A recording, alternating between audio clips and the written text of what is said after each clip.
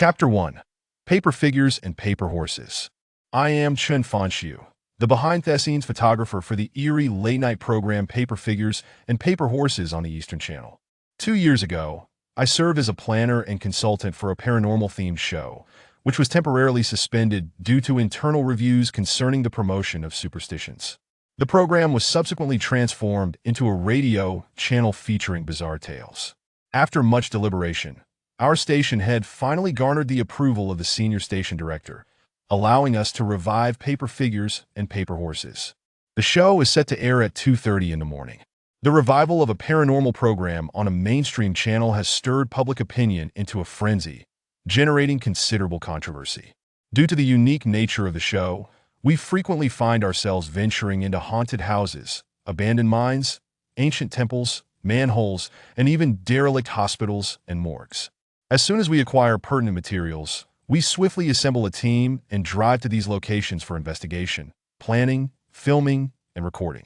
In summary, we are often found in the most sinister and foreboding of sites.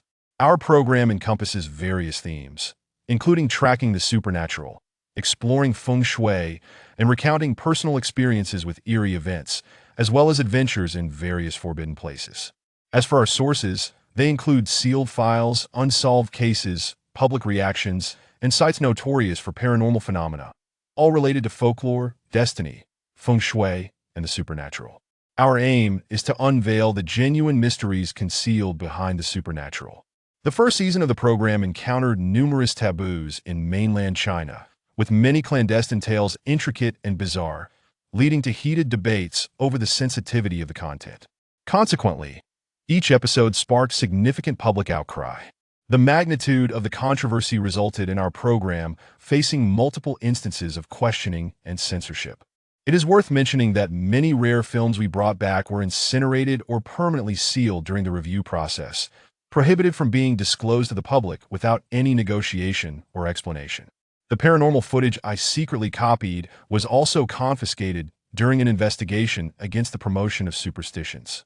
At the beginning of this year, after our station had secured sponsorship from a Red Bull beverage company, our team was arranged to conduct recordings in Southeast Asia. We will be visiting 11 countries: Vietnam, Laos, Cambodia, Thailand, Myanmar, Malaysia, Singapore, Indonesia, Brunei, the Philippines, and East Timor. Upon learning of our impending journey to these 11 Southeast Asian nations, I found myself unable to sleep at night, filled with excitement at the prospect of traversing foreign lands, as well as anticipation and curiosity about the unpredictable journey ahead. The unique customs of Southeast Asia, its rich cultural heritage, vibrant religious ceremonies, mysterious superstitions, and legendary folklore stand distinct in Asia. Its pronounced characteristics are well known to the populace, and countless Chinese citizens travel to Southeast Asia annually. The supernatural tales of Southeast Asia rival those of the Japanese islands, with locally themed paranormal films gaining immense popularity across Asia. Indeed, various strange occurrences circulate widely, resonating deeply with the public. While some are true and others fabricated, many remain steadfast in their belief. In 2006, in Singapore, a renowned domestic program team covertly filmed a blind master performing a voodoo ritual using a pinhole camera, only to be divined by the master. The blind elder cursed the program team, resulting in the members developing a terrifying and itchy skin condition that took 2 weeks to heal upon returning to their hotel. Moreover, their covert filming equipment was mysteriously damaged. This bizarre incident became common knowledge within the television station. Thus, my feelings about the Southeast Asian journey are a mixture of joy and apprehension. Our first stop is Vietnam. After a year of biding our time, we finally had the opportunity to embark on our adventure. Yet the initial leg of our journey caught us off guard. First, the process of obtaining our passports proved to be unexpectedly troublesome, leaving us to ponder what omen this might signify. The program's coordinator had contacted a travel agency 3 months in advance to secure our visas, yet the inspection results were unexpectedly denied. The reason given was that we were carrying sensitive equipment. We had planned to film the secret arts of Southeast Asia discreetly, as most practitioners operate in clandestine and prohibited manners. Thus, in addition to our expensive and cumbersome professional filming gear, We also carried a set of covert filming devices as personal luggage. Much of the video material I possess came from miniature surveillance equipment used in criminal investigations, such as undercover cameras, wireless pinhole cameras, button cameras, and keychain camera watches. Due to the presence of such assorted equipment, our files were stamped with a label pending verification and set aside. I was deeply concerned that we might be treated as spies. Subsequently, our team sought a certification from the station head and visited the consulate. We even explored various unofficial channels, such as Taobao, to no avail. We sought assistance from signing agencies, but faced continuous rejections. After a painstaking 20 days of bureaucratic hurdles, the bilateral consulate finally granted us permission to proceed. By this time, our entire filming crew had been stuck in the Guangxi border province of Pingxiang for over 10 days, growing increasingly restless. During this oppressive waiting period, I connected with a friend from Guangxi who, upon hearing of our upcoming trip, immediately offered to guide us through a back route. Vietnam shares a border with Guangxi, and there are countless paths from the city of Pingxiang to Vietnam. For the locals, it was common for Vietnamese women to visit Guangxi, Fangchenggang, and Yunnan in the 1990s, akin to an ant migration. My friend intended to take me along a path known as the Zhulong Path at the China-Vietnam border. The name made me chuckle, as it suggested a route for pigs. Indeed, my friend explained that this path led to a livestock market at the Vietnamese border. There has long been a tradition of mutual trade between China and Vietnam. His uncle, a border resident, was well acquainted with this business. According to information from the General Administration of Quality Supervision, Inspection, and Quarantine, due to foot-and-mouth disease, the Ministry of Agriculture prohibited the import of live pigs from Vietnam after 2003, thus placing Vietnamese pigs on the smuggling blacklist, and this path emerged as a result. In previous years, it was discovered that 600,000 Vietnamese pigs were smuggled into the country. However, this route is highly discreet and unlikely to be detected. Upon hearing this, I waved my hands dismissively and awkwardly remarked, spending 100 or 200 on a visa isn't worth the trouble of smuggling. Moreover, if we were to follow this route into Vietnam, it would feel no different than transporting pig heads for sale. If we were caught smuggling our covert filming equipment, we would surely be treated as spies by the Vietnamese authorities, and no one would know if we were executed on the spot. What began as a joke struck my friend, a local, with a sense of guilt for being unable to assist me with such a trivial matter. He sulked and confidently patted his chest, declaring, "Just wait, I have a solution." 2 days later, he surprisingly introduced me to several strangers, a Vietnamese businessman, a domestic intermediary, and a few pig truck drivers. My friend confidently assured me, "Brother, I won't make any empty promises, but if you follow these people through the process, I guarantee you'll enter Vietnam without a hitch." It seemed he intended for us to blend in with a herd of pigs to evade inspection and enter Vietnam. I was torn between laughter and gratitude for his enthusiasm. Fortunately, our visas were confirmed the next day, so I politely declined my friend's generous offer, and our group proceeded to the Friendship Pass border. At the Friendship Pass border, my filming team consisted of 6 members, myself as the photographer, assistant Yi Lei, female Dr. Li Chuqing, reporter and host Man Yishuan, the media master Lao Tao, and the team leader Gao Han, responsible for arranging all our itinerary in Vietnam. We packed all the necessary luggage and arrived there around 11 o'clock in the morning. The sky was overcast, and a light rain fell. In fact, both Guangxi and the entirety of Vietnam were experiencing rainfall. Man Yishuan discreetly placed sanitary pads in her shoes to prevent moisture. After disembarking, team leader Gao Han changed into a battery-operated vehicle to handle the border procedures in the rain. The processing of our paperwork was completed swiftly. However, upon entry, we were inexplicably extorted for a $10 sanitation certificate fee by the Vietnamese border inspection. Yi Lei grumbled. "I suspected from the start that this $10 was an illegal charge. Are they taking advantage of our language barrier?" Master Lao Tuo, being calm and accustomed to such situations, patted Yi Lei on the shoulder, saying, "This is a common practice, no need to raise your voice. Just be aware." Team leader Gao Han received the receipt and led us through customs, where we boarded a Vietnamese bus, embarking on a bumpy journey toward Hanoi. Gradually, the rain subsided, the road conditions improved, and the jarring bumps transformed into a smooth and gentle paved road. Through the windows, we began to see pedestrians, motorbikes, and bicycles. Vietnam is renowned as the kingdom of motorbikes, with a current population exceeding 90 million and more than 20 million motorbikes in circulation. Luxury brands like BMW and Mercedes-Benz are also beginning to make their presence felt. While I was capturing the scenic views of the China-Vietnam border through the window, my assistant Yilei suddenly pointed at a uniquely dressed woman, exclaiming, "Look, an Ao Dai. This is the Ao Dai, Vietnam's national costume." We turned to look, and indeed, a woman clad in a white Ao Dai gingerly stepped over the muddy path, her flowing attire accentuating her graceful figure, exuding an aura of purity and sweetness. Later, I learned that Ao originates from the Chinese word for jacket, while in modern Vietnamese, Ao refers to garments that cover the neck and below, and Dai means long. My impression of Vietnam had long been shaped by years of war and an underdeveloped economy, characterized by hard-working people living in poverty. However, upon stepping onto this land, I was met with an entirely different reality that I in Vietnam. Many young women possess a somewhat petite stature, yet stand gracefully, embodying an age-old Eastern charm that captivates the hearts of all who behold them.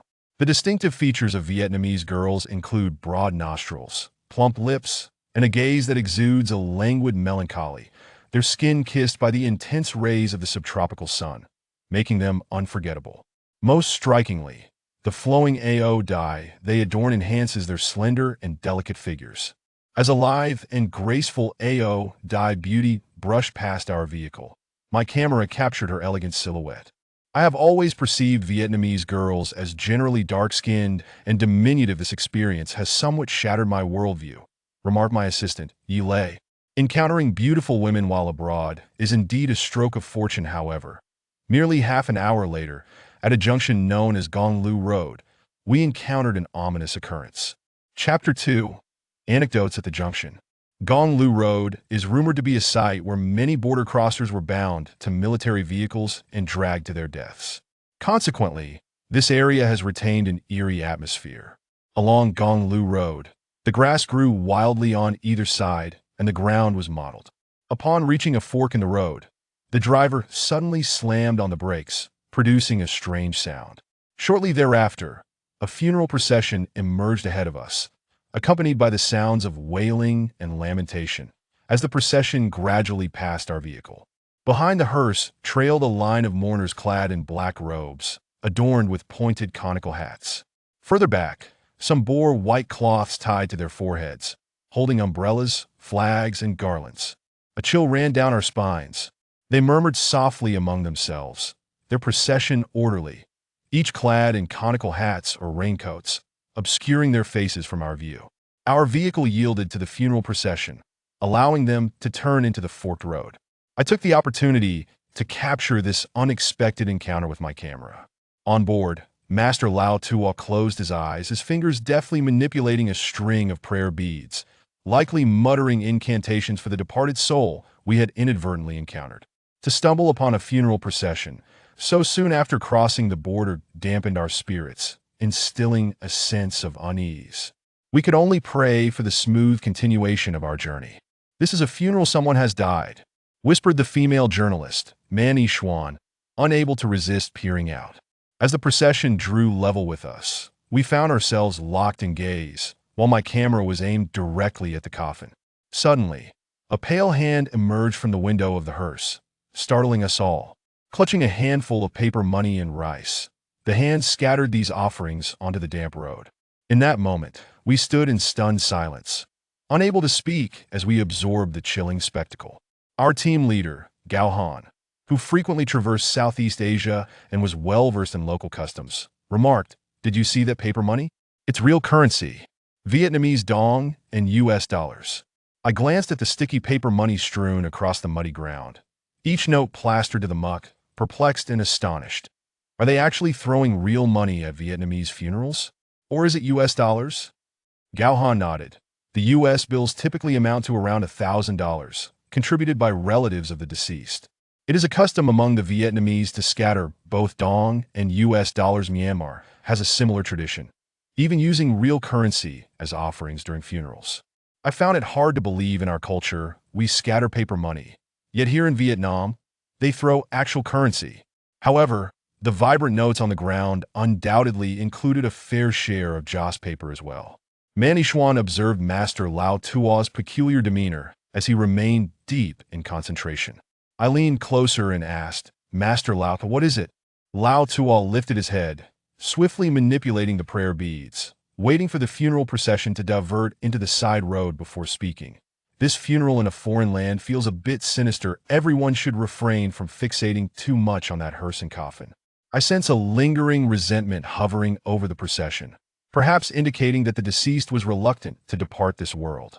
This was Lao Tua's intuition as a medium.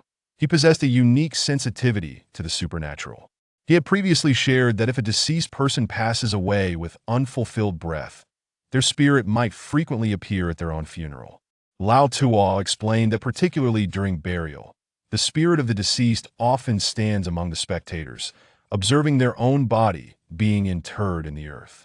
In such moments, family and friends stand alongside the spirit, unable to perceive the deceased's presence.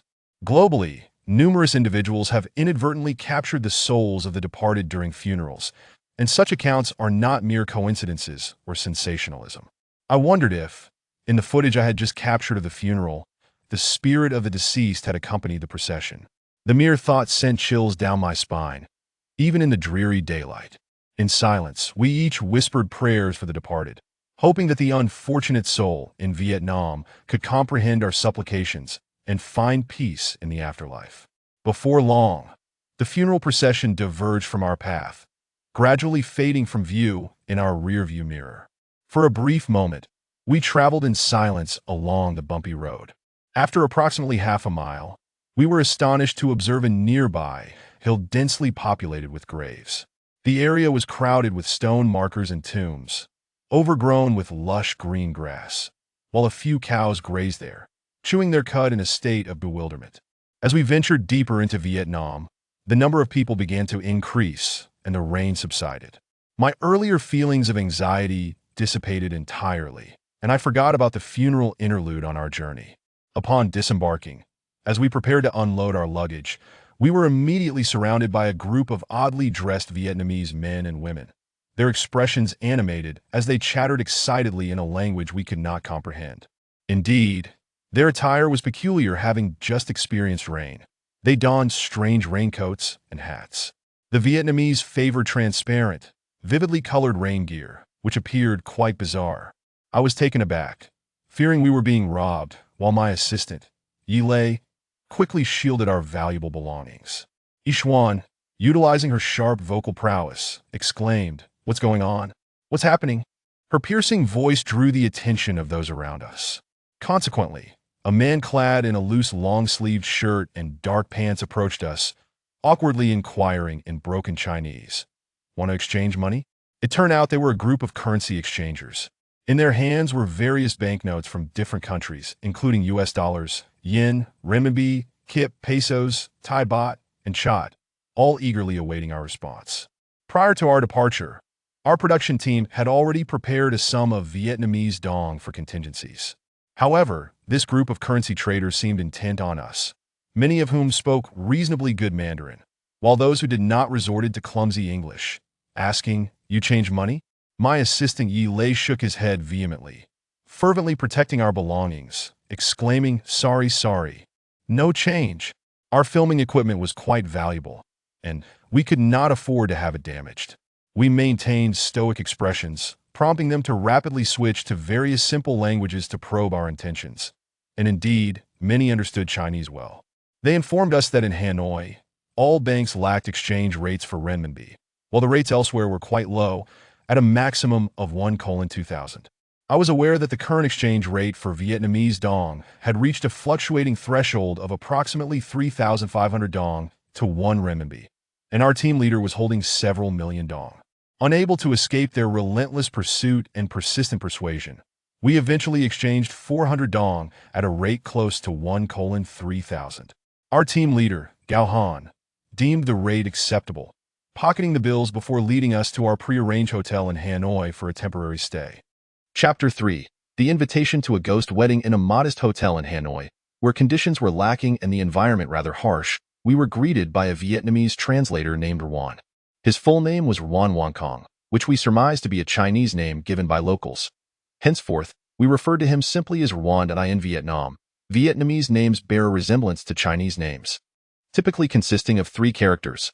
Common surnames among the Vietnamese include Ruan, Phan, Li, Chien, Huang, Pan, Wu, and Wu. Ruan spoke commendable Mandarin, as well as Zhuang, a language closely related to Vietnamese, unique to the Guangxi Zhuang Autonomous Region. It is said that Zhuang and Vietnamese share a phonetic similarity of about 60%. Upon meeting us, his first words were, "And I made a how." After several exchanges, we began to accept his rather grating Mandarin. We all acknowledged. "Wa mei hin hao." Ruan hails from Halong City in Quang Ninh Province, adjacent to the Gulf of Tonkin, and his Mandarin was heavily accented with Vietnamese intonations, with endings often resembling sounds like me, meng kong, which took some getting used to. However, I was taken aback by Ruan's attire. My assistant, Yilei, struggled to suppress his laughter. Ruan's outfit was quite comical, or rather amusing to us. He wore a short-sleeved t-shirt and loose-fitting jeans, but the most striking feature was the ostentatious green hat perched atop his head. Our team leader, Gao Han, noticed our barely concealed amusement and, fearing we might embarrass ourselves as representatives of our nation, kicked Yilei sharply and whispered, "Don't act like a bumpkin." Wearing a green hat is a custom among Vietnamese men. In Vietnam, a green hat signifies a prosperous household with many offspring and even suggests wealth and influence. We were left speechless. "All right, Ruan, I admire your open-mindedness." Perhaps influenced by this cultural perspective, the price of green hats in the Vietnamese market was likely higher than that of other hats. We welcomed Ruan's presence, as he would accompany us for several days until our filming in Vietnam concluded. Ruan efficiently handled all our accommodation arrangements, allowing us to drop our burdensome luggage after a long day of travel. Exhausted, we retreated to our rooms to rest. Our team leader departed, leaving us to organize our hotel room. Upon arriving in Vietnam, this trip truly felt like an overseas adventure. Yi Xian remarked that the most discomforting aspect was the altar positioned centrally on the wall of the hotel's lobby, adorned with ancestral tablets of the owner's family. The scent of incense greeted us as we entered. We chuckled to console her, reminding her that we wouldn't be living here forever. Vietnam is not vast. Lacking depth, one could traverse the entire country in just a couple of hours. The nation's shape resembles a noodle, and the inhabitants are generally slender, seemingly a consequence of the land's constraints, appearing both restrained and trim.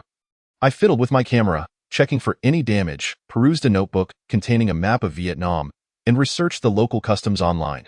Commendably, Vietnam boasts an abundance of free Wi-Fi, available widely, with many connections even lacking passwords. This is true not only in popular tourist cities but also in non-tourist locales like Hanoi. Remarkably, nearly all public spaces, such as bus stations, airports, docks, malls, hotels, banks, and government offices, offer free Wi-Fi. Clearly, China has yet to achieve such widespread accessibility, managing only limited free Wi-Fi in certain stores and public areas, while lacking it in stations, airports, and most malls. Yilei brushed his clothes against the bed to rid it of dust. Meanwhile, 2 female colleagues from our filming team inexplicably went missing from the adjacent room. After searching, I heard a familiar female voice calling, "Fin Su Gu, over here." It turned out there was a CAF next to the hotel, filled with foreigners speaking various dialects, yet the majority could converse in Mandarin. My colleagues were leisurely sipping Vietnamese coffee there. "Why are you running off in a foreign country? I could have searched the world for you." I feigned anger. "Look over there," Yi Xian pointed, as she savored Hanoi squirrel coffee. Li Chuqing handed me a cup of thick coffee, already mixed with condensed milk and ice cubes. I took a hearty sip, the rich aroma enveloping me, and though I was in a foreign land, I suddenly felt at ease. "This flavor is delightful," I remarked, my gaze drifting until I spotted an elderly foreign pastor. Yi Xian had been referring to him. A pastor from New Zealand was preaching Catholicism in the CAF, and the listeners appeared devout and respectful. It seemed the Vietnamese had a prevalent inclination towards superstition. As dusk fell around 6 o'clock, the sky darkened, and a light drizzle commenced. Vietnam was perpetually shrouded in a fine mist. We remained in the hotel discussing the local customs when our departed leader, Gao Han, returned with his shoes soaked. In his possession was a dossier containing our task card. Upon inspection, we learned that in Siu Chi district of Saigon, a unique wedding would take place in 2 days. To our astonishment, Our inaugural filming assignment was to capture a wedding in Vietnam. Ile, upon seeing the documents, was taken aback, exclaiming, "Did the director send us the wrong files?" Filming a Vietnamese wedding seems entirely unrelated to our program's theme. Old Tua, unfazed, replied, "The director wouldn't assign us to film an ordinary wedding without reason. He surely has his motives." Thus, we gathered to reassess the document and deliberate on the filming plans for the upcoming days. Just then, heavy footsteps echoed from the doorway. "Knock, knock, are you there?" came the voice from outside. Without a doubt, this awkward accent belonged to our translator. Ruan. I opened the door to find Ruan standing there, a bag of betel nuts in hand. "You may lie, Lu." Ile grinned broadly. We all stifled our laughter. Here, Ruan said, chewing on the betel nut, his mouth stained red. "Eat. Thank you." We expressed our gratitude to Ruan, continuing our discussion about the wedding filming. Yet Ruan's expression was a blend of anxiety and apprehension as he fixated on the document in our hands. Suddenly, Ruan exclaimed, "Ah, this is just any invitation." His expression indicated something was amiss. At that moment, Gao Han was holding an invitation. "Oh dear, you, Ruan stammered, rushing over to seize the invitation from our hands, repeatedly asking, "Where did you get this invitation?" After a few sentences, Ruan inhaled sharply and continued, "This is not an ordinary invitation. Oh my goodness, this is a typical wedding invitation. It's an invitation for a ghost wedding." "A ghost wedding invitation?" We exchanged bewildered glances. Ruan's gaze, filled with both horror and curiosity, remained fixed on the invitation. Such invitations are exceedingly rare. Some people live their entire lives without receiving a single one, nor do they have the opportunity to witness a ghost wedding. This is only the second one I've seen. The first was when I attended one as a child with my family. Chapter 4, Vietnamese Wedding Customs Ghost Wedding. It was only then that we realized the chilling nature of this filming journey. If not for Ruan's explanation, we might have assumed that all Vietnamese invitations were like this. Ghost wedding invitations differ significantly from those of the living. While ordinary wedding invitations are typically red, ghost wedding invitations are a pale gray, printed in both English and Vietnamese, with a sprig of mugwort tied to the back, featuring illustrations of dolls dressed in wedding attire, reminiscent of ghostly figures. We were all witnessing such an eerie invitation for the first time. Ghost weddings?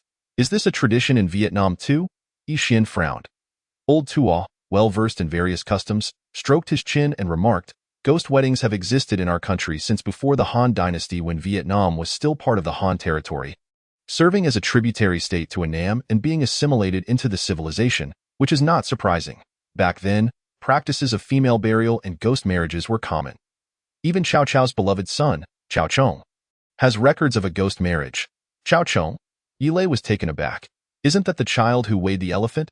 Old Tua nodded. "Yes. It is said that he was so intelligent that he perished at the tender age of 13, prompting Cao Cao to propose a marriage with the deceased Miss Jean for Cao Chong. Burying them together, it appeared that many of Vietnam's old customs and traditions bore similarities to those in China. In China, ghost marriages were not unfamiliar to me. 7 years prior, when I was still an assistant at a television variety channel, I had once followed a crew to film a ghost wedding, but I was merely a gopher then, never even entering the main hall. This time, I was fortunate to be a cameraman. The invitation indicated that the wedding would span 2 days, the first day at the groom's home, where both the bride and groom would attend, and the second day at the bride's home, where the groom would not participate. The 2-day wedding was also a custom in Vietnam. I speculated that ghost weddings could occur under various circumstances. One where the male is deceased and the female is alive. Another where the female is deceased and the male is alive. And a third where both parties have passed. The fact that both families could attend simultaneously raised certain doubts. It remained unclear as to who had died. Additionally, our team leader informed us that the domestic production team had already negotiated with the bride's family, allowing us to film the wedding banquet process at the bride's home on the second day. As for the male party, it is essential to seek the opinions of the man's family to avoid appearing ignorant upon our initial attendance at the wedding. To this end, we specifically consulted our translator regarding various Vietnamese customs and traditions.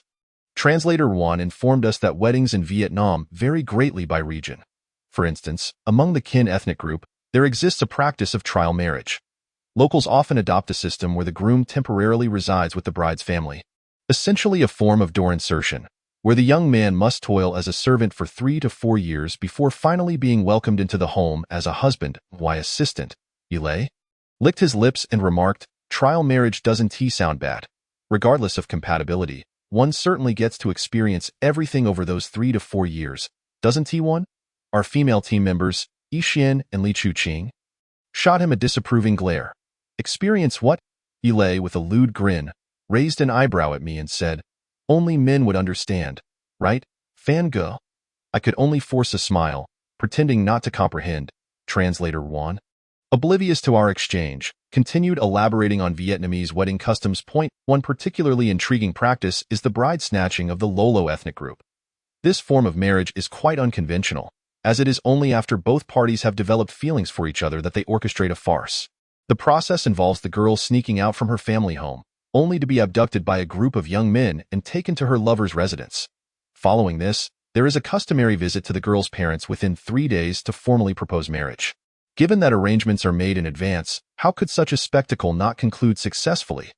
However, there are instances where a young man acts upon his affections only to find the girl indifferent. In such cases, he must compensate her family financially to absolve himself. Thus, we gentlemen lamented the merits of ancient marriage customs, where one could simply knock a beautiful woman unconscious and carry her home.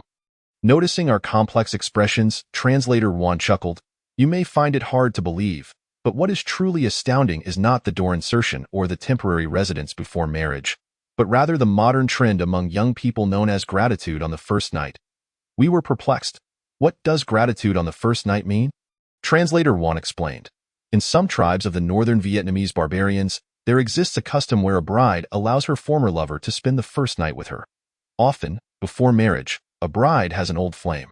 If she decides to become engaged to another, she must sever ties with her previous suitors. According to tradition, on the wedding night, the bride does not stay in her new husband's chamber but instead seeks out her former lover for one last night together. As a gesture of gratitude. After this, the bride will completely cut off all contact with her former lover, remaining wholly faithful to her husband, with no further indiscretions. We were left speechless. To reserve the first night for a former lover could certainly be considered one of the most unique customs among the Vietnamese barbarians. That night, we spent the night in a hotel, where Yixian and Li Chuqing continually complained about the inadequacies of the bathroom and the abundance of mosquitoes. It seemed that Vietnamese mosquito repellent did not repel but rather summon them. The following morning, I awoke to find a large, dark-patterned moth the size of a bowl resting on my face.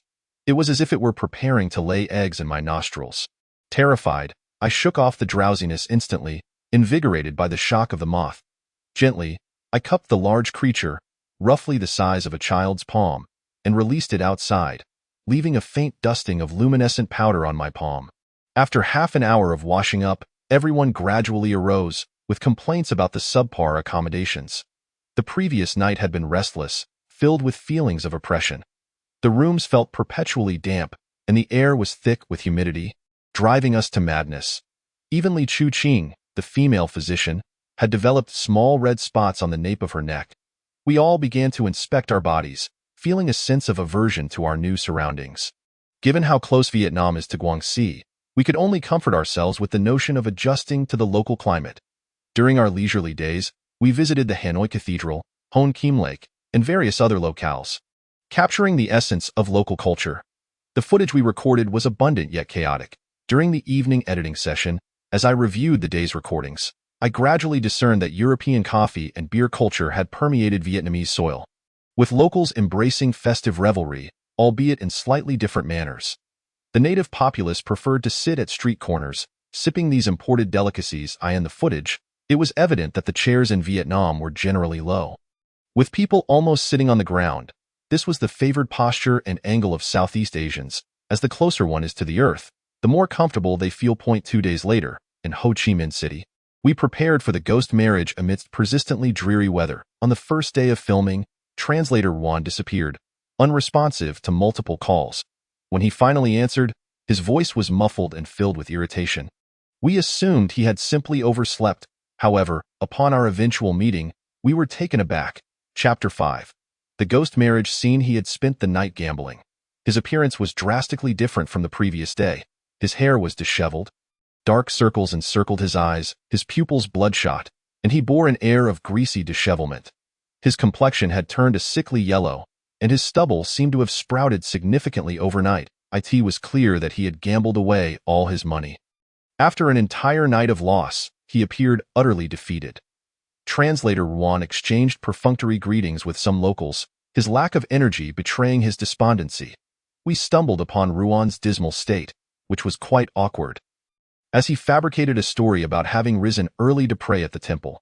Spotting a water cooler by the reception, he rushed over to fill a cup and gulped down the water before we could greet him.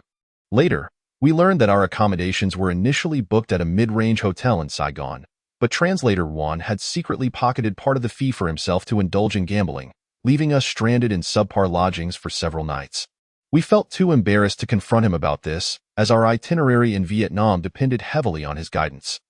Consequently, we began to discuss the invitation cards among ourselves, observing Translator Ruan's lethargic state. We grew concerned about his ability to manage the day's filming and translation tasks. I approached him with a worried expression and said, "Ruan, you really need to pull yourself together. You promised us you'd handle the translations effectively over these few days. Please don't go back on your word." Ruan immediately assured us, "Rest assured, translation is merely a cerebral task. It's quite simple."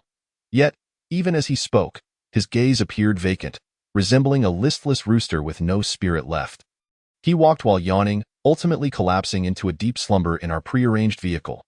We had no choice but to transport the slumbering Translator Ruan directly to Siuchi County, Saigon. As we traveled through the Panche town, the desolation began to emerge in my captured footage. In the heart of Panche town, we found ourselves in a remote area of inland Vietnam. The village was characterized by earthen homes or bamboo houses, often thatched with straw, and the walls constructed of a mixture of straw and mud. Typically, these homes featured a single window covered with oiled paper, and the kitchen was usually adjoined to the livestock area.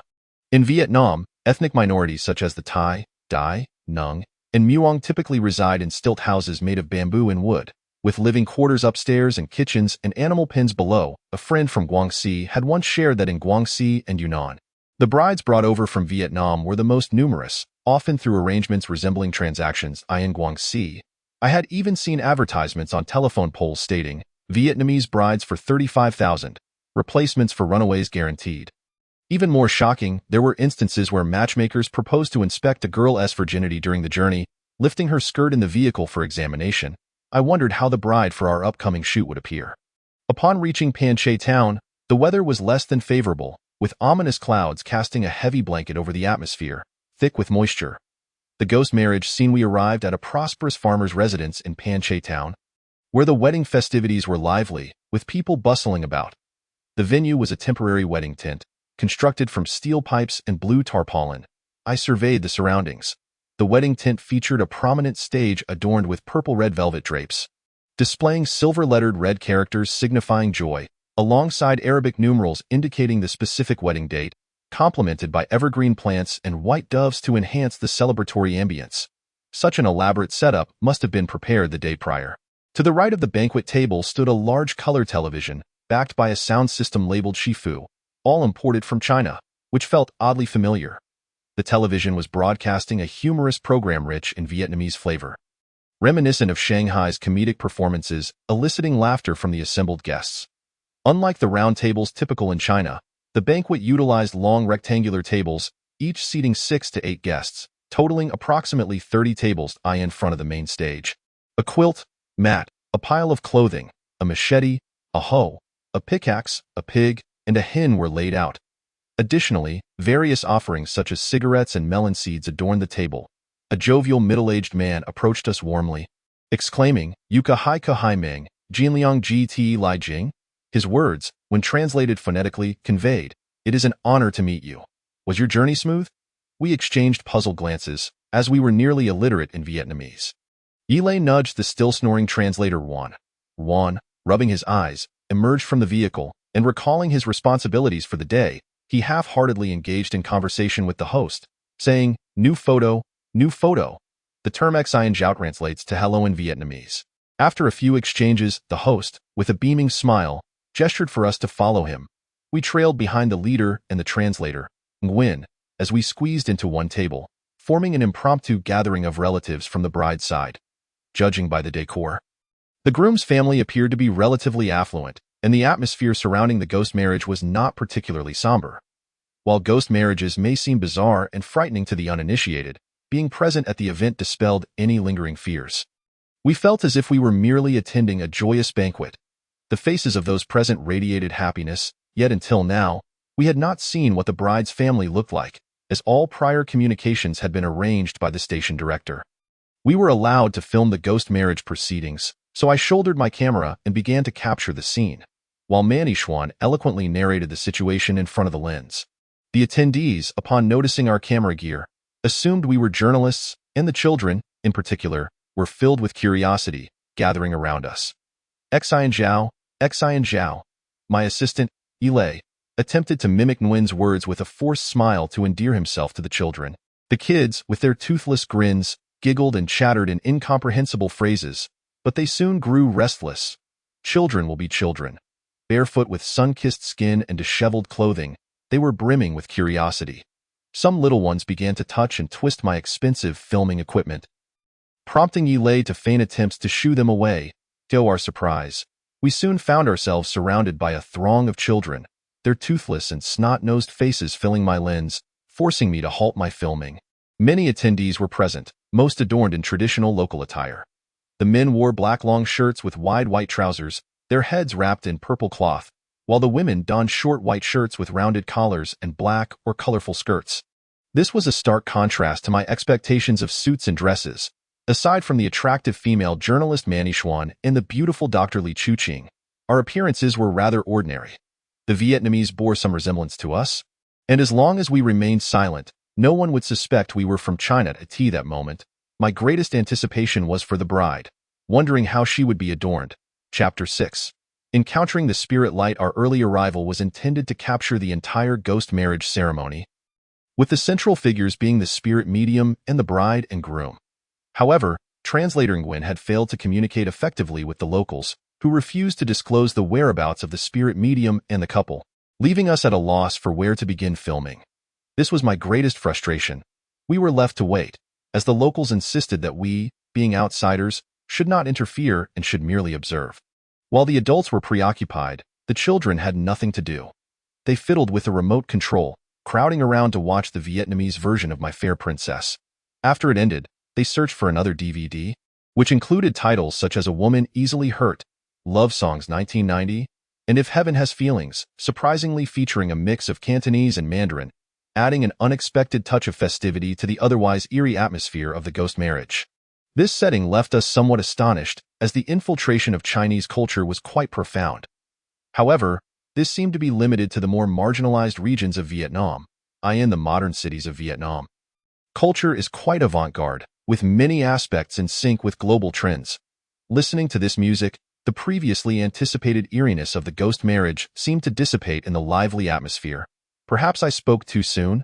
As the truly bizarre events had yet to unfold, we idly watched the children scampering about, one boy singing a Vietnamese rendition of Andy Lau's A Man's Tears Are Not a Crime, performing with great flair and pretending to be profound.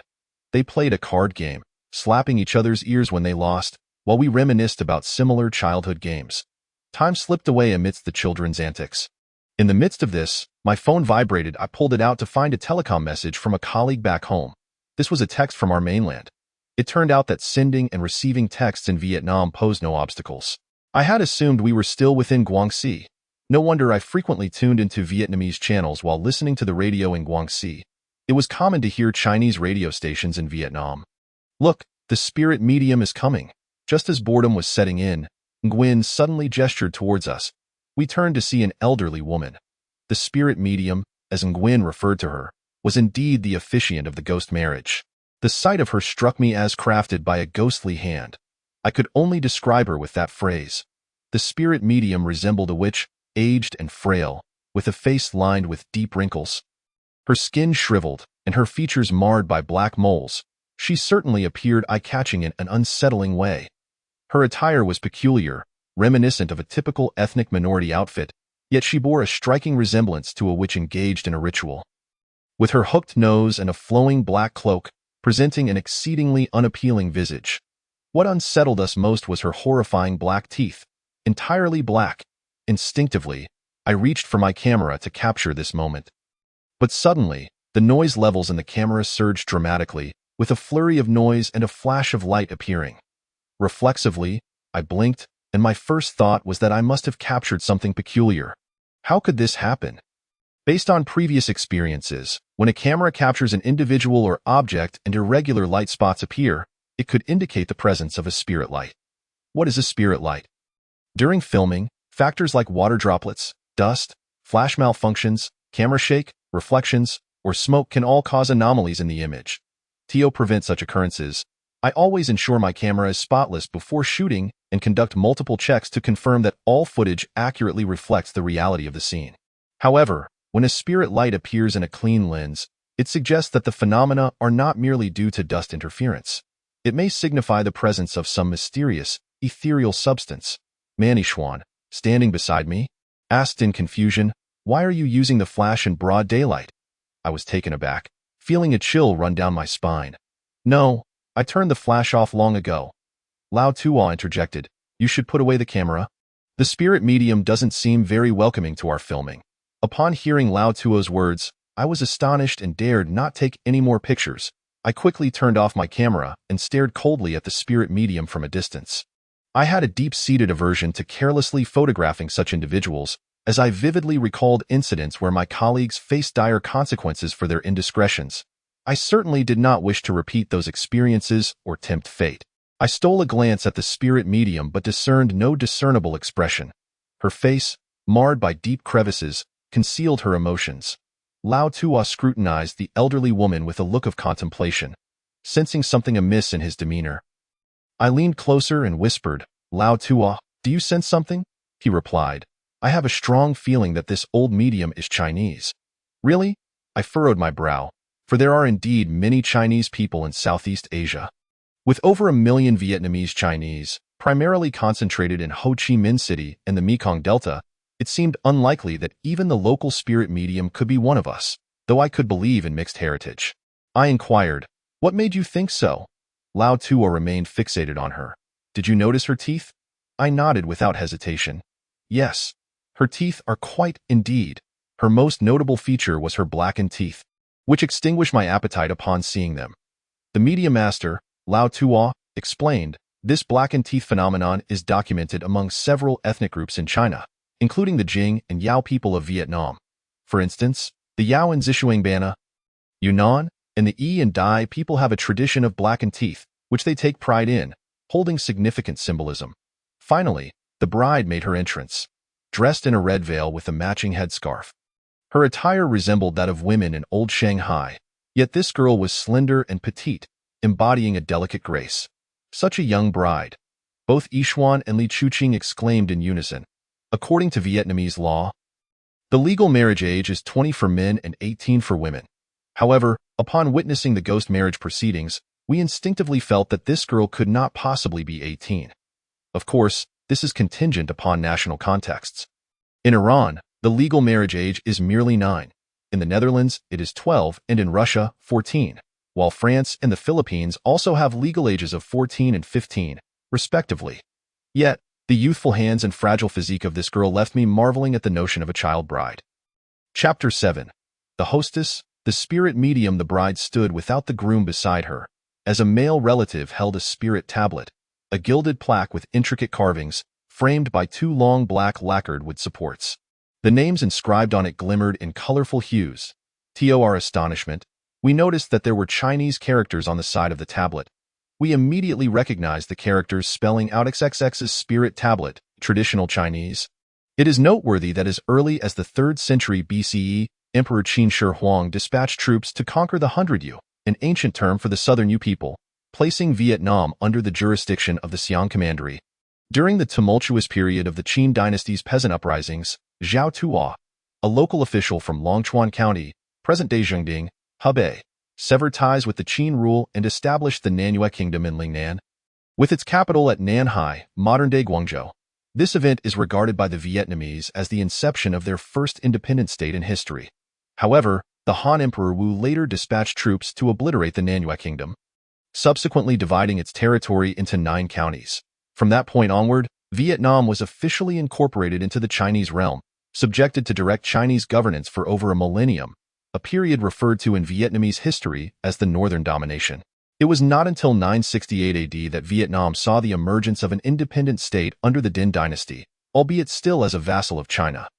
Thus, it is hardly surprising that there are numerous similarities and commonalities between Vietnamese culture and Chinese culture. At that moment, I pondered that those who had been immersed in the Chinese language must belong to the older generation, likely those born before the 1950s. Indeed, our translator, Ruan, informed me that the groom was actually 89 years old. 89? An elderly man in his twilight years, marrying a bride who appears to be merely 15 or 16. In our country, there exists a saying that if a deceased individual has reached adulthood but remains unmarried, the elders of the family must invite a village medium to conduct a ghost marriage for the deceased. However, it is quite rare for someone of such advanced age to be married posthumously. Ruan explained that the groom's family was quite affluent and that he had been involved with 3 women during his lifetime, though he had never married any of them. Tragically, all 3 women had passed away before he turned 70, leaving him alone. His family suspected that they were cursed, fearing that he might leave no descendants after his death. Hence they arranged this ghost marriage for him. I inquired, did he truly have no children? Ruan replied, he does have children, but they are older than the young bride, essentially of an age that they could be her grandchildren. However, according to our customs, during a ghost marriage, the eldest son and daughter must hide for a period, remaining out of sight, which is why his children do not attend, to prevent divine forces from taking their lives by means of reciprocity. What astonished me further was Ruan's revelation that the elderly groom had just passed away days prior. It had only been around 5 or 6 days since his death, which is why the ghost marriage was being hastily organized. In our culture, it is believed that the soul of the deceased returns home on the 7th day after passing, at which point the family prepares a meal for the soul, ensuring to avoid any sight of family members. If the deceased were to see their relatives, it could cause them to linger, affecting their reincarnation into a new life. It seems that despite the geographical proximity of our nations, cultural distinctions abound. My assistant squinted nervously and whispered to me, on our way to Vietnam, we encountered a funeral procession just yesterday morning. Now, there's talk of another death. Why are so many people dying in Vietnam these days? The female physician, Li Chuqing, dispelled his worries, stating, you are surely overthinking this. Every second, 4.1 children are born into the world, and 1.8 people die. This translates to 106 deaths per minute, 360 deaths per hour, and 152,640 deaths per day, culminating in 55,713,600 deaths annually. Such a high rate of mortality cannot be deemed abnormal. Even I found her arguments compelling. Our team leader approached the groom's family to express our intentions of filming the ceremony. The family members looked at us, seemingly hesitant yet nodding in reluctant agreement. I brazenly interpreted their silence as consent. Even if they were to refuse, I had my covert recording equipment at the ready. The groom's family informed us that photography was strictly prohibited throughout the ghost marriage ceremony, likely due to their concerns about privacy. Nevertheless, for the sake of our work, I resolved to persist and capture whatever fragments I could. We had 2 days. Time was on our side. The medium emerged with the bride, who cradled the spirit tablet. The entrance of the main characters was nothing short of striking. All food consumption ceased, and children momentarily halted their play, craning their necks to witness the spectacle. I boldly stepped forward with my camera, directing the lens toward the bride and medium. The elderly medium, upon noticing me, appeared unsettled, her expression revealing a hint of distaste. The groom's family remained silent, allowing her to conduct her ceremony, while I found her pitch-black teeth rather disconcerting. I surmised that everyone present shared my sentiments, particularly the children, who seemed spellbound by the old woman. Nasa Suduan, someone exclaimed, an expression indicating entry into the groom's family's grand hall. The medium, along with the bride, crossed the threshold of the groom's home, and just as I attempted to follow and film, I was abruptly halted at the entrance. A portly man wearing glasses vocally expressed something I could not comprehend, yet his gestures clearly indicated that I should not proceed. Ignoring his warning, I persisted, only to have him realize I was a foreigner and switch to English, exclaiming, no. I must emphasize that while Vietnamese is the lingua franca, English is widely spoken in urban centers such as Hanoi and Ho Chi Minh City. which is why we often encountered many foreigners in CAFS upon our arrival. Though they denied me entry for filming, I was disheartened as I stood outside, straining on my tiptoes to peer into the hall. The brightly lit room was adorned with numerous candles, bustling with noise. Despite my efforts to see clearly, I struggled and thus requested a hat from Rowan, attaching my miniature camera. However, this angle proved unsatisfactory, and upon reviewing the footage later, I found it a chaotic jumble, as I could hardly maintain my balance amidst the throngs of spectators. As Rowan had mentioned, while many had heard of ghost marriages, few had the fortune of witnessing or participating in one. The ritual is indeed a unique and unconventional affair, and curiosity is an insatiable trait of humanity. The locals, even more intrigued than I, jostled to catch a glimpse, their eagerness obstructing my view. The young bride appeared visibly anxious beside the spirit tablet, making a valiant effort to appear courageous, though she trembled uncontrollably. I noticed that beneath her red veil flowed a cascade of long, lustrous black hair, nearly reaching her waist. Chapter 8. The Ghost Marriage Feast. Rowan edged closer behind me, as I glared at him in frustration, whispering, "Didn't we agree on this? Why are we now prohibited from filming?" Rowan wore a sheepish expression, gesturing, I know the Chinese saying, when in Rome, do as the Romans do. If they won't let us in to film, then we can observe from outside. I silently cursed him in disbelief. Rowan diverted the topic, pointing to the bride. That girl is named Li Xiaoyi. This name could likely be accurately rendered in Chinese characters, as I detected the final nasal sounds characteristic of Mandarin, reminiscent of the sounds in Cantonese. The names of the Vietnamese often bear a striking resemblance to Chinese names. For instance, Louis Fei can be correctly translated in Vietnamese Google Translate. At that moment, I also discerned that the spirit tablet cradled by the bride bore a photograph, though the details were unclear. However, judging by the contours, it was evident that the image did not depict an elderly man in his 80s, but rather someone in their 50s or 60s, likely intended to provide some comfort to the young bride. The medium held a bundle of rice stalks, chanting unrecognizable incantations in the hall. Moments later, she scattered rice and burned paper offerings, occasionally lighting incense, taking a few puffs before placing the cigarette on the altar. Rowan stated that this elderly medium was highly revered in the local community. However, I suspected that her alarming appearance instilled a sense of reverence mixed with trepidation among the people. Before conducting a ghost marriage, she would consider the deceased's name, birth date, age, cause of death, and elemental compatibility to find a suitable living counterpart. The age difference was of no concern. The bride, Li Xiaoyi, was selected within 7 days of the old man's passing, based on her compatibility. The medium then took a pair of scissors and snipped a lock of hair from the bride's head, wrapping it in red paper and folding it into a paper doll. There was a small, empty coffin in the hall, into which the medium placed the paper doll, emulating a burial process. I could not comprehend the significance of this act, yet I remained on tiptoe, feeling the strain in my legs. Although my height offered some advantages, the locals, driven by curiosity, had propped themselves up on bricks and low stools, completely obstructing my view. Rowan explained, "Did you see that? This signifies that the bride and groom will share a common resting place, though it is impossible to place a living person in a coffin. That would truly be a death sentence." The embalming process was lengthy and rather monotonous, and I eventually retreated. I carried my camera, feeling somewhat impotent. Meanwhile, Rowan, propelled by his own curiosity, shoved through the crowd, thoroughly engrossed in the spectacle. Later, I realized I had emerged from the throng, only to see Rowan pulling out a small package from his pocket and distributing it among us. Upon inspection, I discovered it contained betel nut. "Don't worry," Rowan reassured.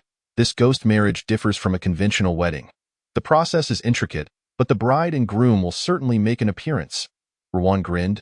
"You will see them, you will." As he spoke, he procured some wilted leaves, mixing them with the betel nut and chewing them together, a customary practice among the Vietnamese. Rowan was no exception. His teeth were in poor condition as well. Noticing our bewilderment at his peculiar way of eating, he gestured for us to try it ourselves. I mimicked the steps he had just demonstrated and wrapped a piece of betel nut. Almost immediately, a chemical reaction occurred in my mouth, causing me to instinctively close my eyes in shock and swallow hastily. With a mischievous grin, Rowan then informed me to spit out the remnants and swallow the red liquid instead. Chewing betel nut typically begins with a bitter taste that transforms into a sweetness. stimulating the nerves and invigorating the mind, while also alleviating swelling. I became the subject of hearty laughter from the entire table. The bride and groom had not yet appeared, yet the banquet commenced with dishes already served on the large round table. The wedding feast was encircled by cold dishes, a stark contrast to the stir-fried dishes predominant in Chinese wedding banquets. Our neighboring table began to indulge in crushed peanuts and even fruit in a similar manner. Isn't the order of things a bit off? The bride and groom haven't even made an appearance, and we're already eating. Yilei queried in confusion. Don't speak. Just eat quickly. Fill your stomach to gain strength. There's a long way to walk later, and it will be exhausting, Ruan urged. Walk? Where are we going? We all inquired. Don't ask. Don't ask. That's considered inauspicious. Just follow the spirit medium, Ruan replied. His eyes fixated on the dishes. Eat up, everyone. Don't be shy. Seeing us hesitate, he continued to urge us to partake. Ruan showed no discrimination towards any dish, eagerly demonstrating his appetite to us, leaving us perplexed as to whether he was attending a joyous occasion or a funeral. I glanced down at a small plate of crushed peanuts, reminiscent of a dipping sauce, and swallowed hard, realizing that this dish did not particularly appeal to me. The centerpiece was a plate of crimson glutinous rice, which sent shivers down my spine. My assistant, Yilei, observed Ruan devouring his food with gusto, his cheeks bulging, seemingly on the verge of consuming all of Vietnam's resources, influenced by Ruan's enthusiasm. He too loosened his restraint and followed suit. After sampling the entire banquet, his gaze landed on the central plate of red glutinous rice. Finally, he mustered the courage to scoop a sticky mound of it into his mouth. I fixed him with a cold stare, watching his expression shift in confusion, unsure of the flavor. Our translator, Ruan, was so alarmed that he spat out the crushed peanuts in his mouth, exclaiming, "You can't eat that. That's for the spirits, for the spirits." Upon hearing this, Yilei found himself in a quandary, unable to swallow or spit out the glutinous rice, his expression contorting as if he had swallowed a fly. Ruan explained, in Vietnam, we have a custom of ghost marriages where we invite all the spirits we care for. Each table hosts a spirit, and that red glutinous rice is an offering for them. Ordinary people cannot touch it. Upon hearing this, Yilei turned pale, repeatedly rinsing his mouth with a drink, losing all appetite for further indulgence. Seeing our reluctance to eat, after a while, a banquet worker approached us with a plate of braised pork. Ruan conversed with him briefly, nodded, and then explained, since we are relatives of the bride in Chinese, the groom's family thought of Chairman Mao, who loved braised pork. They assumed all Chinese people must enjoy it, so they prepared this dish to cater to our tastes. We felt a pang of guilt. It seemed the Vietnamese were quite hospitable. Soon, several sweet dishes were served, with the two ladies, Yu Xuan and Li Chuqing, favoring sweeter staples. That a few pastry dishes arrived, square in shape and adorned with various candied strands, semi-transparent, with a unique aroma and moderate sweetness. The two began to savor them slowly, while I remained distracted, pondering how to capture more images, and Master Lao Tua barely touched his chopsticks. Throughout this meal, each of us harbored secret agendas, fearful that everyone might forget the purpose of our gathering. After what felt like an eternity, a commotion erupted in the main hall of the groom's family, and a crack formed in the throng of people, finally revealing the bride and the old spirit medium.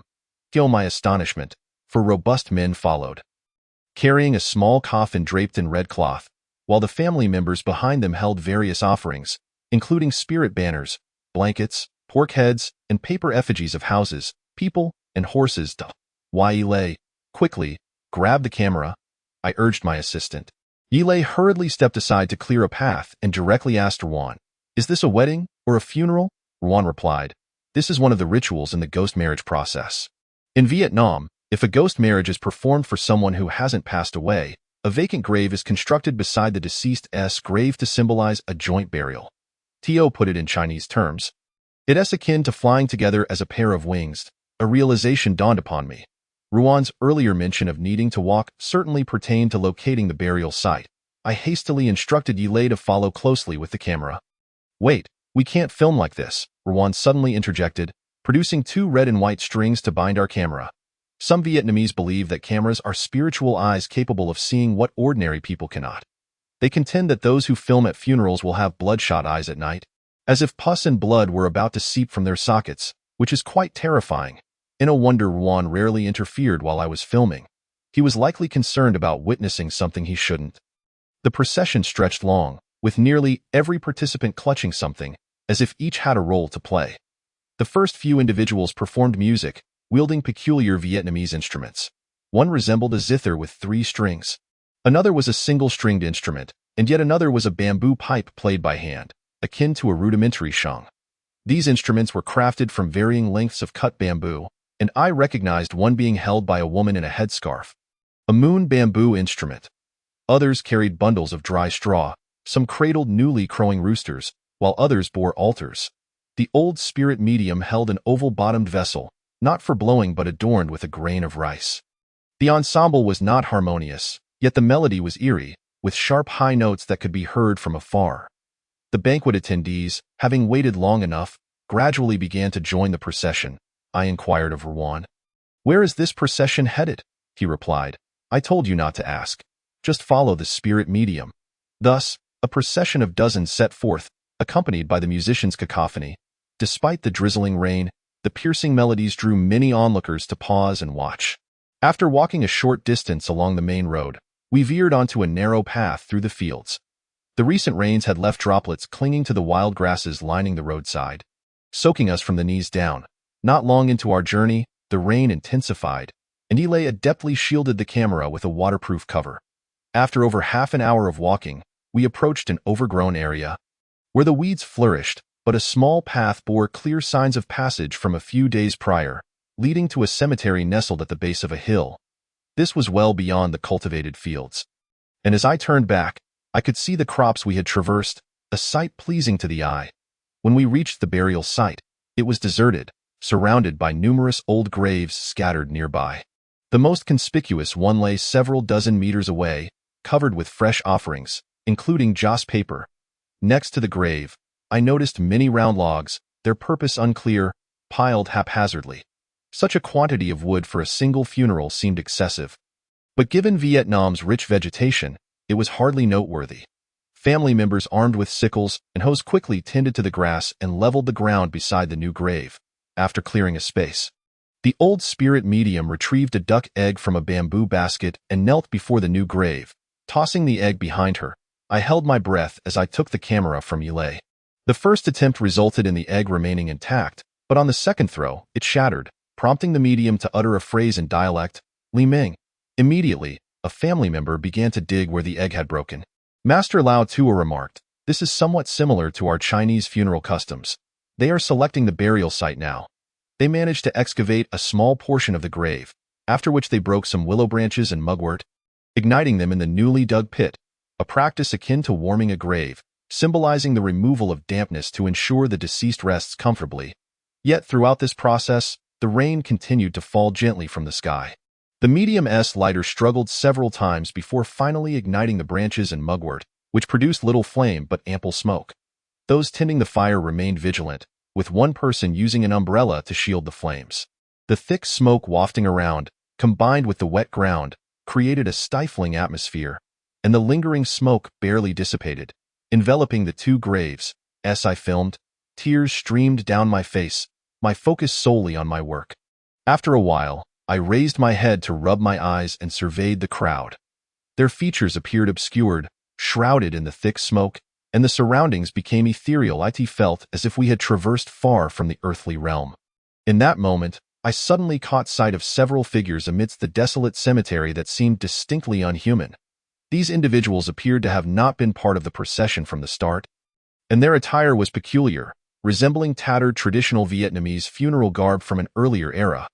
What perplexes me the most is that they do not crowd around the new grave like everyone else, but instead stand dispersed behind or beside the small mounds of earth, which turn out to be scattered old graves in the vicinity. A cold sweat breaks out all over me as the smoke and drizzle obscure the faces of these onlookers. I am instantly overwhelmed, a chill creeping into my mind, realizing that these are not mere spectators, but clearly the restless souls of the departed come to witness the commotion. "Yele, could you take my place for a moment?" I utter, feeling an inexplicable wave of dizziness and the urge to sneeze, hastily calling for my assistant's help. To my surprise, my colleague, Mian Ishuan, stumbles and crashes into my chest, I instinctively support her. Yixuan? What is wrong? She appears dazed, furrowing her brow. I don't know, but the nerves around my temples are pulsating and suddenly, I have a fierce headache. The master medium, Lao Tuo, calculates something and immediately understands. Whispering to us, anyone born in the years of 24, 28, 33, 34, and 50, as well as those born in the year of the ox, rabbit, or rat, should turn away for a moment. We do not grasp Lao Tuo's words, suspecting it relates to a conflict of auspiciousness based on the timing and the 5 elements. While I steady Yixuan and glance back at those strange figures by the old graves, I find that they have vanished, leaving only the original scattered mounds of earth. Chapter 10. The ghost blows the oil lamp. I have seen a ghost. I do not mention this to Yixuan, instead pulling her along as we take a few steps outward, where we stand not far from the commotion. Oddly, after exiting for half a minute, the dizziness in my head dissipates entirely, and the gentle drizzle refreshes my senses. While Yixuan visibly regains her vitality, we find ourselves on a modest rock, allowing us to observe the movements of the crowd. With the clanging of shovels and hoes, fresh clumps of earth are overturned beside us. The rain-soaked soil yielding easily, though it is rather sticky, making it easy to dig. Thankfully, the rain is not heavy, and no flooding occurs as we dig deeper. The empty grave is finally prepared, into which a small coffin is placed. Resembling a tiny box lined with satin, filled with exquisite offerings of gold, silver, and shimmering treasures, alongside a beautifully dressed paper figure of a woman, adorned with a lock of a bride's hair. After the coffin is interred, the family does not cover it with earth but instead lays out offerings: a boiled pig's head, a freshly crowed rooster, a bundle of rice stalks, and a plate of sticky rice dumplings. The rooster stretches its neck to peck at the nearby rice stalks, blissfully unaware of its impending demise. The sticky rice dumplings are square, not round or triangular. According to Vietnamese legend, the round dumpling symbolizes heaven, while the square one represents earth, hence the square shape. Yuan explains that Vietnamese sticky rice dumplings are primarily made of glutinous rice, filled with mung beans and pork, wrapped in layers of banana leaves. During the new year, every household in Vietnam must prepare these dumplings, as they believe it brings favorable weather, bountiful harvests, and good fortune. The offerings for the ghost marriage include dumplings with double yolks. After the grave and offerings are prepared, the incense is lit. Although the rain is not heavy, it falls steadily, causing several bundles of incense to unexpectedly dampen. The medium instructs those with umbrellas to shield the incense. But with 3 sticks unlikely to ignite in the rain, she takes out a kerosene lamp from the altar, igniting it and placing an entire bundle of incense atop it. As the bundle ignites, it is directly placed in front of the empty grave, quickly getting soaked by the rain. The medium burns paper offerings while chanting continuously. The onlookers' expressions grow serious, as it becomes apparent that the incense at the empty grave cannot sustain the medium's rituals for long. The outer layer of incense is soon wet, and the inner sticks become damp, rendering the smoke barely visible. Vietnamese customs dictate that while incense can be sheltered by an umbrella during the burning process, once the sticks are firmly planted in the grave soil, they must not be shielded, even in the rain. Doing so is akin to covering food on a dining table with a bamboo mat, rendering it inedible. The fine rain falls silently upon the umbrellas, but suddenly, I hear a noise from above. Has the rain intensified? One bundle of incense quickly extinguishes in the downpour, prompting the medium to light another, which also succumbs to the rain. A mysterious gust of wind extinguishes the kerosene lamp. The flame flickers wildly from the lighter in the medium's hand, unable to catch fire. The family has placed 7 or 8 bundles of incense beneath the altar, but 6 have already been wasted as they became damp and were planted atop the grave. The medium seems caught off guard by the sudden downpour, her expression betraying her anxiety. While we all assume the ceremony should be postponed, those conducting rituals are typically particular about timing. Regardless of what happens within that minute, the ceremony must proceed unhindered, even in the face of thunder or typhoon, for it is a matter of heavenly timing and earthly advantage. This is fate decreed by the heavens. The master medium, Lao Tuo, surveys the surroundings, calculating something with a furrowed brow. He suddenly calls over the translator, Yuan, whispering a few words in her ear. Yuan appears taken aback, raising her head to look at Lao Tuo, seemingly puzzled by his intent. Lao Tuo expresses his desire to intervene in the ceremony. When we comprehend his intention, we are all momentarily stunned. This is a Vietnamese ghost marriage, and the process differs greatly from our own customs. Lao Tuo, what are you meddling in? If any step contradicts Vietnamese traditions, how will we navigate the consequences? After Yuan translates Lao Tuo's intent to the medium, her expression momentarily freezes before she turns to regard us. Her eyes, resembling dried longan seeds, fixate on Lao Tuo. I dare not meet her eerie-gazed eye. In truth, several members of our filming crew have undisclosed identities. Lao Tuo is the master medium and the eldest among us. While others merely assume he is the team leader, the medium likely does not perceive Lao Tuo's true identity. Initially, she continues her rituals, seemingly ignoring his interference, but 5 seconds later, she turns back, scrutinizing the master medium closely. In fact, Lao Tuo had already calculated the timing of the medium's rituals and recognized that time was running short. Without further negotiation, he stepped forward and seized the bundle of incense from the medium's hands. Everyone is dumbfounded, including the medium. Those present know that while the medium can determine timing, so can Lao Tuo.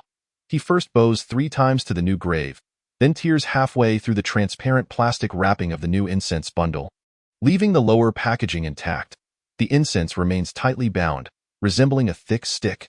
Under the kerosene lamp, it quickly ignites, producing a burst of yellow-green flames. Next, Lao Tuo lights another bundle, but this one is loose. He gestures for those nearby to take 3 sticks each and insert them among the scattered mounds of graves. The onlookers freeze, and Lao Tuo, believing they do not understand, asks Yuan to translate. This place is quite remote. With heavy energy, today, we have a new groom, a joyous occasion. The surrounding friends are likely to come and witness the festivities. Since they are here, they are our guests, and we should treat them accordingly, Yuan quickly translates. Glancing back at the medium, it is undeniable that this ceremony is primarily led by the medium, and the sudden interference of an outsider raises questions about authority. I find myself sweating anxiously, fixated on the medium's every move, silently thinking. Lao Tuo, there are always those more knowledgeable than ourselves. We are merely here to film, not to interfere. And although you are a master medium, your meddling could lead to dire consequences if others do not take kindly to it, potentially resulting in your own burial in that newly dug grave. To my astonishment, the medium nods in agreement. Time is of the essence. Upon seeing her approval, the family hastily distributes the burning incense, rushing to plant them among the surrounding mounds of graves. Oddly enough, as the incense is inserted into the nearby graves, the rain soon diminishes and the winds cease. The family members wear expressions of joy as they busily continue their tasks. Chapter 11. The exorcism ceremony. Many regard Lao Tuo with great reverence, as if they have encountered a sage from beyond. The medium, unhurried, continues her rituals with a stoic expression. Utilizing the wooden rods meant to hold the canopy steady, she binds a metal spoon with iron wire, pouring oil into it. Next, she raises the wick of the kerosene lamp high, the flame flickering brightly, and instructs the person holding the iron spoon to position it above the flame. This is a test of endurance. Due to the wooden rods binding the iron spoon, the holder must grasp the rod's base, keeping a distance from the spoon, much like wielding an extraordinarily long ladle. This design prevents boiling oil from splattering. Heating the oil to a boil is a meticulous task. It can take anywhere from 2 to 6 minutes for the oil in the spoon to reach a boiling point. The person holding the iron spoon needs sufficient strength and patience, requiring a change of hands when fatigue sets in while maintaining the spoon suspended over the burning kerosene lamp. The spoon is held by its handle, made from a branch called guamu, roughly the thickness of a child's wrist. Breaking its branches or young stems releases a viscous white liquid. This particular wood is often employed during funerals. The individual wielding the iron ladle exerts a force that seems to defy gravity, as the weight rests entirely on one end of the wooden stick, creating significant strain. Over time, even the strongest among us cannot endure this tension. After approximately 4 minutes, the oil within the iron ladle finally reaches a boil. Coupled with the rain, the oil, now exceeding 200 degrees, crackles and splatters violently, prompting family members to scatter for cover. Only the medium, the Yin Posi, stands closest to the boiling oil, and I distinctly observe droplets of the bubbling oil landing on her. Yet she remains unmoved, her parched skin seemingly indifferent to the heat. Lao Tuo informs us that the Yin Posi's task of boiling oil is to pour it over the freshly dug grave. The first round involves sweeping the grave pit with willow twigs and mugwort leaves, a warming ritual, while this second act of dousing the grave with boiling oil is intended to burn away any lingering spirits, an act of exorcism. According to Vietnamese funeral customs, the excavation of a new grave often attracts wandering souls, and after warming the grave, these spirits may mistakenly believe that the living are constructing a new abode for them, leading them to hastily occupy it. The application of boiling oil serves to drive away these opportunistic spirits. This notion is rather amusing, akin to the Chinese concept of competing for territory. Once the oil reaches a boil, the Yin Posi instructs the ladle bearer to approach the edge of the empty grave, while those carrying the empty coffin hastily position it nearby. A crucial point lies in ensuring that the flame remains in contact with the ladle. Should it stray from the flame, the oil would quickly cease boiling, especially in the overcast rain.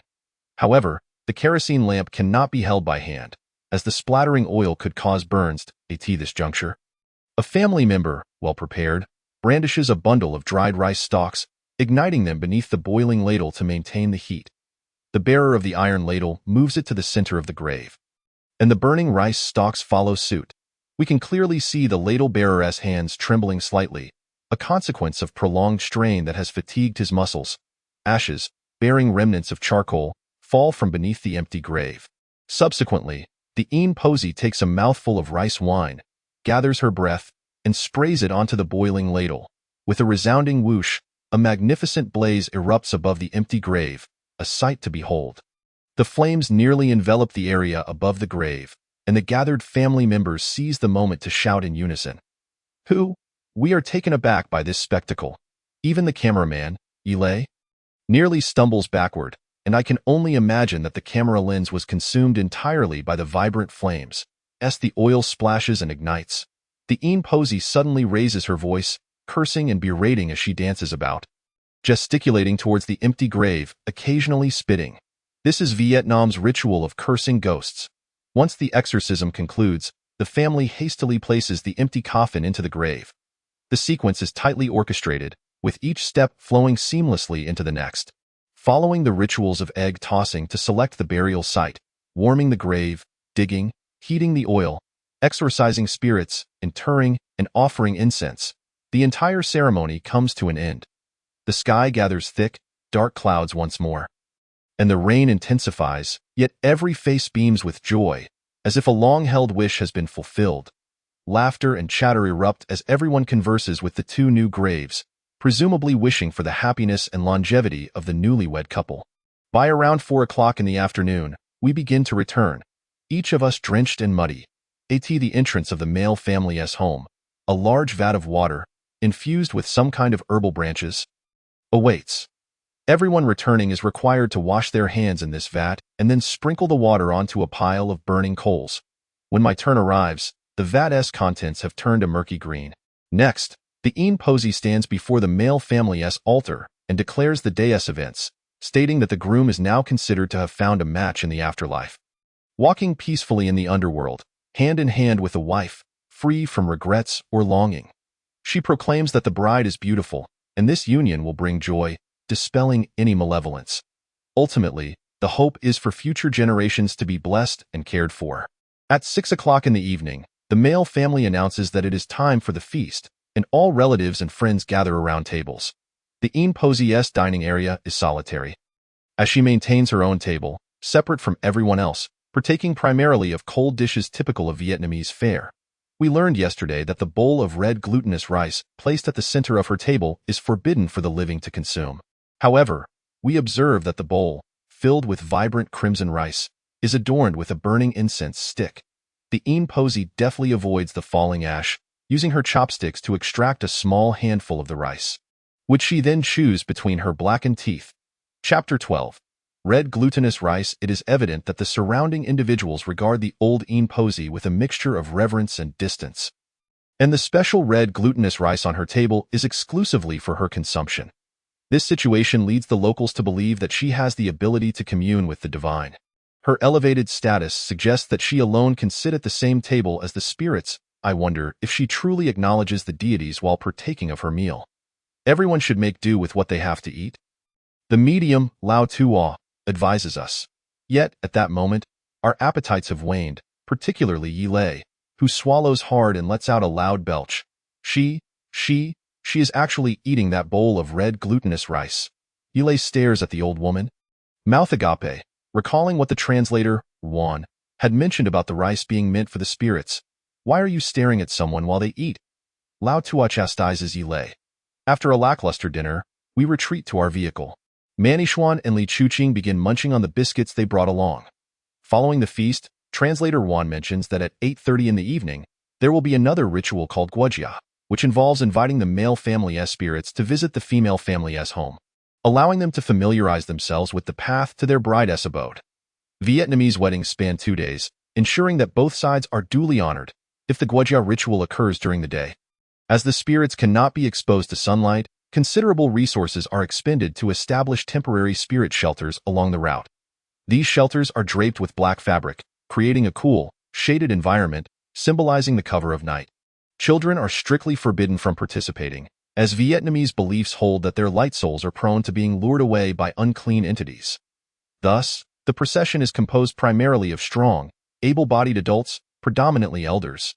Inside the vehicle, we clean our equipment, striving to keep it tidy and dry, while our shoes are caked in mud, and our pants bear the splatters of dirt.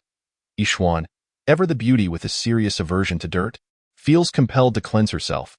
She uses the spare water from the vehicle to rinse her shoes and wash her face, nearly resorting to our bottled mineral water in her desperation. Yilei urgently interjects. Xin, my dear beauty, don't fret. It's been raining all over Vietnam. Washing off this mud won't keep you clean once you step out of the car. That's our precious life-giving mineral water. Manixuan raises an eyebrow defiantly. I would rather die of thirst than live in filth. Yilei is left speechless. Concerned about the filming disruptions we faced earlier, I asked the team leader, Gao Han, whether the program has been confirmed with the female family. Gao Han assures me that everything has been settled. Lao Tua ponders for a moment before suggesting there are still 2 hours until the Guojia ritual. Here's the plan. I, along with Yilei and Li Chuqing, will remain with the male family, while you, Gao Han, take Fan Su and Yixuan to the female family to prepare. Understood, Gao Han nods in agreement. As for translator Juan, we collectively agree that since the male family's rituals for the day are nearly complete, he should accompany us to the female family for mutual support. At this moment, the male family is preparing to deliver the betrothal gifts to the female family. The offerings consist of the following. Half are genuine silk measuring tapes and gold and silver treasures, while the other half includes paper representations of leather, cotton, and single garments, along with 2 ornate boxes containing earrings, bracelets, rings, and hairpins. The custom of ghost marriage stipulates that on the night of the ceremony, certain items must be burned at the doorstep of the bride's family or on her grave. This evening, my intention is to install several cameras in the residence of Li Xiaoa, capturing the entirety of the ghost marriage proceedings set to unfold the following day.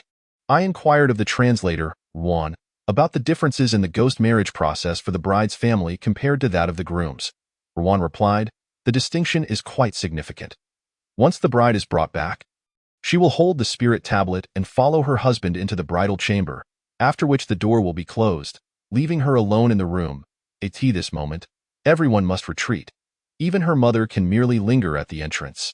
The locals believe that tonight, the bride and groom will share tender conversations within, engaging in a form of communication that outsiders are not permitted to witness. For Juan, I have a request, I expressed, sharing my desire to document the entire process. Absolutely not, Juan exclaimed, visibly alarmed, resolutely refusing our request to film, claiming that if an ordinary person were to glimpse anything unclean inside, it would bring misfortune upon themselves. Misfortune? I pondered, having been in this line of work alongside Lao Tua for years. If capturing something unclean indeed brought ill luck, I would have long been deemed a harbinger of bad fortune. Lao Tua, the medium, earnestly attempted to persuade Juan, while our team leader, Gao Han, seemed to have an epiphany. He whispered a few words into Ruan's ear, and to my astonishment, she agreed. The leader contacted the program's director, proposing that we offer Juan a tip as well as a monetary gift to Li's family as a form of congratulatory offering. Upon hearing that we would provide Juan with additional compensation, she hesitantly acquiesced, saying, "All right, I will try to communicate with Li's mother, but I must state that if any mishap occurs during filming, do not hold me accountable."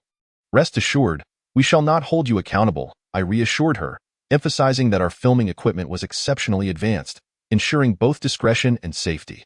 The home of the bride, Li Xiaoa, was situated in an even more remote village. A fine drizzle enveloped the area as Ruan, Manishuan, our team leader Gao Han, and I alighted from the vehicle. I took the opportunity to capture the surrounding environment with my camera. "This is the bride's home." Ruan indicated towards a modest earthen dwelling. Before us lay a small, impoverished area of rural Vietnam, where the residents predominantly resided in earthen or brick houses, some built directly on the ground with gabled roofs.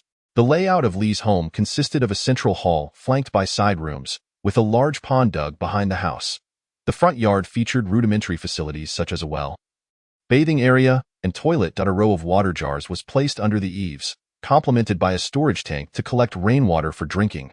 A few betel palm trees stood before and behind the house, exemplifying an ordinary family. Ruan entered to greet Li's mother, a gesture akin to the Vietnamese expression "xanh", signifying hello. However, greetings towards elders cannot employ the "xanh" phrase, as it is reserved for peers. Upon entering, I was taken aback to discover that Li's mother's home was nearly bare. Indeed, they lived in destitution. Translator Ruan articulated our intentions, having previously communicated with her mother, who graciously welcomed us. Ruan's eloquence was impressive, as he effortlessly fostered rapport with individuals of all ages.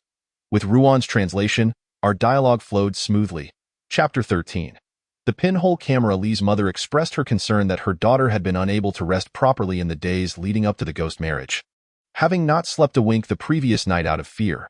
This was her first experience with such an event, and if not for their family's impoverished circumstances, she would not have subjected her daughter to the indignity of a ghost marriage.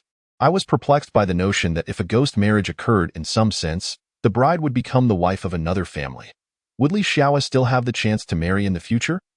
Vietnamese law indeed upholds a monogamous structure, yet due to the prevailing societal norms favoring male lineage, the government tacitly permits polygamy. A man may marry as many wives as he can afford without scrutiny. Li's mother explained that her daughter would forever be unable to marry locally due to the ghost marriage stigma, as townsfolk considered a second marriage to such a bride highly inauspicious. Thus, it was likely that Li Xiaoa would have to relocate far from her hometown to remarry in an unfamiliar place, possibly even in neighboring countries such as Cambodia, Laos, Myanmar, or Thailand. However, she expressed hope that if her daughter could marry in China, it would be ideal. In recent years, professional matchmaking services introducing Vietnamese girls to Chinese husbands emerged, initially starting in Guangxi and Fujian, swiftly spreading to regions like Guangdong, Jiangxi, Zhejiang, Hubei, Hunan, and eventually reaching the northeastern provinces. Consequently, marrying into China became the family's greatest aspiration. Perhaps many Chinese husbands who wed Vietnamese brides remain unaware that their wives had previously engaged in ghost marriages with spirits of the deceased. In truth, Li Xiaoa had an elder sister whose father had passed away, leaving her as the third daughter among 3 siblings. The eldest sister had married far away, but was wed to a drunken mechanic afflicted with tuberculosis, while the second sister had married a local man. Li Xiaoa, being the youngest and considered fair and beautiful, was her mother's most cherished child. In the early 2000s, shortly after her second sister's marriage, her husband had an affair, and both she and the mistress became pregnant simultaneously. The mother-in-law decreed that whoever bore a son would be welcomed into the family.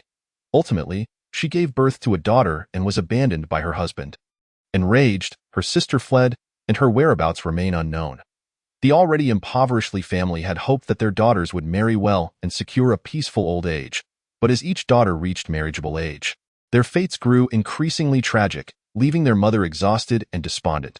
Now, the family could no longer sustain themselves, forcing the youngest daughter, Li Xiaoa, into the role of a sacrificial bride for the ghost marriage out of sheer necessity.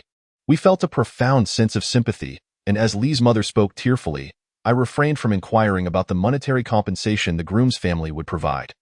However, Ruan mentioned that it would likely suffice to cover the family's living expenses for a year.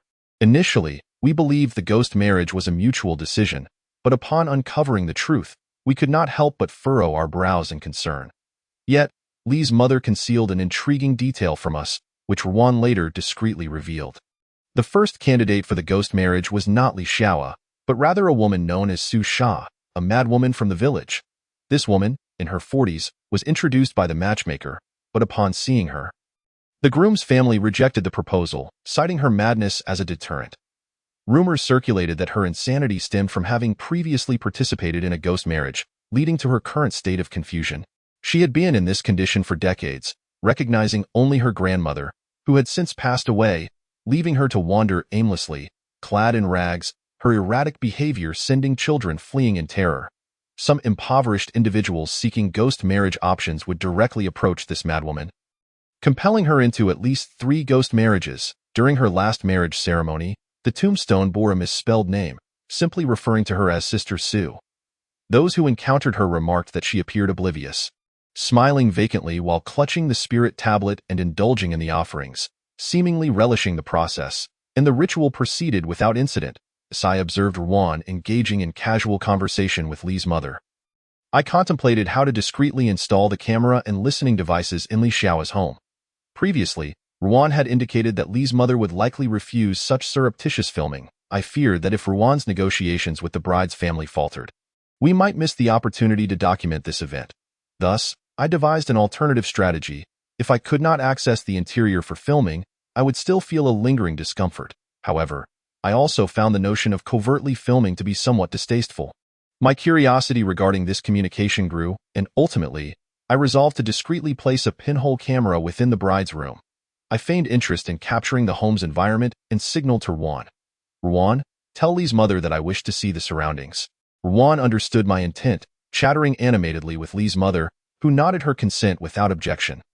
This was my opportunity. I began to photograph the exterior, capturing the shed, the eaves, and the dilapidated water jars, before finally lingering at the threshold of Li Xiao's room. The entrance and window frame were constructed of wood and mud, adorned with a few wilted grass blades and incense candles. We could smell the fragrant aroma of herbs emanating from the wooden door. Yet the interior remained concealed from view. Seizing the moment while Ruan diverted Li's mother's attention, I retrieved the pinhole camera, positioning it near the window frame, which was marked with dirt and bore numerous openings and crevices, an ideal hiding place for the device. The operation of the pinhole camera is straightforward.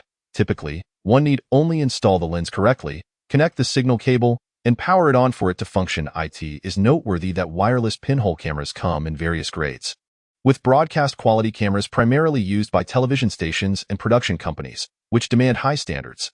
These cameras boast a resolution of 700 to 800 lines and a signal-to-noise ratio exceeding 60 dB, with top-tier components from lens to imaging device and circuitry, naturally commanding a staggering price, often exceeding 100,000 yuan. Additionally, wireless pinhole camera equipment can be paired with different lenses, categorizing it as a relatively new high-tech product, widely utilized by journalists for undercover investigations, evidence gathering, and by various governmental departments for inspections and audits. Even the Public Security Bureau, law firms, anti-corruption agencies, and courts have employed such miniature cameras. Initially, when the station procured wireless pinhole cameras, numerous certifications were issued.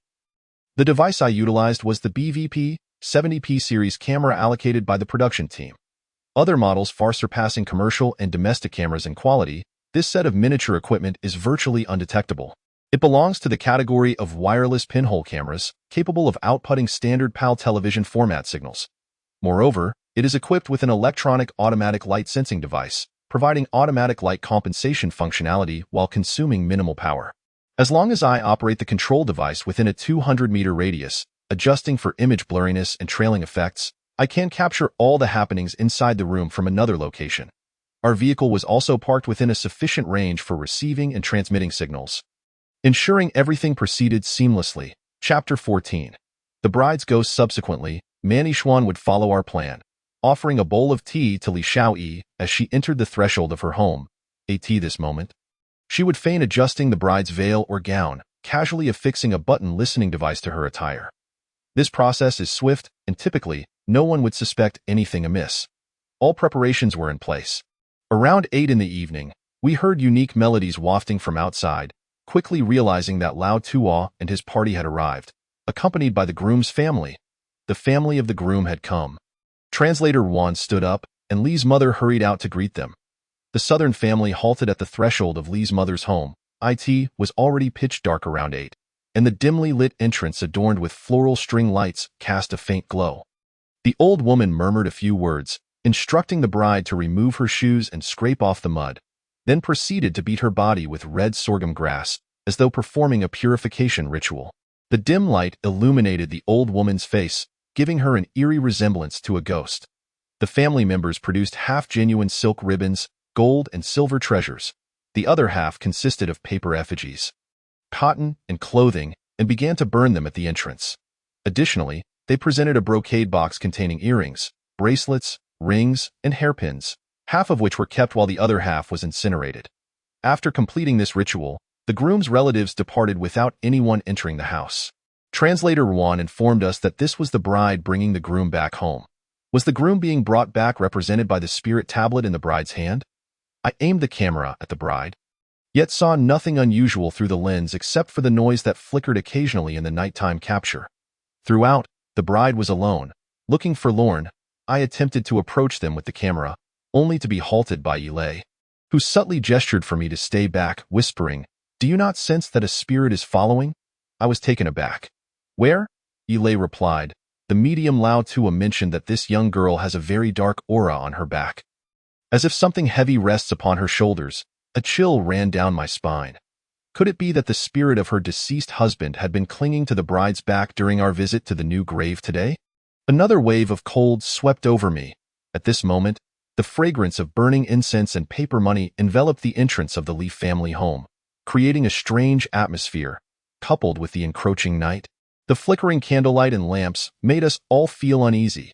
The wedding banquet at the groom's family concluded during the day, and tonight was designated as peaceful night, with only a few relatives working through the night to prepare for the second ghost marriage banquet at the bride's family tomorrow.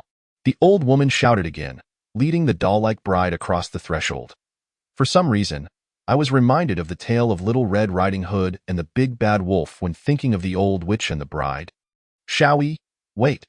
The female journalist, Manny Xuan, held a miniature listening device, balancing a bowl of tea, as she approached to ostensibly assist the bride with her attire.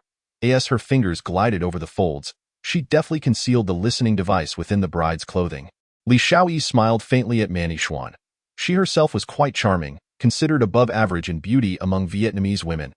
However, upon encountering Manny Xuan, she was momentarily astonished. Despite Yixuan's lack of heavy makeup, she exuded a natural elegance. A rare beauty indeed. The old witch shot a glare at Manny Xuan, who averted her gaze. In just 2 or 3 seconds, she had completed her covert actions on the bride's attire. The bride took a sip of tea and returned the bowl to Manny Xuan. Translator Juan seized the moment, exclaiming in Vietnamese, which meant this way, "Please." Li's mother hurried to support her daughter. The young bride, Li Xiaoyi, was overwhelmed with emotion upon seeing her mother. Gripping her hand tightly, today, she felt utterly alone at the groom's family home. Clutching the spirit tablet of a deceased, anxiously following the fearsome old witch in performing various inexplicable tasks, her heart had long since crumbled. Soon after, the young bride was led to her room, while the old witch persistently beat the entrance and windows with a large bundle of red sorghum grass, as though cleansing the space. Once finished, she entered the room and closed the door behind her. Of course, we could not follow in to film, but my surveillance equipment was primed and ready. Everyone quickly returned to the vehicle. The equipment was operational, and I opened the received footage. I then focused the lens on the old witch and the bride, who had just appeared. The lighting was less than ideal, filled with noise, yet the electronic fluctuations remained stable.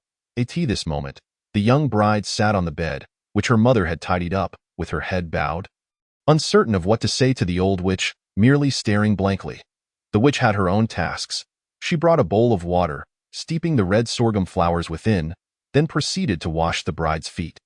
I adjusted for automatic portrait separation and sharpened the image resolution. On the screen, the dim lighting rendered the old witch practically unrecognizable. She appeared like a ghost. Her pitch-black eyes and teeth sent shivers down our spines. We scrutinized the old crone as if we were detectives examining a criminal. Translator Juan, perhaps overwhelmed by the strangeness of the situation, fixated on the 2 figures on the screen, muttering, "Divine Spirit, Divine Spirit. What are you doing? This is not something to be witnessed."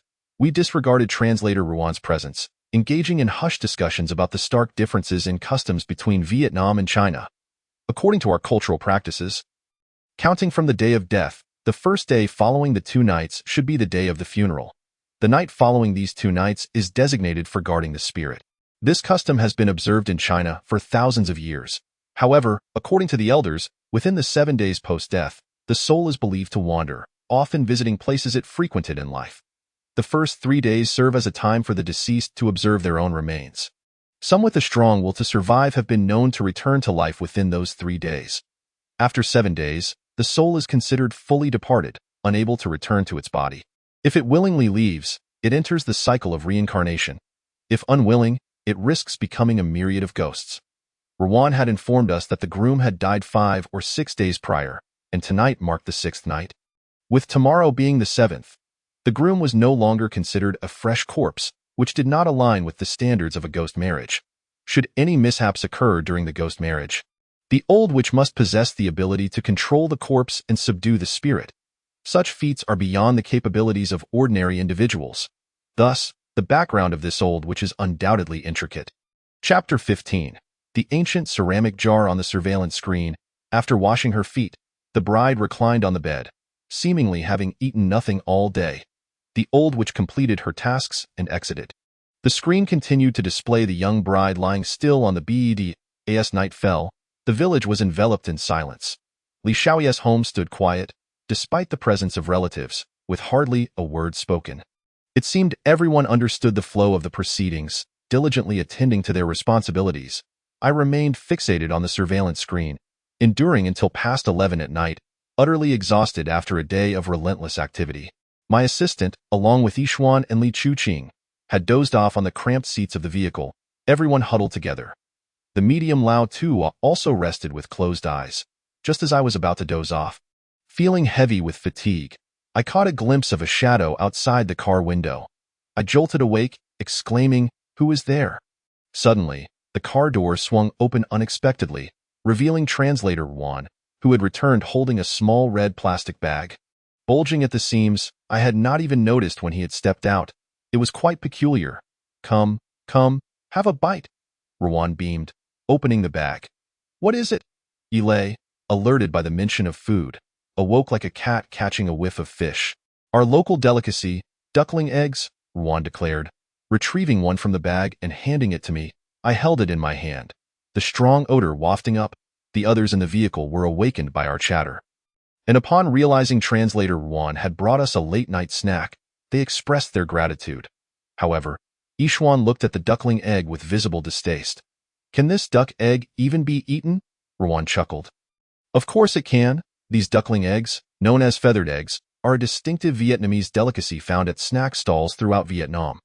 Rawan was the first to take a bite, and an unusual odor enveloped us. Yi Xin nearly retched at the sight.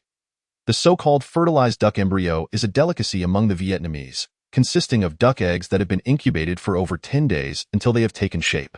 After being boiled, the shell is removed, and the egg is garnished with lemon juice, garlic, chili, ginger slices, and herbs. Upon cracking open the egg, one can discern the head, body, wings, and feet of the duckling, all faintly formed, with a tender beak and large, dark eyes lacking eyelids.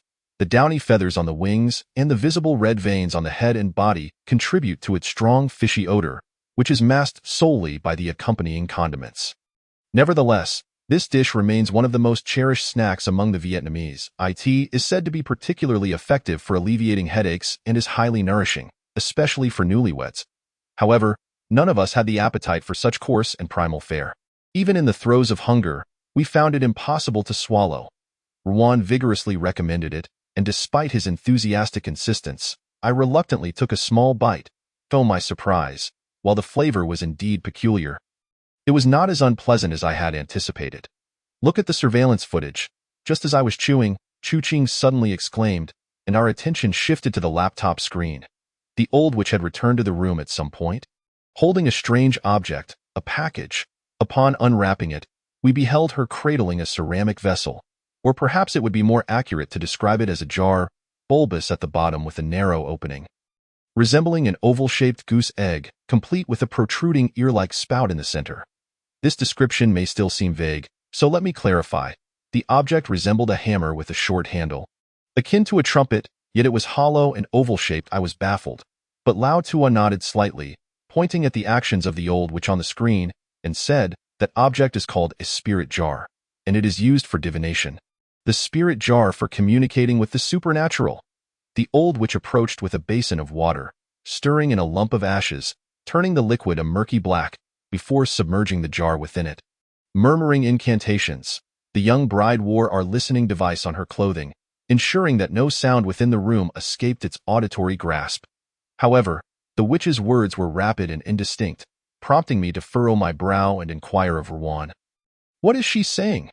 Rowan shook his head. "I cannot discern it. Perhaps it is not our Vietnamese language. Vietnam has its own tongue, and it certainly possesses its own ghost language." Observing the witch's eerie demeanor through the screen, Rowan seemed visibly shaken, as if pricked by unseen thorns, and murmured, I need to step outside. It seemed Rowan wished to avoid witnessing anything malevolent or terrifying. The medium master, Lao Tua, remained fixated, stating, "The old witch employs a very ancient method of divination. She buries the jar in water, stirring it with the ashes of burnt yellow paper, turning the water dark.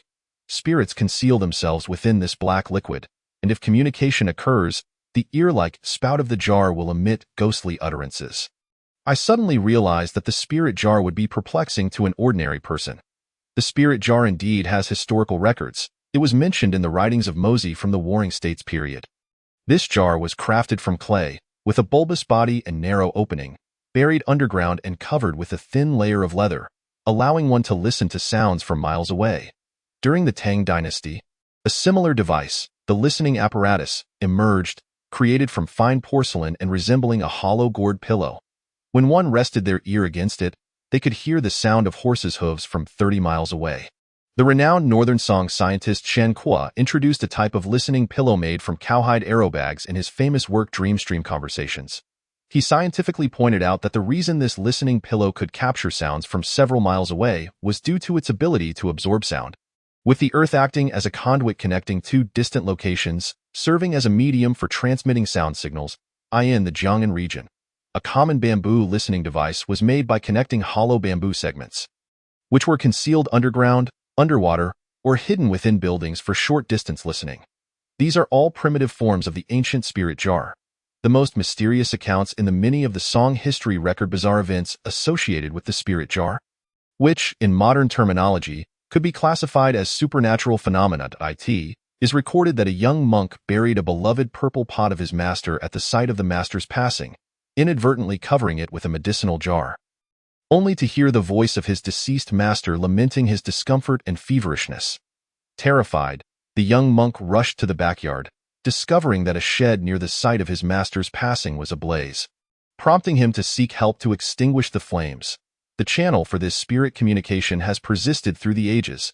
Chapter 16. The old witch consumes mud, originally chronicled in folklore. Today, I witnessed the actual practice of the spirit jar in Vietnam. Can the spirit jar truly allow one to hear the voices of ghosts? If the spirit jar is indeed authentic, then the listening device secretly concealed on the bride surpasses this ancient method in sophistication. Does it not? With the rapid advancements in transistor and microelectronics technology, encompassing wired and wireless methods, microwaves, infrared, lasers, and more, can modern technology truly be outperformed by a spirit jar? During the filming of the first season of Paper Figures and Paper Horses, I utilized Germany's most advanced electronic device, EVP, which can detect sounds within the range of 20 to 20,000 Hz. Sounds below 20 Hz belong to deeper dimensions, potentially representing ghostly voices. This device can, through its white noise monitoring system, capture frequencies as low as 5 Hz or even lower, equivalent to the sound of a bird flapping its wings from a kilometer away or the gentle lapping of waves against the sandy shore. Unfortunately, during the recording of ghostly sounds, an accident occurred, causing this expensive equipment to sink to the bottom of a lake. At that time, I only heard some indistinct, chaotic sounds on the surveillance, likely electronic interference signals. Could this ancient method surpass the most sophisticated modern instruments in detecting and guiding the so-called voices of souls from the third realm? I was intrigued, wondering what kind of ghostly voices might emerge from that jar, and what spirits would choose to immerse themselves in that basin of ash-laden black water. The old witch burned a few incense sticks, inserting them into segments of banana tree stalks. These stalks are quite light and can even be used as bamboo rafts. Being mostly hollow and fragile, with sufficient pressure, one could extract a bowl of water from them. We gathered around the laptop screen, holding our breaths in anticipation. The old witch then produced a wooden box, which contained a lump of mud. After reciting a few incantations, she pinched a handful of black mud and placed it in her mouth, chewing expressionlessly. The old witch was eating mud. Yixian covered her mouth with her hand in disbelief. Why did the witch consume mud? To my knowledge, in Guangdong, there is a dialect that speaks of ghosts eating mud, referring to wild spirits that, having no one to offer them incense and candles, become impoverished ghosts left with no sustenance but mud, which is difficult to swallow and must be held in the mouth and chewed continuously. There are other local tales that sound incredible, stating that ghosts consume mud from the edges of rice fields.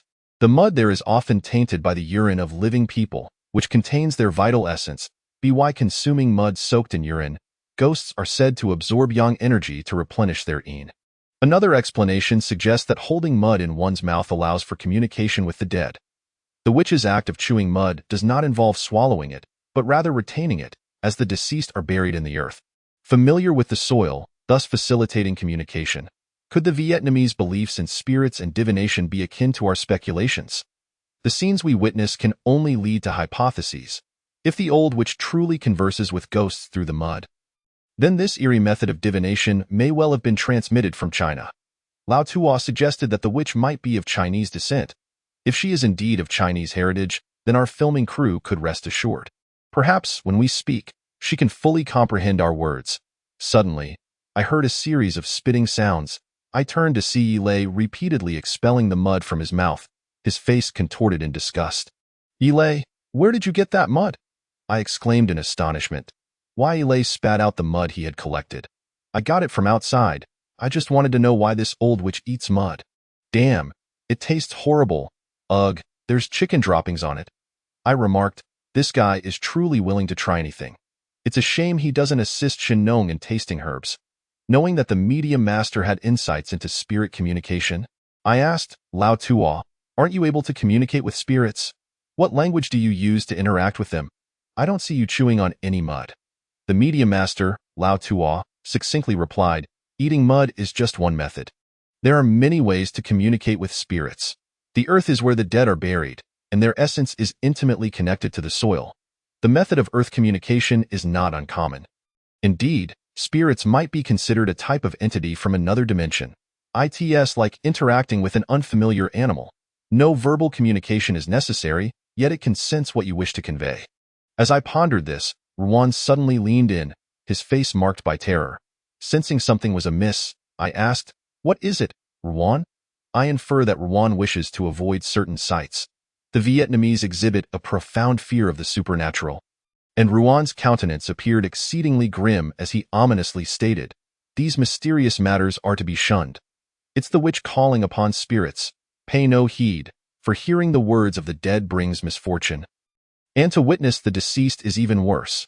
Those among the living who encounter such things may soon find themselves afflicted with illness or death." As I had anticipated, their intrinsic beliefs bear a resemblance to those of my compatriots. Namely that encounters with the spectral world are not to be taken lightly. Such sightings invariably invite ill omens, and even grave misfortune, potentially leading to dire consequences. Yet here we were, recklessly pursuing these supernatural occurrences for our own gain. "I still cannot fathom what I sought to achieve," I said to him, "Ruan. I understand you did not sleep a wink last night, and you have accompanied us all day today. Why not return to rest? You can join us again tomorrow morning." Although Ruan had spent the day with us, he seemed utterly disengaged, his spirit visibly waning, as if he were lost in a haze, particularly during the day when he beheld the excavated empty grave. It appeared to him as though he had discovered a cozy bed, yearning to plunge into it for an eternity of sleep. My suggestion struck a chord with Ruan, and he brightened, responding, "That would be splendid. I shall return to sleep now and see you all in the morning." Ruan was visibly relieved, for the Vietnamese harbor a deep-seated aversion to witnessing the antics of shamans. Upon exiting the vehicle, he borrowed a motorcycle and returned to us once more to caution. "I reiterate, do not listen. Hearing spirits speak can lead to calamity." With that, he revved the engine and rode away. I found Ruan's concerns to be somewhat exaggerated. For quite some time, our purpose had been to seek out these peculiar tales to sustain ourselves, and encounters with the supernatural were part of our daily fare. we had encountered even the most sinister of phenomena. Thus none of us took his words to heart. The dim light persisted, and on the screen, the witch leaned toward the opening of the spirit vessel, her ear pressed against it, as if eavesdropping.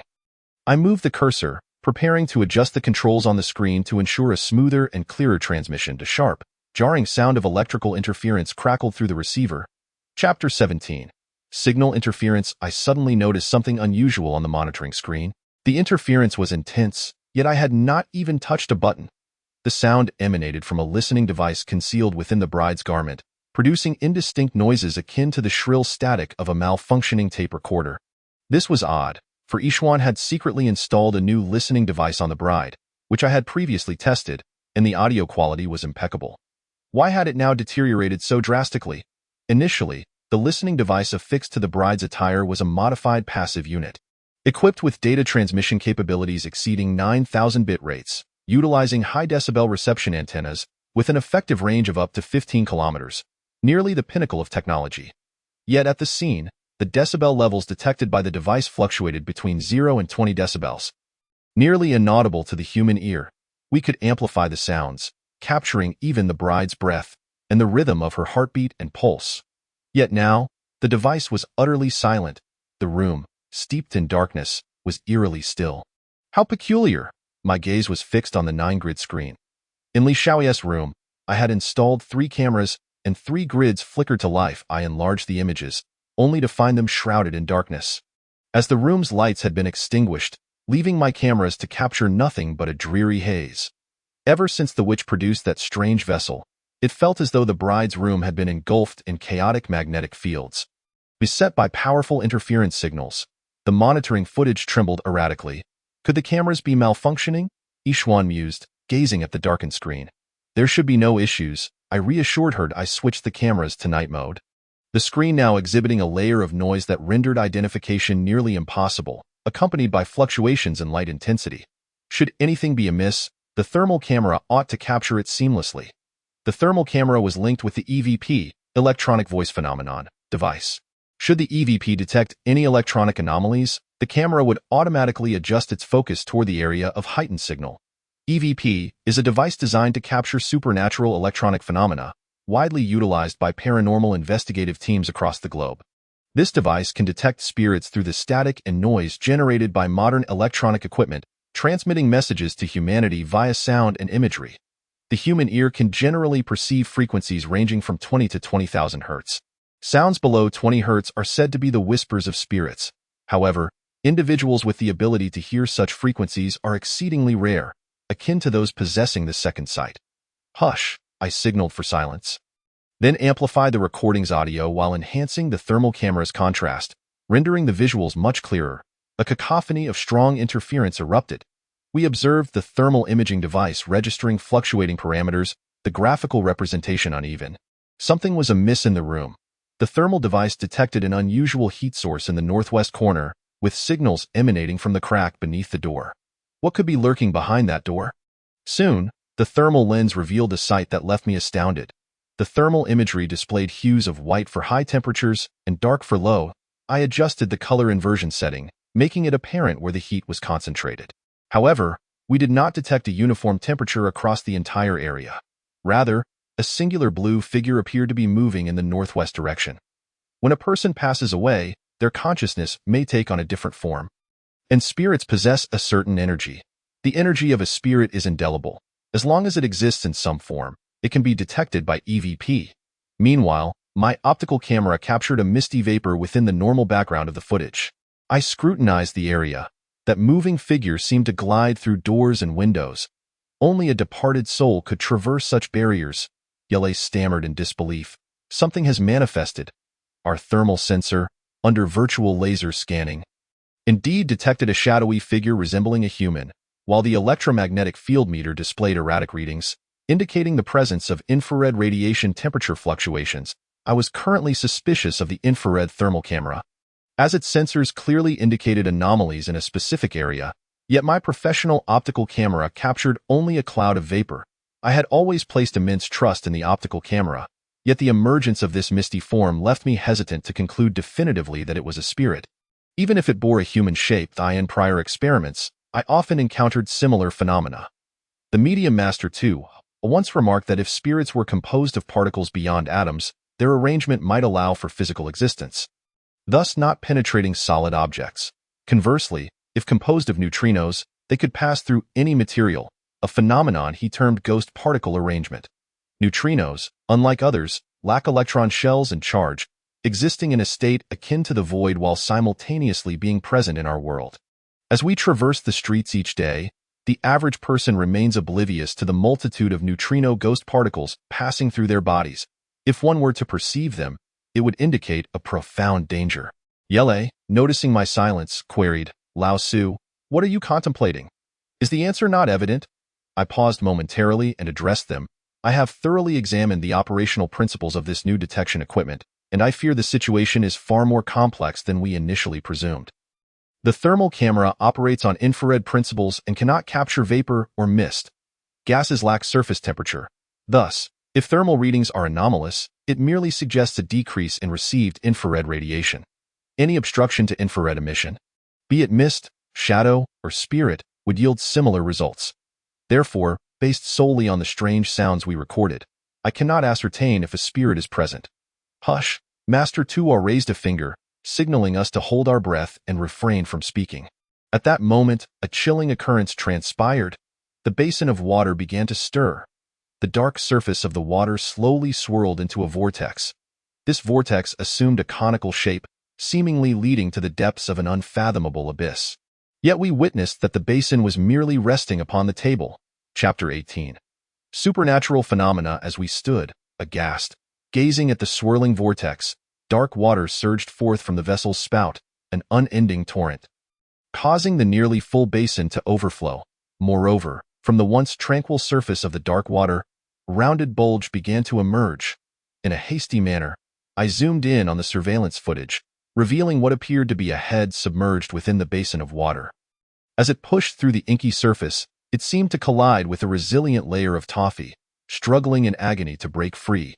The moment it burst through the dark waters, Yixuan could not contain a sharp scream, prompting Lao Tua to hush her with a finger pressed to his lips, signaling her to remain silent, for our proximity to Li Xiaoyu's room was alarmingly close. Any loud utterance from us could easily be overheard. Our BYD vehicle was parked just outside the courtyard. What manner of entity could emerge from what was merely a basin of water? Could it be a ghost? We watched in stunned silence, while the medium, Lao Tua, wore a grave expression, his gaze fixed intently on the unfolding events within the black water basin. Were it not for our clandestine filming, no one would dare believe the extraordinary happenings in the bride's chamber. This scene could only be likened to an exorcism depicted in cinematic narratives. As the electronic anomaly detection device emitted a cacophony of sounds, I amplified the volume. The piercing noise fluctuated erratically, and the previously stable waveforms on the device began to oscillate wildly.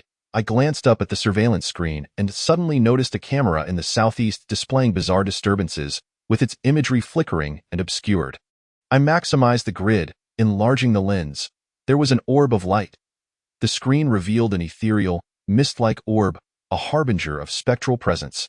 Within the bride's room, the atmosphere remained shrouded in a gray haze. Apart from the ominous old woman and Li Xiaoyi, no one else was present. Clearly, Li Xiaoyi had perceived the sound of water in the darkness. Her words, captured by our listening device, conveyed her evident fright.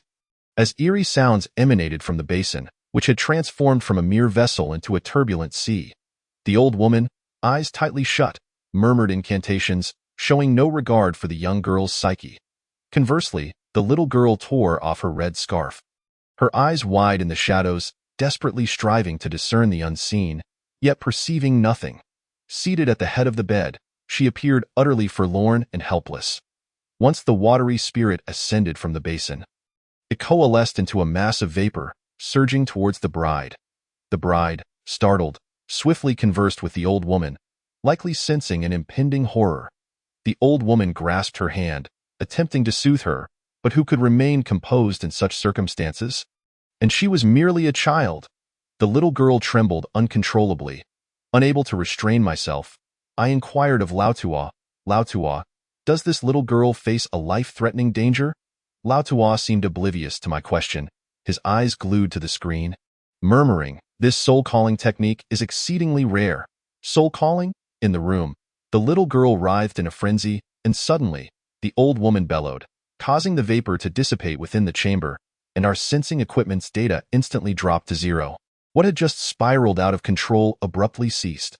The old woman then pressed her hand upon the bride's head, and the bride transitioned from agitation to tranquility, as if her consciousness had been subdued. She sat upright, eyes shut tight, while the old woman draped a piece of red silk over her head. Next, the old woman lit a ceremonial incense stick, taking a puff before exhaling it onto the bride's crown. Repeating the action thrice while holding the bride's hand, we watched as the bride's arm stiffened momentarily, followed by a series of tremors, rendering her in a dazed, unconscious state. Once the smoke was exhaled, the old woman muttered incantations akin to a hypnotic spell. Within half a minute, the bride collapsed onto her pillow. This process resembled the effects of a stranger's administering of a soporific. We could not discern whether the bride was entranced or drugged.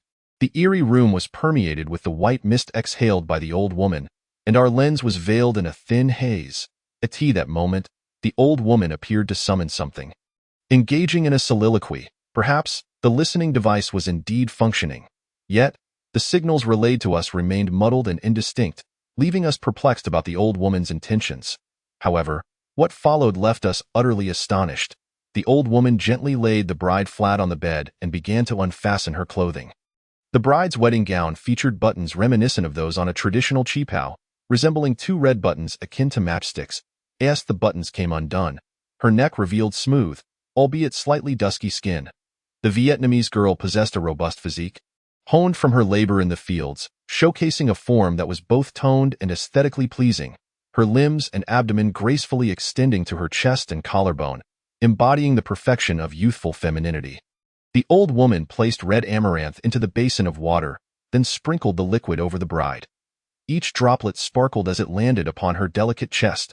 This ritual was unexpected for us all. Lao Tua, though seasoned and unfazed, feigned nonchalance as he produced a cigarette and lit it, drawing on it with a hollow cheek, muttering, "This is one of the cleansing rituals in Vietnamese ghost marriages, essentially a prelude to the consummation." It was uncertain whether the mist exhaled by the old woman had rekindled Lao Tua's smoking habit, or if he merely feigned the act to alleviate the awkwardness of the moment. We, as voyeurs, fixated on the shimmering imagery, having already invaded another's privacy. It was undoubtedly unethical. "How does this pertain to the consummation?" Yele queried, swallowing hard. I exchanged glances with him, clearly aware that as two single men, we were ill-equipped to appreciate the captivating scene before us through an artistic lens. We were young men, brimming with vitality, unable to resist the allure of romantic imagery, our resolve rather weak. Coughing, Manny Xuan could no longer contain herself. Casting a peculiar gaze at the two of us, Yele shrugged and remarked, "Look, Chan Fanxiu, that's your fault. Upon encountering sensitive imagery, you ought to avert your gaze." This rogue had deftly shifted the awkwardness onto me. I retorted, "Yet you are staring without blinking," Yele proclaimed with righteous indignation. "I do this for professional reasons." Chapter 19. The duckling egg. It's astonishing that you would utter such words, using professional reasons to mask your selfishness. You truly are fortunate to enjoy such benefits. Therefore, you may do as you please. We shall keep watch. Should anything seem amiss, we shall alert you. How does that sound? Ishuan suggested. What if it rains later? Yele sought an excuse. Then we shall simply take shelter beneath a tree. Very well. You would rather watch us get drenched or struck by lightning than let us stay in the car. I turned and exited the vehicle, while Yele lingered reluctantly. As I pulled him from the car, his fingers clung desperately to the doorframe. Once outside, Yele complained, "You really lack the spirit of sharing. This is a golden opportunity for us." I snapped back, "You fool, your mindset is thoroughly unhealthy. This isn't some fleeting moment. The footage is recorded, and I am responsible for the editing. We can always review it later." You've just discovered a new perspective. Fango. Remember to send me a copy once you edit it. I chuckled. I'm more concerned that Ishuan, the stunning beauty, will decisively alter the footage into a mosaic or delete it altogether. Yele raised an eyebrow. Ishuan wouldn't be so disloyal, would she? Both of you? Cease your chatter. Man Ishuan's head emerged from the car. With a pull, the car door was firmly shut. Very well, let them enjoy their moment first. Yele muttered, I believe Yishuan is simply trying to avoid any embarrassment. Let us savor the duckling eggs that Ruan brought. Yele produced the blood-streaked duckling egg. Can you truly eat this? I asked, furrowing my brow. What is there not to eat? I had the red glutinous rice at the dinner table earlier, Yele proclaimed proudly. Recalling the red glutinous rice, I couldn't help but chuckle honestly. What did the red glutinous rice taste like today? Sweet, exceedingly sweet. The Vietnamese put in far too much sugar, Yele replied. Licking his lips in reminiscence, I squinted. Is that all? Indeed. What were you expecting? Yele responded earnestly. Feigning relief, I jested. Oh, no worries. Have you heard that in Vietnam? If a living person steals food from the spirits, their mouth will become filled with ulcers that night, or their tonsils will inexplicably swell and turn black, ultimately blocking their airway and leading to suffocation. Really? Yele's eyes widened, his expression grave. Fango, check my tonsils. Are they black? Yele's mouth opened wide enough to fit 2 apples. I pushed him away. Go away. It's pitch dark outside. The spirits can't see what your tonsils look like. Yele, while speaking, inserted his finger into his throat. I am serious, go be frank. Ever since I consumed the red glutinous rice today, my throat has been uncomfortable all day. There must be something lodged in my throat. Please take a look and help me retrieve it. After saying this, Yele exaggeratedly opened his mouth wide, as if he could pull out his stomach and intestines for inspection. I was taken aback by his antics. That's utterly disgusting. You look like a dog licking its own excrement. I didn't intend for it to be this way. I understood that it was Yele's own anxiety at play. What do you expect for being so gluttonous? If your tonsils turn black, seeking my help will be futile. Even the master medium, Lao Tuo, would be at a loss. This is a matter that requires the one who tied the bell to untie it. We are on Vietnamese territory. You need to consult that infamous black-toothed which she's consumed it countless times and remains unscathed. Yele, caught in the crossfire, retorted. She is a witch and possesses immunity. I lack such extraordinary resilience. I added salt to the wound. One must learn to accept their fate. If you're destined to turn black and thick, then so be it. If Yama wants you to perish at the 3rd watch, you shan't survive until the 5th. Hand me a duck egg. I shall sample its flavor to fill my belly. Should you meet your end, it would also serve to replenish my strength to bury you. Haha, you are truly loyal. Yele's complexion resembled that of a withered eggplant. After a moment, he extended his hand and offered me one. Thus, the 2 of us found a nearby tree to eat the duck egg. The surrounding environment felt rather peculiar. At the witching hour, all was eerily silent. The night breeze swayed the old tree. Nearby, the bride's family home loomed in shadows, surrounded by an array of plants, creating an atmosphere of ominous foreboding. Interestingly, it was my first time eating a duck egg beneath an old tree at such an hour. I murmured to myself. While Yele remained silent, I glanced at him. Hey, Yele, have you ever heard the old saying, do not look up while eating an egg beneath a banyan tree at night? Yele rolled his eyes in response. What does that mean? I replied mischievously. Because if you look up, you might see an owl. Yele quickly rolled his eyes and glanced upward. But the tree was shrouded in darkness. He saw nothing. Given the persistent rain these past few days, the night was as dark as ink, and he remarked, So what if I see an owl? I propped my chin on my hand, adopting a serious demeanor. I've heard that such owls can count hair. Do you know? Owls, often referred to as night owls, are considered harbingers of misfortune. The sound of an owl hooting at night foretells someone's demise. As if they were the sole collector of Yamad, an owl possesses a deadly skill, counting people's hair. Once it finishes counting someone's hair, that person meets their end. Hence, upon hearing an owl, one must continuously tousle their hair to thwart its sinister scheme. Yele, half convinced, let out a cold laugh. Ha! Ignoring me, he resumed eating his duck egg. I too lowered my head to peel the duck egg. Upon breaking it open, I could vaguely see a barely formed duckling inside. Its downy feathers soft. If it had been a raw egg nearing hatching, one would discern the clear blood vessels and flesh of the duckling. However, being cooked, it lacked the fishy odor and appeared less horrifying. I gazed at the duckling, resembling a peanut-sized undeveloped duck head, and found myself lacking the courage to take a bite. I couldn't shake the thought of consuming a barely formed duckling alive. The sensation of feathers and blood, thick and viscous, waited in my hand. A sudden thought struck me, and I joyfully retrieved my phone from my pocket. How could I have forgotten this? I slapped my forehead. I had set up monitoring equipment linked to my notebook and phone. When the signal reached the notebook screen, it could also be bound to my phone. I hastily powered it on. But one must understand that compressing a notebook screen to fit a phone size results in an immensely reduced image, and the quality was not impressive either. I could hardly make out the contours of the room. Chapter 20. The voice of the departed. Afin, you still have this set. Yilei, momentarily distracted from his duck egg, leaned closer to me. However, as he did, I was astonished to see that Yilei's hair was in disarray. This guy was indeed pulling at his own hair to prevent the owl from counting it. Within the compressed image, the witch held a vibrant red plant in her hand, continuing her ritual of cleansing the bride. The bride had shed her garments, lying completely bare, as if under a trance, allowing the witch to manipulate her as she pleased. Perhaps witnessing such a scene would induce a sense of guilt in us photographers. Nonetheless, once aired, it would surely be edited for all audiences. Wait, I noticed something amiss. Enlarging a corner of the screen, I observed that the basin of water beside the witch appeared to be a dark crimson. Was it truly crimson? What kind of water was that? You two, come here quickly. Suddenly, from a nearby vehicle, Manny Schwann's voice rang out. Quick, back to the car. I stuffed the duck egg into my pocket. Upon entering the car, I noticed the expressions of Lao Tua, Yixuan, and the others were quite peculiar. They too had witnessed the strange happenings. Yixuan pointed at the screen. Look at that basin of water. We noticed it earlier. I replied, adjusting the focus on the red water captured by the monitor. Due to lighting issues, I altered several hues to distinguish the contours within the image more clearly. The water's color was deep, resembling a black mass, but at that moment, I could discern that it was undoubtedly red. The witch dipped her fingers into the vibrant liquid and flicked it onto the bride's body. As the water splashed onto her skin, it hardly flowed.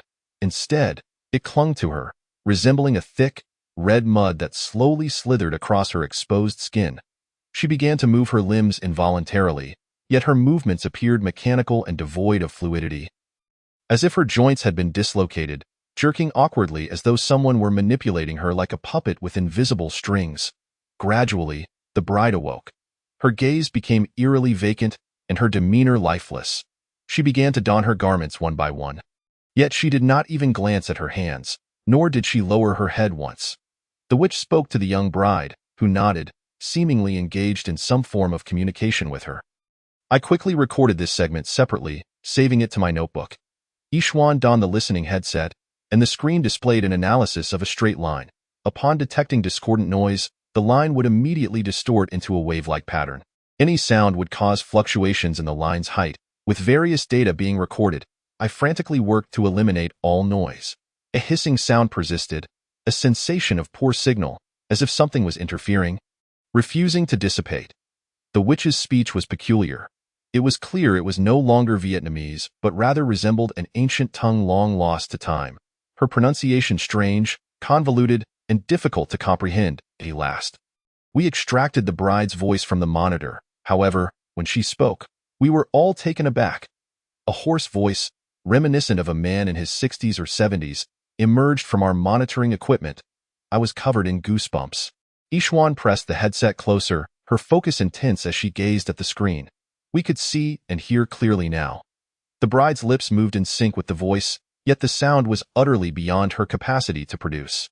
Was it the voice of a departed soul, perhaps a deceased relative of the bride, or the spirit of the elderly man who was to wed her? This was a soul-switching technique. Look at her eyes. Lao Tua remarked on the screen.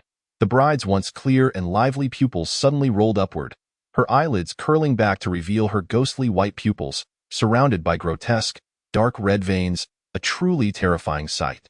It resembled the expression of someone who had just passed away a few days prior, lying in a coffin. In other words, the bride's features were overshadowed by another soul, subtly revealing signs of a corpse.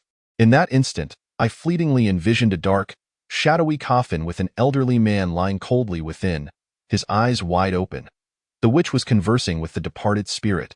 The bride seemed to possess a half-awake, half-asleep consciousness. I attempted to magnify the image, faintly perceiving her eyeballs rolling, as if her true self were struggling to reclaim her pupils. Yet for some unknown reason, It appeared as though an unseen finger was forcibly rolling her eyelids, preventing her from comprehending her surroundings. This expression rendered the bride both eerie and tormented. The witch, expressionless, retrieved a small bowl containing a pair of chopsticks, a piece of chicken liver, and a small handful of rice. The ghostly figure of the old woman presented a bowl to the young bride, uttering a phrase that likely conveyed her intention for the bride to partake of some sustenance. Yet, a profoundly eerie phenomenon unfolded before our eyes. The bride rolled her eyes back, extended her hands, and upon receiving the bowl and chopsticks, used the latter to grasp a piece of chicken liver, seemingly biting into it from a distance, with the morsel hovering merely a finger's breadth from her mouth. Astonishingly, she appeared to savor the taste, chewing with apparent delight, despite not actually making contact. Old Tuo furrowed his brow, exclaiming, "A ghost partaking of food. Indeed, she is possessed by a spirit." This was my first encounter with such a spectral feast, food that had not been placed in the mouth yet somehow consumed.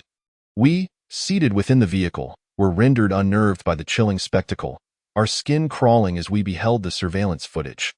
The young bride, having eaten a morsel, set down the bowl and chopsticks, uttering a few words to the old woman, who nodded in response. Strangely, she turned to converse with the empty space behind her, as though there were others present in the room. She then retrieved a set of wedding gifts from beneath the bed and brought forth a stool for the bride to sit before a mirror to prepare herself. On the screen, the bride's back faced us, obscuring her expression.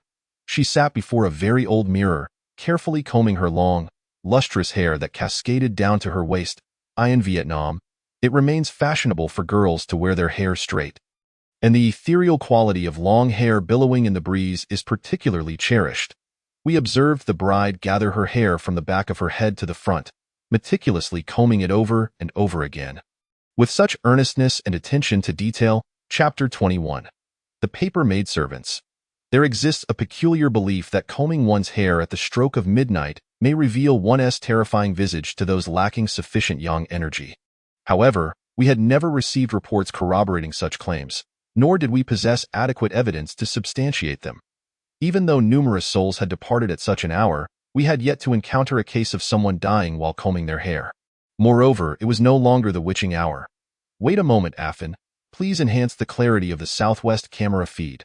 Old Tuar instructed. He must have perceived something else. I endeavored to sharpen the image. The bride, Li Xiaoa, continued to comb her hair slowly and deliberately, arranging it with care, and inserting decorative pins from the table. However, I quickly discerned that the adornments on her head were the very ones brought by the groom's family the previous evening. When the groom's family delivered the bride, they had presented half-genuine silks, gold, and silver treasures, along with half-paper replicas of skins, cotton, and one garment, which were ultimately burned at the entrance. The remaining treasures were stored in a brocade box containing earrings, bracelets, rings, and hairpins, with half retained and half incinerated. The bride was indeed utilizing the remnants left behind, objects meant solely for the deceased. As she groomed her hair, the young bride instinctively nodded and smiled toward the empty space beside her. My suspicions grew. Why did it seem as though there were more than just the two of them in the room? Several uninvited guests had evidently arrived, with maidservants assisting her in hair styling. Did you see them?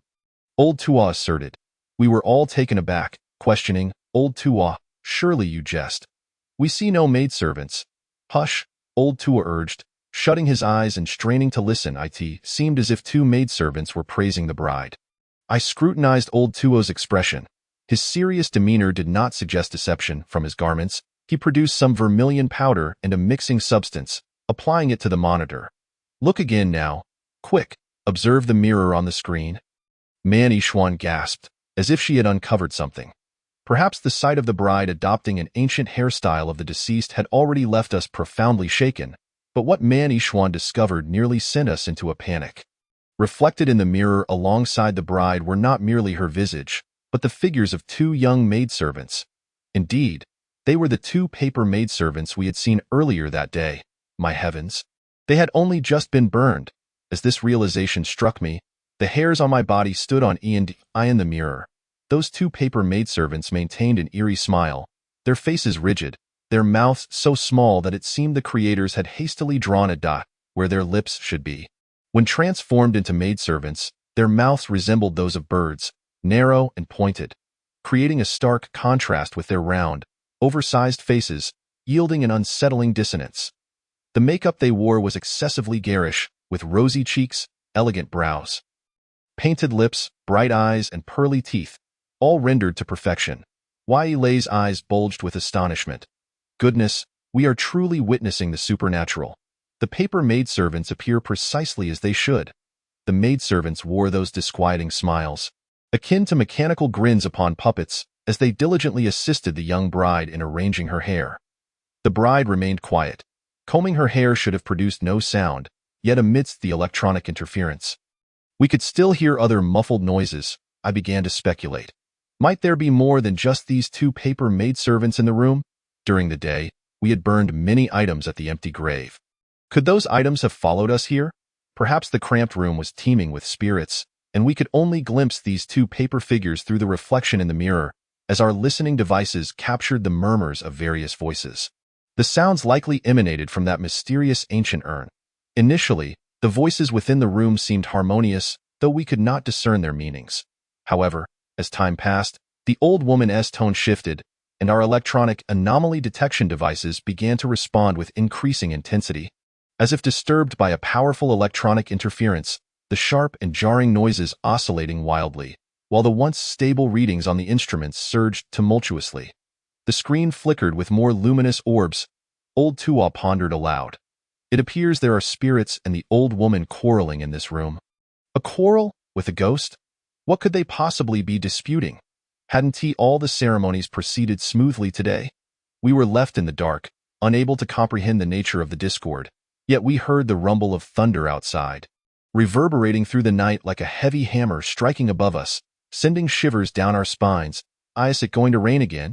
Ilay inquired, peering out the car window at the night sky, where the darkness loomed thick as ink, so damp that it felt as if it could weep at any moment. Strangely, at the instant the thunder roared, our instruments were abruptly disrupted, the feed transforming into a rapid swirl of chaotic patterns. I busied myself with adjustments to no avail. Suddenly, Ilay nudged me from behind. At the bride's doorstep, through the car window, we observed the old woman emerging from the room, her demeanor seemingly irate. A relative from the Li family had approached to inquire, but the old woman merely uttered a few words before heading to the Li family's chicken coop, where she seized a rooster and, with a kitchen knife, swiftly severed its neck, allowing the blood to spill at the entrance. Although the Li family members were puzzled, they understood that such matters were under the purview of the old woman, who could not be interfered with during these rites. Wai Lei exclaimed in astonishment. That old woman is utterly unfazed. Did you see the look in her eyes? She slaughtered that chicken without a blink. Why was she sacrificing a chicken at midnight, spilling its blood at the threshold? After dispatching the rooster, she hung its head at the Li family's door, letting the still warm blood trickle and congeal against the wall. Having completed her task, she returned to the young bride's room in a huff. However, we could no longer see what transpired upon her return. The screen was entirely consumed by swirling patterns. Chapter 22. The Possession of Malevolent Spirits. The heavy clouds finally unleashed a torrential downpour, large droplets pelting our car roof, causing an unsettling din. We rolled up the windows, and Ilay shrugged. Well, now it's raining heavily outside, and the monitor is a complete mess. We can't capture anything. Suddenly, a series of strange sounds erupted from our listening device, sharp and bizarre, akin to the irregular whistle of a deflating bicycle tire. Indeed, while the camera could not record, the listening device remained operational. Old Tuo remarked in astonishment. This is the sound of ghostly whispers. I paused, perplexed. What do you mean by ghostly whispers? Old Tuo replied. Souls in distress. There are spirits that have perished within the room. Our unease intensified, for the screen revealed nothing discernible. Outside, the rain continued to fall incessantly. With no information and no images, we found ourselves languishing in the stifling confines of the vehicle, time stretching into an agonizing silence. Why don't we check on the young bride? Ilay suggested, a hint of reluctance in his voice. I was inclined to agree. Absolutely not. Lao Tuo resolutely shook his head, stating that venturing out now could very likely result in unforeseen accidents. For the time being, we must remain in the vehicle and wait. Lao Tuo had made it clear that we should avoid approaching the room of the anomaly, as many individuals often meet their demise out of curiosity. It seems our schedule for supernatural filming stretches far into the future. As the saying goes, while the green hills remain, one need not worry about firewood. Thus, I resign myself to the lengthy and tedious night, characterized by a melancholy atmosphere, with only the sorrowful clouds hovering bleakly on the horizon, intermittently mingling with the viscous raindrops, rendering the earth shrouded in a haze. Time appeared to have been absorbed entirely by this black hole-like space, gloomy and chaotic. The continuous hissing of the electronic interference from the listening device lulled us into a state of drowsiness, and gradually, our eyelids began to droop. I was unaware of the exact moment I slipped into slumber until the contours of the world expanded within the crevices of my eyelids. Transitioning from a blur to clarity in this half-awake state, I felt a sudden sharp pain at the nape of my neck, as if someone were urging me to awaken. Instinctively, I smacked my face, and upon opening my eyes, I was greeted with an astonishing sight. I had fallen asleep in the car, and the seats were teeming with red ants. These red ants crawled busily in every corner of the vehicle, even covering the steering wheel and dashboard. How had I fallen asleep? I could not fathom. In a panic, I scrambled out of the car, only to discover that I was alone. The rain from the previous night had ceased, and Lao Tuo and the others were already at the bride's house, assisting with chores. However, they were not engaged in ordinary work. Rather, they were busy driving away and swatting at the red ants that had inexplicably invaded. My drowsiness dissipated entirely, and I rushed into Li Xiao's home, where I found utter chaos. Relatives were helping to uncover every possible entry point for the red ants, particularly the offerings, which were strewn with the recently crushed bodies of the ants. I hurriedly inquired of Lao Tuo, "What is happening?" He shook his head in confusion. "I am not sure. Since morning, quite a number of people have been bitten by the red ants." "Where's Li Chuqing?" I asked. "Over there," he replied, as he crushed fragrant vegetables like cilantro and celery, evenly sprinkling them on the ground to repel the ants. Wai Lei was also busy, grinding his tobacco and searching for a scoop of peppercorns to scatter throughout the house. The effect was quite remarkable. The red ants exhibited a strong aversion to these scents and ceased their frantic crawling. Turning my head, I noticed Li Chuqing crouched beside a stone mill, tending to a middle-aged woman's ant bites. Our vehicle was equipped with various first aid supplies, but she had exhausted her antiseptics and antibiotics and could only resort to traditional remedies for treating the bites. The afflicted family members were soaking their wounds in a basin of soapy water, a time-honored method that proved to be the most effective. As a doctor, Li Chuqing naturally understood how to alleviate the pain from red ant stings. Since the venom is typically acidic, washing the affected areas with soapy water or alkaline solutions would mitigate the pain. Quan Yishuan was nearby, stomping her feet to prevent the relentless red ants from climbing up her shoes. She exclaimed, "Heavens! These red ants are utterly fearless. Even with flower water and essential oils, they remain undeterred." She had already been bitten several times, with red welts appearing on her wrists and a sizable lump forming around her ankle. I pinched a crushed red ant and noted that it was slightly smaller than the common black ant, with a yellowish-red abdomen that delivered an intensely fiery sting. Not being a biologist, I could not identify the species, so I simply referred to it as the red ant. Everywhere on the altar and offering table lay the recently crushed remains of red ants, with trays of betel nuts, tea leaves, and biscuits smeared with their carcasses. How had so many red ants appeared overnight? Where had they come from? I surveyed my surroundings, meticulously observing the situation, while some individuals employed magnifying glasses to trace the movements of these red ants. As I wandered about, I discovered translator Ruan in the kitchen, crushing eggshells. I could not help but ask, "Ruan, what are you doing?" Without turning her head, she replied, "Ah, it's you. I'm preparing the medicine." "What medicine?" I inquired. "Ant remedy," translator Ruan explained. "This is our local method. We roast the eggshells until slightly charred, grind them into powder, mix them with sugar, and sprinkle it in areas infested with red ants. They love it. And once consumed, they are doomed." "With so many red ants, when would they finish eating?" I remarked. "Who told you that?" "I did." Li Chuqing interjected as she entered the kitchen. I reminded Ruan that there are substances that ants dislike, such as vinegar, peppermint oil, cinnamon, black pepper, chili, clove, and bay leaves, which can all help drive them away. Mixing boric acid powder or borax with sugar water is a common bait, as boric acid can damage the ant's exoskeleton. And when in the form of boric powder, it functions similarly to diatomaceous earth, harming the ant's internal organs upon ingestion, I smirked. When it comes to exterminating ants, doctors truly have an immediate and ruthless approach. Following the trail, I was astonished to discover that the red ants were descending from the offering table. When I removed the sugar cake, the ants below clustered together, a sight that would send anyone with a fear of clusters into a frenzy. I fetched a soft cloth to clean up the red ants, and as I wiped, I suddenly froze, instinctively crouching down, perhaps sensing some anomaly beneath the square table. Upon peering under the offering table, I was nearly struck with terror. A wave of chills ran down my spine, and I felt as if my hair stood on end. My head nearly exploded with disbelief. Chapter 23. A sea of red ants beneath the square offering table. I beheld clusters of tiny black bundles resembling red ants suspended in midair, akin to bats resting on a sheer cliff.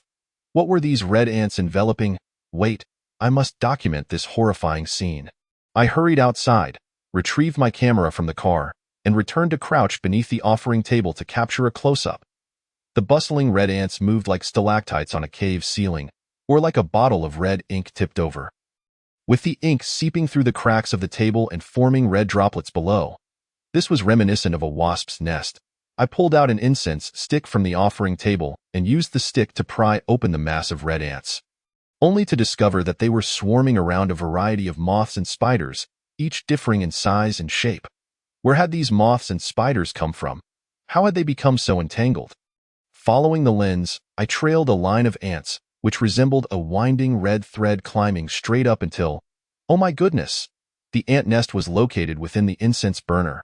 I could hardly believe this revelation. The incense burner was covered in a layer of dust and filled with incense sticks, yet these ants were all rushing towards it. The altar was made of wood, with only the incense burner filled with ash, nearly to the brim, though I noticed a small, exquisitely crafted hole at the edge, serving as the entrance and exit for the red ants. Why, Elay, come help, I called out.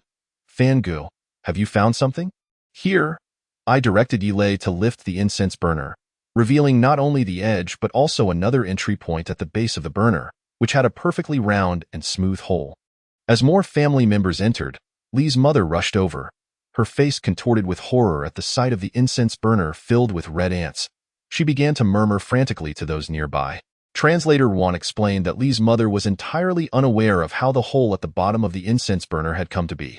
This incense burner had been used for quite some time, and the ash inside had never been emptied. Lee's mother procured an old bedsheet, and I placed the incense burner atop it. I distinctly remember placing it down gently, yet at that very moment, the incense burner suddenly cracked, causing a swarm of red ants to scatter in all directions, revealing that the interior was teeming with red ant eggs. Everyone gasped in shock, and the medium soon arrived. Upon witnessing the scene, he wrapped the four corners of the bedsheet and, before the red ants could escape, carried the bundle outside. He then instructed Elay to fetch a bundle of dry rice straw, which he ignited, incinerating the incense burner along with the ants. The surrounding relatives murmured amongst themselves. Suddenly, I recalled the bride, Li Xiaoyi, who was still in the room with the Een. What was happening with them now? I mentioned this to translator Juan, who promptly translated for Li's mother, who hurriedly rushed to knock on the door of her daughter's room. I could hear her calling, Li, Li. The door finally opened to reveal the face of the dark-toothed Een. But the young bride, Li Xiaoyi, did not appear. Li's mother anxiously conversed with the Een, who responded with a few words before shutting the door again. Translator Juan conveyed that the bride was still inside, getting ready, and could not come out to meet anyone.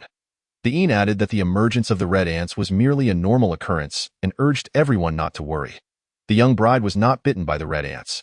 She was quite well, perhaps merely affected by the recent days of gloomy weather, leading to unusual behavior in animals. However, attributing the bizarre appearance of so many red ants to animal oddities seemed rather unsatisfactory. Anyone could discern the extraordinary nature of this phenomenon. Everyone busied themselves once more with clearing the ants, and it was not until around 10 o'clock that Li Xiaoyi emerged alongside the old witch. Today, Li Xiaoyi had donned a different outfit. The bride had lightly applied makeup, her hair cascading over her shoulders, and she wore a Vietnamese traditional dress of brocade, adorned with hand-stitched orange-red patterns over a silver base.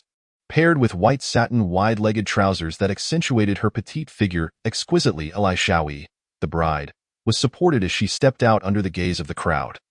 What struck me as somewhat awkward was that while her outfit was indeed beautiful, the high collar at the back of her neck was a touch disproportionate. Consequently, my gaze lingered on that area, and when Li Xiaoyi walked past me, I caught a glimpse of a patch of red rash on her neck from an oblique angle. Goodness! She must have been bitten by the red ants. Seizing the moment while the crowd surrounded the bride, I pulled Li Chuqing and stealthily entered the bride's chamber. Inside, an odd odor permeated the air, but I paid it no mind as I made a beeline for the bride's bed. I lifted the pillow and quilt. Both Li Chuqing and I were utterly dumbfounded. The bride's pillow, quilt, and even the sheets were teeming with red ants. The sight was nothing short of shocking. Both Li Chuqing and I instinctively recoiled several steps. Quick, go fetch Lao Tuo, I instructed Li Chuqing. She nodded and hurried out. And soon enough, Lao Tuo arrived in a flurry. Upon seeing the red ants on the bed, his eyes turned bloodshot as he exclaimed, "This is dire, truly dire. What species of red ants are these?" Li Chuqing inquired. Lao Tuo shook his head vigorously, saying, "That is of little importance. What truly matters is how these red ants came to be here." However, one crucial detail had escaped our notice. How was it that we all fell asleep simultaneously last night? The least likely of us to succumb to slumber would be the medium, Lao Tuo. Why was he also in a deep sleep? Lao Tuo was typically the most vigilant among us. He could sense the slightest disturbance. Yet all 5 of us had been asleep. Furthermore, we had all dozed off around 4 in the morning. What on earth transpired while we were in a stupor?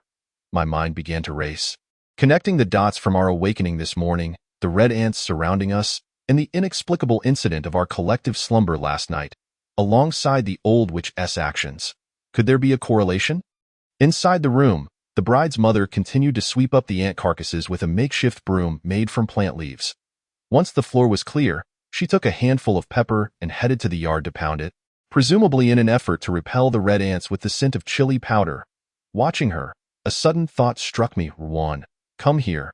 I called for the translator Ruan and shoved an earplug into his ear. "What is this about?" Ruan asked, bewildered. "Just listen," I insisted, placing the earplug firmly in his ear before activating the player. Within Ruan's ear, the jarring and cacophonous sounds we had recorded last night played. Indeed, these were the sounds I had captured, and while we could not decipher them, I wondered if Ruan, being a local Vietnamese, might understand. Chapter 24. Conversations with the dead. Hey, who was speaking? Ruan furrowed his brow, his gaze drifting aimlessly upwards, unable to make sense of it. "Listen more closely," I urged, placing my hopes in Ruan. He eventually calmed himself as I continuously adjusted the tone and pitch. After a while, he finally comprehended a single word. "Song Ai." "What does that mean?" I inquired. "It's the Vietnamese term for a beloved daughter," Ruan replied. Upon hearing this, I felt a glimmer of understanding and instructed Ruan, "Take this to Li's mother and let her listen." Li's mother was in the yard, grinding the pepper in a vessel. Ruan greeted her and encouraged her to listen to the earplug. Li's mother did not put down her pestle. As Ruan fitted the earplug into her ear, she continued to grind. However, after a brief moment, her expression grew exceedingly complex, and soon enough, the item she held fell from her hands as she covered her ears with both hands, tears streaming down her cheeks. Suddenly, Li's mother transformed her quiet sobbing into full-fledged weeping, alarming the relatives nearby, prompting Ruan to hastily remove the earplug. He looked at me anxiously, unsure of the trap I had set for him. I was equally flustered, bewildered as to why she reacted this way after just a short while of listening. The relatives gathered around, patting Li's mother on the back and soothing her. Ruan knelt down, speaking to her continuously. After a moment, she responded, her words coming slowly, each accompanied by half a minute of tears, filled with lamentation. Once Ruan grasped the situation, he returned to me, stating that Li's mother had heard the voices of her deceased parents. Those were indeed the voices of Li Xiaoyi's grandparents. I was left dumbfounded. The noisy sounds we had heard last night were, astonishingly, the voices of Li Xiaoyi's deceased family members. Why were they so noisy? I queried. Ruan explained, it must be that Li Xiaoyi's grandparents returned to converse with their daughter. I felt a pang of empathy, realizing why Li's mother was so heartbroken. After all, her parents had been gone for many years, and to suddenly hear their voices must have been overwhelming. Ruan, however, wore a solemn expression as he remarked, "You do not understand. This marriage is rather complicated." "Complicated? Hasn't everything been arranged?" I retorted, feeling it had all come to fruition. "Haven't all the procedures been completed?" Ruan shook his head, hesitating before saying, "Last night, Li Xiaoye's grandparents came to visit their granddaughter's fiancé, and they likely disapproved of her marrying an old man." Disapproved? I was taken aback. The old witch had been muttering to herself last night. Could it be she was either negotiating or arguing with those spirits?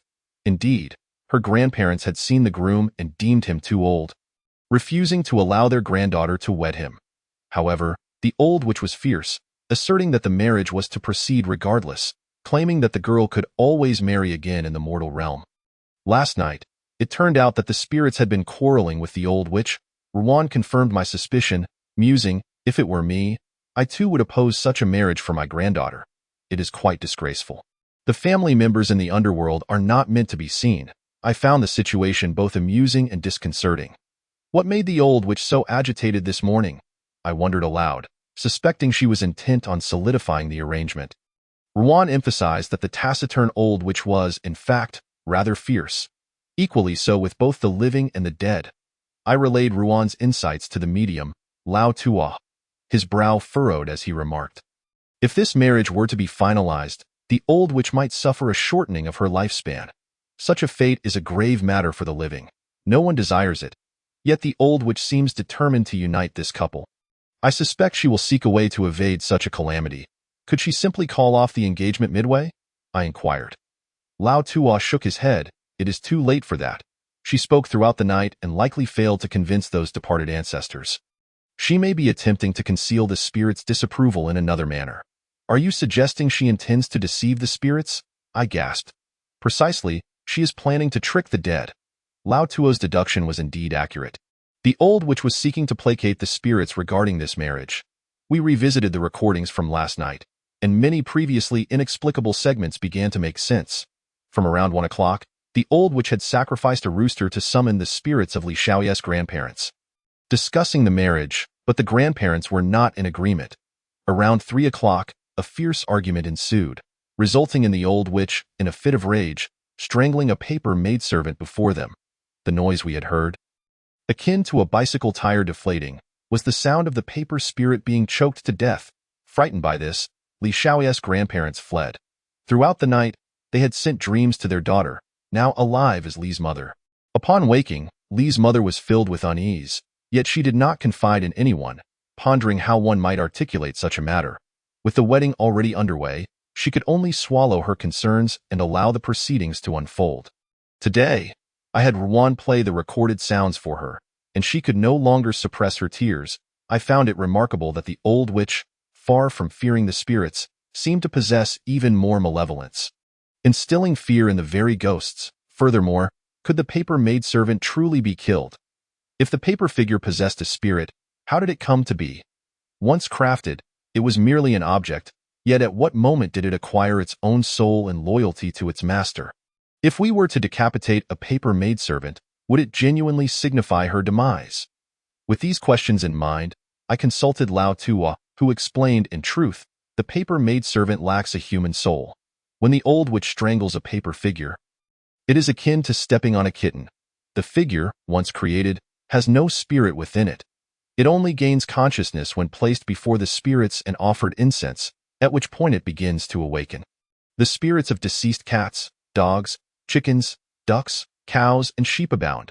Burn incense for a paper figure outside for a night, and the following day, you will know this paper figure is different. Lao Tua, time, along with all living souls, is overwhelmed by the multitude of spirits wishing to inhabit the living. The living are the most difficult to possess, as normal individuals harbor a unique essence within. Thus, these spirits tend to choose those with weaker consciousness, while the departed souls, such as moths, gravitate towards flowers and foliage. Those who are intellectually advanced in life may strive to inhabit paper effigies, forming a spirit that remains eternally loyal to its master. Once this bond is established, they relinquish all other emotions, focusing solely on their master. Chapter 25. The Erie Basin. Upon returning, I perused the unfinished paper figures and horses, stacked high and vivid in color. Skillfully crafted, perhaps already housing some souls within. Seizing an opportunity, I discreetly folded one of the paper figures into my bosom. Lao Tua, deep in thought regarding Li Mu's words, appeared at a loss. A few red ants crawled onto his shoes. Instead of squashing them, he bent down and shielded one with his finger, allowing it to continue its ascent. Placing his hand before him, he scrutinized the red ant, which began to circle his fingertip. Suddenly, his expression shifted as he flicked the ant away and, clenching his palm, murmured in a mix of realization and fear, "I understand now. I understand. Lao Tua, what is it?" I inquired urgently. Yet, he did not respond to our queries but rather lowered his head, rummaging through the room for something. "Lao Tua, what are you searching for?" I questioned, puzzled by his actions. He continued to sift through the disarray, glancing about. "Are you looking for the urn used by the Ain matriarch last night? Such a valuable item must have been taken by her," I suggested. Lao Tua paid no heed to my words, preoccupied with his search. Failing to find what he sought, he furrowed his brow, as if suddenly enlightened, and abruptly crouched beneath the bed, emerging with an empty basin. The basin held not a drop of water. We speculated that the Ain matriarch must have discarded the water from the previous night. Yet, upon discovering the basin, Lao Tuo's eyes lit up as he rubbed his hands within it, then brought it to his nose to sniff. I recalled that the Ain matriarch used red smartweed while cleansing the young bride. After inhaling, it seemed as though the clouds of doubt dissipated from his mind. He handed the basin to Li Chuqing, who also reached out to touch it. Suddenly, she gasped, "Oh my, it wasn't water in there." "It wasn't water at all. What was it then?" Both Yilei and I remained baffled. "The basin was filled to the brim with red ants," Li Chuqing exclaimed. This revelation sent chills down my spine. A basin overflowing with red ants? Could it be that our perceptions from the previous night were mere illusions? But why did the red liquid flow so slowly? I questioned, hastily reclaiming the basin and moving it to a brighter spot, only to notice some exceedingly fine powder at the bottom, likely the ants' excrement. Indeed, how had I not realized? I had thought I witnessed some supernatural phenomenon, when in truth, the water appeared to be a faceless creature merely due to the ants stacking upon one another, forming a small mound resembling a head. Thus, the red smartweed used by the Ain matriarch on the bride must not have been water at all, but rather the red ants. The mere thought of a delicate girl being covered in writhing ants sent shivers down our spines. Even us men, not just Manny Xian and Li Chuqing. What then was the significance of the Ain matriarch flinging ants upon the bride? Was it part of a ritual in a ghost marriage? A ceremony in a Vietnamese wedding? Or did the Ain matriarch harbor ulterior motives? There was only one basin, but what of the urn? Yilei suggested. "I will scan the surroundings for where the Ain matriarch might have concealed the urn last night." We had observed via the surveillance that the urn carried by the Ain matriarch was quite large, and if she had not taken it upon her departure this morning, it should still be within reach. We scoured under tables, beneath beds, behind hanging racks, and within mosquito nets, until at last, Yilei discovered the urn wrapped in layers of red cloth, hidden beneath a bamboo sieve that still held remnants of rice stalks. Upon flipping the urn, we uncovered an inscription resembling the character for urn. At first glance, I mistook it for offering. Lao Tua examined it closely, seemingly lost in thought. It appears the Ain matriarch's surname is indeed urn. Observe the relief work. It features lotus flowers and orange-bellied leaf warblers, symbols of Vietnam's national flower and bird. I questioned. "Isn't the national flower of Vietnam the cotton flower?" Lao Tua shook his head.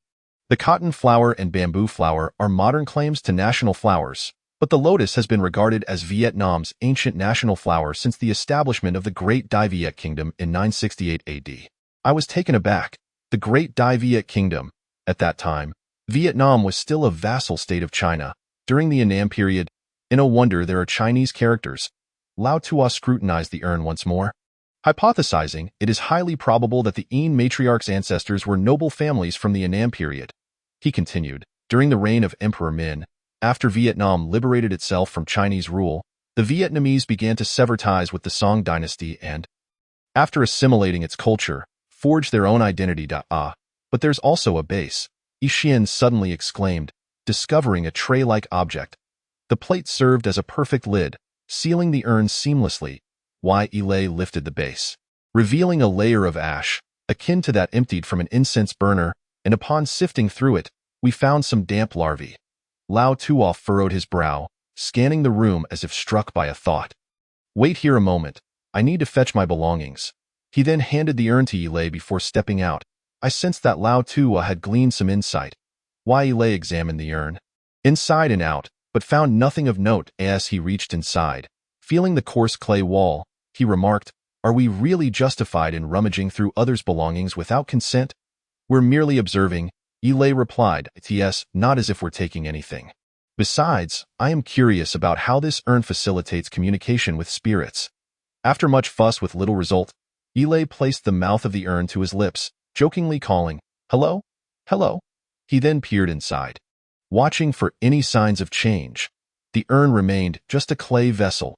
Yle jested, "Oh urn, if you claim to commune with spirits, can you transmit the voices of the departed to me now?" After uttering this, he pressed the urn to his ear. Listening intently, I stared at him, bemused. Yle rolled his eyes, wholly engrossed in his listening, his expression akin to that of a lover engaged in whispered conversation. I could not suppress a chuckle, remarking, "Have you forgotten you're a foreigner? Even as a Vietnamese ghost, you cannot comprehend Chinese." Yle dismissed my comment. "Not necessarily. Did Lao Tuo not say that speaking with spirits doesn't always require language? If they wish to respond, they will surely understand me. Moreover, ancient Vietnam was a vassal state, so those old spirits must comprehend."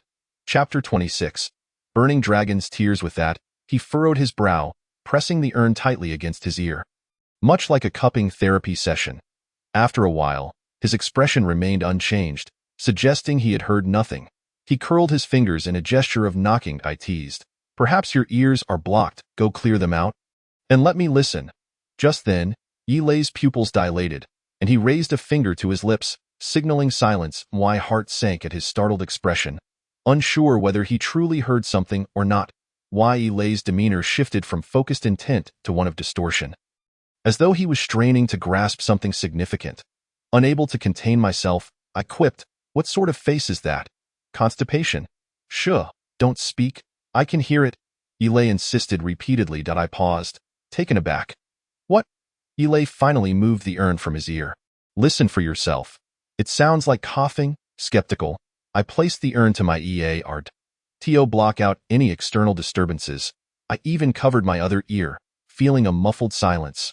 Closing my eyes, the urn enveloped my ear like a soundproof cushion. I focused intently for a full minute, during which I could hear my heartbeat, even the faintest sound of a pin dropping. Just as I was losing patience, I caught two muffled coughs emanating from the bottom of the urn. They were consecutive and strikingly real. Cough. The sound sent a shiver down my spine. Had I misheard? Was it someone outside coughing, thus confusing the sound?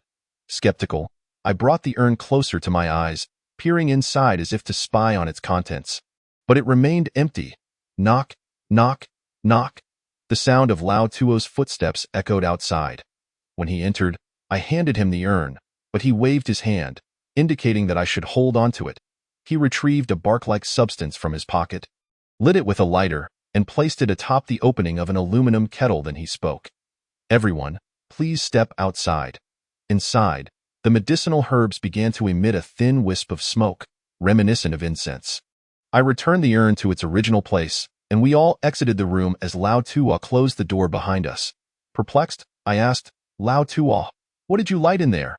He replied, "This is a specially crafted dragon saliva, infused with an insect-attracting scent, a precious gift from a friend. It works wonders for luring insects, and I suspect there may be other things in the room." Li Chuqing, the female doctor, was particularly sensitive to the scents of herbs.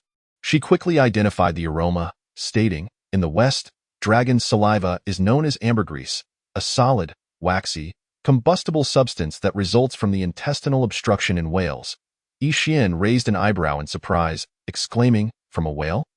Li Chuqing nodded, elaborating, "Specifically, dragon saliva is a secretion from the sperm whale. When it fails to digest the beaks of squids and octopuses, it solidifies in the intestines and is subsequently expelled. Freshly expelled dragon saliva is black and soft, with a foul odor, But after being washed by sunlight, air, and seawater over the years, it hardens, fades, and emits a pleasant fragrance, in ancient times. Only royalty could use it, and its refreshing scent is also the best bait for insects. It became clear that Lao Tua intended to use the dragon's saliva to lure out whatever was hidden in the bride's chamber. This small piece, no larger than a thumb, emitted an intense fragrance that we could even detect wafting through the cracks of the door. Its unique, sweet, earthy aroma akin to isopropanol. While we waited, I discreetly glanced at the spirit medium, hoping she wouldn't return just as we were rummaging through her belongings. Fortunately, she was preoccupied with her family. Along with Li Xiaoyi, performing various rites, laying out offerings, scattering rice, and so forth, leaving her quite busy. After about 15 minutes, Lao Tua reopened the door, and we stepped back into the room, only to be astounded by the sight before us. We were horrified to discover that something fluffy seemed to have been forced out from the crevices of the entire room. Those entities were concealed within radioactive fissures, nestled in the wooden joints, and lurking in the shadows, all emerging at once, on the bride's mosquito net. A multitude of insects had appeared. Centipedes, or money strings, as we commonly referred to them, sent chills down our spines as they crawled out. "Look at all those money strings," Yixian exclaimed in shock, her fear of insects evident. Dozens of centipedes, resembling miniature versions of their larger kin, clung to the red mosquito net, causing her to recoil to the doorway in horror. Who would have imagined the dragon's saliva would have such an immediate effect, drawing the insects out as they caught a whiff of the whale secretion? Li Chuqing, unfazed by the insects, crouched beneath a table and pointed to the ground, saying, "There are many more here." What lay on the ground were not centipedes, but mole crickets. Numerous mole crickets scurried about, resembling underdeveloped crickets, preferring damp places to burrow. I recalled hearing tales of shamans controlling mole crickets to burrow into people's brains for manipulation. Subsequently, we discovered various other insects in the corners of the room: millipedes, toads, beetles, and centipedes. The bride's chamber had transformed into an insect breeding ground. The sheer number of insects present was perplexing. If these creatures already inhabited the room, it was utterly incomprehensible. Where could they have come from? As I surveyed the uneven walls and the crevices in the doors and windows, I caught glimpses of various insect antennae protruding, leaving me to wonder just how many terrifying entities were hidden within that cramped space. "I should have considered this sooner," Lao Tua inhaled sharply, excitedly exclaiming. "I should have realized the true identity of this spirit medium." I was taken aback, asking, "Is she a white witch or a shaman?" Lao Tua shook his head. Wai Lei leaned in, suggesting, "Is she a mother spirit? A Taoist? A blessing master? A witch? A flower-viewing witch? A Miao shaman? Or a Wu shaman?" Over the years, we had encountered numerous masters and were well-versed in the identities of peculiar individuals. None of those. Lao Tua's revelation was met with shock, as if he had been deeply affected. After a pause, he finally uttered the next sentence. "Her true identity is actually Miss Insect." We all gasped. Miss Insect? The very name sent shivers down our spines. Curiosity piqued, we inquired about her exact role. Lao Tua, seemingly wary, twitched at the corner of his eye. Miss Insect is one of the disciples of the Vietnamese Wu and Sage sect. She specializes in raising insects, capable of controlling venomous creatures and summoning spirits with insect skins. She can command poisonous insects, and such women can even transform themselves into insects, engaging in romantic liaisons with them, making them their lovers. Chapter 27. Insect lovers. We were left with goosebumps. The idea of treating insects as lovers was simply unfathomable. In a world where women like Yixian, meticulous and pristine, could be thrown into a box of insects, she would surely take her own life in despair. A question arose in my mind. Were these insects summoned by the spirit medium, or did they simply manifest wherever Miss Insect appeared?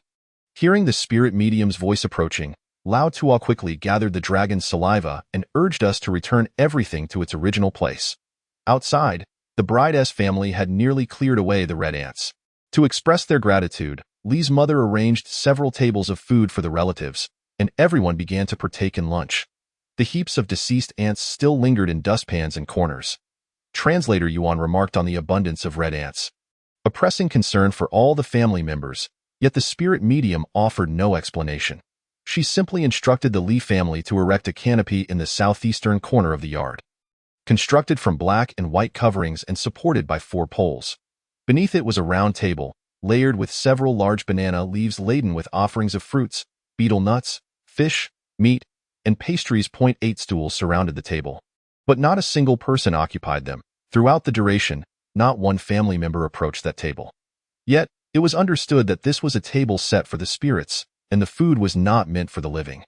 Lee's family also provided us with a table of food, as it was the second day of the wedding, primarily to entertain the female relatives. After taking a seat, translator Yuan busied himself with his phone. I inquired, "Who are you messaging?" Suddenly, a familiar sound of notifications emanated from Yuan's phone, causing me to pause in recognition. I asked, "Yuan, are you using QQ?" He looked up, smiled, and nodded. Yile, intrigued, chimed in, "What, do they have QQ in Vietnam too?" "Let me see." Yuan generously handed over his phone. I examined the screen, realizing that the QQ application used in Vietnam differed from ours, featuring a mascot resembling a duck, a typical imitation. However, it boasted a full array of functions. "Hey, I'll add you later." Yile laughed, leaning closer to Yuan and whispering, "Do Vietnamese girls like to add strangers?" Yuan replied, "If your Vietnamese is as good as a native speaker's, you can add as many girls as you want." Yile sighed, "Looks like I'll never manage to woo a Vietnamese girl." I chuckled. "With technology being so advanced, can't you use translation software?" Yuan suddenly remarked, "You know, I often add Chinese people to practice my Mandarin. I can speak it, but I struggle with many characters, and translation software can be cumbersome. WeChat is much more convenient." I was taken aback again, realizing that even WeChat had its knockoff in Vietnam. Li Chu-ching, perhaps genuinely hungry, decided it was time to replenish her energy and served herself some food with chopsticks. Yile, feeling equally famished after a busy morning, found even the most unpalatable food was better than nothing. Yi Xian, however, couldn't bear to eat and pointed to the empty round table, asking Yuan, "Why is there a table set for nothing?" Yuan glanced over and cautioned, "Stop staring at that, it's bad luck." At that moment, a family member approached the empty table and lit a stick of incense, placing it in the bowl of red sticky rice at its center. This was clearly a meal prepared for the spirits. On the other side, the spirit medium was no longer seated alone at the table, as she was now accompanied by the bride. Li Xiao. The bride's expression appeared somewhat dazed, suggesting that after yesterday's events, she was less timid but still bore an empty gaze. I pondered whether last night's horrors would leave an indelible mark on her life. The surrounding relatives kept their distance. Even Li's mother did not approach her daughter. The scene was indeed peculiar. Lao Tua suddenly suggested, "Let us go over and sit with the spirit medium." Upon the utterance of Lao Tua's words, we were all caught off guard. Initially, we observed that all the relatives kept their distance from the old woman, harboring an attitude of fear and aversion towards her. No one was willing to engage in conversation with her, for to them, she was merely a witch capable of cursing and casting spells. Naturally, we, as outsiders, followed suit and maintained our distance from the crone. Thus, when Lao Tua suddenly decided to approach her, we all felt a surge of anxiety. Yile cautioned, "Lao Tua, that woman is capricious. Be cautious when speaking with her. You wouldn't want to stir up any trouble. I've heard that the sorcery in Vietnam is quite peculiar and rather unorthodox." Before Yile could finish his warning, Lao Tua had already risen and was striding directly toward the old woman. Observing this, I discreetly activated my hidden camera, which was cleverly concealed in my wristwatch, and followed suit. Often, we were too apprehensive to film directly, as unforeseen circumstances could lead to various misfortunes. Thus, although surreptitious filming might be deemed unethical, it remained the best method for gathering material. Many video clips that our audience later viewed were either shaky, unclear, misaligned, or incomplete, the imperfections arising from our clandestine recording endeavors. Lao Tua seemed mentally prepared for the encounter. When he greeted the old woman, he performed a traditional Chinese bow. The old woman recognized him. He had likely made a lasting impression on her the previous day when he had assisted her at the empty grave. And she appeared grateful. Upon seeing Lao Tua standing before her, she reciprocated the gesture with a bow of her own. I recognized this returning of the bow. It was a fist and palm salute, further solidifying our belief in her identity.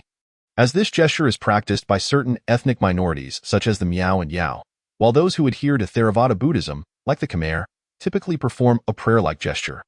This confirmed Lao Tua's earlier speculation that the old woman spoke a minority language, leading us to eliminate various dialects, including Thai, Muong, Khmer, Chinese, Nung, and Miao from consideration. This indicated that she belonged to a significant ethnic group in Vietnam, yet her lineage did not seem to include the history of the Black Teeth. She must be of the Yao ethnicity. Whether from Vietnam or China, she was at least of Chinese descent. Moreover, as I drew nearer to her, I noticed a peculiar scent emanating from her. It seemed as though she had applied or carried some special substance, which I suspected attracted various insects. Yi Lei, following closely behind, attempted to mimic the fist and palm salute, but upon seeing him, the old woman's expression transformed from normalcy to a fierce scowl, radiating hatred. Chapter 28. The dead man's comb, the sudden fury of the old woman, and the rapid shift in her demeanor were entirely unexpected. Lao Tuo's planned gestures for communication were dashed. The old woman abruptly turned away, her face a mask of anger as she departed. What on earth was happening? Yilei stood dumbfounded. We were all astonished. Was it a matter of insufficient seniority that prevented us from bowing properly? I froze in place, utterly bewildered, unable to comprehend the old woman's unpredictable temperament. Why was it that when the same gesture was made by us younger individuals, she dismissed it, responding instead with a cold countenance? Could it be that Yilei's greasy hands, having not been washed after the feast, had offended her? I suspected that the issue lay in how he performed the fist and palm salute, for this gesture is traditionally executed with the left hand embracing the right. Naturally and with appropriate tension, an incorrect formation, where the right hand embraces the left, signifies disrespect. With a look of indignation, Yilei shrugged, spreading his hands, insisting his hands were clean, and that he had indeed performed the correct gesture. I turned to call over Nguyen, recounting the earlier exchange. Nguyen seized Yilei's hand, urgently asking, "Is this truly how you bowed?" Yilei, looking perplexed, replied, yes. Oh dear, that was a mistake. Nguyen informed us, explaining that the misunderstanding likely stemmed from raising the hands too high during the bow. We were taken aback. What happens if they are raised too high?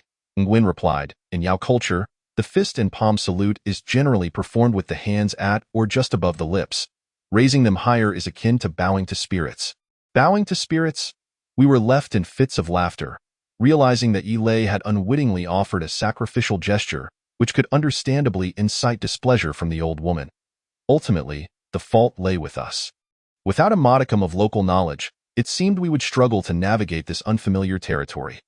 Lao Tua, still intent on apologizing to the old woman, was restrained by Nguyen, who whispered, "It's best if you all focus on filming and refrain from too much interaction with her.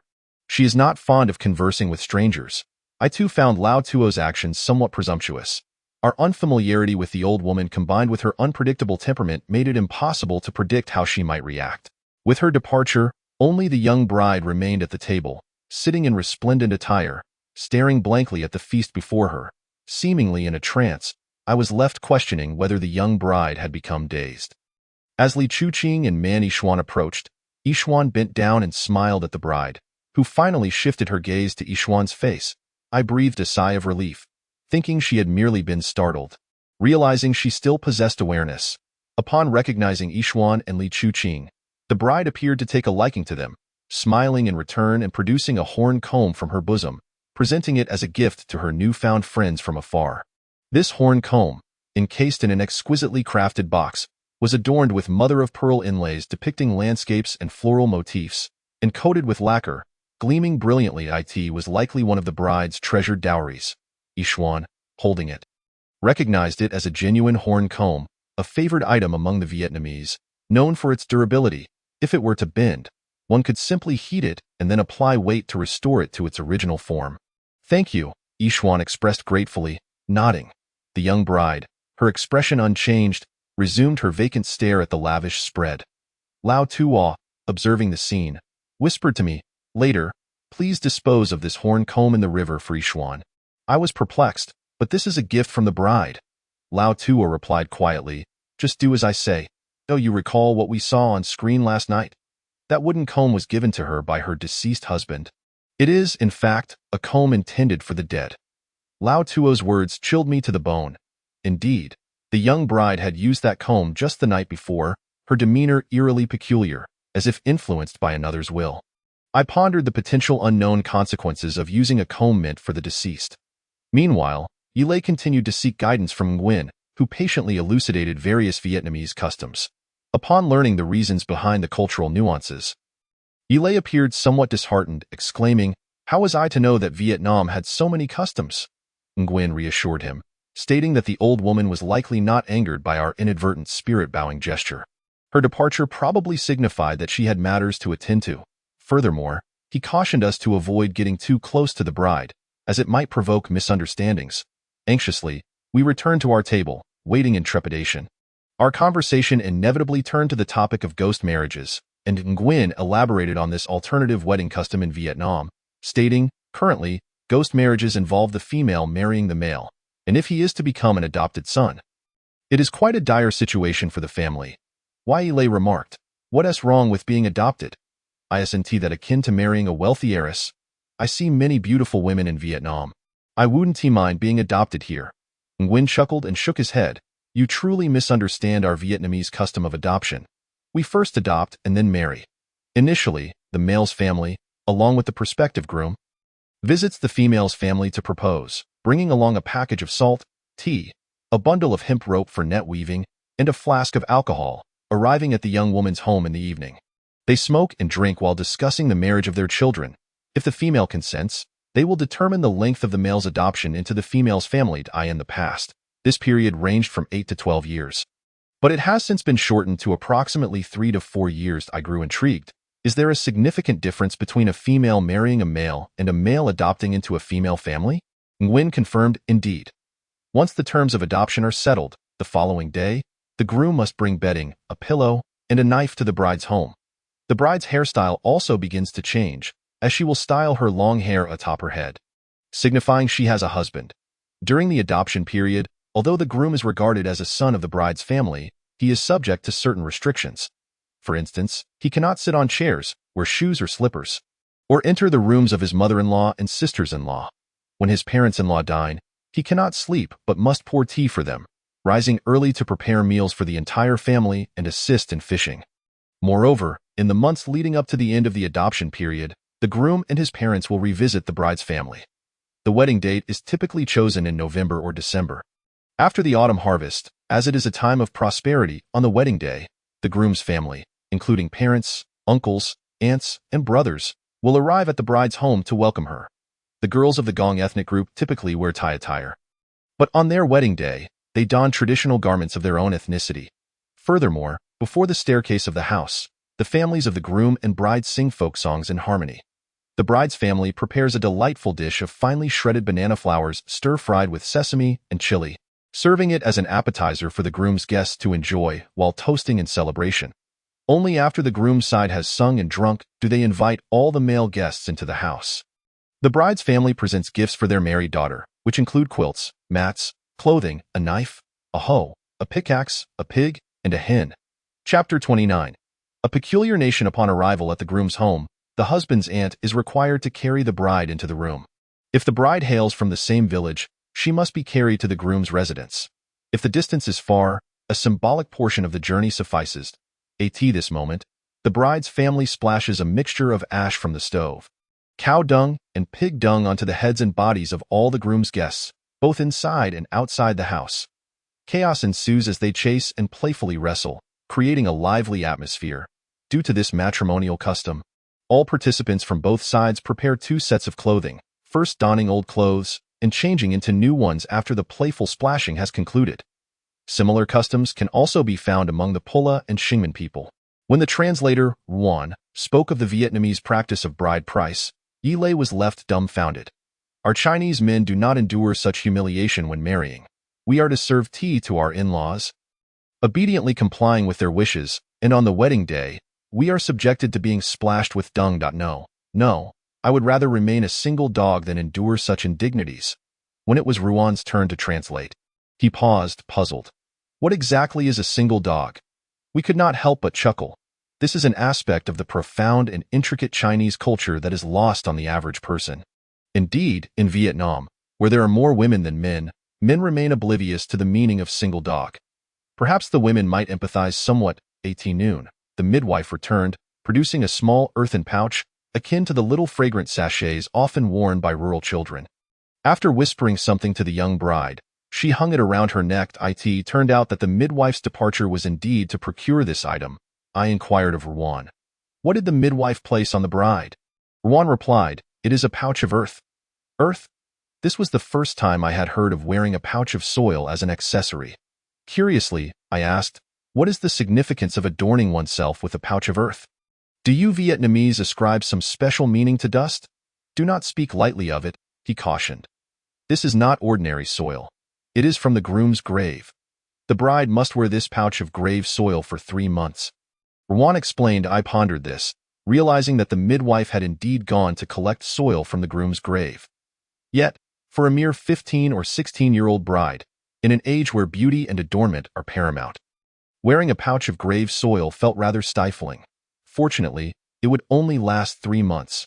I feared that when the time came to remove the pouch, the soil would have solidified into clumps. The bride's reception was markedly less boisterous than the previous day's festivities at the groom's home. According to Vietnamese customs, the groom's family is not permitted to attend the bride's wedding on this day. Therefore, the household of Li Xiaoyi was filled solely with her relatives, and the number of guests from the bride's side was modest, totaling around 20 to 30 individuals, sufficient to fill 5 or 6 tables in the courtyard. The overall atmosphere felt somewhat desolate. The attending relatives were neatly attired, with some donning traditional Ao Dai garments to convey a sense of solemnity. Among them were younger girls of similar age to Li Xiaoyi. However, upon realizing the nature of the marriage, none dared to approach the bride. The relatives' faces generally bore somber expressions. Although they engaged politely in conversation with Li's mother, it was evident that they were reluctant to participate in such a ghostly union. I imagined the sorrow of this ghost marriage, leading to a life of widowhood, compounded by the estrangement from friends and family. The shadow of a ghost marriage would linger throughout one's life. A truly distressing thought. I found myself at a loss for better subjects to film and record, but in the afternoon, a particularly lively segment unfolded. A temporary stage was erected at the banquet venue, and relatives were required to perform songs. This was a distinctive feature of the celebration. Some older individuals took to the stage to sing traditional folk songs reminiscent of our ethnic minorities, simple, melodious, and resonant with emotion. Through their performance, we glimpsed scenes of herding, firewood gathering, and weeding interwoven into their songs and dances, rich in meaning. An amusing moment arose when some of the younger generation opted to sing contemporary Vietnamese pop songs. Upon listening closely, I caught a girl performing a Vietnamese rendition of Dusk by Wang Chuanxiong. Her voice was sweet and clear, imbued with a unique charm. I quickly grabbed my camera to capture the moment, but the young girl, noticing my filming, grew self-conscious, as if she were recording for a live television show, keeping her hands stiffly by her sides, visibly nervous. Singing at weddings has become a highlight of Vietnamese matrimonial celebrations. As night fell, friends and family gathered once more for a banquet. After the meal, they gradually departed, restoring the Li household to its usual tranquility. The wedding festivities concluded, and we presented the bride's mother with the arranged bride price and gifts before bidding farewell to the Li family. That evening, we returned to the hotel where we had initially settled upon our arrival in Vietnam. At the hotel, I reviewed the 2 days of filming, recalling that on the first day, we received the ghost marriage invitation, hurried to the groom's house for the ceremony, witnessed the midwife preparing the empty coffin, followed her to the grave, and recorded the mysterious exorcism ritual. That night, I secretly filmed the bride's nuptial chamber process, only to encounter inexplicable malfunctions with the monitors and listening devices, interrupting the recording. Among the footage captured during the night was the midwife using an ancient urn for spiritual communication, cleansing the young bride with red grass, and the subsequent possession of the bride by a spirit, an exceedingly eerie occurrence. Until the following day, the young bride seemed as if she had lost her soul, scarcely uttering a word. Furthermore, early in the morning, a swarm of red ants appeared at the Li household, and we discovered a plethora of unidentified insects in the bride's room. All these occurrences felt distinctly surreal. After reviewing all the footage, I edited it thoroughly, yet I sensed something was missing. Prior to filming, I had envisioned various occurrences that might unfold during a ghost marriage, yet what I captured leaned heavily toward the mysterious. Yilei remarked, upon first hearing about filming a ghost marriage, I was filled with trepidation. I thought we would be witnessing a wedding conducted with a coffin or the dead present alongside the living. Lao Tua expressed his concerns, saying that young bride is merely 15 or 16. The fright she has endured these past 2 days has been severe. I fear she may succumb to overwhelming stress and despair. Yi Xian entered, her expression one of bewilderment. Strange, the cow horn comb the bride gave me has gone missing. I also reached for my ears and replied, I threw your comb into the river. Yi Xian, perplexed, responded, Why would you do that? I searched for it for quite some time. I glanced at Lao Tuo, who remarked that it was an item used by the deceased, and after using it, she might lose all her hair by nightfall. Yi Xian's eyes widened, and she regarded Lao Tuo with a mixture of suspicion and trepidation. Lao Tuo merely nodded slightly. Thus, Yi Xian fell silent. Chapter 30. Marriages across nations. Having completed the filming of the Vietnamese ghost marriage, I felt a lingering desire to delve deeper into the unknown, yet the wedding period had concluded, and we were obliged to make our departure. Seizing the opportunity during our leisure time, we gathered to chat. Naturally, the conversation shifted toward the topic of marriage. Reflecting upon that tender young bride, both Yi Lei and I felt a wave of emotion. Considering the current state of courtship in our country, where men pursuing women face considerable challenges, it is astonishing that a Vietnamese girl, a person much like us, could be so easily wed and subsequently accompany someone for a lifetime. It is truly a mix of humor and sorrow. In our nation, it is no wonder that we perpetuate those lamentations regarding the challenges of marriage. In China, to secure a wife and enjoy a night of bliss, one must first appease the mother-in-law. With the costs of marriage being astronomical and unfathomable, some have articulated it well, the financial ruin a man faces when working tirelessly for 2 to 3 decades to marry a woman of moderate status in Shanghai. The same holds true for a man laboring nearly 12 years for a woman of average standing in Nanjing, or 16 years for one in Guangzhou, and almost 25 years for a woman of similar status in Hangzhou. It sounds laughable, yet is it not the reality? I jested with a few friends, saying, in Vietnam, marrying a wife is a breeze. One can bring her home for just a few $1,000s.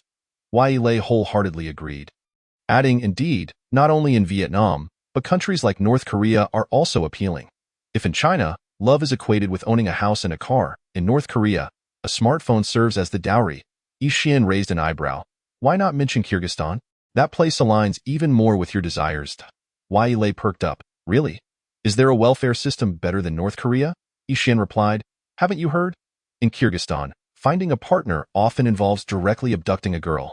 Yi Xian's mention of Kyrgyzstan paints it as another peculiar nation on earth, where nearly 2/3 of marriages originate from the practice of bride kidnapping. Approximately 15 million women are targeted for such abductions each year. The bride kidnapping phenomenon generally manifests in 2 forms. One where both parties share mutual affection, orchestrating a comical abduction as per traditional customs, ultimately leading to a joyful union. This scenario is exceedingly rare. More prevalent are instances where men meticulously orchestrate abductions without the women's knowledge, in Kyrgyzstan. Once a woman enters a man's home, she is deemed impure in this conservative nation. A girl who loses her virginity without a stable home is regarded as a damaged object, and once she departs from her captor, she is forever deprived of the opportunity to remarry. Confronted with rampant violence, the overwhelming majority of girls ultimately resign themselves to the grim reality of marrying whoever comes their way. The world is vast and filled with curiosities, akin to the bride market in Bulgaria, where such transactions are the most legitimate form of commerce, with marriage costs amounting to merely a few €1,000s. In the village of Modula, near Old Zagora in Bulgaria, thousands of Romani people gather annually for matchmaking, hence its moniker as the bride market. Reports suggest that a young woman's worth at such gatherings can reach several €1,000s. In Nigeria, it is considered a point of pride for locals to possess a bundle of wives, with the minimum marriage cost starting at $700. While polygamous practices remain prevalent in various cultures, they are most pronounced among the Yoruba people of Nigeria. Here, a man's number of wives signifies his elevated status and prestige. In this land, real estate holds little value, and banking options are scarce. Thus, a man's true wealth is measured by the number of wives he possesses. It is not uncommon for an average Yoruba man to have 10 wives, and if someone claims to have 50, it is hardly surprising. The minimum price for each bride hovers around $700, which the groom must pay to the bride's family, with the bride herself receiving a portion of this sum. Curiously, women there eagerly marry men with multiple wives, viewing it as an unparalleled honor. In their eyes, marrying a man with fewer wives is a lifelong disgrace. Once the bride's family receives the bride price, they promptly marry off their daughter, who then lives and works in her husband's household. If the bride price has been paid but the marriage does not occur, the bride's family must return the full amount. Should the bride's family refuse to allow their daughter to marry and decline to refund the bride price, the groom's family may seek legal recourse. Yi Lei's eyes sparkled with excitement. It seems we have indeed been born in the wrong place. Yi Xian chuckled. For instance, in Honduras, changing wives is the most perplexing of marital arrangements, with the prerequisite being that you already possess a Honduran wife. Then it's free. If you happen to have a Chinese girlfriend, I advise you to behave yourself. Be wary of losing a wife and ending up with a broken leg. Don't say I didn't warn you. Yi Lei paused. Are Honduran women perhaps of low status? Yi Xian replied. To some extent, yes. In Honduras, women are treated as commodities, exchanged repeatedly, and the government is powerless against this deeply entrenched custom. The issue lies in the fact that Hondurans have an insatiable appetite for exchanging wives, to the extent that children often do not know who their mother is. Consequently, the government has enacted regulations prohibiting private transactions for wife exchanges, mandating that they occur only during people gatherings, which can only be held once every 3 months. Typically, these trades between husbands involve swapping wives without any additional monetary exchange.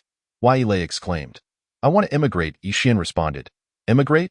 Then go to the Maasai, where you can trade cattle for wives. Yi Lei's eyes widened. What? Cattle for wives? Yi Xian nodded. Indeed, the more cattle a Maasai man possesses, the more wives he can have. In Maasai culture, a man's wealth is not measured by money but by the number of cattle and wives he owns. Both are indispensable. Wives are exchanged for cattle, so the more cattle one possesses, the more wives one can acquire. Doesn't that make the rancher a master of a harem? What is the purpose of marrying? There, the primary goal of marriage is simply to bear children. So after marriage, a woman may choose to spend the night with her husband or with other similarly aged married men. This is utterly intolerable.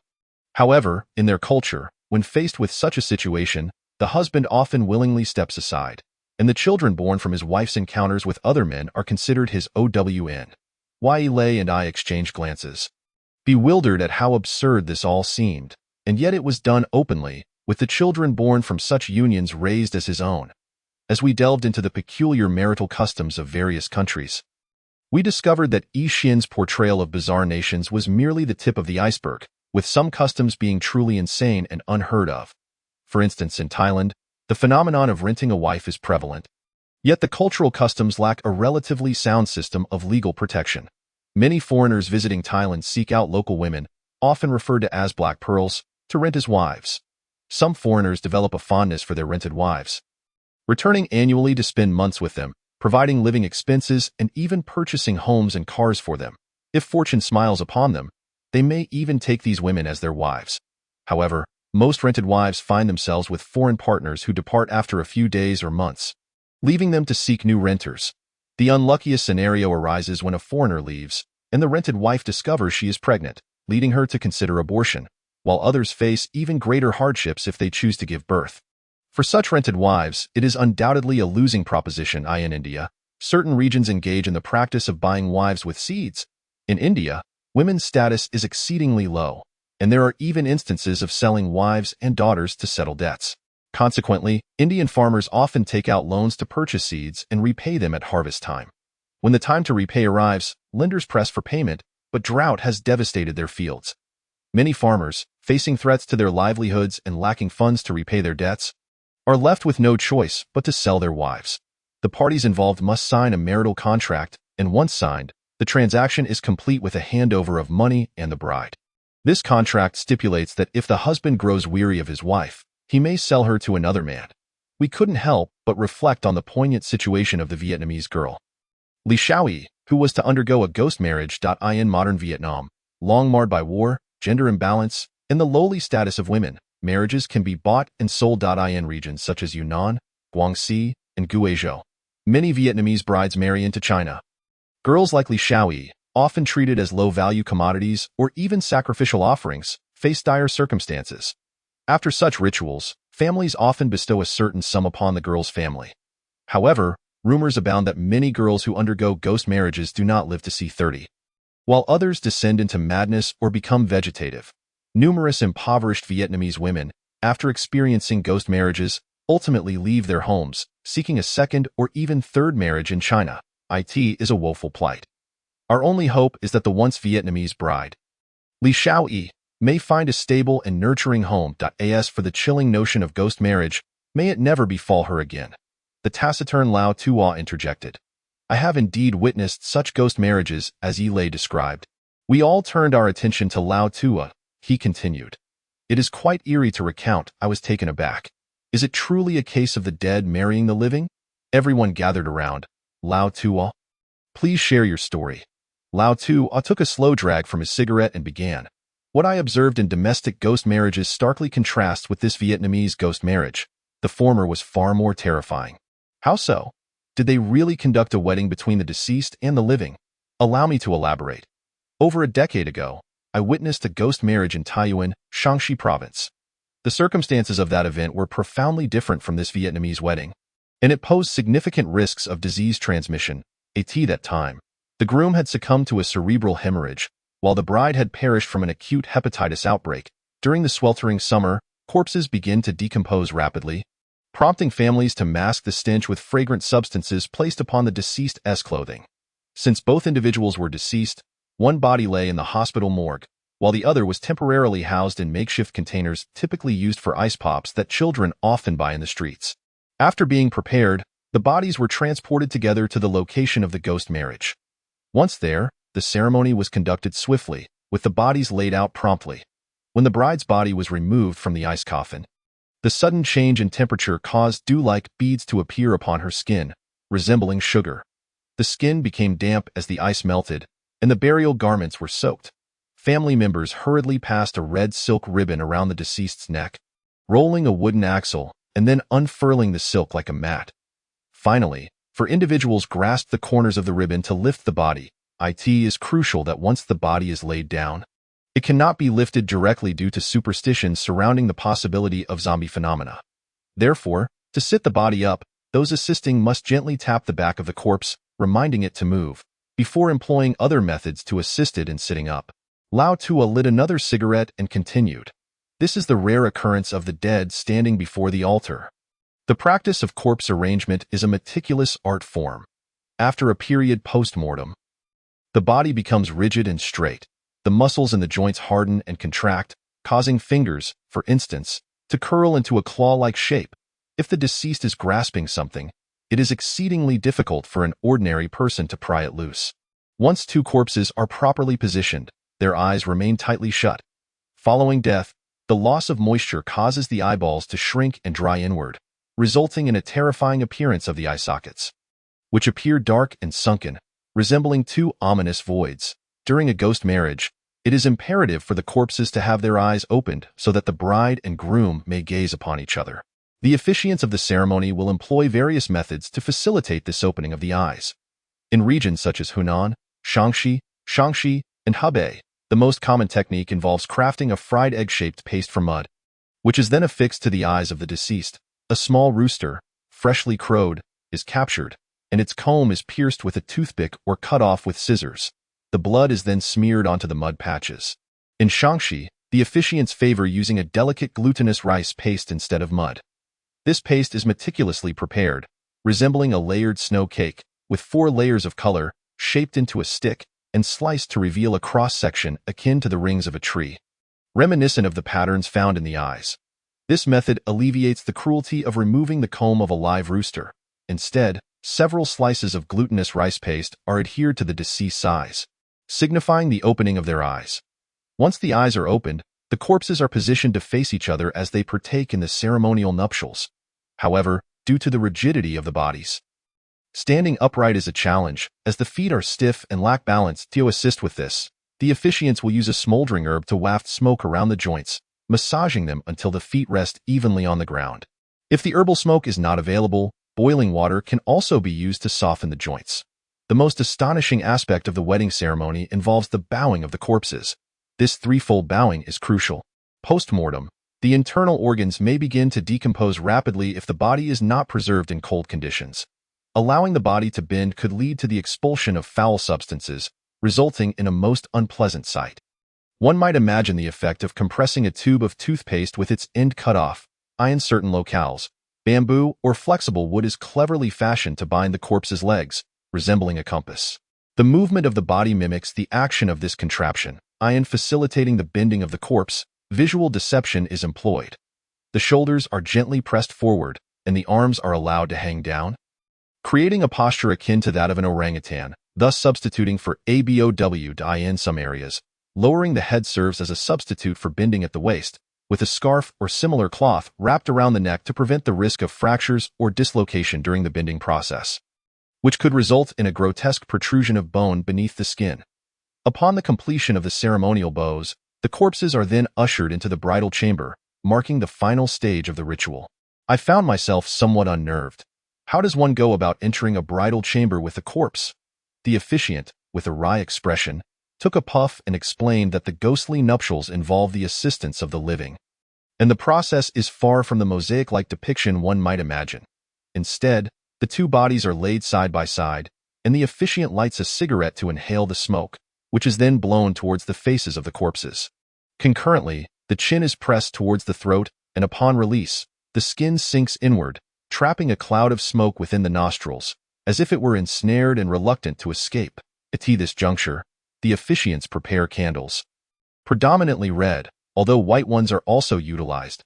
A single red candle is ignited, and the officiant tilts it, allowing the molten wax to drip onto the lips of the corpse while conversing with it as though nurturing an infant. Alternatively, the mouth may be pried open to allow the wax to flow within. After death, the tongue shrivels and retracts towards the throat and oral cavity, causing the wax to solidify upon the shriveled tongue, preventing it from trickling down the throat.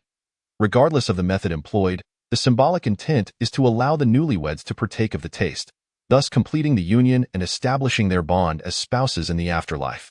Following this, the corpses are hastily returned to their coffins, laid to rest. In some instances, once the bodies are placed within the coffins, a small coffin is prepared to contain a pair of chickens, one male and one female, which are then buried alive alongside the deceased. This broadly outlines the distinctive regional practices surrounding ghost marriages in China. After old Tuo had recounted the details of such a macabre ceremony, a thought struck me. I recalled a time when chilling images of ghost marriages circulated on the internet. I felt compelled to address a particular matter. One image that gained notoriety depicted a pair of elegantly dressed yet expressionless individuals standing before a hall. The bride appeared to possess only one hand, her eyes not only rolled back but also bleeding, with her feet suspended in midair, purportedly supported by a wooden frame. This photograph can be readily found online. The horror attributed to this image stems from several factors: the expressions of the individuals, the peculiar colors of the photograph, and the eerie backdrop. Firstly, there is the notion of the woman's feet being suspended. Secondly, her eyes are rolled upwards, reminiscent of a hanging victim. The obscured figures behind the mirror are their effigies. The woman's garments and headpiece resemble those of a paper effigy burned for the deceased, and she is notably missing her right hand. With no shadows cast beneath her feet, I'm certain that readers acquainted with texts on ghost marriages have encountered this photograph, and many have shared it across various forums and social media platforms. Subsequently, numerous television stations endeavored to trace and unravel the mystery, leaving behind several ambiguous truths online. The first theory posits that the individuals in the photograph hail from the rural area of Yuhang. The woman, named Yi Zimei, was 17 and belonged to a wealthy family, while the young man, Wang Hade, was 19. They were engaged, but tragically, the woman succumbed to a fever shortly before the wedding in 1922. The man, unwilling to adhere to local customs and marry a deceased, fled to join the military, only to be forcibly returned by the woman's family. The photograph was taken in the late afternoon. The woman had been deceased for 6 days and was propped up by a wooden frame. Hence her feet did not touch the ground. Later, the man moved to Shanghai, where he ran a small tea house, marrying a local woman and fathering a daughter and son before passing away in 1988. His initial marriage was not of his choosing, as he was a handsome youth with little wealth, and the woman had leveraged her family's influence to secure the engagement. The second theory suggests that this photograph was taken between 1930 and 1933 in Guangdong. The woman, the only daughter of a prominent family, passed away prematurely, and after 10 days, a matchmaker facilitated the young man's entry into her family to inherit her estate. In ancient customs, it was deemed inauspicious for unmarried adults to die, prompting wealthy families to seek living partners for the deceased, while ordinary families would arrange ghost marriages. The deceased woman was propped up with a wooden frame, resulting in her legs being suspended. The third theory claims that the individuals in the photograph were residents of the Wang family courtyard in Shaanxi. The Chinese National Geographic magazine once featured this photograph on its cover to illustrate the local customs and culture. The fourth theory posits that this photograph is a wedding photo from a family, namely in Taiwan, preserved within the household, dating back to the Japanese occupation, during which the great-grandfather married the daughter of a large landowner. As for the origins of this photograph, there is concrete evidence suggesting that the narrative surrounding the ghost marriage associated with it is a fabrication. The Chinese National Geographic magazine even featured it as the cover photo for its 15th issue in 2002, showcasing the customs and culture of Shaanxi, a claim that can be substantiated. When we discussed this ghost marriage, Dr. Li Chuqing, a physician, could no longer contain herself. With her medical background, she noted that many aspects could be easily debunked. As fundamental knowledge was often overlooked, a moment's reflection could quickly discredit the convoluted theories presented. In reality, supporting a corpse with a wooden frame is nearly impossible. Dr. Li elaborated that a body begins to decompose within 72 hours post-mortem, and no one would utilize a decomposing body for a ghost marriage. At most, one might hold a spirit tablet as a substitute. Furthermore, if a true ghost marriage were to occur, the process would undoubtedly be horrific. Unless such scenes were commonplace. Wai Lei interjected, commonplace? How could such a terrifying occurrence ever be considered common? Dr. Li shook her head. That's merely a reflection of your limited experience. In the southern part of Sulawesi, Indonesia, it is customary to have professional corpse handlers who partake in the practice of changing the clothes of the deceased. After a certain period, family members will exhume their ancestors and dress them anew, allowing the corpses to dance with the living. The relatives exhibit complete immunity to the fear of death, treating the dead as they would the living. Chapter 33. Medical knowledge. I firmly believe in the words spoken by Dr. Li Chuqing regarding medical knowledge. After a person passes away, their physiological structure begins to disintegrate within 72 hours. For instance, if one were to prop up a deceased individual, the lower body S. pylorus would fail to close properly, potentially leading to the leakage of unsightly substances. This explains why, in hospitals, when someone dies, physicians meticulously plug all orifices of the corpse with cotton.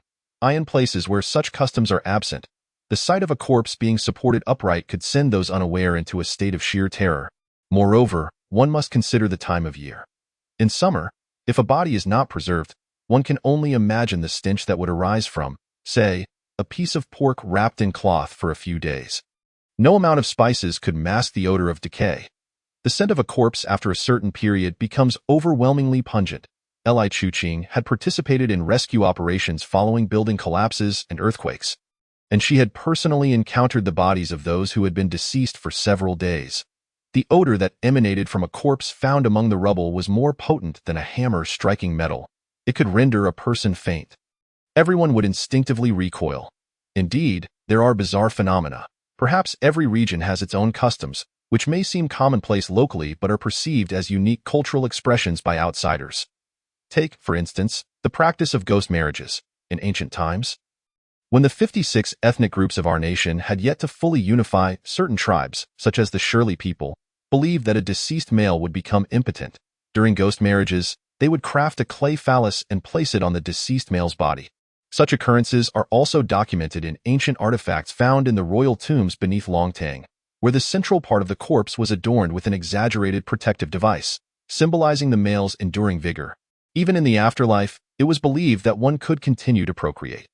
Many ancient cultures have thus given rise to the tradition of ghost marriages, which has persisted to this day. Similar explorations of ghost marriages are not uncommon on various paranormal television channels in our country, each with its own unique process. Today, in Vietnam, I even harbor the desire to document the mysterious Yin Posi, female ghost. The premise of our program is to unveil the veiled aspects of the supernatural, to expose the little-known practices of witchcraft and paranormal phenomena, tracking the inexplicable, uncovering feng shui mysteries, and sharing first-hand experiences of eerie events. Adventures in places deemed forbidden, involving archived files, unsolved cases, public reactions, and supernatural occurrences related to folklore. Destiny, feng shui, and the supernatural. Is this not the very essence of our exploration into the paranormal? When I shared my thoughts with Lao Tuo and the others, Yilei nearly lost his composure. Fangu? You must be out of your mind. Just thinking about that black-toothed posy gives me goosebumps. Have you not noticed that for the past few days, all the wedding guests have been keeping their distance from her? I believe that old hag is far more terrifying than a contagious virus. If you wish to film her, you might as well kill me first. I rubbed my ears contemplatively and suggested, we need not confront the posy directly. We could employ covert filming techniques, much like paparazzi, to shadow her for a while. Waile shook his head vigorously.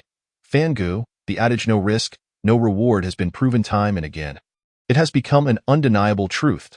I urge you to abandon this notion before we meet our end in a foreign land, with no one to retrieve our bodies, leaving us to be fed to the insects by that posy. Thus, your life would be forfeit. After much discussion, even Lao Tua nodded in agreement. I can tell that the posy is not particularly friendly towards us. Such shamans are capricious. It is best not to provoke her. My suggestion was thus rendered moot. However, it seemed that our journey would ultimately lead us back to that posy, but that is a tale for another time. Upon concluding the ghost marriage filming, we received a second assignment from the station, to journey to Vietnam's Lang Son province in search of a place known as Ba Wai Mountain, also referred to as the 152 Highland. For now, let us call it the 152 Highland, but after researching the matter, I discovered that today, this highland is no longer called the 152 Highland. It is known locally in Lang Son as Wu Min. Due to the local dialect, I am unable to translate its precise meaning. Why are we venturing to Wu Min in Lang Son? The reason is straightforward, and the station has provided us with materials pertaining to our search for Wu Min. This matter traces back to a war that occurred over 30 years ago. More on that later. The materials we received describe, during the Lang Son campaign, the Vietnamese forces employed chemical weapons in an attempt to disrupt our military's formation, thereby enhancing their defensive capabilities against our assault.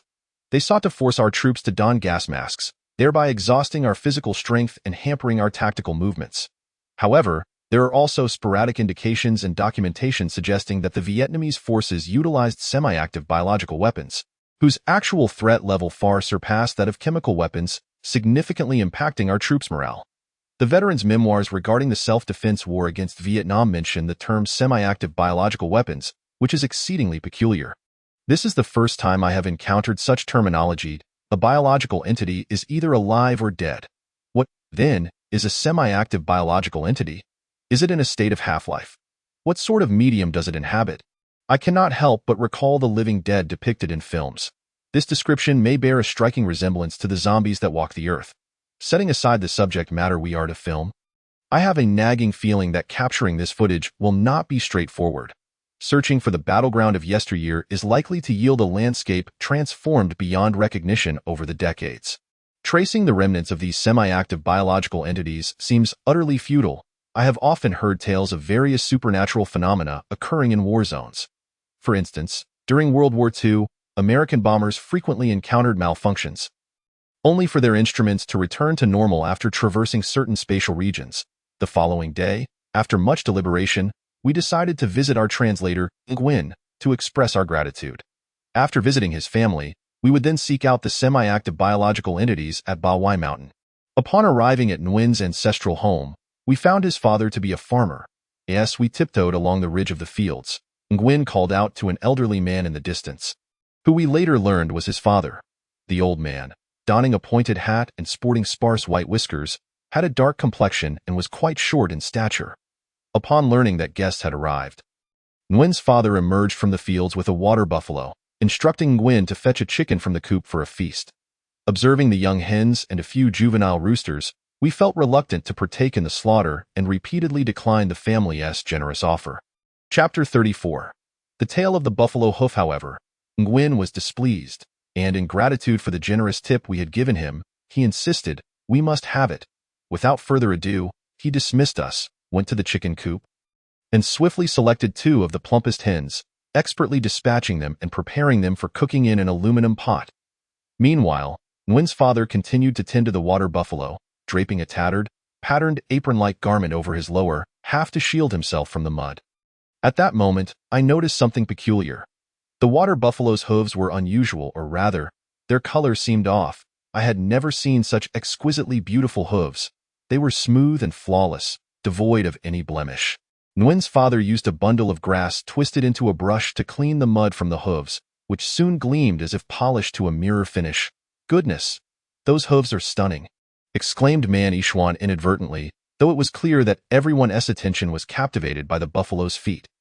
The buffalo appeared as if it were wearing 2 pairs of glossy, polished shoes, and its rather slender physique only heightened the incongruity.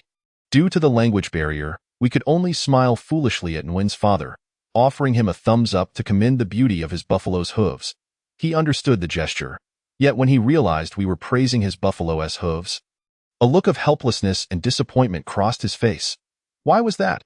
The shaman Lao Tua squatted beside the buffalo to investigate further. The water buffalo was docile, allowing strangers to stroke its hide. I joined him, and as Lao Tua gently tapped and scraped the hoof with a small stick, we quickly discerned the truth. This was a disabled buffalo. Why? Because its hooves were not genuine but rather artificial replicas. Having seen real buffalo hooves before, I could easily distinguish between the authentic and the counterfeit. Genuine buffalo hooves exhibit distinct wrinkles and wear marks, much like human shoes that bear signs of use. This buffalo had iron hooves affixed to its feet. Lao Tua contemplated this revelation. This buffalo has had its hooves removed. Yi Lei, curious, scratched his ear and inquired, why would someone remove a buffalo's hooves? Ishuan replied, clearly, this was not done by someone from the family. It must have been the work of outsiders. Lao Tua nodded. Earlier, Nguyen's father was training the buffalo in the rice fields. This buffalo must have been purchased recently, and the Nguyen family has likely fallen victim to unscrupulous merchants. When they bought it, they must have received it with fake hooves. Lao Tua added, in Vietnam, rice cultivation can only be accomplished with the aid of water buffalo. I remember back in my youth, during the time when Vietnam was still in a communal state, production assets belonged to the collective. Northern Vietnamese merchants would purchase buffalo hooves at high prices, while the South would pilfer the hard shells of collective water buffalo to sell. Indeed, the hard shells of living water buffalo. After forcibly removing the hooves of the water buffalo, it can still walk, albeit with tender flesh and delicate bones exposed. Lao Tua continued. After some time, the exposed flesh will age, becoming encrusted with dirt and grime, rendering it nearly unrecognizable.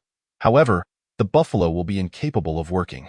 Thus, unscrupulous merchants will sell such water buffaloes again.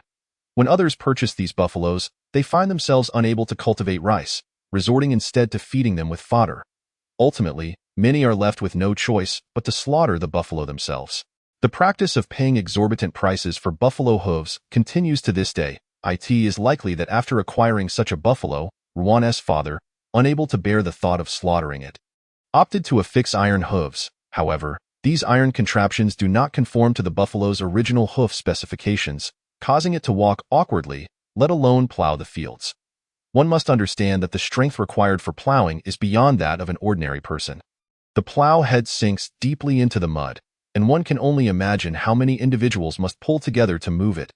Without its original hooves, the buffalo is reduced to using cartilage to tread the earth.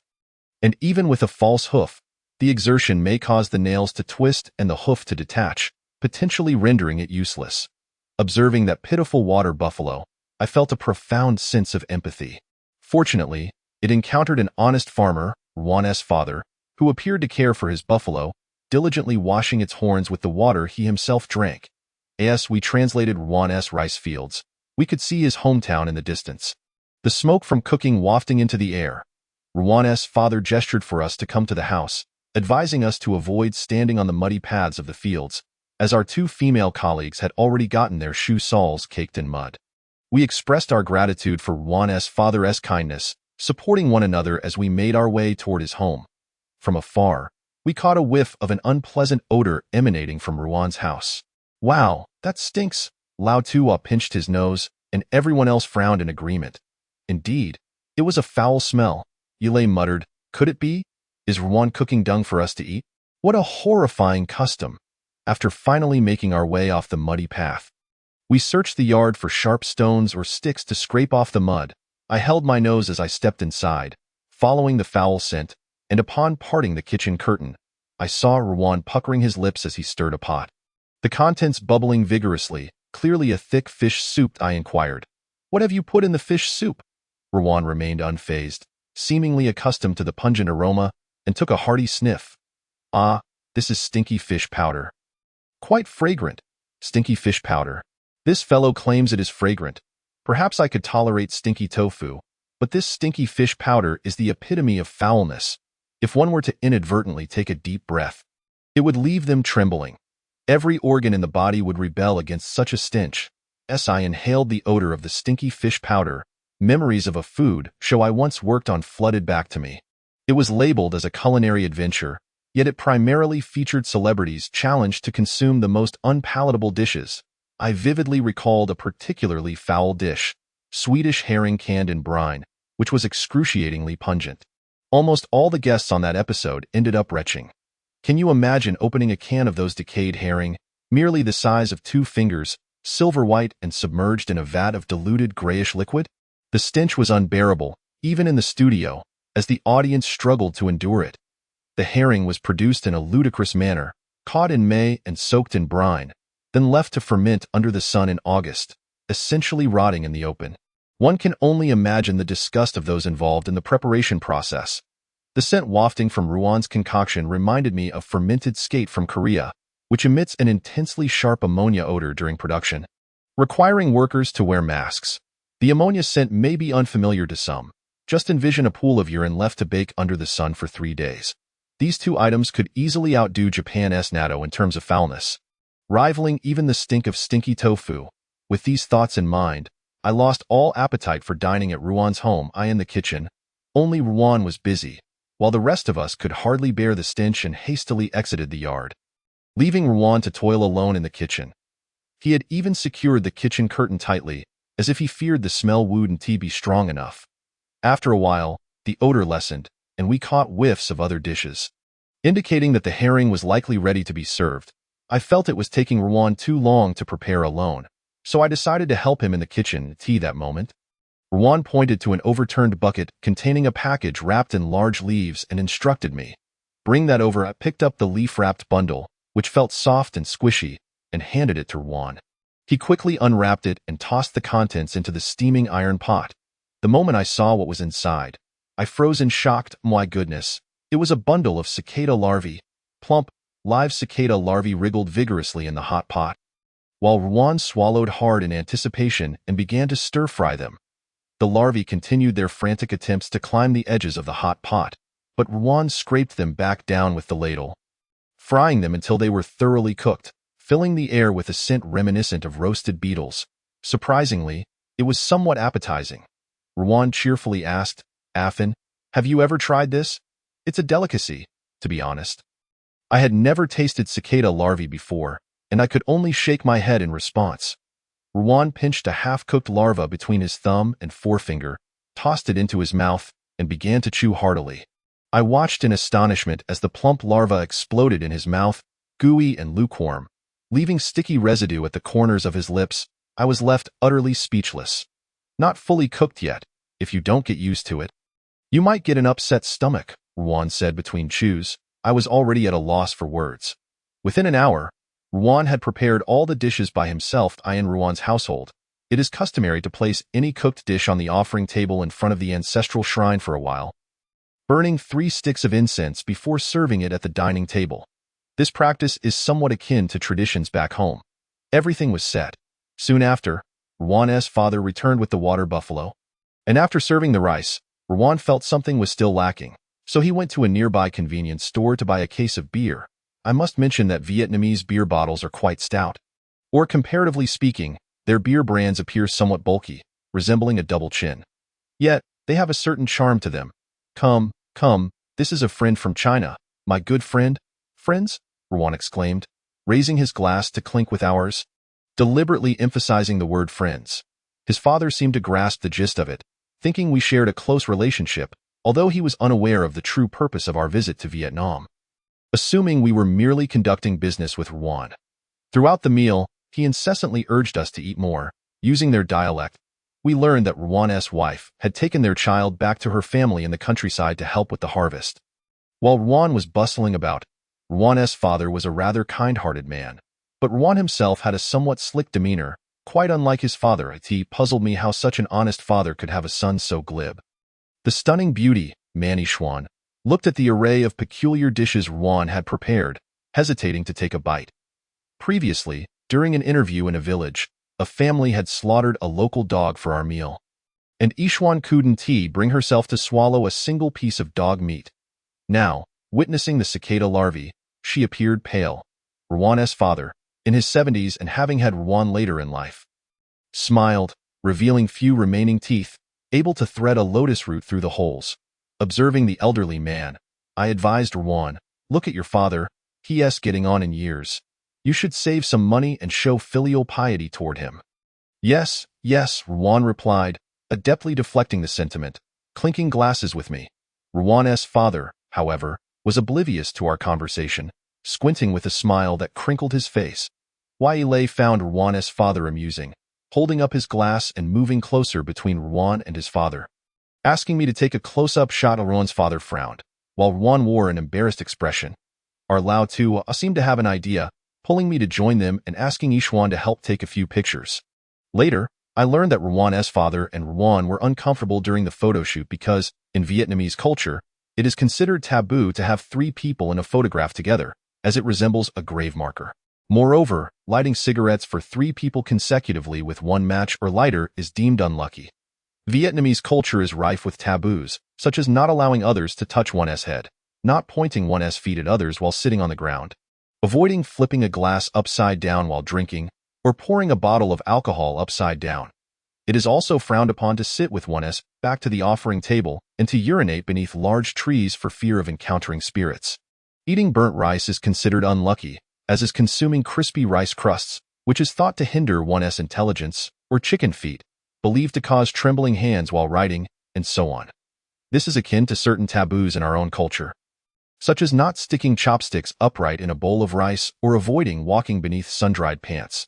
During this meal, apart from Ruan and his father enjoying their food heartily, the rest of us merely went through the motions. Wondering what sort of meal this was. Apart from rice, there are numerous vegetables, yet their flavors are so bland that it seems as though salt has been forgotten. However, sugar, vinegar, and oyster sauce are liberally added, making the dishes taste akin to desserts. Surprisingly, there is even a dish of steamed bamboo, which feels as if one is consuming mere grass.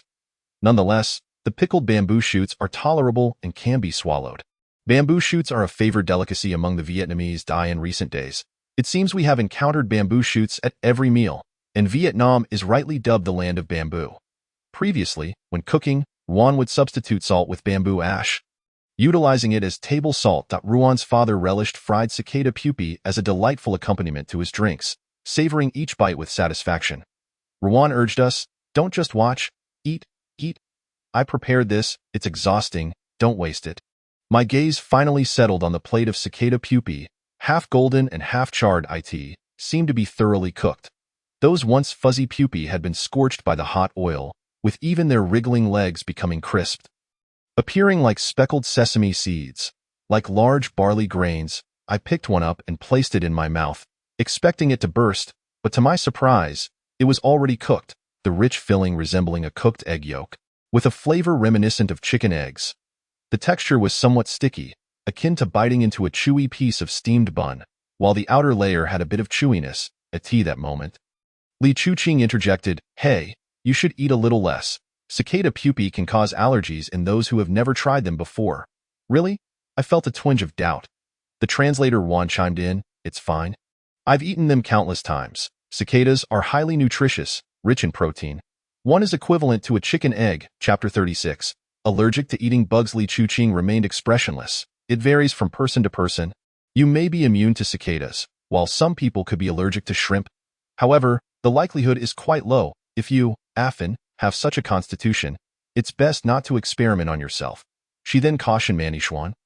Ishwan, if you develop an allergy to cicadas, it would be a shame for your beautiful face. Without a second thought, Man Ishwan pouted, I don't want to eat those, showing her aversion to the bugs. Everyone laughed at her exaggerated reaction. Wailei leaned close to me and whispered, Afin, don't listen to Li Chuqing. These are golden cicadas. Eating them is said to nourish vitality, support lung and kidney health, combat bacteria, lower blood pressure. It's all benefits with no drawbacks. I ate plenty when I was young. Hearing this, I, confident in my robust health and adventurous palate, thought surely this small cicada pupae would not pose a challenge. Thus, I indulged in a few more. Tragically, Li Chuqing's warning soon became a prophecy, striking me like a thunderbolt. My ordeal commenced as the old television in Ruan's home was broadcasting a popular local variety show. Vietnam's The Voice. I found it quite intriguing. Ruan informed me that the show had been airing for quite some time, having started its first season in July 2012, just 5 days before China's version. The production was of high quality, featuring a luxurious lineup, with 4 judges who are influential Vietnamese celebrities, such as Nguyen Minh Tuet, whose total album sales have surpassed 10 million copies. Thus, I watched this imitation channel with great interest. Finding it engaging. 10 minutes later, I suddenly felt an itch in my chest and neck. Initially, I dismissed it, thinking it was merely a mosquito bite. However, the itch intensified, and soon Yilei exclaimed, "Affan, what's wrong with your neck?" I looked down but could not see my neck. However, a large red patch had already formed on the right side of my chest, intensely itchy and unrelieved by scratching. Li Chuqing's gaze fell upon my rash. And with a glance, she stated, "Don't even think about it. That's definitely an allergy. You have acute onset symptoms. Food allergies typically manifest within half an hour of consuming the offending food." What? I found it hard to believe. The retribution for eating cicada pupae had arrived. Li Chuqing asked, "Do you feel numbness in your lips and tongue, itching in your throat and esophagus, a sensation of obstruction in your throat, or hives and possible asthma attacks?" I had consumed some alcohol, so perhaps my symptoms were not as severe as she described. I shook my head, replying, "I just feel itchy, even inside my ears." Li Chuqing reassured me, "That's good. Just itching isn't serious. If you experience abdominal pain, diarrhea, vomiting, or acute abdominal symptoms, then it could be problematic." I quickly inquired about the consequences if such symptoms develop later. Li Chuqing explained, "That could lead to chest tightness, shortness of breath, and potentially rapid onset of anaphylactic shock. Some may even experience allergic purpura or even bloody stools." Do you have any idea how many cases of food allergies leading to airway swelling and suffocation are reported in hospitals each year? But looking at you now, you generally won't die, so don't worry. I'll go get you some medication. I was struck dumb. Why didn't you say so earlier? Did I not warn you just now? Li Chuqing, somewhat gleefully, exited the room. Ruan, feeling awkward, said, "Affan, I truly didn't know eating this would lead to such a reaction." "What reaction?" I replied, twitching. Yilei burst into laughter. "It's an allergic reaction," Ruan replied earnestly. "In China, don't you say that having an allergic reaction is just itching?" I was utterly exasperated. Lao Tua attempted to console me. "Affan, this is a mild allergic reaction. You actually don't need medication, just apply saline solution, and it should subside after a few hours." Li Chuqing returned with the medication, coldly asking, "Shall I apply it for you? Or would you like to do it yourself?" I didn't hear her clearly, too preoccupied with scratching. Seeing my lack of response, Li Chuqing abruptly lifted me up. Tugging at my clothing to apply the medicine, I hastily tried to shield myself from her hands. This girl was far too forward. With so many people watching, I stammered, "I think I'll apply it myself." Li Chuqing casually tossed me several boxes, saying, "I've seen it all. You don't need to be shy. The ointment is for external use, while the cetirizine or loratadine tablets are for internal use. Just follow the instructions." Wow, I had never encountered such a casual doctor before. I asked, "What if the internal medication conflicts?" Yilei chimed in, "Li Chuqing, my ears are itchy too." Li Chuqing paused. "I've never heard of itching inside the ears after an allergy. If your ears are itchy, just clean them yourself." Yilei, feeling embarrassed, said, "Fine, let me suffer for eating cicada pupae. Serves you right." Li Chuqing resumed her meal, continuing to eat as if nothing had happened. I was amazed by her efficiency and decisiveness.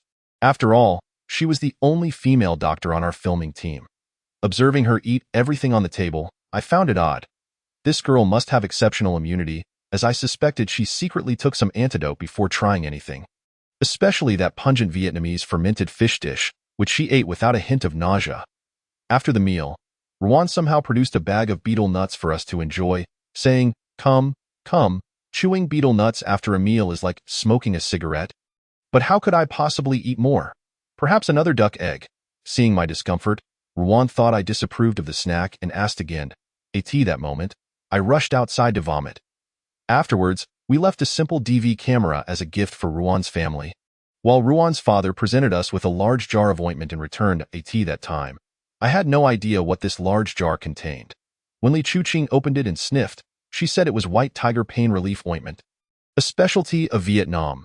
Vietnam boasts many treasures, and white tiger pain relief ointment is one of the 3 Vietnamese treasures, which also include Vietnamese perfume and Vietnamese horn combs. These items are commonly found in Vietnam, used as frequently and widely as the snow flower cream and essential balm we once used. We mentioned that we might need to shoot in Lang Sun the next day, and that Ruan need not accompany us. Suddenly, translator Ruan pulled out a dusty flat plastic box from his belongings, saying, Come, Affan, before you leave, let us have a little contest. Upon opening the plastic box, to my surprise, it contained a chess set. Each piece was clearly engraved with characters resembling chariots, horses, and generals, and though the box was old, the pieces were remarkably well preserved, indicating his fondness for chess. Oh, you Vietnamese play Chinese chess too? I exclaimed in astonishment. Translator Juan replied, Well, it's just for leisure. Our chairman Ho Chi Minh also enjoyed playing. Chapter 37. Insects hidden in ear holes. If we were to consider which country boasts the highest popularity of Chinese chess in the world, few would guess it is not China, but Vietnam. You might not believe it, but among the over 60 million Vietnamese, more than 20 million can play chess. Although the total number of chess players here is far fewer than in my country, the popularity rate has surpassed that of China, making it a national pastime in Vietnam. As a member of the nation that invented chess, I felt I must accept this challenge.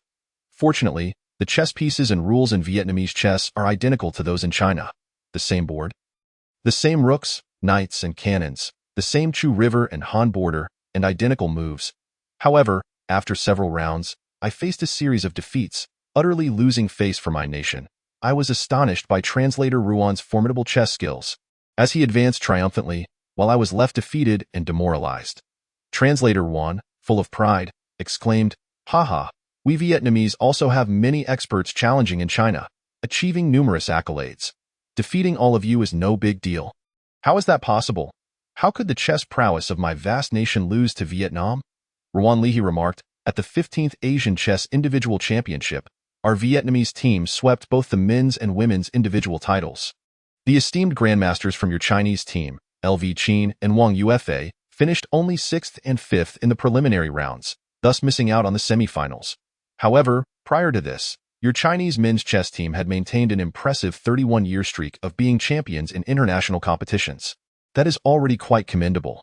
Well, as a mere chess enthusiast, I often find myself at the mercy of ordinary folks in Vietnam, who wander about in tank tops and shorts, and it truly brings shame to my homeland.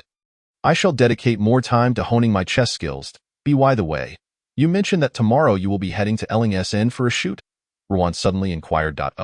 Our station has tasked us with seeking traces of a creature known as semi-active organisms in a place called Ba Wai Mountain in Eling SN, specifically in an area referred to as Wu Min. I replied. Wu Min, you say? Ruan's expression remained neutral.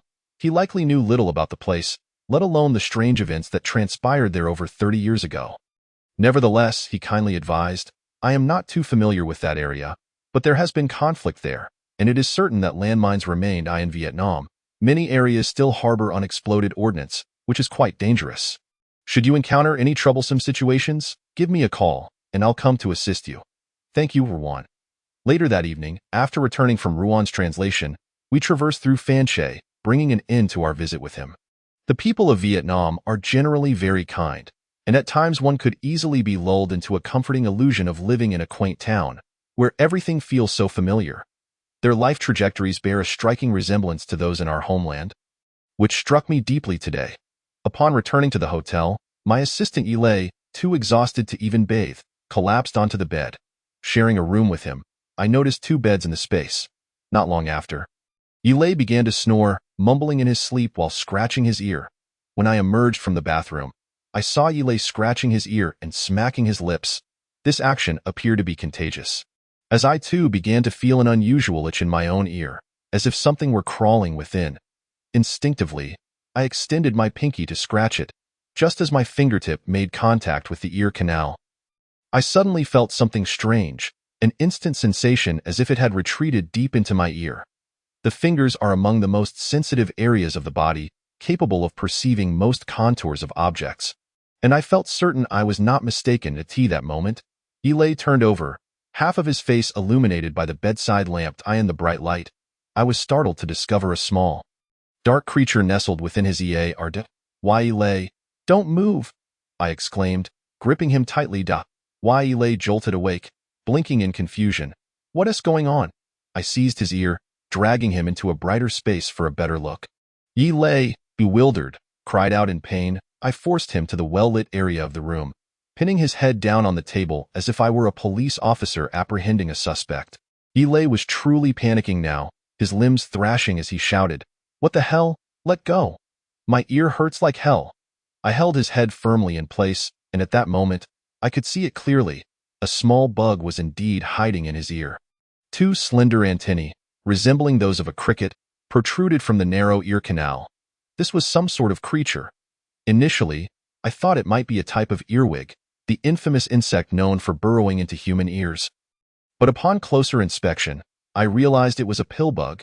Pillbugs, resembling small watermelon bugs, thrive in dark, moist environments, usually residing beneath decaying wood, leaf litter, or stones, and sometimes even appearing in thatched houses or courtyards. How could it have ended up in Eli's ear? "Stay still, just wait," I declared, pulling out a pack of cigarettes that Juan had given me previously, lighting one and puffing smoke toward his ear. This was an old trick I had learned. If there's an insect in the ear, blowing smoke into it might coax it out. However, this method surprisingly failed. The pillbug retreated entirely, like a turtle withdrawing into its shell. Why, Eli, in a fit of rage, yelled, "Chun Fanshu, you're a freak. Did you just bite my earlobe?" I spat back, "Quit being disgusting. There's a bug in your ear, and I'm trying to help you get it out." Eli was vigorously digging at his ear, shouting, "I can't believe you." I retorted, "Believe it or not, it's your choice. Don't blame me for your foolishness." Eli was fuming. Despite my grip on his head, his mouth was still free. "Who are you calling foolish?" I tugged at his ear to create a bit of space. "It appears you're quite ill. How could you not notice a bug growing in your ear? Tell me, how could you not be foolish?" I inquired. Why, Eli, still skeptical, began to recall that he had indeed been experiencing an inexplicable itch in his ear lately, often scratching it without discovering anything. Finally, Eli seemed to relent, his eyes wide. "Wait, are you saying I really have a bug in my ear?" At this point, he would have preferred to believe it was merely a large earwax blockage. I vaguely remembered another remedy, which involved lying on one's side with the affected ear facing up and dripping a few drops of cooking oil into it. This could either drown or immobilize the bug, allowing it to be expelled along with the oil. Following that, one would rinse the ear canal with warm water. Chapter 38. The terrifying ear bug. This is an ancient remedy. Historical medical texts in our country have long recorded methods for dealing with insects entering the ear, such as using alcohol or oil to suffocate them. The purpose of using alcohol or oil is to quickly drown or kill the small creature, and even if it does not die, it will be rendered immobile, minimizing pain. That I thought to myself, "Eli, just wait a moment. I'll find some cooking oil or something suitable." Downstairs in the hotel, I couldn't locate any strong alcohol, but a nearby restaurant was just about to close. I managed to persuade the owner to let me into the kitchen, where I discovered only cooking wine. However, I did manage to acquire some cooking oil, and upon spotting a bunch of scallions on the cutting board, I suddenly recalled that scallion juice could also coax bugs out of the ear, a traditional folk remedy I decided to take with me. Upon returning, Eli saw me holding cooking oil in one hand and scallions in the other. Before he could comprehend the situation, I had once again pinned him down on the floor. I broke off a slender piece, hastily using it as a conduit to pour the cooking oil into his ear. Eli squirmed, scratching at his ear in discomfort. With his movement, I accidentally tilted the oil bottle, causing it to spill all over his face. Why, Eli, now covered in oil, sputtered angrily, hey, take it easy. What kind of nonsense is this? You just drenched my face. What with your hands, covered in scallions and oil? Is this some kind of steamed pig's head recipe?" After uttering that, Eli seemed to realize he had misspoken. His eyes rolling as he contemplated my words, I chided him. "It's all your fault for moving around. Who else can you blame for this mess?" Eli retorted defiantly, "With all this itching, who could stand it? If you're not skilled, Don't meddle in matters beyond your expertise. Go fetch Li Chuqing. After Yilei's comment, he started to ponder if he had misspoken again. I stifled a laugh. Yes, you're right. Just calm down. Actually, certain small insects are phototropic, which means they can be coaxed out by shining a flashlight into the ear canal. However, pillbugs prefer dark places and will only burrow deeper. Patience is key. Just then, our door creaked open, revealing Man Yixuan wrapped in a towel. Her expression quickly froze, her eyes widening and her mouth slightly agape in disbelief. I froze as well, glancing down at my attire. Having just finished showering, I was wearing a shirt missing a button, exposing my chest, while Yilei was pinned beneath me, his rear end sticking up, and in my hand was a bottle of oil. Yixuan, let me explain. You, she stammered, her face contorting with disgust as she turned to flee. Wait, Yixuan. I released Yilei and tossed the oil bottle to him, rushing after her. Goodness, my reputation? Yilei exclaimed, struggling to free himself. Indeed, after working together for so long, such an incident could shatter anyone's worldview. I dashed into Yixuan's room, ready to clarify, only to find Li Chuqing emerging from within, seemingly already informed of our predicament through Yixuan. Before I could utter a word, Li Chuqing spoke in an oddly measured tone. I don't care about your affairs, but do remember to maintain personal hygiene. I nearly choked. What do you mean by personal hygiene? I'm a straight man. I was merely trying to help Yilei get a bug out of his ear. A bug? Li Chuqing paused, her eyes widening. What bug? Just come and see for yourself. I dare not recklessly trouble Yilei. After all, Li Chuqing is a female physician, and she will undoubtedly know how to handle the situation. At that moment, Yilei, resembling a disheveled woman of ill repute, peered out from the doorway, his visage betraying an acute sense of shame upon seeing Li Chuqing and Yixian.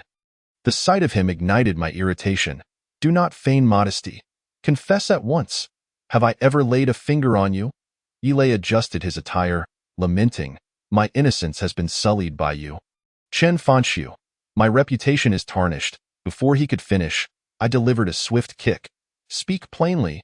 Yilei scrambled to his feet, retorting, you yourself claimed my ears were infested. I turned to Li Chuqing and urged, you should verify the truth for yourself. As she approached, ready to examine him, she was taken aback by the greasy state of Yilei's face, exclaiming, who did this to you? I shrugged, my hands raised in a gesture of embarrassment. I thought I could manage this trivial matter. But it seems I have made a mess of it. Li Chuqing shook her head slightly, sighed, and took it upon herself to wipe the grease from Yilei's face. After a moment of observation, she instructed him to wait and promptly returned to her room to fetch a first aid kit. This medical kit was imported from our homeland, filled with emergency supplies for human health, disinfectants, saline solution, bandaging materials, scissors, forceps, and adrenaline syringes, among others. Li Chuqing shone a bright flashlight into Yilei's ear, prompting the pest to recoil in terror. I retrieved the smallest pair of tweezers from the kit, eager to assist in extracting the intruder, but Li Chuqing quickly halted me. Do not use the tweezers. The creature will burrow deeper in fear, and if it punctures the eardrum, it would be disastrous. The eardrum, a delicate, elastic, semi-transparent membrane, serves to separate the outer ear from the middle ear. Should the creature penetrate further, Yilei would be left mute, resorting to gestures. Yilei appeared horrified, asking, what should we do? Li Chuqing coolly instructed, do not move. If you wish to avoid a perforated eardrum, keep silent.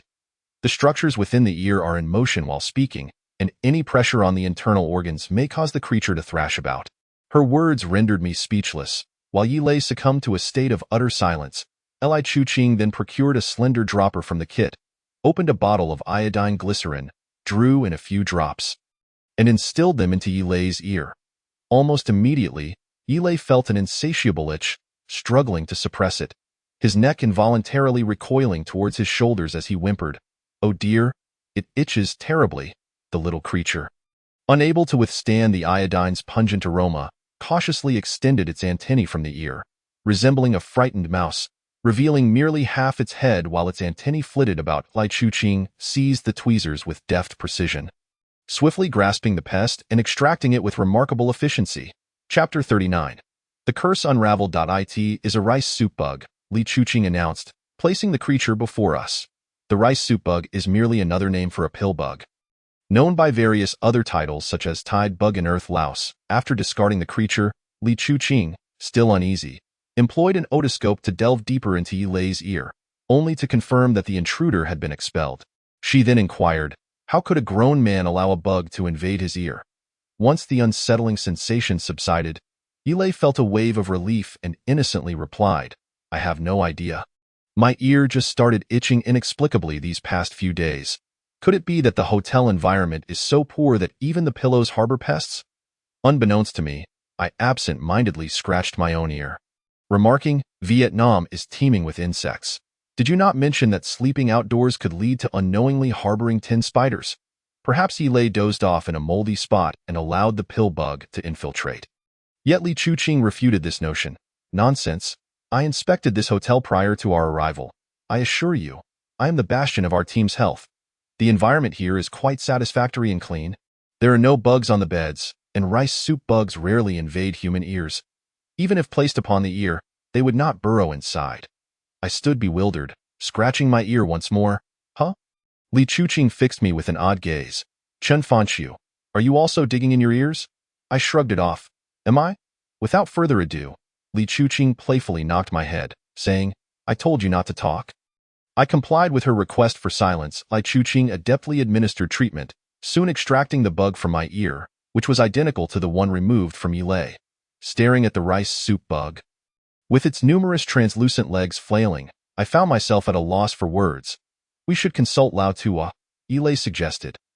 Anxiously, we pried open Lao Tuo's door and recounted our predicament in detail, both of us staring blankly at him, awaiting his verdict on our fate. Lao Tuo pulled me close and scrutinized my eyelids with his thumb, comparing them to the sides of my face. After thorough inspection, his expression darkened, as though he had discovered a terminal illness, and he summoned Yi Lei for a similar examination. Afterward, he retrieved a cigarette, inhaling deeply before stating, in the past few days in Vietnam. Have you spoken to anyone dressed peculiarly? This question was vague. In Vietnam, what constitutes peculiar attire? Would wearing an AO dye and conical hat qualify? I recalled my astonishment at the colorful raincoats worn by the locals upon arrival. Yi Lei remarked, as a first-time visitor to Vietnam, I find many of the locals quite strange. Lao Tuo continued gravely, you both have a hidden green thread in your ears. This is a recent development, an infestation of Tishi. A parasitic plant, if utilized in sorcery, it becomes quite sinister, as it will latch onto a host. From what I see, you two harbor Vietnamese bugs. You are under a curse. The curse allows the bugs to proliferate. Upon hearing this, our hearts sank. The potency of Vietnamese witchcraft was fearsome. Would we ever be free from this curse? To resolve this, Lao Tuo advised, one must seek the practitioner of the curse. But how could we find the sorcerer when we were oblivious to the nature of the curse? Frustrated by our predicament, I lamented the absurdity of filming a supernatural program. Years prior, in 2006, a well-known domestic production team had surreptitiously filmed a sorcerer performing a curse, only to have the sorcerer retaliate with a hex that left the crew suffering from a grotesque and itchy skin condition for 2 weeks. The equipment used for the covert filming mysteriously malfunctioned. This bizarre incident was well known within the television station. I had previously discussed it with colleagues, and now, to find myself embroiled in a similar supernatural event, I felt utterly cursed. To uncover the root of our affliction, Yi Lei and I racked our brains, retracing our steps during our journey through Vietnam, even linking events that transpired before our arrival. We scrutinized every detail and action for potential connections, yet found no leads. Why were there bugs in our ears? Why? Initially dismissing the itch as trivial, I had continued to scratch my ears repeatedly these past few days, unaware that it would lead to such a horrifying outcome.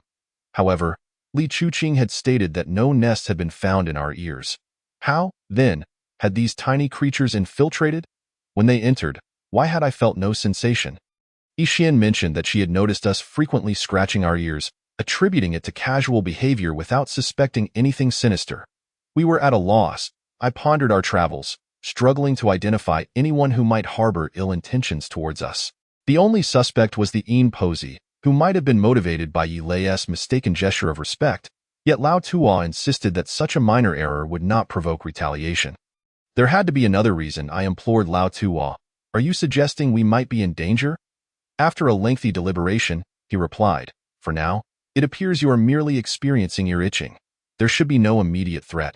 Well then, I declared, I, Chen Fanxiu, have always believed in my resilience.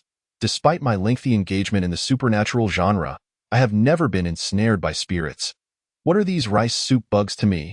Am I to fear them turning my brain into soup? For the moment, we shall take our time to deliberate on this matter. Let us first venture to Wumen for our filming. Perhaps in a few days, our ears will have recovered. Who knows? Wei Lei repeatedly emphasized. Your heart is indeed broad. Our ears are infested with worms, actual worms growing within them. Which person would have worms in their ears? It sounds utterly terrifying. That is the stuff of the dead. Chapter 40. Anecdotes of War. I glared at him and said, Indeed. But have you thought of a remedy? Do you even know why worms are growing? Yilei was taken aback, his face displaying a bewildered silence. I remarked, this journey abroad is fraught with uncertainty. Perhaps it serves as a test of our team's strength and spirit. If I, Lao Fan, were to encounter any misfortune, it would be deemed a sacrifice in the line of duty. Ah, remember to send my life insurance back home. Yilei, lowering his head discreetly, whispered to Li Chuqing beside him, Did you hear that? Is this not a concern? Chen Fanxiu is already talking nonsense. I shot him a glare. Are you still bringing that up? Yilei shrugged his shoulders and ceased speaking. Setting aside all concerns, I immersed myself in the plans for our next filming. I shifted my focus entirely to work. I found myself less burdened by anxiety. I endeavored to redirect their attention. Let us study that so-called information regarding semi-living organisms. I believe whatever semi-living entity it is pales in comparison to the excitement of rice soup worms. The materials sent from the station are as follows. In the early 1970s, in response to Vietnam's continuous provocations and brazen encroachments upon Chinese territory along the Sino-Vietnamese border, China launched a self-defense counterattack against Vietnam.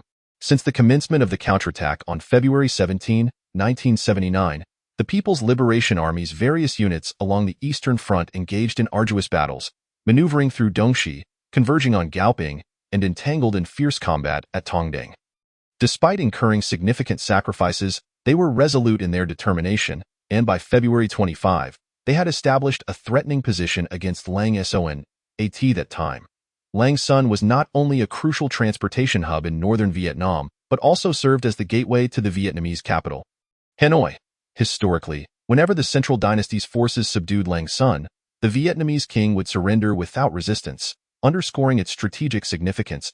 If the Chinese troops could capture Lang Son, they would have a clear path directly to Hanoi. In the early hours of February 27, the Chinese army launched a full-scale assault on Lang Son. The PLA initiated a 10-minute artillery barrage, followed by the 55th Army splitting into 3 routes to attack the high grounds on either side of Lang Son.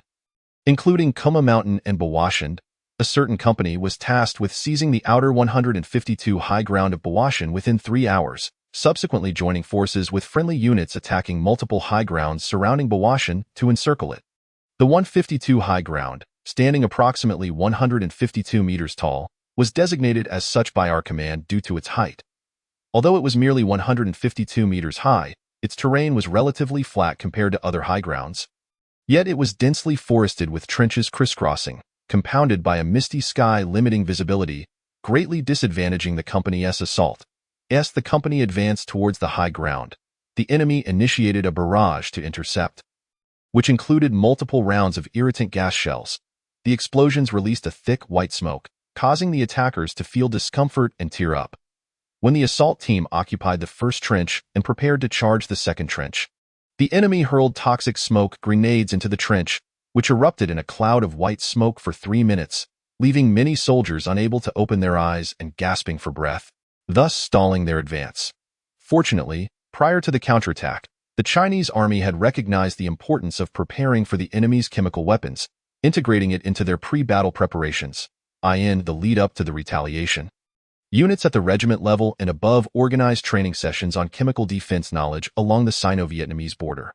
Given the urgency of the situation, to ensure that the majority of personnel could be equipped with gas masks before the battle, 2 military factories across the nation ramped up production of protective gear. As a frontline unit, nearly every soldier in the 55th Army was provided with a gas mask. Thus, aside from a few soldiers who reacted slowly and failed to don their masks in time, as well as a handful who discarded their masks due to the burden. The combat effectiveness of the company remained largely intact. After an intense battle, the company eventually seized the second trench. After occupying the second trench, the company took a moment to regroup before launching a fierce assault on the third trench held by the enemy. Observing the vigorous attack from the company, the enemy soldiers stationed in the third trench appeared to falter, hastily firing a few shots before retreating up the high ground. The morale of the company soared. They shed their gas masks and charged forth, eager to capitalize on their momentum. However, unexpectedly, as the first few soldiers neared the third trench, they fell without being shot. The subsequent soldiers who advanced to the spot where their comrades had collapsed also fell silent, succumbing in the same manner. Witnessing this, the soldiers behind instinctively dropped to the ground, filled with anxiety and indignation, yet also a hint of confusion, as the enemy soldiers in the third trench had already retreated, and they had not seen any evidence of their fallen comrades being shot. The company commander, Zhang Shigue, urgently called for the soldiers to don their gas masks once more, fearing that enemy troops might be lurking in the concealed areas of the forest. He summoned several skilled grenade throwers from the company to crawl forward and target suspicious trees surrounding the third trench with grenades for precise elimination. Once assured of safety, Zhang Shigue issued the order to attack, and the soldiers charged forward with fervor. Yet as they approached the third trench, they again began to fall, as if struck by some malevolent force. In an instant, 5 or 6 soldiers collapsed without a sound, remaining motionless, their fates unknown. Yet throughout this ordeal, no gunfire was heard. Zhang Shigue, sensing something was amiss, quickly ordered the soldiers to halt and take cover. He pondered the situation, convinced that the enemy had deployed some exceptionally potent chemical weapon that even their gas masks could not withstand. With this realization, he had no choice but to contact the battalion headquarters, requesting the dispatch of chemical troops for assistance. After a few minutes, 3 chemical soldiers arrived from the battalion, 1 flamethrower, 1 chemical reconnaissance soldier, and 1 chemical medic. Upon their arrival and after a brief assessment, the reconnaissance soldier conducted an investigation but found no signs of lingering gas. Consequently, the chemical medic, fully equipped, crawled forward, intending to rescue one of the fallen soldiers to assess their condition. However, just as the medic reached the nearest soldier and prepared to turn him over, he suddenly collapsed without warning, ceasing all movement. The soldiers behind exchanged glances, a shared thread of fear coursing through them. Following this, the flamethrower advanced with his equipment towards the vicinity of the third trench, unleashing a wave of flames that engulfed the area, setting the surrounding trees ablaze. Seeing that there were no longer any places to hide near the trench, Zhang Shigue commanded the 2 foremost soldiers to stealthily advance. Yet, as they crossed the spot where the medic had fallen, they too collapsed in a heap. Chapter 41. The enigmatic high ground. At this moment, Zhang Shigue was truly alarmed. He had made a solemn promise before the battalion commander to capture the 152 high ground within 3 hours. He was deeply concerned for the fallen soldiers, who were not only his comrades but his brothers, his children, now lying there, their fates uncertain, while he felt utterly powerless. The third trench has been reduced to a desolate wasteland, devoid of any semblance of threat. Yet now, in the eyes of him and all the soldiers, it resembles a ferocious beast with a gaping maw, poised to devour vibrant lives at any moment. Nonetheless, he understands that impulsiveness is not an option. With no other choice, he dials the battalion's phone once more. The battalion commander, upon hearing that the 3rd Company's advance is sluggish, becomes exceedingly agitated and rebukes Zhang Shigue fiercely, accusing him of jeopardizing the opportunity for victory, implying that he, as the commander, would also face repercussions. However, after Zhang Shigue articulates the specific circumstances on the battlefield, the commander eventually regains his composure and states that he will report to the regiment to request support, instructing Zhang Shigue to wait temporarily. Zhang Shigue and the soldiers of the 3rd Company must remain in place, their hearts tormented with worry for their comrades ahead who remain eerily silent. And their anxiety mounts as they are inexplicably stalled here. The difficulty of the assault weighs heavily on Zhang Shigue as he watches the seconds tick away, the 3-hour deadline drawing ever closer, intensifying his urgency. Some of the new recruits in the company are increasingly gripped by fear, with one soldier whispering that the Vietnamese must be employing some dark sorcery to ensnare the souls of their fallen comrades. His words spark a flurry of anxious discussions, amplifying their terror, and many soldiers can no longer restrain themselves from retreating, disregarding battlefield protocol. Fortunately, Zhang Shigue discerns the ominous shift in morale and, after a stern reprimand and some encouragement, manages to stabilize the soldiers' spirits somewhat. After half an hour, the battalion commander personally arrives at the front of Hill 152, accompanied by only one close guard and two unfamiliar individuals. One of the strangers is a middle-aged man, approximately 50 years of age, clad in a black tang suit and wearing thick-soled cloth shoes, leaning on a wooden cane with a dark grain, exuding an air reminiscent of an old-time gentleman. Zhang Shigue cannot ascertain the true nature of this man, who appears neither soldier nor official, but the battalion commander's respectful demeanor suggests that he possesses considerable significance. The middle-aged man's hair is neatly combed back into a prominent pompadour. Though not tall, he stands upright like a pine. His gaze, though not piercing, is as intense as a blazing torch, embodying a sense of innate authority. The other young man, appearing to be around 20, is dressed in a plain Zhongshan suit. Yet his complexion is somewhat pale and sullen. Although tall, he has a slight stoop, but his eyes shine with an intense brilliance, sharp and aggressive, akin to the gaze of an eagle. Zhang Shigue, accustomed to the brutalities of war and the harsh realities of life and death, catches the young man's gaze. He cannot help but feel a chill run down his spine, unable to meet his eyes. Pondering the origins of this sinister figure, despite the youth's tender age, he starkly contrasts with the middle-aged man, one dark, the other light, one sharp, the other reserved, each embodying a complex and paradoxical nature that seems at odds not only with Zhang Shigue and his comrades, but also with the current era. After Zhang Shigue briefly recounts the circumstances of their recent charge, the middle-aged man nods, a faint smile gracing his lips as he turns to the young man. What is your perspective? The young man, however, keeps his thin lips tightly sealed, his eyes fixed ahead, remaining silent for an extended period, lost in his thoughts. The middle-aged man sighs, seemingly resigned, but soon adds with a smile, I never imagined that in this remote corner of Vietnam, I would encounter like-minded individuals, and their capabilities appear quite formidable, their tactics ruthless, though not underestimate them. The young man remains silent, yet his expression betrays a hint of defiance, coupled with a touch of impatience. With a resigned chuckle, the middle-aged man clasps his fists in a salute to the battalion commander and Zhang Shigue, indicating his intention to proceed, repeatedly instructing them not to follow, regardless of what they might hear or see. He warns that should they still be absent from the opposing forest after half an hour, the battalion commander should withdraw the troops, abandoning Hill 152, opting for retreat rather than a reckless assault.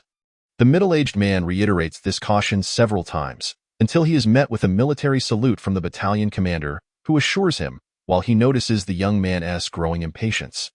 Finally, the middle-aged man turns to the youth and says, Let us go. As they stride forward together, as they walk, the middle-aged man reaches into his bosom, seemingly retrieving something, then extends his hand toward the young man. However, the young man shakes his head in refusal, quickening his pace and leaving the middle-aged man several steps behind. Observing this, the middle-aged man hastily catches up and raises his left hand to his mouth, as if consuming whatever he had taken out. As they advance, Zhang Shigue, the battalion commander, and the soldiers of the 3rd Company feel a growing tension in their hearts.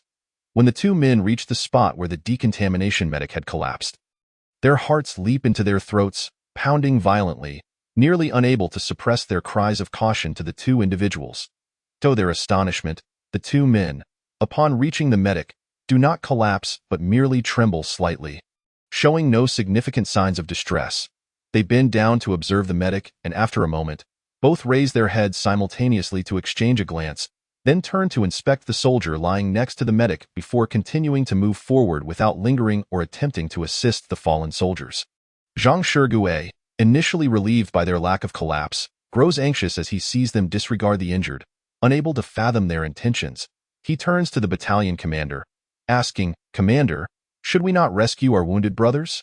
The commander hesitates but ultimately shakes his head, stating, No, they explicitly instructed us not to approach. Why can't we go? They seem unharmed. Zhang Shigue exclaims, his urgency mounting. The commander glares at him fiercely, retorting, Nonsense. Just because they are unharmed does not guarantee our safety. Stay put. Zhang Shigue inwardly rebels against this notion, thinking that the two men appear weaker than them, yet seeing the commander's anger, he dares not voice further objections, instead choosing to endure and await the unfolding situation. Chapter 42. The mysterious deaths. Meanwhile, the two men have crossed the third trench and continue their advance, yet with each step, their pace slows. Upon reaching the edge of the forest, untouched by flames, they almost come to a halt with every few steps, taking brief rests. Eventually, they enter the woods, and soon after, they vanish from sight. The area beyond the forest remains eerily silent, devoid of any sound. As if the two have completely disappeared, leaving no trace or echo behind. As Zhang Shigue and the battalion commander watch time slip away, nearing the 30-minute mark, their anxiety heightens. The commander silently contemplates whether to withdraw the troops or order a direct assault. Suddenly, a muffled groan emerges from the forest, followed by a piercing scream, filled with profound terror and despair. The chilling cry sends shivers down Zhang Shigue and the commander's spines, as if they have been plunged into a frigid abyss. The scream echoing with a haunting resonance that transports them to a realm of the damned. However, the wailing abruptly ceases, as if the source of the cry were suddenly silenced, plunging the woods back into a haunting stillness. Zhang Shigue and the commander exchange anxious glances, speculating on the events transpiring within the forest, fearful for the two individuals who have ventured inside, wondering if they have encountered peril or even met their demise. After a while, Zhang Shigue can no longer contain his impatience and is about to propose to the commander that they send someone to scout or that they launch a full-scale assault. When the commander, equally anxious and indecisive, contemplates his next move. Just then, two figures emerge from the forest, those same two men who had entered earlier. Yet, as they step back into view, they seem to support one another. With the young man aiding the now unconscious middle-aged man, whose eyes are closed and face ashen, appearing as though he has slipped into a stupor, despite no visible injuries. The young man, though slender and seemingly frail, possesses remarkable strength, rapidly guiding the middle-aged man back, moving much faster than when they entered. Upon reaching the commander, he nods silently, continuing to support the middle-aged man as they prepare to leave. "Save him!" Zhang Shigue exclaims, his impatience boiling over as he readies himself and the soldiers of the third company to charge forward. However, just as the young man takes a few steps, he suddenly halts, turning sharply to declare coldly, "Do not attempt to save them. They are all dead." Perhaps the young man's voice seemed colder than his gaze, or perhaps it was the very words he uttered that left Zhang Shigue and the soldiers momentarily stunned. Rooted in place, their eyes reflecting not only confusion but also astonishment. Once they regained their composure, that astonishment transformed into an abyss of sorrow and rage. The young man turned away, continuing down the path, casually remarking, "They died long ago. It is best not to disturb them, just bury them on the spot. There are also two corpses in the woods that you must not touch, burn them instead." Upon rushing forward, Zhang Shigue and the company commander discovered, as the young man had claimed, that the previously fallen soldiers had indeed succumbed, their faces ashen and devoid of any visible wounds. Following the young man's instructions, the company commander and his guard remained to clear the battlefield, ordering Zhang Shigue to expedite the capture of Hill 152, while he and his guard ventured into the forest, where they indeed uncovered two corpses beneath a large tree. One of the bodies was that of a frail, emaciated figure, clad in tattered garments, with a face marred by grotesque growths, rendering it exceedingly hideous. Though lifeless, its eyes were wide open, with dark bloodstains pooling at the corners of its eyes and around its mouth, presenting a ghastly sight. The other body was not human at all, but rather a snake, vibrant red and as thick as a child's arm, measuring approximately 1 meter in length. What left the company commander utterly astounded was that atop the head of this lifeless crimson serpent was a crest resembling a rooster's comb. In its belly bore two small appendages resembling chicken feet. The document provided no further details. After reading it, I inhaled sharply. This was a dossier devoid of corroborative evidence, annotated at the bottom. Specific individuals? Unknown. Location: a hillside on the outskirts of Ba Wai Mountain in Langsun. Environment: dense jungle, a maze of trenches, coupled with rain and fog obscuring the sky, rendering visibility poor. Is this true? I turned to Yilei and inquired, "What is your take on this document?" Yilei appeared lost in thought, prompting me to tap him lightly on the head. He snapped back to reality, his expression grave as he replied, "I believe it's quite possible." After the Sino-Vietnamese War, China significantly reduced its stance on religious beliefs. The state neither supported nor opposed them. It merely advised the populace against superstition. However, they did not eradicate monks or Taoists entirely. I suspect that during a certain conflict, the government truly witnessed the existence of sorcerers, hence the cessation of suppression. What do you think, Lao Tuo? Lao Tuo, appearing contemplative, remarked, "In truth, few are aware of this matter now." Strange occurrences were commonplace on the battlefield. However, the reports of apparitions during that time were indeed peculiar. Many soldiers were so frightened that they suffered mental breakdowns and were sent to the rear for treatment. Subsequently, these incidents became classified military secrets. I expressed my astonishment. "So, Lao Tuo, could it be that you have previously studied this subject?" Lao Tuo replied, "This matter is not as distant as one might think.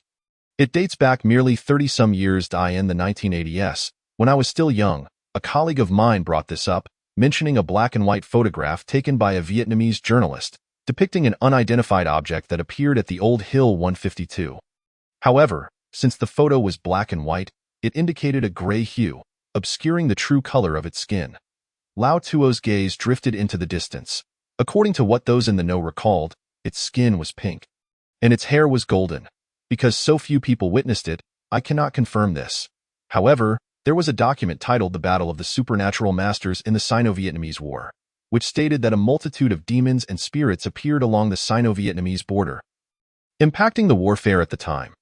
This document was once quite popular, but gradually faded from public knowledge, like Qingqing suggested. Why not head to Lang Son and see if there are any elderly locals who might have heard tales from that time? I replied, "That could be somewhat tricky, as this concerns a war between two nations, and it is a sensitive topic. I worry about potential repercussions when interviewing locals." Chapter 43. Straight to the realm of spirits. I harbored a concern. To speak candidly, our journey in Vietnam had been largely smooth, with daily expenses remaining quite normal. The cost of living for Chinese citizens is comparable to that of mainland Vietnam. For instance, a dragon fruit costs 5 yuan, while a pack of 3 5-brand cigarettes ranges from 8 to 10 yuan. Using a restroom costs 50 cents, which is typical for tourist areas. However, local specialties in Vietnam are remarkably inexpensive. Conversely, taxis in Vietnam are rather pricey, as they cater predominantly to Chinese tourists, with drivers often overcharging, especially for Chinese patrons. In the minds of many Vietnamese, Chinese people are perceived as wealthy, as numerous compatriots, upon exchanging their currency for Vietnamese dong, tend to spend liberally, often failing to grasp the true prices of goods. After converting currency, they find themselves recklessly spending hundreds of thousands, even millions of dong. This extravagant spending creates an impression that Chinese individuals are inclined to splurge. During the initial days of capturing cultural scenes in Vietnam, we were indeed overcharged for taxi fare, encountering some ill-mannered locals who believed that taking advantage of Chinese tourists was justifiable. This unfortunate incident highlighted some underlying unfriendly sentiments, in the Vietnamese mindset. While the majority of the populace remains kind-hearted, a notable portion harbors a lack of fondness for Chinese people, especially given the differing political and historical stances, leading to a buildup of tensions between the two nations. I could not guarantee that, in light of such sensitive topics, the Vietnamese individuals we encountered would possess good character. Yixian proposed. Why not call Nguyen and ask him to assist with the interviews? Perhaps he can help us uncover the answers we seek. This seemed the safest approach. Nguyen is a Vietnamese citizen, and inquiring locals wouldn't likely provoke hostility. We made a phone call and reached Nguyen, who, upon hearing my voice, responded with a cheerful laugh. "I knew you would need me as your translator during your visit." I chuckled in reply. "Actually, we're hoping you could help us with something, using your Vietnamese identity to gather some information." Nguyen confidently assured, "Leave it to me, however. This time the fees will be separate." Not a problem. We tasked him with investigating any accounts of supernatural occurrences from the Sino-Vietnamese battlefield, instructing him to explore Lang Son while we proceeded independently, without him accompanying us. With our luggage in tow, we set off for Lang Son, a province in northern Vietnam, with the provincial capital only 18 kilometers from the Sino-Vietnamese border and 130 kilometers from Hanoi, the capital of Vietnam. However, because of Vietnam's relatively small size, traveling to any province feels akin to wandering within a single city. Upon arriving in Lang Son, we traversed the urban area and headed straight for Ba Wai Mountain. The terrain was indeed formidable, with only one main road cutting through, flanked by towering mountains. It was no wonder this had been a contested battleground in the past. The periphery of Ba Wai Mountain was dotted with numerous hilltops and high grounds, interspersed with dense jungle and caverns, making the landscape both complex and treacherous. As I gazed out from the vehicle, one could imagine that, in the absence of precise missiles, positioning various mortars and rocket launchers atop the hills and high grounds would create a formidable crossfire net, making it exceedingly difficult for any army to traverse the central road. Strangely enough, the weather in this region appeared to mirror the description in the dossier. The mountains were not particularly high, yet they were suffused with moisture and shrouded in mist, creating an atmosphere reminiscent of miasma. The intersecting forests truly evoked a sense of trepidation. In this rocky terrain, one could not help but wonder if half-living entities truly existed. For reasons I could not articulate, my nerves tightened as we drew closer to our destination. Along the route, we passed various impoverished villages and some dilapidated structures made from oilcloth, thatch, bamboo, and stone, yet they were devoid of inhabitants. Even the villages appeared abandoned, as this was merely a transportation corridor. We disembarked roadside, uncertain of which path to take toward the hills and high grounds. Lao Tua stepped out, his brow furrowed with worry. "What's wrong, Lao Tua? Are you feeling your age, finding the prospect of climbing mountains and fording waters a bit daunting?" I jested. Lao Tua shook his head. "What concerns me is you and Yilei. To this day, I remain puzzled as to why worms are growing in your ears." It seemed Lao Tua was still preoccupied with this matter, and I appreciated his genuine concern for our well-being. I feigned indifference. "Those wishing to harm me have yet to be born, so you needn't worry. If anything were amiss, I would have perished long ago. Look at me. I'm perfectly fine. Once we finish filming, we can address the matter of the rice soup worms. Hey, Yilei, say something. How are you feeling now?" Yilei, failing to grasp my intent, donned a morose expression, his face hanging low, eyelids drooping, and a vacant gaze. "You're the only one oblivious to the situation. With worms in your head, you're still fixated on filming. I feel dreadful. There's a constant buzzing in my ears, and my temples are throbbing intensely." Upon hearing Li Chuqing's words, I immediately placed my hand on Yilei's forehead to gauge his temperature. I scornfully remarked, "Are you still pretending?" Yixian suggested, "Perhaps we should refrain from proceeding." "Yilei is not feeling well," I interrupted her, asserting, "What do you mean by not feeling well? His tension is entirely self-induced." "I am perfectly fine. We have already arrived at the foot of Ba Wai Mountain, and venturing further leads us to the ancient high ground we seek. The secrets we are in pursuit of are just ahead. Why falter at such a critical juncture?" "Yilei is simply reluctant to ascend," Yilei stated. "I am not intentionally hindering the team, but I genuinely feel unwell." "What do you mean you feel unwell?" "My condition is no different from yours." I glared at him. "Are you hoping to lie in a soft hospital bed all day, with beautiful nurses attending to your every need?" Yilei replied earnestly. "Actually, I would like that," I retorted irritably to Li Chuqing. "Li Chuqing, check the first aid kit and see what we have. Administer Yilei a shot of adrenaline to perk him up," Li Chuqing replied curtly. "Oh, come on. You can't just administer adrenaline willy-nilly. Then give him a sedative to calm him down, lest he instills doubt in the others." Li Chuqing sided with Yilei, saying, "Fan Su, you are being unreasonable. Everyone's physical condition is different. Your endurance does not mean Yilei can keep up. What if he were to suffer an injury on the mountain? The path up there is treacherous, and we lack adequate emergency equipment and measures." Chapter 44. Internal conflict within the team. "Don't we have an emergency medical kit?" I countered. "That kit is merely a superficial remedy for minor ailments. It is utterly ineffective." Old Tua interjected to halt our argument. "How about this, Yilei? If you're feeling unwell, you can stay with Li Chuqing and Yixian in the vehicle while Afin and I proceed." I thought this was precisely what Yilei desired, to lounge in the car. To my surprise, whether out of stubbornness or newfound vigor, Yilei declared resolutely, "No need. I will go up. If something were to happen to me, just bury me up there. I would consider it dying far from home." I felt an urge to strangle him. Why speak such morbid words? If you don't want to go, then don't. What are you trying to prove? Who says I can't go? Yilei retorted. Striding forward into the forest, It felt as though I had seized upon a weakness, pointing at Yilei's retreating figure. "See? This fellow is just putting on an act. Li Chuqing shook her head and, taking the emergency kit, ventured forward. I loaded up with provisions and filming equipment, following Old Tuo and Yi Xian into the woods. As soon as we entered the forest, an extraordinary change enveloped us. The distinctive feature of the Vietnamese woodlands is their humid and sultry atmosphere, situated at a low latitude near the equator, characterized by a tropical monsoon climate with year-round rainfall and an average humidity of 84%. The abundant precipitation has left the forest floor softened and spongy, where every step sinks into the fallen leaves and branches. Not long into our trek, I felt an overwhelming dampness enveloping my entire body.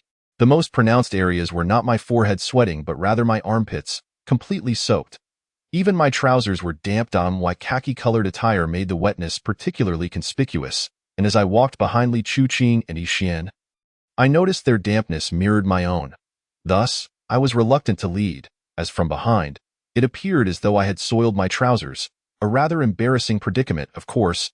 Being at the rear allowed me to observe the outlines of their bras, drenched in sweat, and the fabric clinging to their forms, accentuating their curves in a way that was both alluring and tantalizing.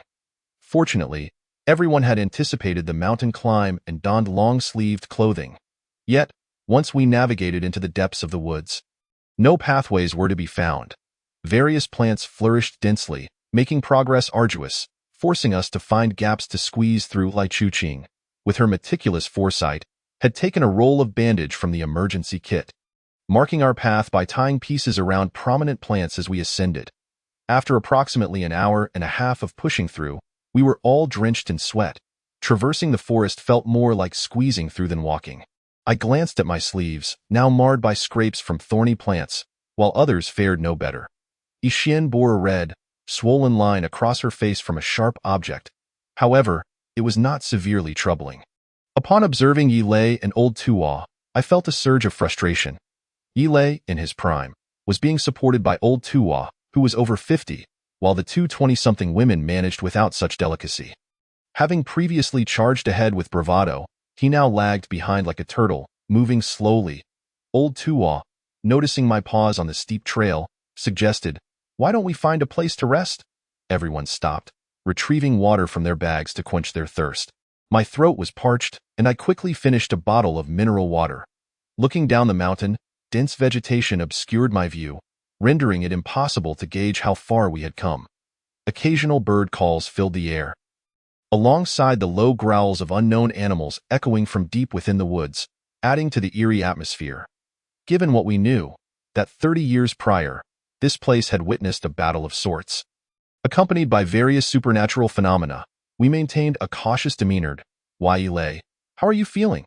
Old Tuo inquired as he helped Yi Lei onto a rock. Yi Lei slumped onto it like a limp noodle. The rock was slick with moss, now blackened with decay, yet he sat down without concern for the dirt. Hearing Old Tuo's comforting words, Yi Lei weakly replied, "I don't know why, but the deeper I go into the mountains, the more anxious I feel. My chest is tight." The female doctor, Li Chuqing, expressed her concern. "Yi Lei, try to regulate your breathing. Don't be tense." She proceeded to gently pry open his eyelids with her thumb and forefinger to examine his pupils. I glanced at Wan Yishuan, who, not fond of vigorous exercise, was now an hour into the climb. Her face flushed from exertion, beads of sweat dotting her forehead, and her collar damp from perspiration, with her hair clinging to her collarbone. After sitting down, she sipped water delicately. I sought a higher vantage point, setting up my camera on a tripod to capture the surroundings. "Cuckoo, cuckoo," a bird called. "What's that?" Swish, perhaps a monkey or similar creature was darting through the foliage. I aimed my lens toward the source of the sounds, but the angle was poor. I stood on tiptoe to find the best position, spotting a large rock jutting prominently from the hillside.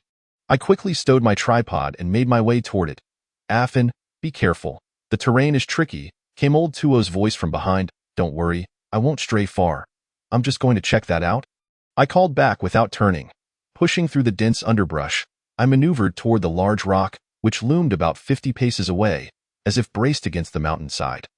The constant rainfall had washed down soil, while the rock held much of it in place, allowing abundant vegetation to flourish around it. Upon reaching the base of the rock, its abrupt surface provided ample handholds and footholds for climbing. I looked up and saw roots resembling banyan tree tendrils hanging down from the summit. Grasping some vines, I began my ascent, stepping on the uneven rock face. Just as I climbed up with both feet, I felt a sudden tug on my back, nearly causing me to tumble down. Startled, I spun around, only to find emptiness behind me. My camera gear hung on my back. I could still see Old Tuaw and the others resting beneath some trees not far away. Chapter 45. An ambush. There was no one around, nor any animals. Could my tripod have snagged on a branch? I rearranged my equipment and climbed again. This time, I distinctly felt my shirt being yanked downward as if by a strong hand.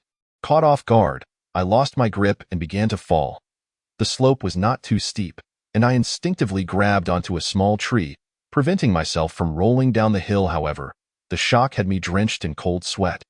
Someone had definitely pulled my shirt. I kicked my legs to regain my footing and noticed debris rolling down from my heels, producing a muted sound as I peered down at a rock. I was nearly terrified to death. I saw that the dense forest concealed numerous figures lying in wait. They were clad in green military uniforms, equipped with canteens, first aid kits, and tarpaulins, their hands gripping rifles. And grenades dangled from their chests. Their caps were adorned with the military insignia of the People's Liberation Army, reminiscent of the attire from the 1970s and 1980s. Those youthful faces appeared strikingly young. This was the Chinese army, a multitude of Chinese soldiers.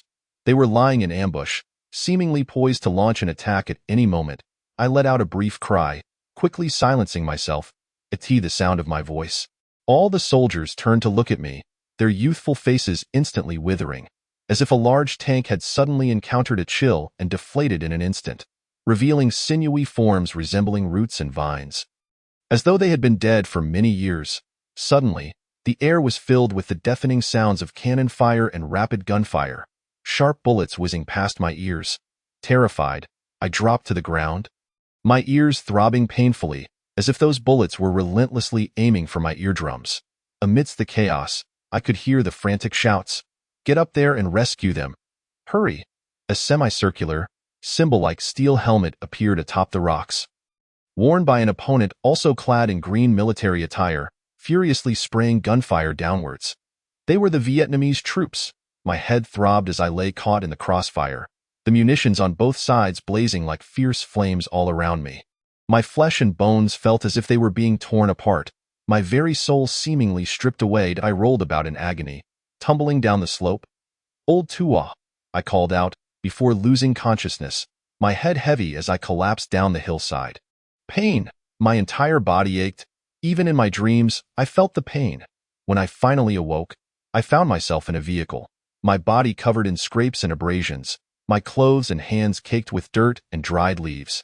Li Chuqing had just removed the adrenaline syringe she had injected into me. To my surprise, the adrenaline intended for Yilei had ended up in my system. The pain was unbearable. Old Tuaw and the others surrounded me, their faces etched with concern. "How are you?" Old Tuaw asked repeatedly. Afin, what happened?" I struggled to sit up, eager to share what I had witnessed, but as I spoke, a sharp pain gripped my throat as if someone were choking me. I pointed to my throat, and Yixian quickly opened a bottle of mineral water and handed it to me. A refreshing stream of water flowed down my throat, bringing instant relief. The previously parched cavity of my skull cooled down, and I managed to utter a few words. "Mountain on the mountain, there are many people." "Many people?" "No, there aren't." Old Tuaw turned to look at the forested mountain we had just climbed, and Yixian and the others followed suit. Yixian remarked earlier, "You shouted from not far away, then rolled down the slope. We all thought you had fallen while climbing the rocks." "No, listen to me. There are indeed many people on the mountain." I emphatically conveyed each word into their ears, recounting how I had discovered a large rock, stumbled upon numerous soldiers lying in ambush, describing their youthful faces, the sudden outbreak of gunfire, and how I had tumbled down. After hearing my account, their expressions mirrored astonishment and skepticism. Old Tuaw patted my shoulder. "Afin, don't speak just yet. Let us see what Li Chuqing extracted from your EAR." Li Chuqing produced a small piece of cloth, and upon unfolding it, I discovered a mole cricket. What? A mole cricket in my ear. This insect, resembling an immature cricket with short wings and pincers, typically dwells in the depths of the soil. How could it have found its way into my ear? Old Tua remarked, I don't know what transpired on the mountain, but one thing is certain. What you heard and saw is likely connected to this mole cricket. The disheartened Yilei finally spoke up. I said it before, these insects in our ears are interfering with our brains. Thankfully, you rolled down the slope. Had it been a cliff, no one could have saved you. I fell into deep thought, recalling the intense pain in my head, especially in my eardrum, as if something sharp were piercing through. Yes, I had heard the sharp sounds of cannon fire and the whistling bullets, directly aimed at my ears. Could it be that what I saw was indeed controlled by this mole cricket? I held the cloth, cradling the mole cricket in my hand. It was a gray-brown creature covered in fine hairs, with dark brown forewings extending beyond its abdomen, clearly an adult. The mole cricket had perished, likely due to the medication Li Chuqing had used. Old Tua observed, since only you and Yilei had insects in your ears, while the rest of us did not, the cause must stem from both of you being in the same place or doing something together. After his words, Yilei and I exchanged glances. What could that shared experience have been? Yilei suddenly declared, even though we sometimes share the same room, and occasionally share a bed due to the constraints of our environment, we certainly did nothing. I nearly kicked him in exasperation. What was he thinking? Li Chuqing crossed her arms. I saw you two at a table, one leaning over while the other held an oil bottle, looking rather intimate. I quickly interrupted, hey, we were merely trying to use the oil bottle to clean the insects from our ears. Don't misinterpret it. Chapter 46. The omitted clue. Old Tua pondered for a moment, then suspiciously suggested, what if we overlooked the final clue? Could it be the ancient urn? The mere mention of the ancient urn sent a chill down my spine. We immediately focused our attention on the urn. When we filmed the ghost marriage at Li Xiaoye's home, we had entered the room of the bride and discovered the ancient urn used by the medium for spirit communication. Could it be that when Yilei and I listened to the urn, ordinary people would hear ghostly whispers, resulting in the emergence of terrifying insects in our ears? This was the only plausible explanation. Otherwise, why did old Tua not experience this? Nor did Li Chuqing and Yi Xian. It was solely Yilei and I who had encountered that eerie urn and heard the ghostly coughs emanating from within. Even the translator, Ruan, had warned against touching such mediums. The consequences were dire. Ultimately, the rice soup insect that had invaded our ears must have sprouted from our forbidden listening to that ancient urn. Old Tuo's words illuminated my thoughts, and I tossed aside the mole cricket. It must be so. Yilei, that day at Li Xiaoye's house, only you and I listened to the urn, and you mentioned hearing coughs, while Yi Xian and Li Chuqing did not. They are perfectly fine. Upon hearing this, Yilei's eyes widened. Ah, you're right. It must be the urn. The cursed urn that caused all this. I asserted that the medium was no ordinary person. Whatever she could do was beyond the reach of regular folk. Oh no! It's all my fault for being too curious. If our ear troubles stemmed from the ancient urn, then we must seek out the medium. The thought of encountering that old hag with her dark, jagged teeth filled me with dread. Just yesterday, a rice soup insect had emerged from my ear. What would happen tomorrow? Would it be a centipede? Moreover, when old Tua had burned the dragoness saliva in the bride's room, out came these very insects, the money string, the millipede, toads, beetles, and centipedes. Heavens, if such small insects could crawl out, what if a toad were to leap out? Could I still keep my sanity? I reassured myself that a toad would not emerge. My ear canal could not possibly be that large. It was likely just the larvae swimming out. Old Tua stated, now we can only seek the medium and hear what she has to say. Let us hurry then. The medication has been administered, and after extracting the insects, my head is pounding increasingly. I fear the insects may continue to grow. I dread that our heads might become the nests of these monstrous creatures. Yilei lamented. Should you see us speaking while expelling insects, do not be alarmed, Yilei added despondently. Hearing his morose words, I kicked him back to life. Can you not speak of such gloomy things? You've already buried your 7 orifices in the ground. It's always you who is the most cowardly. We could simply block all our orifices and suffocate. Suffocate? The insects in our brains would hardly allow that. They could just as easily escape through other means, Yilei retorted. Where would they escape to, up or down? I gritted my teeth. I could always buy some cement and mold myself into a golden statue. Li Chuqing interjected, you two should not belittle yourselves. We haven't even sought out the medium yet. Your ear insects are due to the ancient urn, and she must have a remedy. Let us see if she is willing to help us." Upon hearing this, Yilei felt even more despondent. Alas, alas! The last time I clasped my hands in a gesture of reverence, treating her as a ghost for worship, her countenance soured, and she turned away. Now that we find ourselves in need of her assistance, she may well harbor lingering resentment, rendering her unwilling even to meet with us. Ixin interjected, "But we have no idea where that which resides." Lao Tuo's expression darkened. "Let us return for now. We shall rest tonight and revisit Panchia tomorrow to speak with Li Mu again. If they could summon the witch, they surely know where she dwells. Given the incident we encountered while climbing the mountain today, I dare not act impulsively. After all, we are not here to gamble with our lives. We have but one life to live. I shall first tend to my ear before anything else." The following day, we returned to Li Xiaoyi's home. I felt significantly better today, invigorated and healthy, in stark contrast to my previous state. However, my ear affliction remained a ticking time bomb, and I was uncertain when it might flare up. I feared that, unawares, a creature might crawl out of my ear and alarm others. I hastily stuffed some cotton into my ears, but after doing so, I could hardly hear a word spoken, so I had no choice but to remove it again. Upon arriving at Li Xiaoyi's village, we found a temporary translator and located the Li family. Through the translator, Li Mu revealed that the witch was summoned by a relative of theirs to officiate the ghost marriage. Fortunately, the witch's name was well known. In Panchia, nearly every village would consult her for divination regarding supernatural matters. Therefore, her role bears resemblance to that of a shaman in our homeland. Many were aware of her approximate whereabouts. Yet few dared to venture there. She resided in a village called Mague, which had been cut off from roads for years. Only narrow paths could lead one there. The village earned its name due to strange occurrences. Horses passing by or attempting to enter would often kneel down in fright at the entrance. Though the reason remained a mystery, I speculated that Mague might contain a frightening horse trough. Such a trough is said to capture ancient sounds, but Li Mu clarified that this was not the case. The primary reason was that Mague resembled a leper colony, seldom visited by outsiders.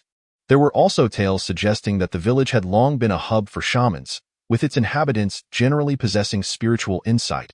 Mague was not large, housing merely 7 or 8 families. Most others had long since departed. Learning that we could find the witch's home eased my anxiety somewhat. However, upon reaching Li Mu's residence, I noticed Li Xiaoyi was absent. When I inquired, Li Mu informed us that her daughter had inexplicably developed a high fever since that morning, which persisted for over 10 hours without abating. She lay in her room on a sickbed, possibly overwhelmed by the emotional turmoil stemming from the ghost marriage. The physician, Li Chuqing, insisted on seeing the young bride Li Xiaoyi. When we finally encountered her, we found her pallid, lips white and feeble, reclining on the bed, a bowl of unfinished medicine beside her.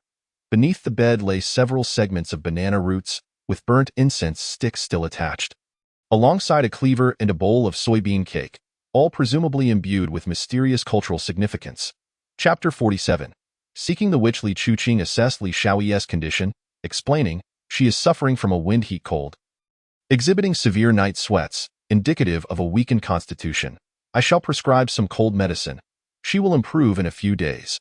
Lao Tuo observed the small pouch of grave soil on Li Xiaoyi's chest, which was supposed to be worn for 3 months according to the witch's instructions. He gently removed it, placing it beneath her pillow, then took off his prayer beads and placed them on her hand, saying, "These beads may help regulate your heartbeat and assist you in normalizing your rhythm." Li Xiaoyi gazed at us in a daze, murmuring indistinctly. After a moment of hesitation, Lao Tuo squatted down and discreetly retrieved a talisman, affixing it beneath the wooden board of Li Xiaoyi's bed. I understood his intentions. The young bride had just undergone a ghost marriage and was incredibly weak, likely surrounded by unclean entities lingering near her bed. Although invisible to the naked eye, Lao Tuo, being a sensitive soul, must have perceived something amiss. The talisman was a sacred Buddhist charm, designed to suppress malevolent spirits. Lao Tuo instructed Ruan to inform Li Mu that Li Xiaoyi's room was too dim and needed a small skylight installed, covered with transparent glass to allow sunlight to filter in. If transparent glass could not be procured, one could use a larger transparent mineral water bottle filled with water, propped in the gaps of the tiles. Should sunlight penetrate, the water would refract light throughout the room, providing some relief to Li Xiaoyi's affliction. Grateful, Li Mu left to seek assistance from her relatives in the afternoon.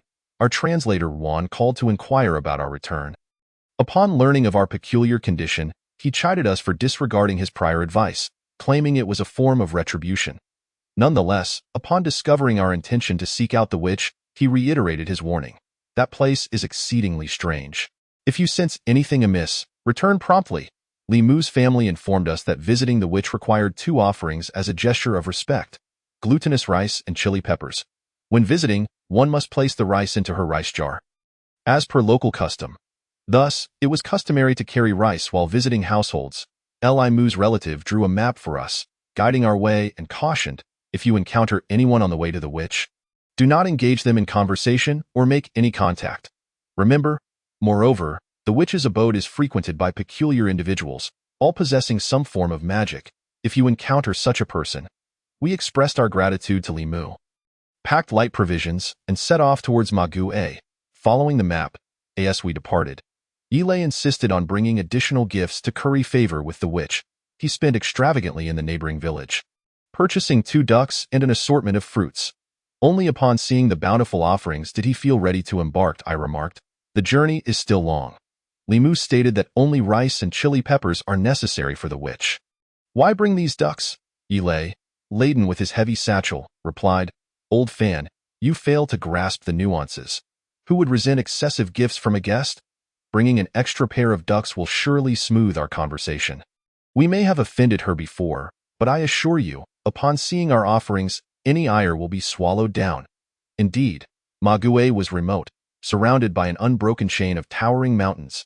Vietnam's landscape is characterized by hills and valleys, with villages reminiscent of a utopian paradise, nestled deep within the majestic Tian Shan, teeming with vitality. Our rented vehicle halted several miles from Ma Gue, forcing us to shoulder our packs and proceed on foot along the narrow paths. As we trudged along the trail, I couldn't help but feel that the villagers were reclusive sages. The surrounding environment transformed into a breathtaking natural vista, with towering broadleaf trees forming an impenetrable canopy above us, while babbling brooks and the melodies of chirping birds filled the air. Yet, I remained curious about what awaited us in Ma Gui. Yilei, burdened with a sack of rice, chili peppers, 2 ducks, and fruits, was drenched in sweat, unable to contain his complaints. Vietnam is indeed a land of jungles and mountains. Visibility is severely hindered, and these wretched mosquitoes are driving me mad, biting my ears and neck. After walking for so long, we have yet to encounter a single soul. Is the map location inaccurate? Lao Tua cautioned, do not let your guard down. The jungles of Vietnam are fraught with dangers. Be especially wary of spiders and snakes hanging from trees or lurking on the ground. As we navigated the woodland, the first impression was that the area was damp and stifling. Our skin felt cool to the touch, yet our clothing clung to us uncomfortably, hot and oppressive. The sound of the 2 ducks quacking behind Yilei echoed through the trees. Quack, quack, quack. I, burdened with a camera and luggage, felt utterly fatigued. To alleviate the monotony, I attempted to shift the topic. Hey, Lao Tua, why not enlighten us about the infamous insect Miss of Vietnam? You painted quite a chilling picture earlier. What exactly is the story behind the ancient urns? Lao Tua produced a cigarette, lighting it as he walked. The ancient urns of Vietnam possess a historical significance, tracing back to the tumultuous era when Vietnam severed ties with the Song dynasty. During the conflicts between the Song dynasty and Annam, ancient texts recorded that within the Annamese military, there existed a group of soldiers clad in black robes, their faces adorned with paint, wielding not traditional weapons, but bamboo bottles. They rarely engaged in direct combat, preferring ambush tactics. Their strategy involved hiding at elevated positions and scattering a peculiar, foul-smelling powder upon their foes. They would then flee. Soldiers who came into contact with the powder would succumb to horrific decay after some time. A truly eerie phenomenon.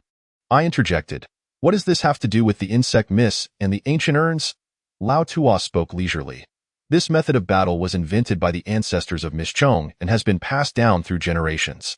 It resembles the tactics employed by the formidable Mongol Empire, which once decimated 200 million lives during its expansion across the Eurasian continent, encountering various forms of resistance. There were instances where certain tribes utilized unconventional weapons, such as a tubular device that, upon contact with an opponent's weapon, would unleash a substance akin to sulfuric acid, searing the faces and eyes of their foes, rendering them defenseless. Chapter 48. Ancient Anecdotes. I nodded. In large-scale warfare, one will inevitably confront diverse forms of resistance. Many regions are inhabited by minority tribes whose combat methods are often peculiar and even sinister.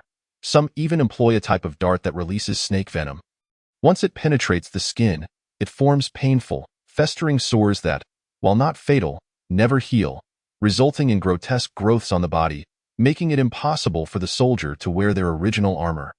As Lao Tua recounted these tales, we unconsciously slowed our pace. Some tribes would scatter horse sorcery along the path, causing the Mongol cavalry's horses to become weak and runny-nosed when they passed, rendering them unfit for battle. Even after stepping in certain black puddles, the horses' hooves would rot within days, leading to irreversible damage. Lao Tua seemed to recall, at that time, the Mongol Empire regarded their horses as treasures, equipping them meticulously, often surpassing the quality of human armor. Relying on speed and efficiency to dominate their foes, those small tribes' bizarre tactics were rendered utterly ineffective. Returning to the subject of Vietnam, Miss Chong's ancient urn has now become a topic of investigation. Lao Tua meticulously narrated the history of warfare from over 1,000 years ago, detailing the conflict between the Song dynasty and Vietnam. The court frequently heard rumors of sorcery on the battlefield. A general named Rong Chio claimed he could eliminate all sorcerers. During a deceptive battle, Rong Chio's forces used arrows to drive the sorcerers of Annan into a pine forest, intending to burn them alive. However, the wind was against them, and the fire raged for a week without consuming the sorcerers. They retreated deep into the forest, which burned slowly. Someone suggested that General Rong Chio gather a number of trained birds to carry firebrands high into the air, dropping them in distant locations to ignite new flames. Rong Chio promptly sought trained birds, binding modified firebrands and incense to their claws. The birds would fly for a while, and when the incense burned through the rope, the firebrands would fall. Consequently, flames erupted throughout the forest, trapping the sorcerers like fish in a barrel. All of them perished in the inferno. Afterward, the Song soldiers searched the forest and discovered numerous corpses. Many of these bodies clutched or bore a pottery object that had originally been woven from bamboo, but upon burning, revealed a large urn containing a thick sludge. Strangely, within the urn were countless eyeballs, some from dogs, some from cattle, others from horses, monkeys, pigs, and even humans. The mixture was combined with honey and snake bile, emitting a bizarre odor. It appeared as a glutinous mass, resembling cat eye mud. One soldier, intrigued by the swollen eyeballs, stepped on them, causing several to burst, splattering foul liquid onto nearby soldiers, resulting in severe infections and eventual paralysis. The prevailing belief was that this was a form of sorcery, as malicious as a hidden dagger, bringing doom to those who encountered it. It was said that the Annan people had long cultivated sorcerers, capable of various dark arts, manifesting bizarrely at night to seduce soldiers and drag them to their demise. Of course, these are merely tales. Some may be credible, while others may not. However, the annals of Vietnam's history contain numerous accounts of conflicts with China, including these bizarre battles, the truth of which remains uncertain. The urns that contain the sorcery cannot simply be discarded. They are imbued with a potent and malevolent energy from harboring the poison for so long. Sorcerers often favored urns for their rituals, even keeping captured spirits within, nurturing them until they transformed into malevolent entities. Thus, the urn becomes a vessel of the darkest sorcery. It is wise to believe in their existence, yet prudent to remain skeptical. Once Lao Tua finished his tale, he extinguished his cigarette and continued walking. Wai Lei remarked, "Lao Tua, your account sounds almost mystical. Could it be that the sorceress is a descendant of these sorcerers, transforming the original urns into tools for divination?" Lao Tua replied, "It's possible. The tools of sorcery are often passed down through generations. However, if Miss Chong belongs to the sorceress lineage, she must never marry. If she is a descendant, her lineage cannot be the same as Miss Chong's, for her mother must belong to a different sorcerer clan." I pondered, why must Miss Chong remain unmarried? Is it because others fear her sorcery?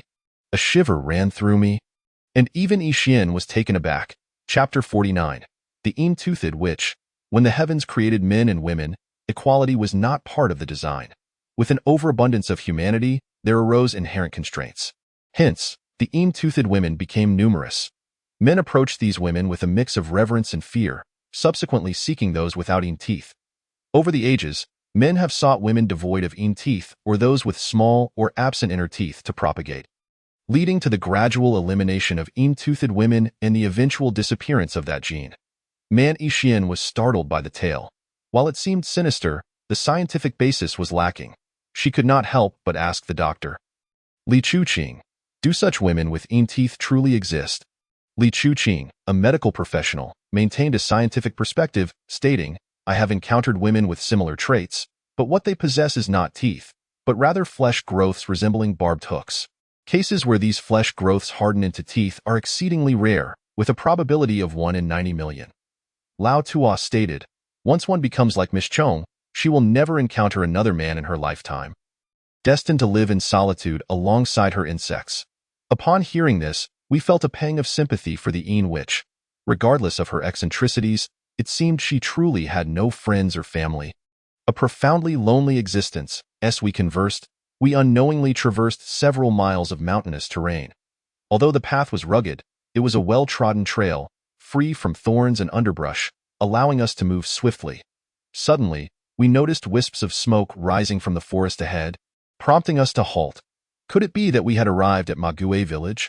I climbed to a vantage point and spotted a few wooden huts nestled within the trees, confirming the area was deserted.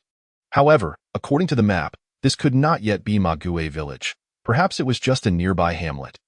Given Vietnam's tropical monsoon climate, characterized by year-round warmth and abundant rainfall, the mountains were lush and green. The huts were obscured by dense foliage, rendering them nearly invisible, and we would have missed them had it not been for the rising smoke indicating human presence. Discovering the huts implied habitation, and the path ahead became clearer, suggesting frequent visits by villagers. We proceeded along the path in single file, with Lao Tuo leading, the two young women in the middle, and Yilei and I bringing up the rear. It was not unusual to encounter individuals carrying hoes or baskets along the way. Indeed, we soon saw passers-by. When we first noticed someone traversing the forest, we paused to observe, but as more and more people appeared, our previously tense demeanor relaxed. It turned out this area was not as desolate as we had feared. Various individuals frequently ventured here to gather herbs, hunt for bamboo shoots, or engage in hunting. Along the way, we occasionally brushed past others. I began to feel that the warnings from Li Mu had been somewhat exaggerated, for there seemed to be a considerable population in this region. The Vietnamese people generally belong to a group characterized by their shorter stature, dark complexion, and lean physiques. While not tall, they exude vitality. As I carried my luggage and walked slowly, I noticed my shoelaces had come undone. Bending down to retie them, I caught sight of a figure approaching from the opposite direction, clad in a conical hat and dressed in black. Yilei and I had been walking side by side, leaving ample room to pass, yet the individual in the hat seemed to deliberately encroach upon our space. As I bent down, Yilei inadvertently nudged me, causing me to stumble. Yilei, why are you pushing me? Can't you see I'm tying my shoelaces? I spoke to Yilei, but he did not respond as I turned to glance at the person wearing a conical hat who brushed past us. In the blink of an eye, the person had vanished without a trace. Yilei furrowed his brow and touched his neck. Puzzled, he remarked, just now, I was jostled by someone clad in black, the medium master. Lao Tuo halted, turned back, and swiftly scanned the dense forest, yet found nothing amiss. Suddenly, he pulled Yilei to the side of the road, tore open his collar, and proceeded to inspect his neck. We were all taken aback by Lao Tuo's actions. However, given Lao Tuo's usual caution, his evident anxiety surely stemmed from a valid concern.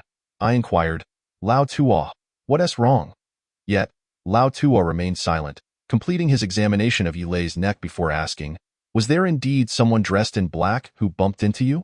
Take off your clothes, Yilei, along with the rest of us, was astonished, and he exclaimed incredulously, Lao Tuo, what do you mean? Stripping in the wilderness?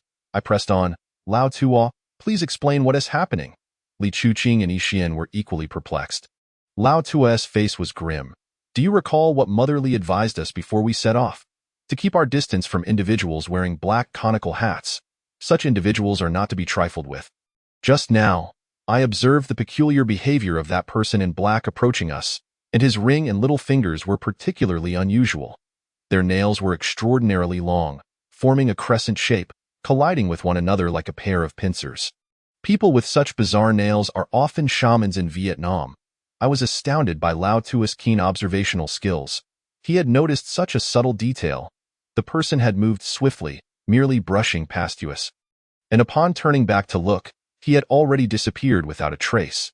Who among us ordinary folk would pay heed to the odd length of someone's ring and little fingernails? Yixian questioned, Lao Tua, what significance do such nails hold? Lao Tua responded anxiously, you are unaware, but in Vietnam, several sects of shamans have a penchant for utilizing living beings' materials for their practices, including organs, nails, skin, and blood. Though we now live in a civilized society, these sects have not faded away. They still lurk in the shadows, collecting certain materials from the living as treasures for their rituals. Yi Lei, filled with dread, was utterly confused. Lao Tua, your words are quite chilling, but when that person brushed past me, he merely nudged my body. It was as if his conical hat had grazed my cheek. I did not feel any pain. How could he possibly have harvested something from me?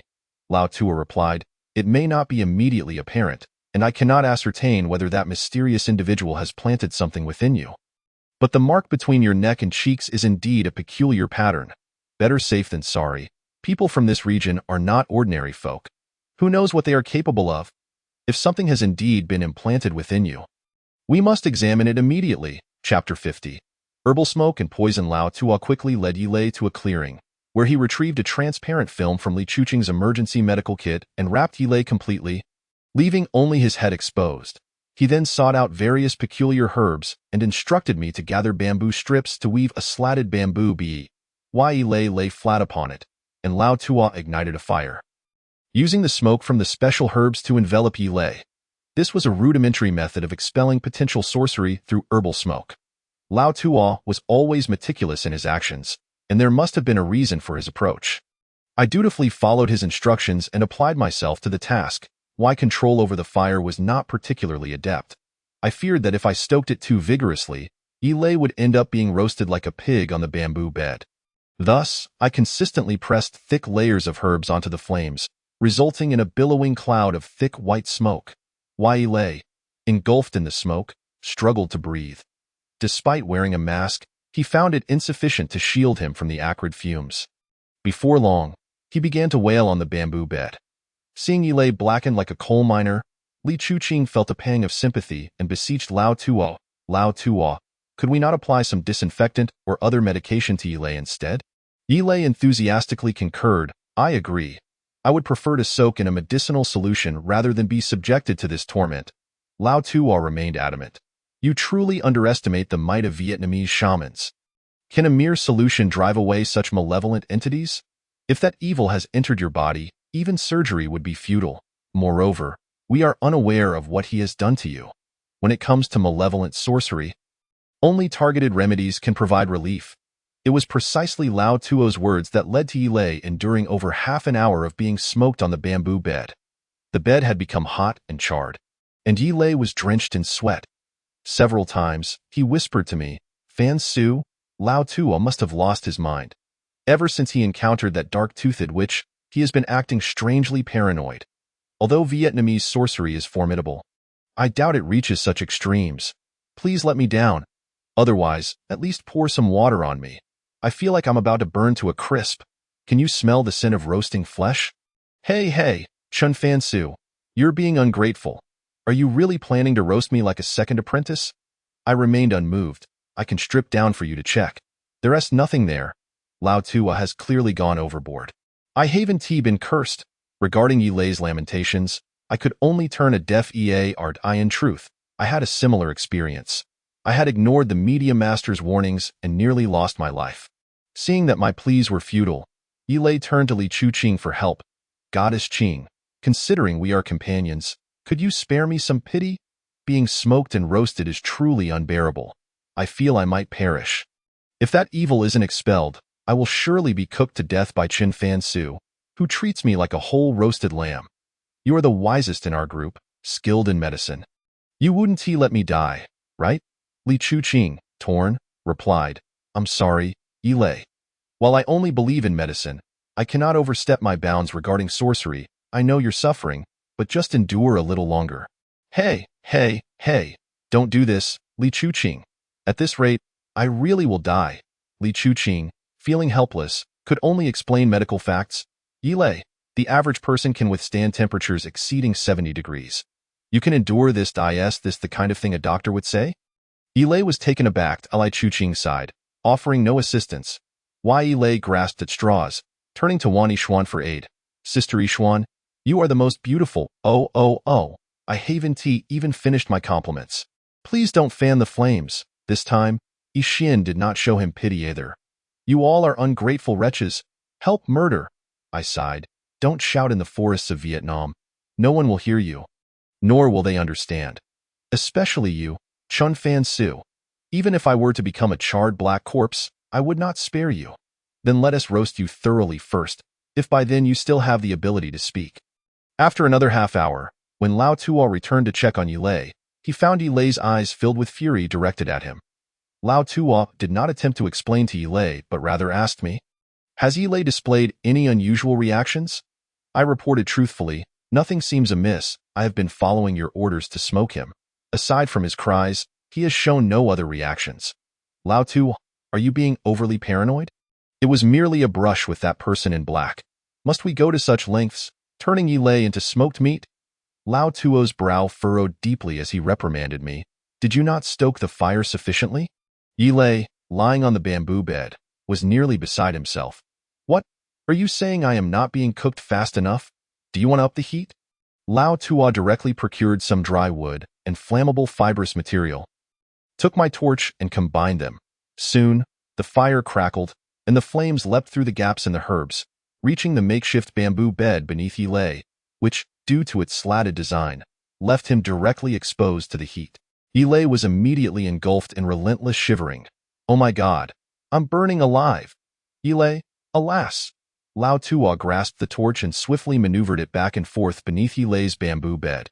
Bound by coarse ropes, Yilei could not rise, enduring the searing pain while cursing vehemently, until eventually, we could all hear the foul words of the street uttered in exasperation.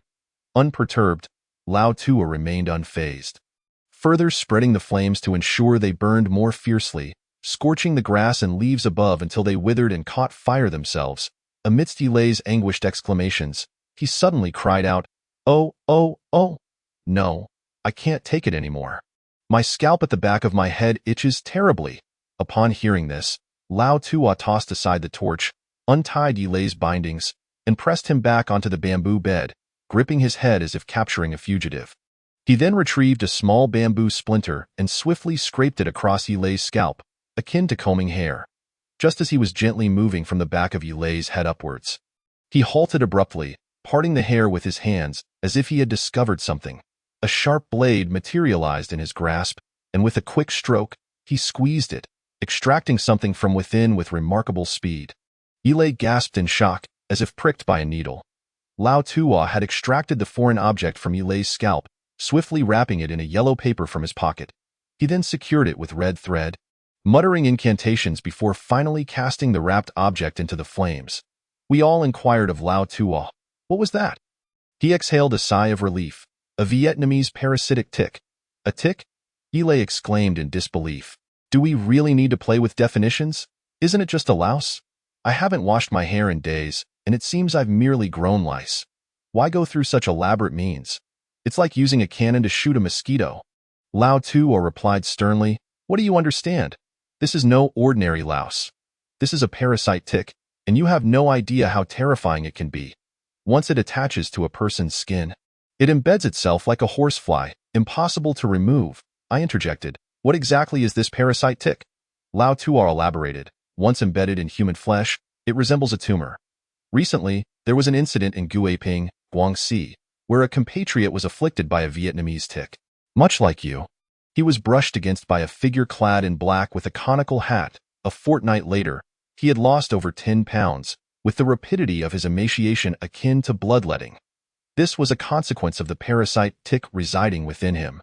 I inhaled sharply. Such a thing exists? You may not know, Lao Tuo continued, but at that time, someone discovered a tick that had fallen from a person. Yet, the unsuspecting individual thought it was merely a blood bag. These crimson flesh spheres varied in size, the largest being as big as a fist, while the smaller ones resembled a thumb. The surface of these sacs was peculiar, resembling an inflated bladder, smooth yet revealing winding veins beneath. But this was neither a bag nor a cattle tick. It was a human tick. Lao Tuo's expression grew grave.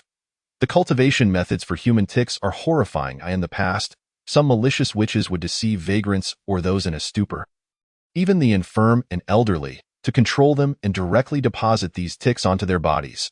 These ticks would bite into the skin like leeches, and once they did, their suckers would penetrate the flesh, akin to horseflies, remaining embedded until they had drained every drop of blood from the host. He added, this can be described as a form of parasitism. After feeding, the tick's abdomen swells grotesquely, resembling a tumor, its skin stretching thinly, revealing blood vessels and crimson blood. I gazed into the flames at the yellow paper now nearly consumed, asking, what purpose does this tick serve? Lao Tuo replied, human ticks are invaluable materials for sorcery. There are tales that after being bitten by a tick, one might undergo mutations, especially when all blood has been drained from the body. The victim experiences extreme thirst, often resorting to biting their own tongue for sustenance, leading to decay and the growth of spiral, razor-sharp suckers. They would then attack any livestock. Much like ticks do it, of course, we dismiss such fantastical tales as mere myths, yet this creature indeed exists. Upon hearing this, I fell silent, chilled to the bone. Lao Tuo, with a serious demeanor, queried, do you know where the tick resides within a host? Man Yishuan pondered, in the hair? On the chest? Or perhaps the neck?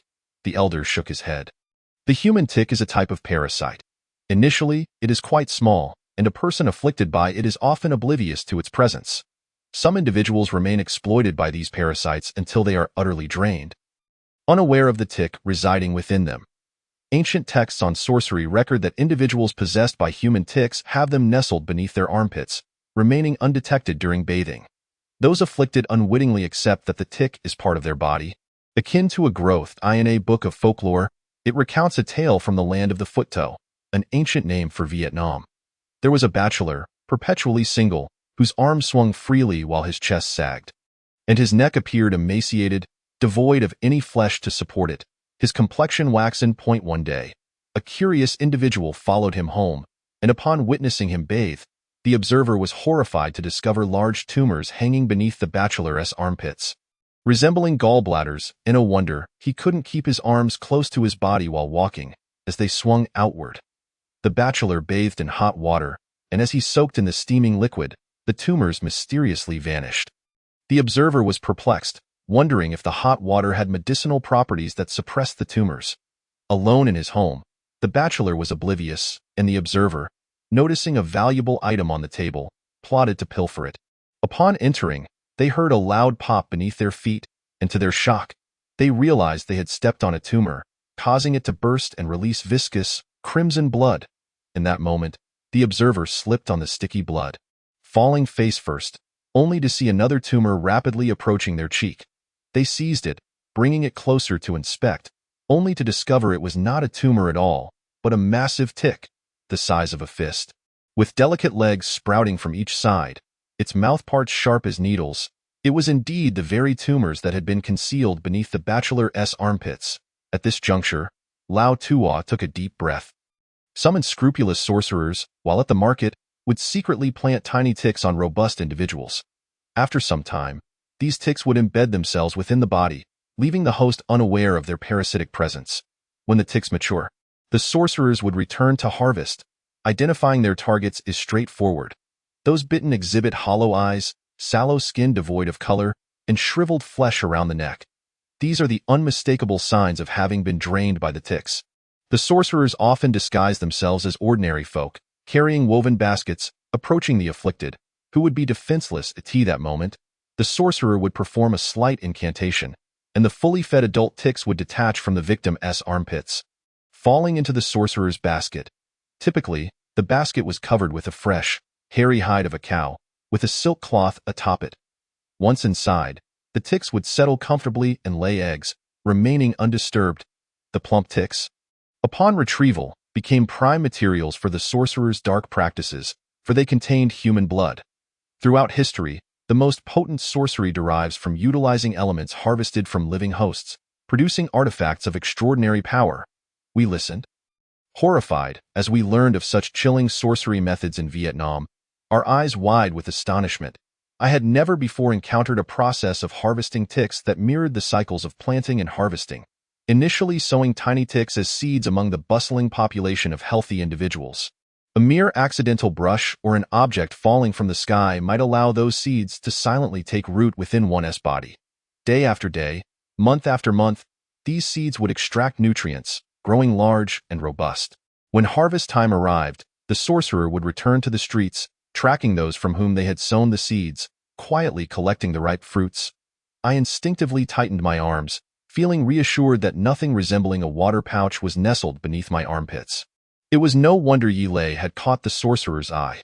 His muscular physique and fair complexion made him an ideal candidate for harboring the seeds of malevolent entities. Were it not for Lao Tuo's astuteness, Yi Lei would likely have found himself simultaneously afflicted by 5 or 6 seeds of malevolent entities, unaware that in the days to come, he would unwittingly transform into fertile soil and refuse. Nevertheless, even if Yi Lei were indeed tainted by these sinister forces, the witch would find little opportunity to reap the fruits of his labor, for our stay in Vietnam was fleeting. Upon our return to the homeland, the Vietnamese sorcerer would be left empty-handed.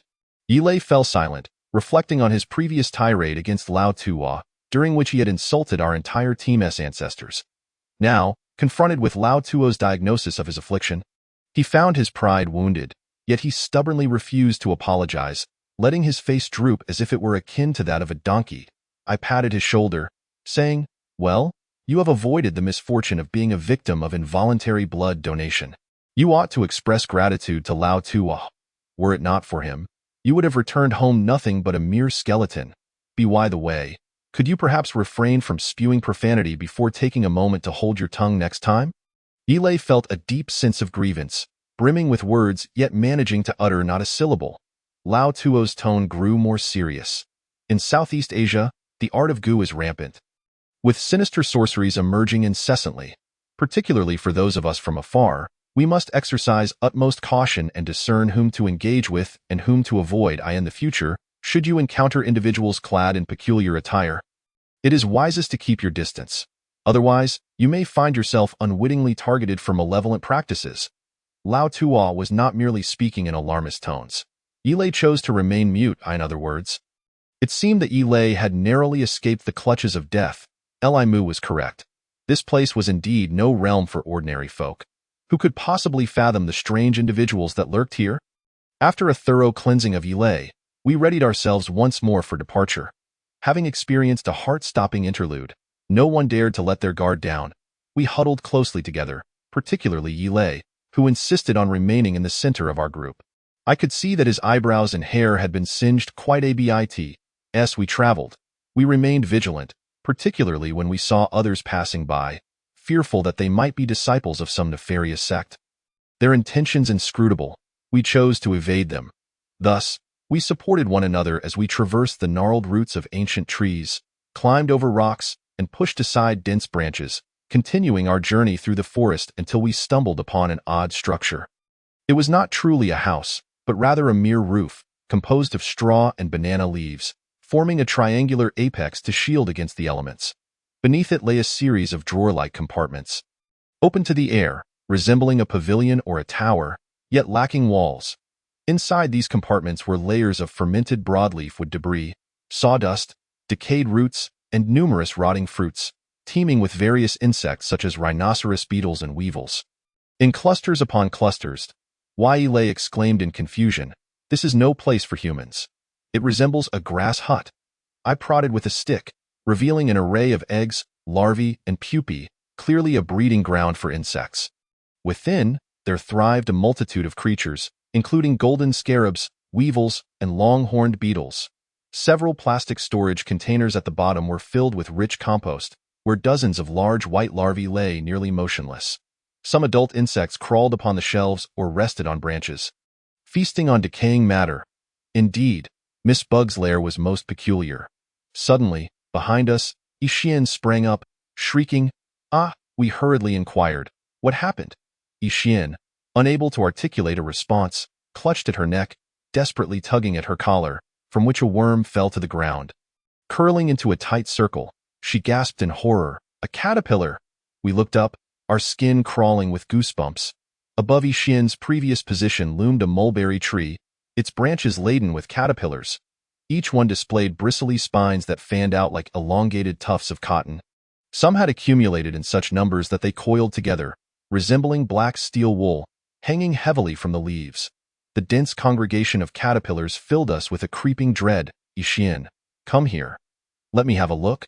Dan Ti panicked. Li Chuqing inspected Yixian's skin, suspecting that the caterpillar's spines had pricked her delicate skin, leaving a small red mark. She applied some anti-itch ointment to the back of Yixian's neck. "Everyone, step back." Yilei suddenly grabbed a large banana leaf and placed it atop his head, then charged beneath the mulberry tree, delivering a forceful kick to its trunk, causing the caterpillars to rain down like a deluge. I nearly found myself besieged by the dark mass of caterpillars cascading onto my head. "Have you lost your mind? What are you doing?" I shouted. Lao Tu, equally perplexed, remarked, "Yilei, what on earth are you doing?" Yilei discarded the banana leaf, asserting, "Strike first to prevent any potential calamities. I want to ensure no more caterpillars fall onto our heads." I surveyed our surroundings. This place was rife with mulberry trees, likely harboring thousands of caterpillars dangling above us. What he had kicked down was but a mere fraction. It would be wiser to conserve our energy, for any commotion would ensnare us all. Lao Tuo retrieved a pupating insect from the decayed grass hut, muttering to himself, "These beetles are still too small. They will undergo a lengthy maturation process, shedding their skins repeatedly, for a year or two at the least. Or even 3 or 4, before finally emerging as splendid adults and becoming the suitors of Miss Bug." Chapter 53. The woodland cabin. We secured the cuffs of our sleeves and the hems of our trousers with fine cords to prevent small insects from infiltrating our clothing. Li Chuqing generously applied insect repellent to exposed skin, and only then did we feel at ease to explore our surroundings. Yilei brandished a stick, poking around. "Come here, take a look. There's another small grass hut." Numerous similar structures dotted the landscape, and the more I observed, the more it appeared to be an insect breeding ground. Miss Bug's dwelling was indeed uniquely intriguing. As we circled the small grass hut, we discovered a collection of a dozen or so venomous creatures huddled together, including the fearsome stick insect, corrosive beetles, necrophagous carrion beetles, dung beetles, and centipedes, several of which we had previously encountered in Li Shaoyi's bridal chamber. Navigating through these various small grass huts and pavilions, we finally stumbled upon a larger wooden cabin, from whence the faint wisps of smoke had emanated. The entrance featured a modest courtyard with a rudimentary fence. Upon entering the inner courtyard, we found a human habitation constructed entirely of wood. The door hinges were worn smooth, yet the upper half was severely rotted. As we pushed it slightly, the entire door collapsed. The latch snapping, and with it, a rush of air flooded the room, bringing forth an overwhelming stench. Lao Tua quickly covered his nose, while I retreated outside, nearly gagging from the foul odor. "This is the excrement of bedbugs." The stench made me feel nauseous. Yilei, shielding his sleeve, peered into the wooden cabin, which had a small skylight, not so much a window as a mere transparent tile allowing light to filter through. A beam of dim yellow light illuminated the interior, casting eerie shadows. The room was cluttered, the most conspicuous feature being a round wooden table at the center, strewn with various items and a bowl of clear water, which was infested with peculiar algae. The floor was damp from water seepage, and a mortar for grinding herbs lay overturned, its contents having already molded. Among the debris were goat horns, gecko specimens, and wild boar tusks. "Is anyone here?" Yilei tentatively called out. Yixian interjected, "Yilei, we are not in China. No one will understand your Mandarin." "Sho." Lao Tua seemed to hear something unusual and quickly gestured for us to silence. Soon, we all discerned a hissing sound. Though its source remained unknown, I froze, my gaze lifting to see a massive dark shape coiled upon the beam overhead. It appeared to be a cobra, its body entwined in an indeterminate length. Yet its head was as large as a palm, its neck raised and flattened. In that moment, the cobra's head dangled from above, its cold eyes fixated on us, filled with malice yet tinged with caution. I recognized it. It's a blue flower-crowned python. None among us anticipated that such a creature would perch upon the rafters of the wooden cabin. This snake is notorious for its formidable aggression. A fearsome exotic species, do not panic. This snake does not appear inclined to attack us. Lao Tua observed that the window was obscured by coarse fabric, and he prudently refrained from pulling back the curtain with his hands, opting instead to use a stick to lift it. Light flooded the cabin, and we were instantly astounded by the scene before us. The entire room was teeming with various venomous creatures. On the ground, on the walls, on the tables, and on the wooden beams, an inconceivable multitude of insects thrived in a state of apparent harmony, showing no inclination to invade each other's territory. They traversed into one another's domains without a hint of aggression. The room remained shrouded in dim light, obscuring my view of the specific toxins possessed by these creatures. Yet, it was clear that these venomous beings were formidable, each more fierce and dangerous than the last. I found myself immobilized with fear. Lao Tua fixated on several large spiders, adorned in yellow and black, his lips twitching slightly as he commanded the group, "Do not make excessive noise." What noise could we possibly make? We were all rendered mute with terror. Even our breaths grew faint as I regained my composure. I eagerly shouldered my camera to capture the scene, knowing that such footage would undoubtedly create a sensational uproar once aired on television. It dawned on me the true meaning of Miss Bug. She was a terrifying woman dancing with venomous creatures. To possess and nurture such a horrifying number of poisonous insects, coexisting in a symbiotic relationship, was beyond the capabilities of any ordinary insect collector. I recalled that there indeed existed a profession dedicated to the rearing of peculiar venomous insects, individuals well versed in the art of insect husbandry. However, even the most esteemed biological experts would pale in comparison. Strangely enough, we had recklessly intruded into this horrifying wooden cabin. Had danger been imminent, we would have already been overwhelmed. Yet, despite the predatory gaze of these venomous creatures, they refrained from making any hasty moves. The two live ducks strapped to Yilei's back were evidently startled upon sighting the venomous snakes, especially since he had crammed them into a nylon bag with 2 holes. Their heads protruded from the openings, quacking nervously as they fixated on the writhing serpents with wide, horrified eyes. Inside the wooden cabin, there were several rooms, one of which was a bathroom. Aside from the bathroom door, only one room remained ajar. Within that room, various poisonous insects crawled in and out, some exhibiting a fierce temperament, ready to strike at the slightest provocation. It was clear that an ordinary person could not survive in such a dormitory. Lao Tua mused, "Their master is not here." I glanced into that room and discovered it teeming with poisonous creatures. Scorpions, centipedes, snakes, and spiders, all piled together, exuding an odd, fishy odor that, while peculiar, was not wholly unpleasant. In fact, it seemed almost addictive. It was reminiscent of the effects of drug use, where prolonged exposure could lead to dependency. This likely explained Miss Bug's secret of allowing venomous creatures to inhabit her home. To validate my hypothesis, I boldly attempted an experiment, extending a hand and provocatively gesturing towards a snake. Yilei, witnessing this, nearly lost his mind, exclaiming, "Fangu, what are you doing?" I placed a finger to my lips, signaling him to be quiet. Chapter 54. Deep in the insect nest, Li Chuqing remained nonchalant. "Do not worry, this snake is non-venomous." Yilei glared at her. "How do you know it's non-venomous?" Li Chuqing's gaze sharpened as she approached the snake, slowly moving a finger in front of it. The snake, entranced by her movements, was soon met with her other hand, which swiftly seized its head.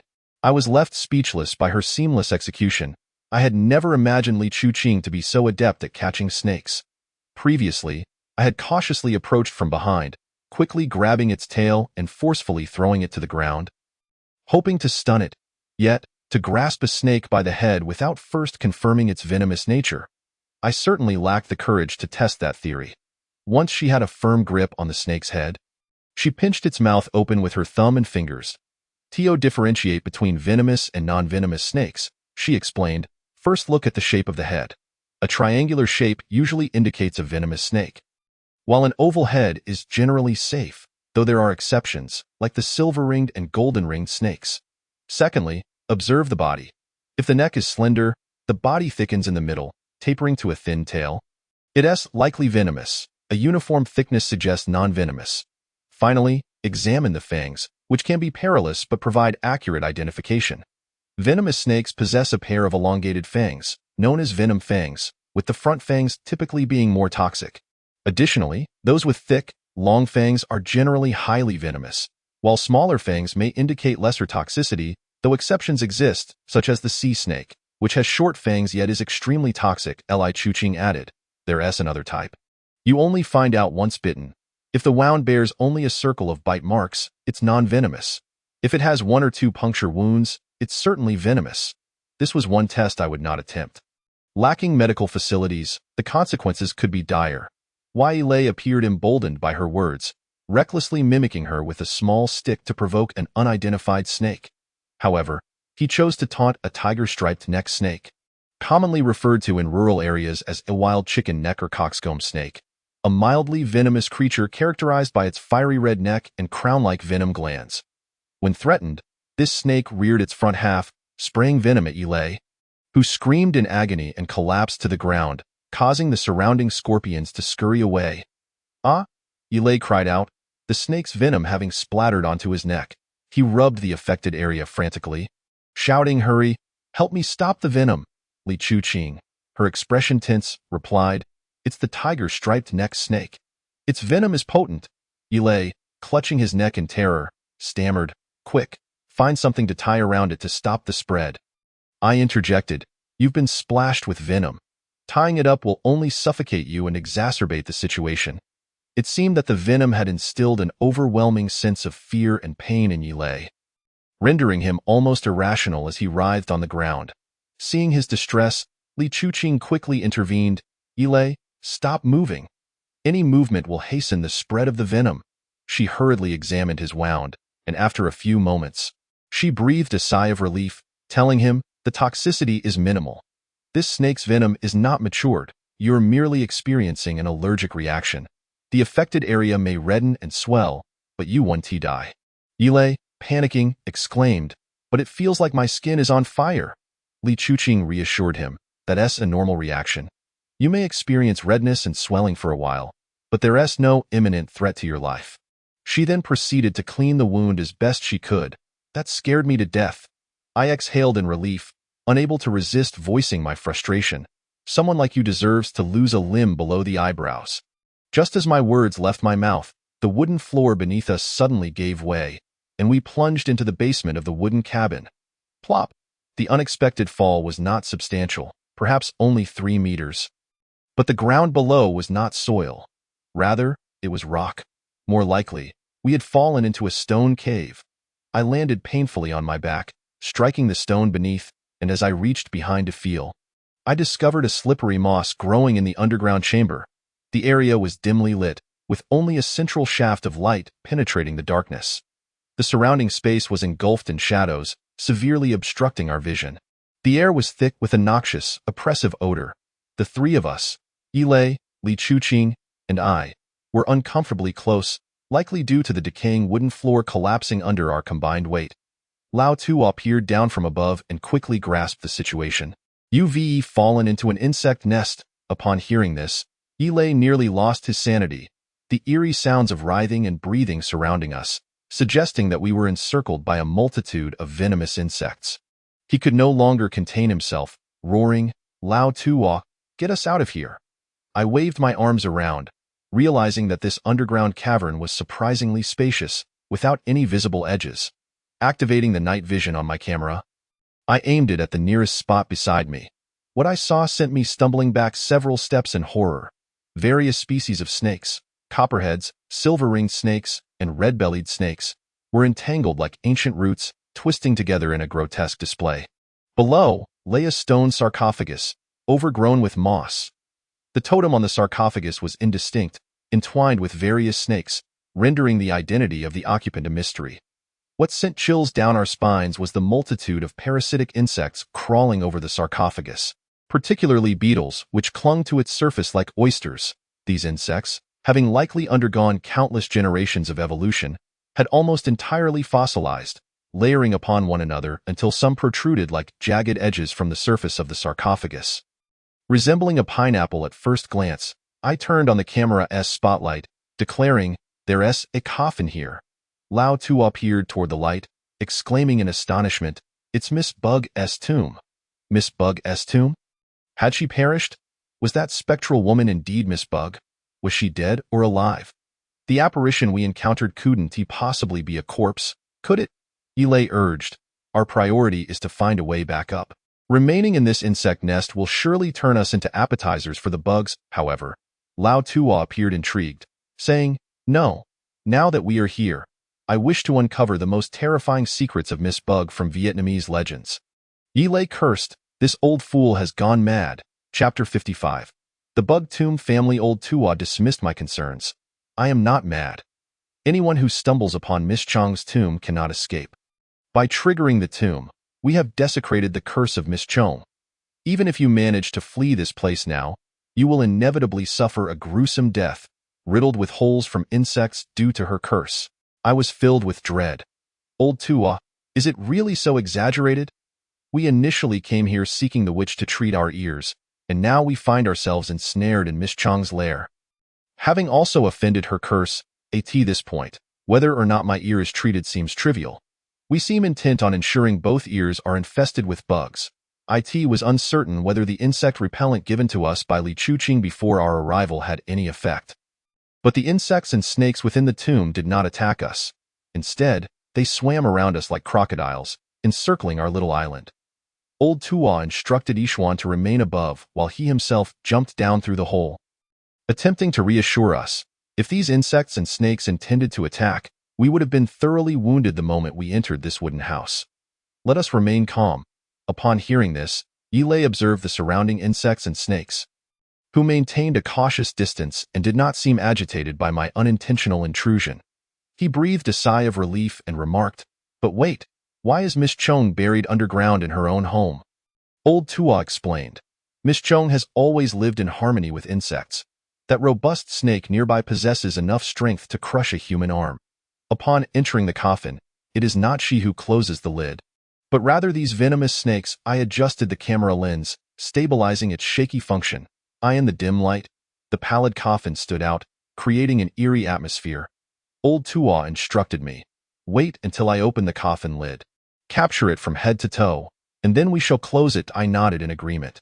Together, Old Tua and Yilei braced themselves against the coffin's head, exchanged a glance, and then exerted force to push open the lid.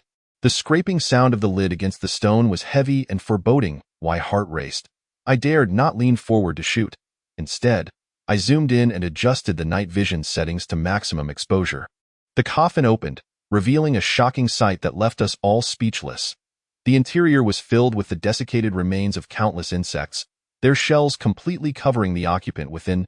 A chill ran down my spine as I realized that Miss Chong was accompanied by a multitude of insects in death, enough to fill the entire coffin. In our culture, there is a deep fear of coffins leaking and insects corrupting the remains. Yet this Miss Chong seemed to embrace decay alongside her insect companions, an unsettling phenomenon. Old Tua gestured for Yilei to continue pushing the lid open while he began to sift through the empty insect shells. As the gap widened, I switched to close-up mode, capturing every detail of the coffin's interior. As the insect shells were pushed aside, the true form of Miss Chong was finally revealed on my small screen. I beheld her unusual attire. Her hair, remarkably well preserved, was intricately braided into dense, twisted strands. However, her facial features were obscured by a piece of gauze, from which dangled peculiar earrings made of snail shells. As I captured the image of Miss Chong's gauze, I held my breath. The gauze had shrunk due to decay, leaving only a skeletal visage. With the gauze imprinted with the uneven contours of her skull, as the coffin lid descended, my camera followed suit, revealing that Miss Chong wore a necklace of copper rings adorned with feathers from some bird, many of which had decayed to mere quills over time. She was clad in a dark garment, while her lower body was enveloped in a thick, sack-like cocoon. Chapter 56. The Tomb of the Insect Maiden. The cocoon exuded an extraordinarily peculiar aura, reminiscent of snake skin. In a daze, a vivid tableau unfurled before my eyes. Miss Bug, on the brink of her demise, adorned herself splendidly, clutching a solitary candle as she gracefully prepared for her own interment. Upon her entry into the stone sarcophagus, she extinguished the candle, and a multitude of writhing insects and serpents emerged from the depths of the tomb, eerily slithering into the coffin until they completely shrouded Miss Bug. A robust silver python coiled around the coffin lid, sealing her fate with an unsettling hiss. Suddenly, the screen flickered with spots of light and erratic, pulsating lines as the cursed camera captured the chaotic scene. At that moment, an unexpected development transpired. Instinctively, I adjusted the camera, while Lao Tua gestured towards Miss Bug's features, indicating that I should focus the lens on her head. I switched filters, honing in on the circuit bias and gain adjustments. As the camera resumed its function, Lao Tua extended 2 fingers, poised to lift Miss Bug's veil, when Yilei suddenly exclaimed, "Fangu, there's someone behind you." At his words, Lao Tua and I both lifted our gazes. Turning to look behind me, there stood a woman, entirely draped in a veil, her head bowed, half her form obscured by shadows. Her features were shrouded in the fabric, with 2 exaggerated shell-like ornaments dangling from her ears. A grandiose headdress making her head appear disproportionately large.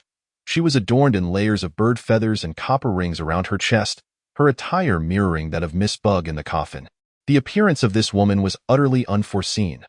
The underground tomb, though rather confined, had been devoid of life since our arrival. Yet now, a woman cloaked in a sinister black veil emerged.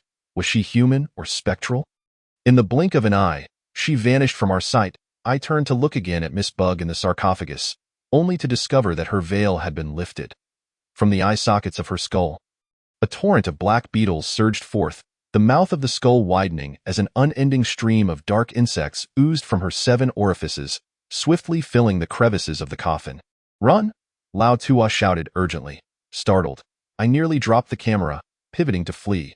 The 3 of us raced toward the collapsed opening, calling out to Yixian and Li Chuqing above, "Quick, pull us up!" Sensing the urgency, the 2 girls lowered a prepared backup strap, and Yilei was the first to grab hold and begin his ascent. The weight of Yilei nearly yanked the girls down, prompting Lao Tua to rush over and support him from below. As I observed the struggle, I couldn't help but glance back toward the obscured spot where the mysterious woman had appeared. She was there once more.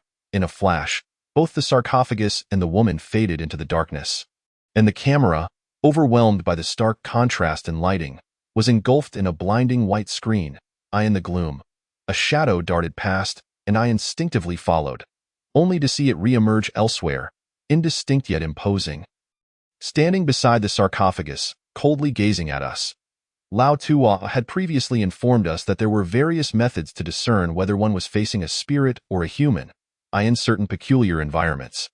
One could apply corpse mud to their eyes or bend down to peer between their legs, revealing an alternate reality.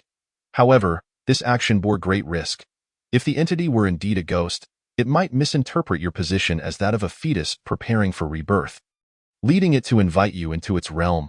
Furthermore, employing a black umbrella indoors could unveil unclean apparitions. In my earlier anxiety, my hands had brushed against the earth in the tomb, accumulating significant dirt. Such soil served as a medium for spirits. Unbeknownst to me, we all bore traces of this soil on our hands. As I inadvertently wiped my eyes, I unlocked my third eye, revealing the obscured outlines in the darkness with startling clarity. However, an icy chill surged from my spine to the crown of my head. Chapter 57. The eerie shadow through the veil. I discerned that the woman was not particularly aged, with delicate brows and rosy cheeks that seemed to blush with shyness. No, it couldn't be. Wasn't she the bride, Li Xiaoyi, from our recent ghost wedding shoot? Why was she dressed in attire akin to that of a spirit medium? Just as I was about to call out in astonishment, a chilling realization struck me. Her head was empty. What could this possibly signify? The souls of the living are a soft pearlescent hue, suspended 3 inches above the head, corresponding in size to the brain. Those of unwavering will radiate a brilliant light, while others appear dim and faded. Even the mentally ill possess a normal soul, albeit shrunken to the size of a fist, with fragmented pieces floating around them. Thus, the day a comatose person awakens is the day their soul fragments coalesce anew. Yet, this being had an empty head, implying it transcended the bounds of humanity. What manner of entity was this? "Hurry up!" Lao Tua and Yilei had already been pulled up, extending their hands towards me as I hesitated below. Without a moment to ponder, I reached out, allowing them to hoist me up. Lao Tua gestured fervently. We must vacate this place immediately. However, as we prepared to dash for the exit, we were met with a disconcerting sight.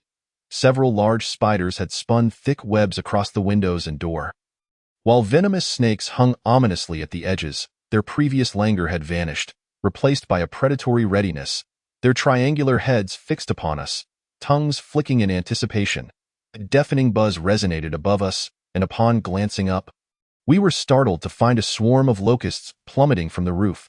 The moment one landed in Yixian's hair, she shrieked and began frantically swatting at her head.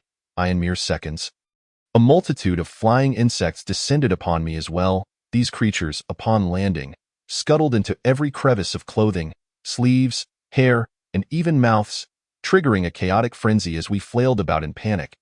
My camera slipped from my grasp and clattered to the ground. Where did all these insects come from? Yilei cursed, scratching his head in disbelief. Noticing several small stools within the cabin, I seized them and hurled them towards the door, breaking through the dense spider webs and knocking down some of the venomous spiders. Those that remained scurried to the edges of the door frame. Lao Tua spotted a longer plank nearby, seized it, and swiftly dispatched the snakes that lingered at the threshold, allowing us to escape from the decaying cabin. Once outside, we aimlessly sought the path back, only to find the surrounding environment shrouded in a thick, swirling fog, the air heavy with moisture. The once clear trail had vanished, replaced by an ethereal landscape where lowly plants and rocks appeared to dissolve into obscurity. As we ran, we stumbled, ensnared by the foliage, our escape becoming increasingly precarious. Lao Tua, sensing our disarray, halted us urgently. Do not run aimlessly. This is ghost fog. If we do, we may become lost or tumble down the mountainside. Amidst the haze, I caught fleeting glimpses of several figures clad in primitive attire, standing motionless within the mist, encircling us. Whenever I focused on them, their forms evaporated in an instant. Where had these figures emerged from? Their features were indiscernible, and as Lao Tua closed his eyes to chant incantations, he produced a compass, only to find the needle erratically spinning. This place is steeped in malevolence, bearing ominous energy, a foreboding locale. The inhabitants perceive us as unwelcome guests, he declared. Yilei, exasperated, stomped his feet. From the moment we arrived, I sensed something was amiss in this mountain village. What kind of normal settlement resides in such a secluded valley? The air is damp and stifling, and not a single soul is in sight. Merely dilapidated structures. Yes, no wonder they call this a ghost village. They say remote villages in Vietnam are cursed. It seems today we truly have encountered the supernatural. Yilei, hand over your pack, Lao Tua suddenly instructed. Aside from our essential supplies, Yilei's pack contained glutinous rice, chili peppers, and 2 live ducks entrusted to us by Li Mu. Lao Tua extracted one of the ducks, which quacked in distress. Gripping its neck, he swiftly severed it, but the bones and flesh proved resilient. He resorted to biting through it, discarding the bloodied head aside and splattering the duck's blood in the cardinal directions. He then scattered the rice and peppers upon the rocks, muttering incantations under his breath. This shocking action left us all in stunned silence. Lao Tua, what on earth are you doing? I queried, bewilderment etched across my face. There's time for explanations later. Old Tua gestured for us to find a place to hide. I turned off all the equipment and spotted a dense thicket, shielded by rocks behind it, with ominous fog gathering overhead. I quickly plunged into it. We huddled closely together, and I held my breath, knowing old Tua must have his reasons for this, yet my anxiety was overwhelming. His sudden transformation from the usually composed master of the supernatural into a bloodthirsty beast had left Yixian utterly stunned. I had never seen old Tua, a man of such calm demeanor, abruptly bite into the neck of a live duck. After wiping the duck's blood from his mouth, he spat onto the ground a few times. The eerie sounds from beyond the fog sent shivers down our spines, accompanied by the startled cries of birds taking flight and the sudden rustling of vegetation, as a strange wind swept through, raising goosebumps all over us. Old Tua then explained, the fog in these mountains is notorious for leading people into a ghost maze. It often lures them to the edge of cliffs, leaving some bewildered even in death. If an ordinary person encounters something malevolent in the woods, the only way to navigate is to use animal blood as a guide. Chicken blood is the most effective. With a Peachwood sword, one can repel unclean spirits. Duck blood is less potent, but can still instill a degree of caution in wandering souls. Currently, we are in a time of conflict, which bodes ill for our journey through the mountains. We must remain here and meditate for an hour before attempting to descend. Remember, while meditating, do not let your thoughts wander. The fog in the woods grew denser, and I felt as though we were enveloped in the darkness of evening. Despite it still being afternoon, the thick foliage obscured the sun, casting a shadow that felt akin to nightfall.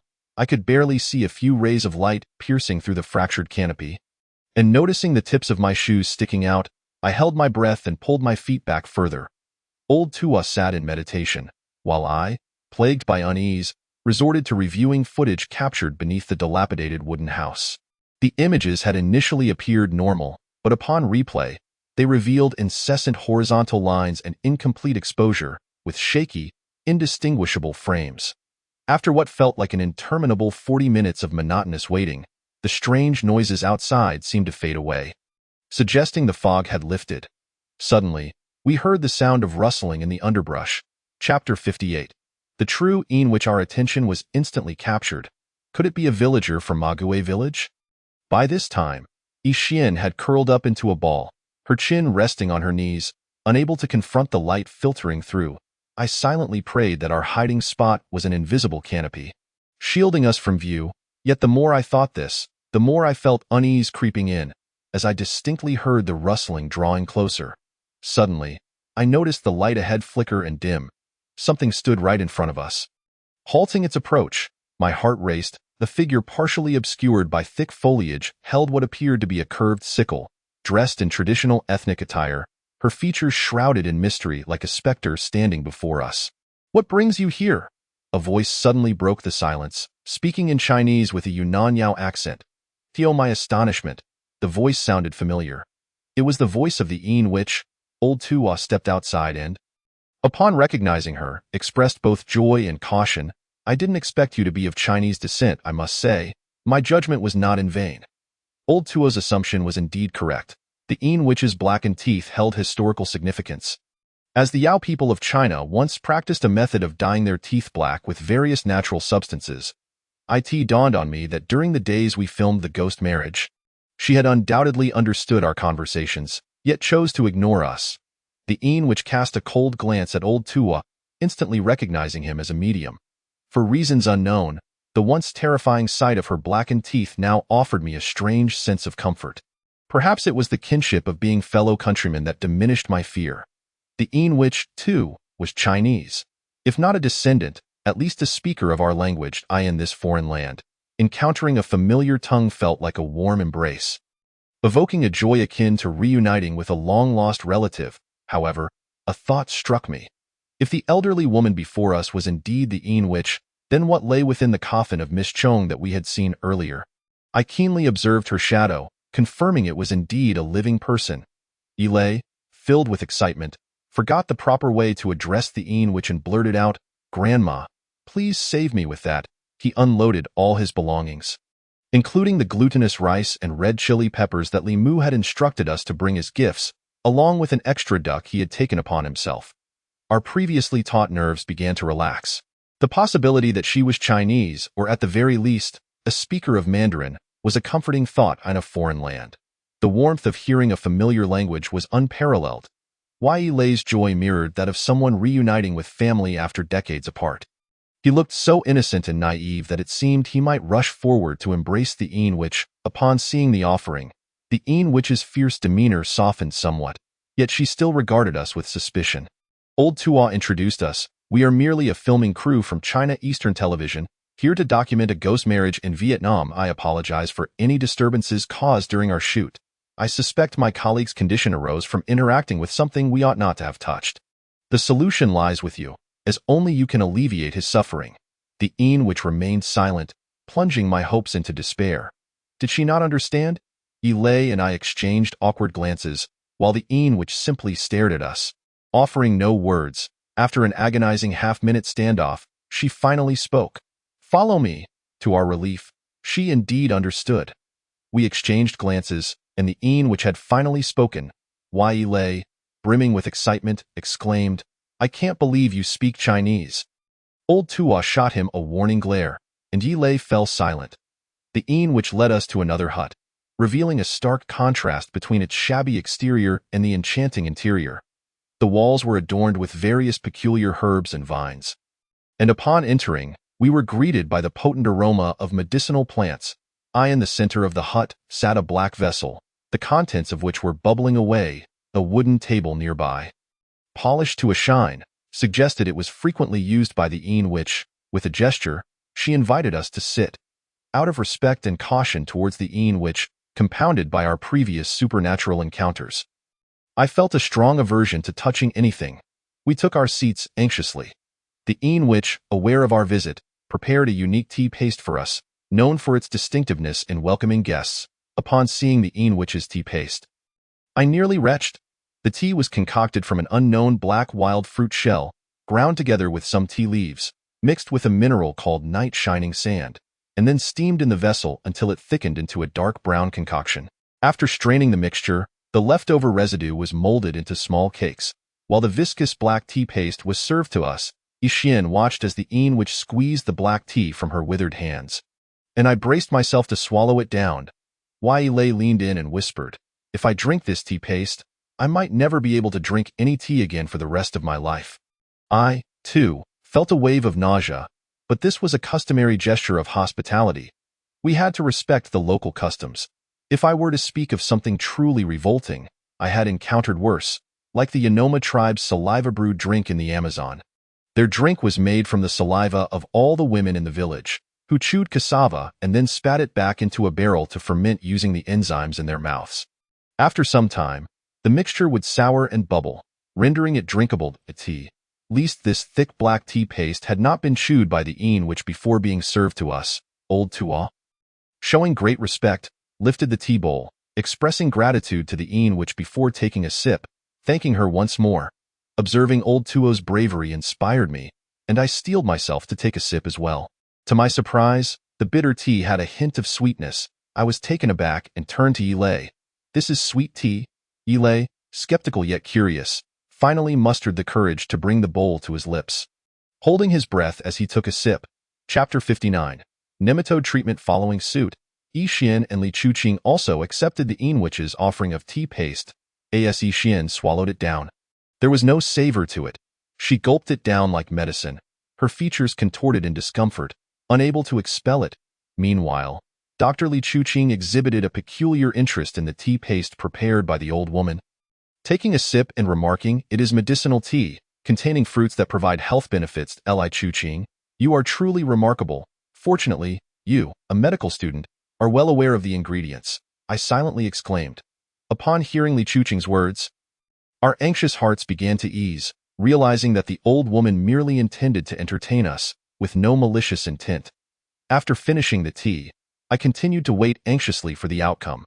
Nearby, a jar of seemingly clear water, yet infested with red threadworms at the bottom, sat ominously. Regardless of how turbid the water might appear, it would eventually settle and become clear if left undisturbed for long. However, if the water remained unchanged for too long, the sediment would give rise to various insects. The old woman produced a water basin woven from bamboo leaves and scooped water from the jar tainted with red threadworms, pouring it in. She then retrieved a peculiar small bottle, deep red on the outside, obscuring its contents. Pouring from the bottle, strange creatures resembling tiny earthworms or leeches emerged, exceedingly thin, comparable to the width of a toothpick. Yet these creatures appeared desiccated, as if air-dried. Once introduced into the water, they quickly transformed, swelling and becoming glistening, reminiscent of soaked wood-ear mushrooms. Minutes later, we were horrified to witness the once dry threadworms begin to move. My mind screamed, "What terrifying creatures are these?" The old woman remained expressionless as she produced a strange yellow paper adorned with cryptic symbols, made gestures with her hands, murmuring incomprehensible phrases before igniting the paper and tossing it into the basin. "You, submerge your face in there," she commanded. Her tone as flat and unyielding as a calm sea. Yi Lei's eyes widened with fear. He clung to me from behind, resolutely refusing to be the first guinea pig. Lao Tua pushed me forward, assuring, "Do not worry. The old woman merely intends for these threadworms to enter your ears to expel the parasites." "What?" allow these threadworms to burrow into my ears. I swallowed hard, acutely aware of my parched throat. Desperate times call for desperate measures. I steeled myself and approached the basin, where the writhing threadworms stirred among the remnants of the unburned paper ash. Gritting my teeth, I inhaled deeply, convincing myself that the old woman could not truly be so cruel. If she had no intention of helping us, she would not have brought us here in the first place. Following her instructions, I submerged the ear that had been afflicted with the ancient curse into the water, my cheek dipping in as well. The coldness enveloped half of my face. Internally, I resisted fiercely. Upon the initial contact with the water, I yearned to lift my head immediately. Yet, in pursuit of liberation, I had no choice but to endure. I closed my eyes and held my breath, as if I could hear the threadworms swimming through the water. Yilei murmured from behind, "Fansu, do not fret. If those worms ruin your brain, I will take care of you for life." Inwardly, I cursed, "Shut up, Yilei, you harbinger of doom. I am not afraid of those worms in my ears. I fear the thought of them parasitizing my brain, devouring my wits until I become a fool without a mind." Seeing my hesitation to immerse my face, the old woman pressed down on my face, forcefully submerging my nostrils in the water. As the liquid rushed in, I sputtered, but she paid no heed to my distress, continuously murmuring incantations. Suddenly, I felt an intense itch in my ear, as if something were burrowing into my ear canal. It was likely the old woman's method for dispelling the curse. These threadworms served as her materials, controlled by her incantations to enter my ears and liberate me from the hex.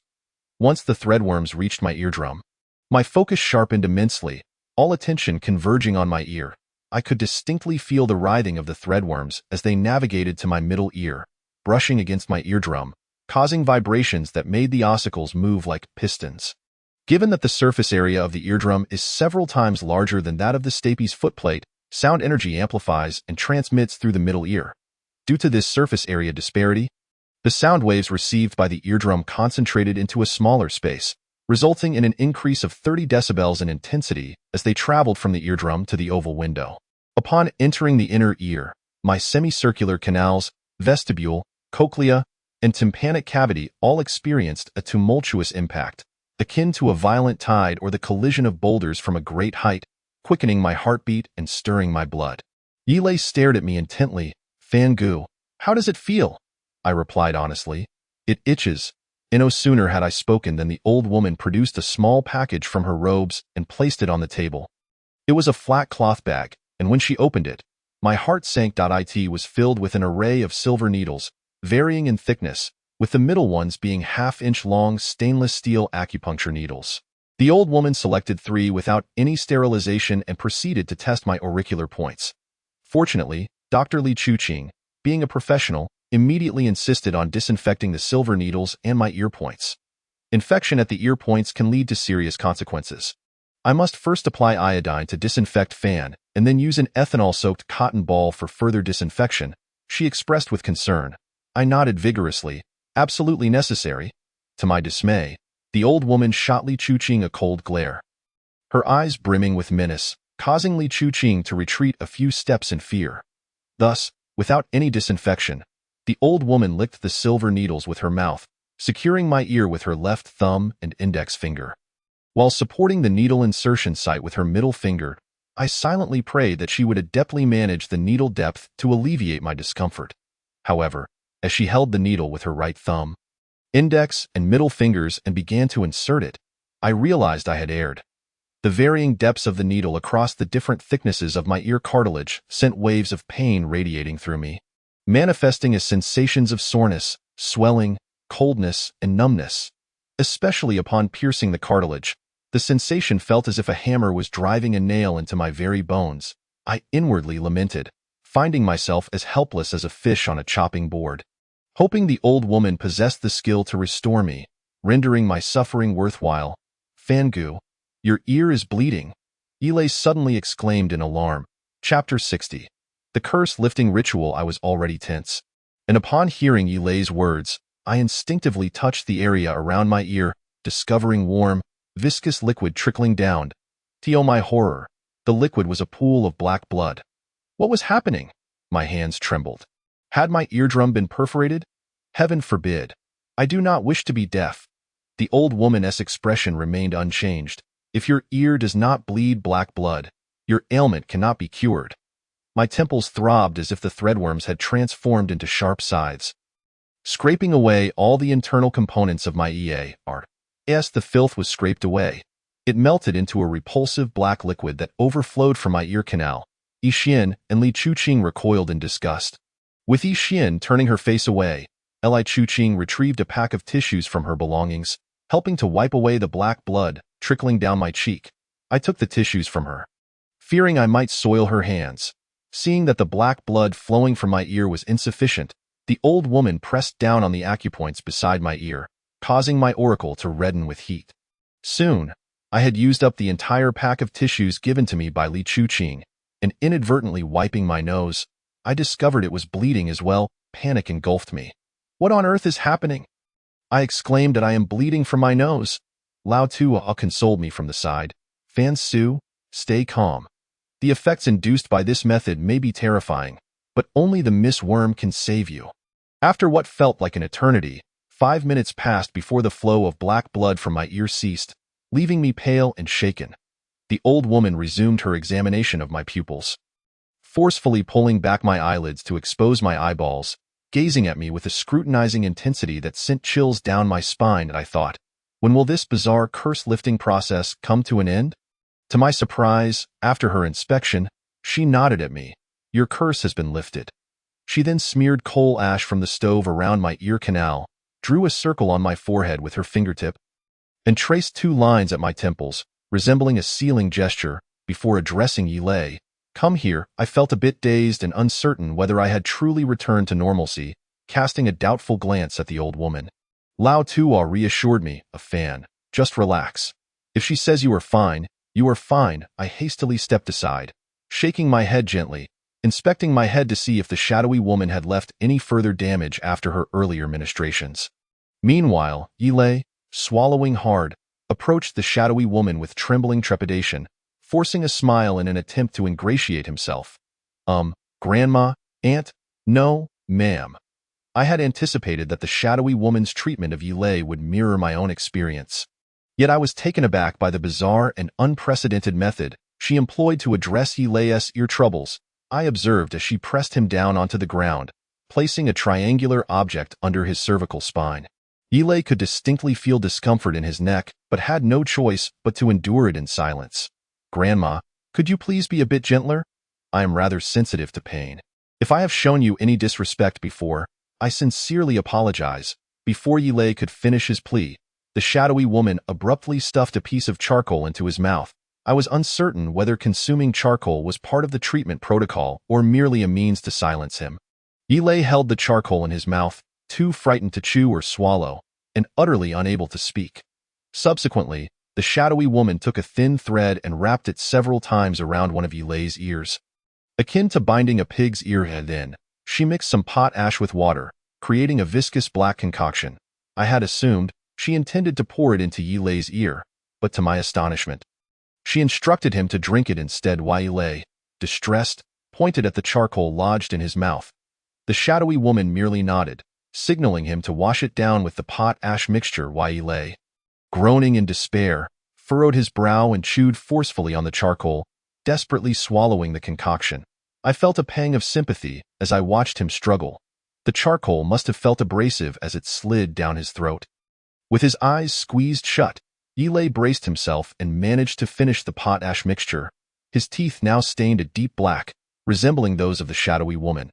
Only then did she inquire, "Did you encounter anyone on your way here?"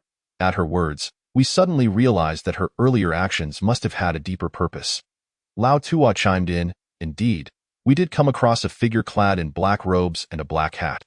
The shadowy woman replied, "These individuals belong to the Vietnamese Yonglai tribe. They are known to cast curses upon outsiders. It appears you have some knowledge of witchcraft as well." Lao Tua nodded slightly. "I've learned a few minor techniques from some esteemed masters, but in your presence, I am merely a novice." Upon hearing the term Witch Miss, the shadowy woman lifted her head. "Indeed, I am the Witch Mississippi. It is rare for someone to know this title. When you return, draw this symbol upon your forehead, and they shall no longer dare to approach you." I couldn't help but roll my eyes upward toward my forehead. Yet I discerned nothing. It became clear that the symbol on my brow might represent a totem, a unique mark of the shadowy woman's fellow practitioners. It seemed that others of dubious character would not dare to ensnare us. After the shadowy woman performed the same ritual on Yilei that she had on me, she collected the black blood that oozed from our ears into a small vial, which she then burned over the campfire. Signifying the dissolution of all curses and resentments, we expressed our profound gratitude to the shadowy woman and offered her some form of recompense, though we had little of value to present. To our surprise, she showed no interest in any remuneration. Fortunately, as we all communicated in Mandarin, the shadowy woman gradually became more talkative, lowering her guard to engage with us. She revealed that she is a descendant of the Yao ethnic group from Yunnan. Vietnam shares borders with Guangxi and Yunnan, leading to a cultural interplay between the two regions. Her ancestors had been deceived by a shaman and left in Vietnam, where an elderly Vietnamese woman adopted her family. That old woman was likely the true witch miss, and the withered corpse we had seen within the coffin might be her authentic form. Occasionally, the shadowy woman would return to Yunnan to visit her homeland. Yet for reasons unknown, she chose not to continue her life there, instead returning to this remote area of Vietnam. We dared not inquire too deeply into her lineage, fearing her displeasure. Whenever we posed a question, she would often remain silent for a prolonged moment before responding. The witch miss had no children. She sought a successor and perhaps intended to adopt a girl to impart her sorcery, condemning that girl to a life without a spouse, with no one daring to marry her. Chapter 61. The mystery of the red ants. During our conversation with the shadowy woman, we learned that on the night of the ghost marriage, the spirit of the groom had lingered in the room, attempting to forcibly drag away the soul of the young bride. Should that occur, she would become a soulless vegetable within 3 days. To protect the bride's spirit, the shadowy woman had employed red ants to crawl upon her skin. To the ghost, the red ants appeared as mere specks resembling sesame seeds. In Vietnamese folklore, ghosts fear ants. Should a ghost be bitten by ants, those ants would cling to the ghost permanently, gnawing at its soul until it disintegrated into nothingness. Consequently, it is commonly believed that ghosts avoid contact with the ground, fearing the ants may ascend onto them, leading to their demise. The red ants in the basin had been sprinkled with sap from banyan leaves and red sedge, rendering them invisible to the ghost's eyes. They could not perceive the ants' forms. A peculiar phenomenon occurred as the red ants swarmed over the young bride's body. The shadowy woman warned the groom's spirit that he had seen the bride's body. If he deemed it satisfactory, he could take her. However, the groom's spirit perceived the bride's form not as that of a youthful maiden with smooth skin, but rather as a hollow, lotus seed-like structure, an utterly grotesque sight. In the afterlife, even genuine spirits would be frightened by such appearances. Ultimately, the groom's spirit refrained from claiming the bride's soul. The shadowy woman anticipated that the groom's spirit might later haunt Li Xiaoye's home. So she summoned the ubiquitous red ants. These ants infiltrated Li Xiaoye's household, her yard, and the paths leading in, ensuring the groom's spirit would have no safe footing, terrified of being devoured by the ants, and thus never dared to return. As a side note, in Vietnam, the equivalent of the Chinese saying to be reduced to ashes is to be consumed by ants and shrimp. Ants, needless to say, can reduce even an elephant to bones. As for the small crayfish, they are particularly fearsome. Li Qing had mentioned that the creatures could clean a body of all flesh and bone. Many remain unaware that the first culprits are ants, followed closely by crayfish, particularly the spicy ones. Never underestimate the power of crayfish. If you discard bones into a crayfish pond, in no time, they will be devoured entirely, including the bones. Thus, the fear of ants among Vietnamese ghosts stands as a curious tale. Lao Tua expressed deep respect for the shadowy woman, sincerely stating, "It is rare to encounter a wormkeeper in Vietnam, especially a witch Mississippi. Such individuals tend to be eccentric, reclusive, and prefer to dwell in desolate areas. The average person may not only fail to meet them but may not even be aware of their existence. Today, we finally encountered one in the flesh, and we even visited her home. This is my first time communicating with a witch miss, and I find she is not as terrifying as others have portrayed." The shadowy woman's lips remained unchanged, her expression consistently inscrutable. I could not decipher her feelings. Yet, she unexpectedly posed a question that caught us off guard. "What do you think the witch miss is like?" Lao Tua replied, "If I may be candid, During my travels with my master, Gu Tianma, a sorcerer, I often ventured into remote mountains and forests. I encountered numerous worm keepers along the way. I am quite familiar with various eccentric individuals, my master. Gu Tianma possessed inherited medical knowledge and was well versed in the uses of various venomous creatures, even more so than many worm keepers, leading to numerous exchanges with them. Naturally, I have had my share of interactions. In the eyes of ordinary people, the witch miss often embodies a duality of good and evil, akin to white witches, ghost masters, spirit mediums, and shamans in our country. They are said to be capable of exorcising spirits and cursing others. However, the witch miss we have encountered today is a healer. The shadowy woman remained silent upon hearing this. Lao Tuo further clarified, the temperament of eccentric individuals is often peculiar, and common folk hesitate to engage with them. In reality, many shamans and so-called spiritual mediums, as well as fortune tellers, led lives indistinguishable from ordinary people, drinking and gambling, performing rituals only when necessary. Those who genuinely possess magical abilities tend to live in isolation, behaving oddly, speaking strangely, and exhibiting unpredictable tempers, making it exceedingly difficult for them to communicate with others. As a result, people tend to keep their distance from them. Thus, the misunderstandings surrounding you may stem from this disconnect. Would you agree with my observations? Perhaps the essence of Lao Tuo's identity bears a fundamental resemblance to that of the eerie old woman, as she surprisingly manages to heed his words. I am uncertain whether this is due to Miss Chang's lifting of the curse, leaving me feeling unburdened, or if it stems from my newfound understanding of her origins, which has unexpectedly diminished my fear and aversion towards her. Nonetheless, she indeed instills a sense of unease within me, both through her appearance and her practices. While Lao Tuo converses with her, I discreetly observe Miss Chang's ears, intrigued by why ordinary individuals experience peculiar phenomena when listening to the mysterious ancient urn. Upon catching a glimpse of her ears, I find them unremarkable. However, when she inadvertently turns, I discover a strange bone fragment affixed behind her ear, embedded in flesh. This bone piece is adorned with peculiar totems. In contrast, the earrings typically worn by ordinary girls are common ornaments, yet Miss Chang's so-called accessory resembles an unhatched insect pupa, a deep brown hue. Suddenly, an odd thought crosses my mind. Could the ornament on Miss Chang's earlobe be an indication of an insect laying eggs upon her earlobe, which, over time, transforms into a pupa, ultimately evolving into a butterfly that flutters away from her ear? This notion appears exceedingly bizarre, for she is Miss Chang, her body a vessel for insects, merged with them to the point of being their very progenitor. She commands all the insects. They are not only her lovers but also her offspring, her entirety. Returning to the peculiar adornments on her ears, they likely serve to shield her from the backlash of her spiritual connections, simultaneously enabling her to become an accommodating system, unafraid of any potential invasions. Lao Tuo inquires of Miss Chang what might befall an ordinary person who listens to the ancient urn. With a glance at me and Yi Lei, she responds, "Your eyes will gradually turn red and bloodshot until your entire mind decays like wood, yet you shall not perish." Not perish? Chapter 62. The self-harming patient, you will slowly begin to hear other sounds, though not the voices of the living, but rather the voices from the depths of hell.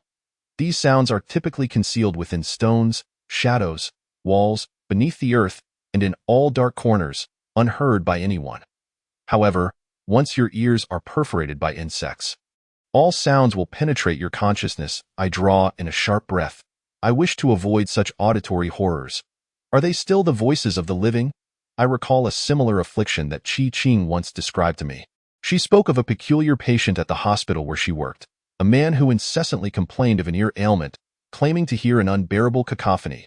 At the time, this patient had entered an ENT examination room, where only the doctor and he were present. It seemed reasonable for noise to be heard outside in the corridor. Yet, even after the patient closed the door behind him, he continued to assert that it was exceedingly loud. The doctor meticulously examined the patient's ears, discovering that his eardrums were completely perforated and the anatomical structures within his ears severely compromised. The cochlea, eardrum, ossicles, and auditory nerves were all damaged. Logically, this man should have been deaf, incapable of hearing any sounds. Yet, not only could he hear the doctor's voice, but he also perceived sounds that did not exist. The doctor subsequently placed him in a completely sealed environment, closing all doors and windows to ensure absolute silence within a soundproof room. However, the patient still claimed it was too loud. The doctor suspected he was suffering from extreme hallucinations, indicating a possible issue with his brain and unprovoked emotional outbursts. Ultimately, the patient was confined to a solitary room, isolated from any contact. However, after 3 days in the hospital, he passed away. The circumstances surrounding his death were horrifying. Nearly all of his arteries had been severed. His nose had rotted away, and a shard of sharp glass was pierced into his heart. The attending physician and nurses reported that the patient had been unable to sleep, insisting that the room was noisy even during the quiet of night. His emotional state was so volatile that the staff deemed him unreasonable and administered sedatives, shutting the door behind them. This resulted in a tragic incident. On the night of the event, the rain fell heavily. Hospital surveillance footage captured the patient waking in the middle of the night, wandering about while clutching his ears, seemingly to no avail. Eventually, he resorted to smashing glass, pounding against the windows, and kicking the door before engaging in self-harm. Given the late hour and the torrential downpour, the sounds he created were drowned out. One was aware of his plight within. After shattering the glass, he used the jagged shards to cut his wrist, even slashing his nose and the arteries in his neck and thigh, ultimately plunging the glass into his own heart, leading to his demise. Everyone was horrified by the manner of his self-inflicted death.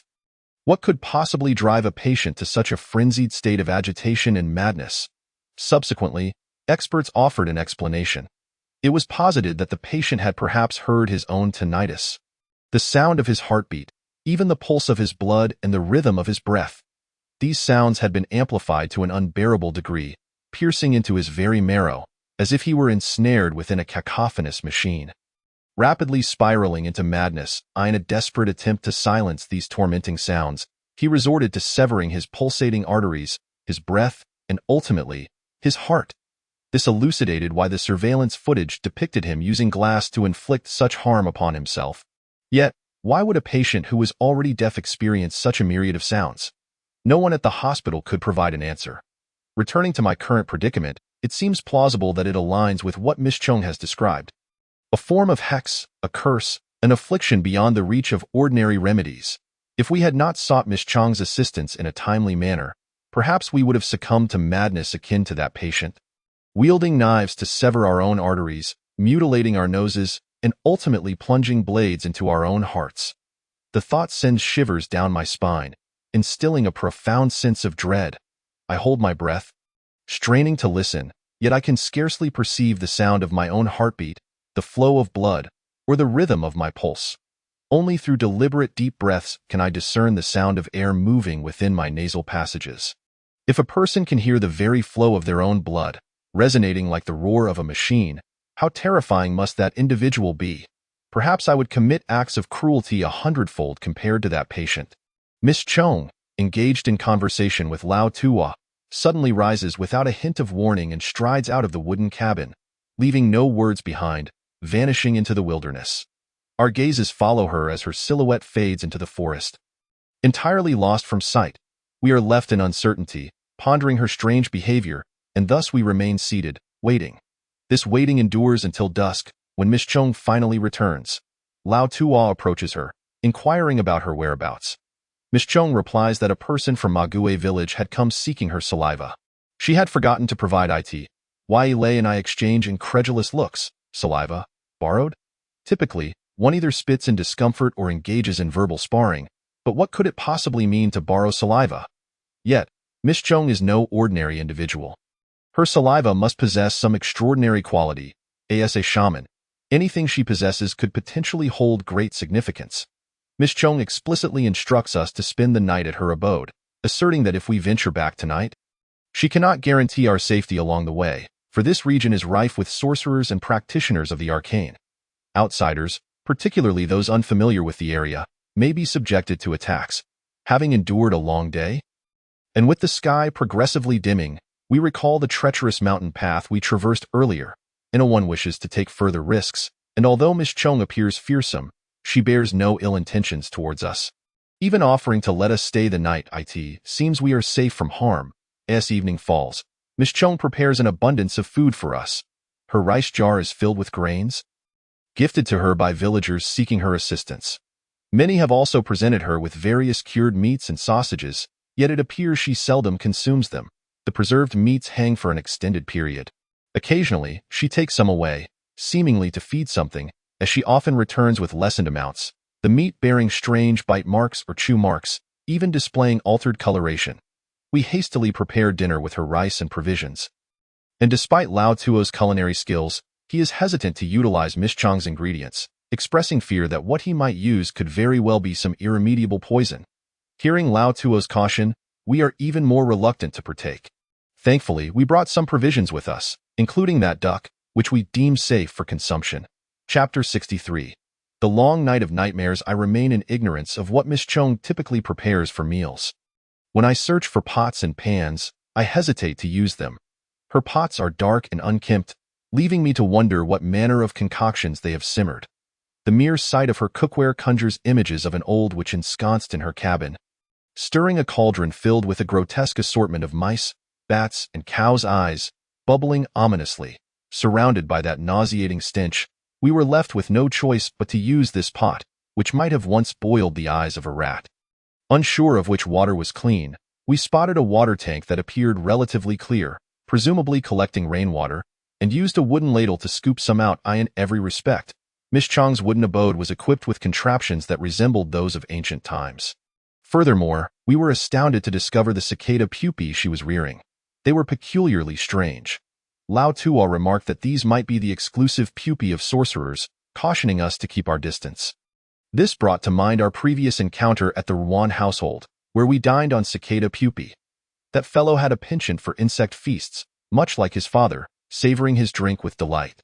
Yet, in Miss Chang's abode, should I dare to sought her cicada pupae, I feared we might find ourselves tossed into a cauldron alongside the rat's eyes. Though be frank, even if we managed to fry those pupae, we would not have the courage to consume them, as we prepared a simple fire for cooking. Everything was set. However, when we went to summon Miss Chang for dinner, we found her already resting. Her room was shrouded in darkness, utterly silent, with not even a whisper of her breathing to be heard. At that moment, the sun had just dipped below the horizon. The room had yet to succumb fully to darkness. But Miss Chang did not employ any electrical devices, including lighting. As dusk fell, she simply retired for the night. Standing at her door, we exchanged glances, uncertain of what to do. Lao Tuo gestured for us to refrain from calling her, suggesting she needed her rest. This felt rather inappropriate. After all, this was Miss Chang's home, as Yishuan pointed out, with Yele echoing, "Indeed, how can guests dine without the host present?" Lao Tuo shot Yele a look.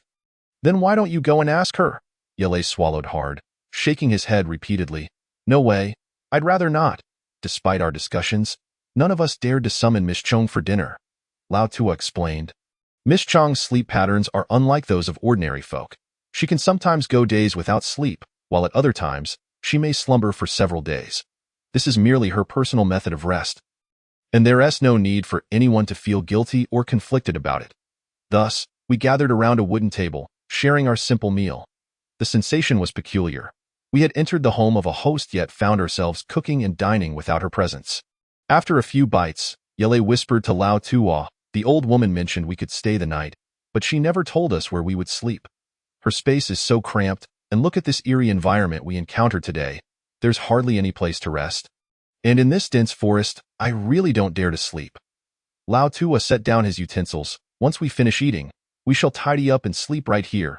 We chewed our food quietly, wary of disturbing Miss Chang. And once we finished, we gingerly cleaned up. We then found some makeshift bedding and laid it on the floor, huddling together in the room, with two small stools separating me from Yishuan and Li Chuqing. Before drifting off into slumber, that night was plagued by nightmares. I was relentlessly pursued by the inexplicable horrors I had encountered during the day. I even dreamt of the old woman wielding a bloodied sickle, coming to sever our heads one by one, hanging them at her door. In my dreams, I struggled desperately, trying to call out to Lao Tuo and Yele, but no matter how hard I tried, I could not succeed. It felt as though I was perpetually descending into a nightmare, unable to awaken, ensnared in terror throughout the long, drawn-out night. In my dazed state, I heard strange knocking sounds from outside, a dull thumping reminiscent of a wooden fish being struck, gurgling in a rhythmic pattern. It turned out morning had arrived, and everyone was awake. The day was bright, which struck me as exceedingly strange. Given how long we had slept, generally, when one finds themselves in a terrifying, unfamiliar environment, they awaken early after falling asleep. Yet, despite our fears, we had all managed to sleep soundly until the following morning. I glanced at my watch. It was already 8 o'clock. Upon waking, I was surprisingly relieved, as the terrors of my dreams had dissipated significantly. Miss Chung had risen at some point, moving about silently, following the sound. We simultaneously peered outside. It appeared visitors had arrived, or perhaps someone had come to seek her assistance. It seemed Miss Chung led a rather busy life. She stepped outside, and we followed, catching sight of a few individuals standing beneath a large tree some distance away. This tree was as stout as a water barrel, though in a state of partial decay, its trunk riddled with knots, the lower half hollowed out by pests. Suddenly, it dawned on me that those seeking Miss Chung did not simply wander in unannounced. They must strike the old tree with wood in a designated spot, producing a peculiar sound that alerted her. Our earlier intrusion had been a grave breach of etiquette. Moreover, I noticed the visitors were carrying several items. Just as Li Mu had described, a sack of glutinous rice and a bag of chili peppers. If Miss Chung agreed, they could place the rice into her rice jar. Yet, I was struck by the sudden realization that some of her rice jars were not stored indoors but placed outside. Additionally, I observed numerous clay jars made of earth, left outside for unknown purposes. The visitors must have urgent matters to discuss with Miss Chung. Among the 4 individuals gathered beneath the tree was a middle-aged woman. Perhaps in her 40s, with a worried expression and simple attire, her sturdy legs betraying a life of labor. She was likely accompanied by her husband, while the 3 others, an elderly man and 2 youngsters, appeared equally humble. Their complexions a dark yellowish hue, leaving me to wonder about their connection. Miss Chung approached, and the woman eagerly began to speak with her. After a brief exchange, Miss Chung nodded and returned to her dwelling, retrieving something from a vessel in a corner, an object that was large and oval-shaped. To my utter astonishment, it was the ancient urn that had tormented us for days. The urn was enshrined in a mysterious manner, wrapped in bamboo strips, resembling a water bucket. The vessel bore a striking resemblance to a water jar, yet possessed an odd shape, akin to a cauldron. After extracting the ancient urn, Miss Chung took something and chewed it before spitting it into the vessel. Chapter 64. Divination and Sorcery. My curiosity was piqued. Why had she placed the ancient urn inside that vessel? Seizing the opportunity while Miss Chung was distracted, I stealthily approached for a glimpse. To my horror, the container was filled with a layer of black water, beneath which ripples seemed to undulate, hinting at some creature being kept below the surface. Whatever she had spat into it must have been to feed the mysterious beings within. Feigning nonchalance, I pretended to tug at a button on my clothing, which I then dropped into the black water. To my shock, a small hand resembling a badger's paw swiftly emerged and snatched the button into the depths. My face drained of color, and I hurriedly distanced myself from the vessel. Miss Chung approached the door, glancing back at us. From her pocket, she produced a palm-sized wooden piece shaped like a leaf and said, "You may leave, taking this token with you. It will ensure no one troubles you along the way. I must go and consult the divination. As someone accustomed to capturing moments through my work." I stepped forward. "Miss Chung, our journey to Vietnam was primarily to document its unique culture. May we accompany you to film for a while?" Miss Chung paused, seemingly taken aback, but instead of responding, she turned and walked away.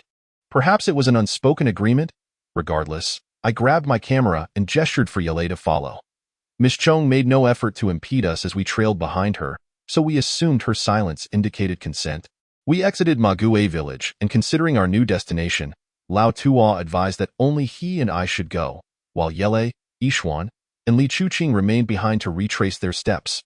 This arrangement proved fortuitous, as we soon spotted a modified tractor at the crossroads, capable of seating 7 or 8 people. We later learned this vehicle had been sent from the neighboring village to collect Miss Chung. As Lao Tua and I climbed aboard, the driver cast a scrutinizing glance at us. The 4 individuals who had sought out Miss Chung eyed us with suspicion, unsure of our identities. However, upon discovering our presence in her home, they speculated we were somehow connected to her, and thus did not press further. Thus, we proceeded smoothly to our next destination, a village known as Jiao Ai. Vietnamese village names often sound convoluted, and without local insight, one might struggle to discern their meanings. This village was not significantly better than Li Shaoyes. The residents lived quite scattered, resembling a collection of small huts nestled amid a vast jungle, surrounded by trees, lotus ponds, cow dung, and the soothing embrace of nature. My lasting impression was one of verdant tranquility and crisp air. The villagers seemed to enjoy a leisurely existence. The elders lounged at their doorsteps, fanning themselves with palm fronds, while children played around anthills and mud. The ride on the tractor was bumpy, nearly jarring my lungs from my chest. By the time we arrived with Miss Chong, the house was already teeming with people, all residents of Jiao Ai village. Inside the house, the villagers in the yard all turned their gaze outward, for the appearance of Miss Chong was nothing short of prestigious. Drawing the attention of the entire village, I was filled with excitement as I attached my miniature camera to my collar. The divination by Miss Chong from Vietnam was indeed a remarkable subject. I had to capture it on film. As I squeezed my way in, I noticed a woman, around 35 years of age, seated cross-legged on a bamboo mat, her eyes clouded and holding several tattered photographs. As if she had just wept, surrounding her were others who gently stroked her back, and at that moment, the middle-aged woman who had sought Miss Chong approached to comfort her. Remarkably, the two bore an uncanny resemblance. With identical noses, earlobes, and facial contours. Could they be sisters? Upon closer inspection, I saw that the younger sister was sprawled on the bamboo mat, cradling a photograph of a young man, approximately 18 years old. I surmised that the young man in the photograph had encountered some misfortune, and he bore a striking resemblance to the woman, suggesting he might be her child. Given her profound sorrow, it seemed likely that the situation was dire. Subsequently, chairs were brought for Miss Chong, and tea was served as they began their recounting. However, I was completely oblivious to the Vietnamese language, only hearing their rapid chatter, rendering me and Lao Tua as if we were listening to a foreign tongue. This moment reminded me of the translator, Nguyen Dada. I wondered what news she had uncovered in Lang Son. Their narrative was lengthy and tedious, but after considerable effort, we finally grasped that Miss Chong was divining for a family who had lost a son to the unknown after he had gone to work abroad years ago, with no means of contact and no knowledge of his whereabouts. Although Vietnam is relatively small, once a person leaves their village without any traceable information, locating them becomes akin to finding a needle in a haystack. Especially with a population exceeding 90 million. The family had previously reported his disappearance to the police, but had received no feedback. Their visit to Miss Chong today was to ascertain the fate of their child. I was intensely curious. Was it truly possible for Miss Chong to divine a person's whereabouts solely through her craft? Even the esteemed medium, Lao Tua, would hesitate to claim such an ability if divination were so remarkably accurate. Surely the police would have closed their doors by now. Miss Chong began her ritual, an essential preliminary task for any shaman. At her instruction, the family members busied themselves, moving tables, placing a bowl of rice, and preparing chicken eggs and liver. Lacking a proper incense holder, they ventured outside to chop down a banana tree, whose trunk was filled with water, resembling foam, making it perfect for holding incense sticks. I meticulously recorded every step and required material, shifting angles to ensure I missed no detail. Divination encompasses a variety of methods.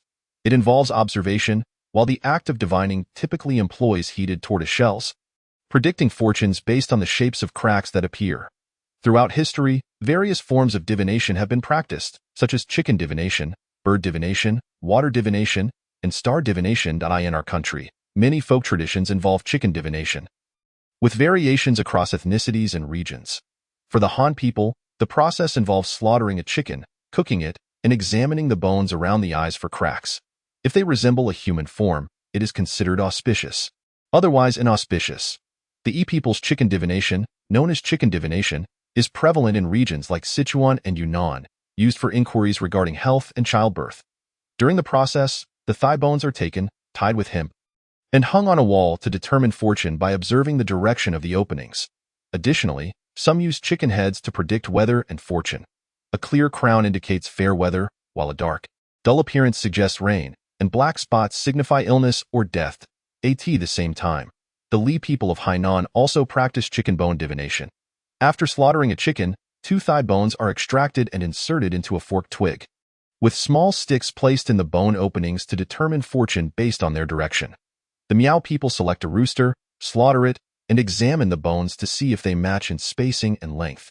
If they do, it is a good omen, otherwise it is deemed unfavorable. For instance, the Wa people use pre-prepared bamboo sticks to pierce a chicken, extracting the thigh bones, which are then tied together in a V shape to determine fortune. This results in omens, rather than divinations. It is said that among the Bruang, Wa, Yi, and Miao ethnic groups in the Samayo region, there was a tradition of observing various parts of the chicken, its head, tongue, beak, bones, eyes, and eggs, to ascertain fortune or guilt. Each ethnic group chooses specific body parts for divination, with the Bruang and extracting thigh bones and using bamboo sticks or yarrow to assess connections between the bones. Observing the direction of the sticks to determine fortune. If there is no connection, it is advised not to travel or engage with certain individuals. Upon seeing the divination materials used by Miss Chong, Lao Tua immediately recognized their significance. He remarked, "Currently, the best divination method available in Jiao AI Village is chicken divination, which resembles practices in Guangxi. As fate would have it, just as Miss Chong laid out her divination materials, I suddenly felt a tumultuous sensation in my stomach, an urgent need to relieve myself. A sharp pain seized me, and I wondered if it was due to the dark tea paste I had consumed earlier. "Offing, what's wrong?" Lao Tua inquired upon noticing my distress. I removed the camera from my clothing and hastily shoved it into his pocket, saying, "I can't hold it any longer. I need to find a restroom. Please remember to capture this moment." I don't know how to use this," he replied. "Just point it at them," I urged, unwilling to say another word as I clutched my stomach and dashed outside. Once outside, I scanned the surroundings. Where could I possibly find a restroom in this village? The area was filled with dense trees, yet the villagers, having learned of Miss Chong's divination, had gathered nearby as if for a market day, eager to witness her presence and the outcomes of her divination. Even children were present, too timid to enter the house, climbing trees outside to play and watch. This multitude severely compromised my privacy. Making it nearly impossible to relieve myself discreetly, I floundered about like a headless chicken until I stumbled upon what appeared to be a cow shed or pigsty. Without a second thought, I dove inside. What a relief! It felt as though a volcano had erupted, the dam had burst. Just as I was indulging in this blissful moment, I suddenly heard a peculiar noise behind me. Turning around, I was startled to behold an enormous chicken. I was so frightened that I nearly lost my composure. What kind of chicken was this? It bore little resemblance to the chickens we commonly encountered. Its legs and feet were as thick as a human arm, and I could even liken it to a diminutive dinosaur. At first, I thought it might be a fighting chicken, as its entire head was a vivid red, the comb glistening like boiling red peppers, ready to drip. Its neck feathers were sparse, but its plumage was strikingly colorful, while its legs resembled twisted roots, truly the size of a human arm. Could this be the famed Dong Tao chicken? I had read about this Vietnamese breed, which can grow to 6 kilograms, boasting colorful feathers and particularly robust legs that rival human wrists. It seemed quite likely that this was indeed a Dong Tao chicken. This breed is exceedingly rare and is also known as the thick-legged chicken, with protein content double that of ordinary chickens. One such chicken could fetch up to 15,000 RMB in China. As it began to adopt an aggressive stance toward me, I instinctively waved my hand to shoo it away, but this only incited further trouble. The Dong Tao chicken leapt into action, its powerful wings flapping, sending a cloud of dust toward me, and I hurriedly fled in a panic. To my dismay, the Dong Tao chicken relentlessly pursued me. I dared not run into the open where people were gathered. So I desperately sought a secluded spot, only to find myself cornered. Between a stack of hay, I crouched low, but my belt snagged on something, leaving my backside exposed and stuck in the hay. A sharp pain jolted me as that wretched Dong Tao chicken pecked at me. In a fit of rage, I turned and slapped it, landing a direct hit on its head.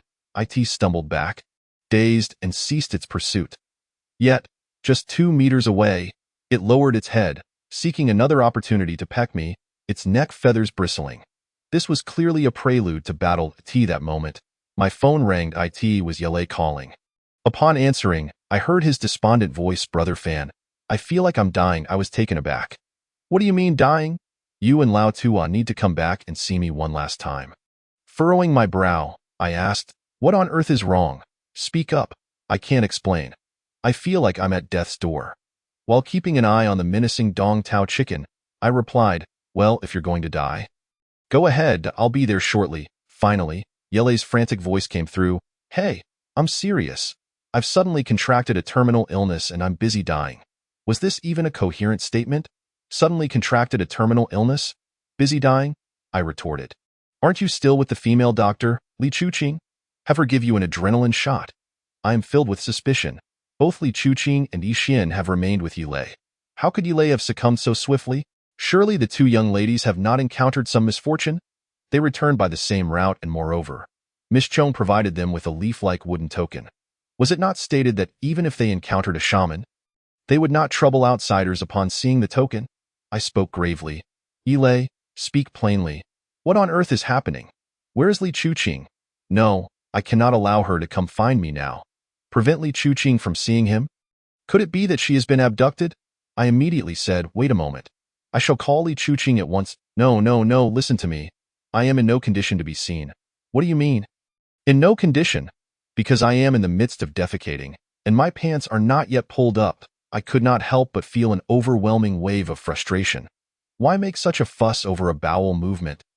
Because Yilei is stammering. Stammering about what? Chapter 66. The scythe swings because I just had diarrhea, and it was black. It was so terrifying. I have never seen black excrement before. You fool, did you not consume that black soot and potash in a large bowl yesterday? Courtesy of that eerie old woman? We also drank that dark tea paste. Could these be the cause? From the other end, Yilei's voice emerged, tinged with a hint of joy. Ah? Is that so? Fango, you seem to make sense. Damn you for being so detailed. It nauseates me. I am also in the midst of a similar situation. How do you feel now? I never expected you to be in such a predicament. I feel much better, but I am worried. After your comment, I completely relaxed. Good heavens, I thought I was terminally ill. By the way, where are you? What concern is that of yours? I hung up the phone. Little did I expect that Yilei and I would both be suffering from diarrhea simultaneously. It was utterly bizarre. Having been attacked by the Dong Tao chicken, I lost all desire to relieve myself. I reached into my pocket and realized with dismay that it was empty. There was not a single tissue. I had clearly prepared some. Could it be that the Dong Tao chicken had orchestrated a diversion and stolen them from me? What was I to do? Just as I contemplated seeking out the Dong Tao chicken, I heard a flurry of commotion. Cluck, cluck, cluck. A dreadful cacophony of chicken cries reached my ears. Following the sound, I saw a man firmly grasping the Dong Tao chicken that had pecked my rear, devouring my excrement. This man was robust, with dark skin, and I seemed to recall having seen him inside that room earlier. At this moment, he seized the chicken by its wings, twisting its head backward, and grasping it firmly by its base, he strode away with the chicken in tow. Could it be that he was there to capture the Dong Tao chicken for a ritual sacrifice? I hid behind a pile of grass, daring not to make a sound. At that moment, I felt akin to a Dong Tao chicken evading disaster, exposed and trembling. Clearly, the aggressive Dong Tao chicken seemed aware of my presence. Perhaps seeking my assistance, I had rarely felt such embarrassment, fearing that the thrashing chicken would reveal my identity and location as I indiscriminately relieved myself in Aoai village.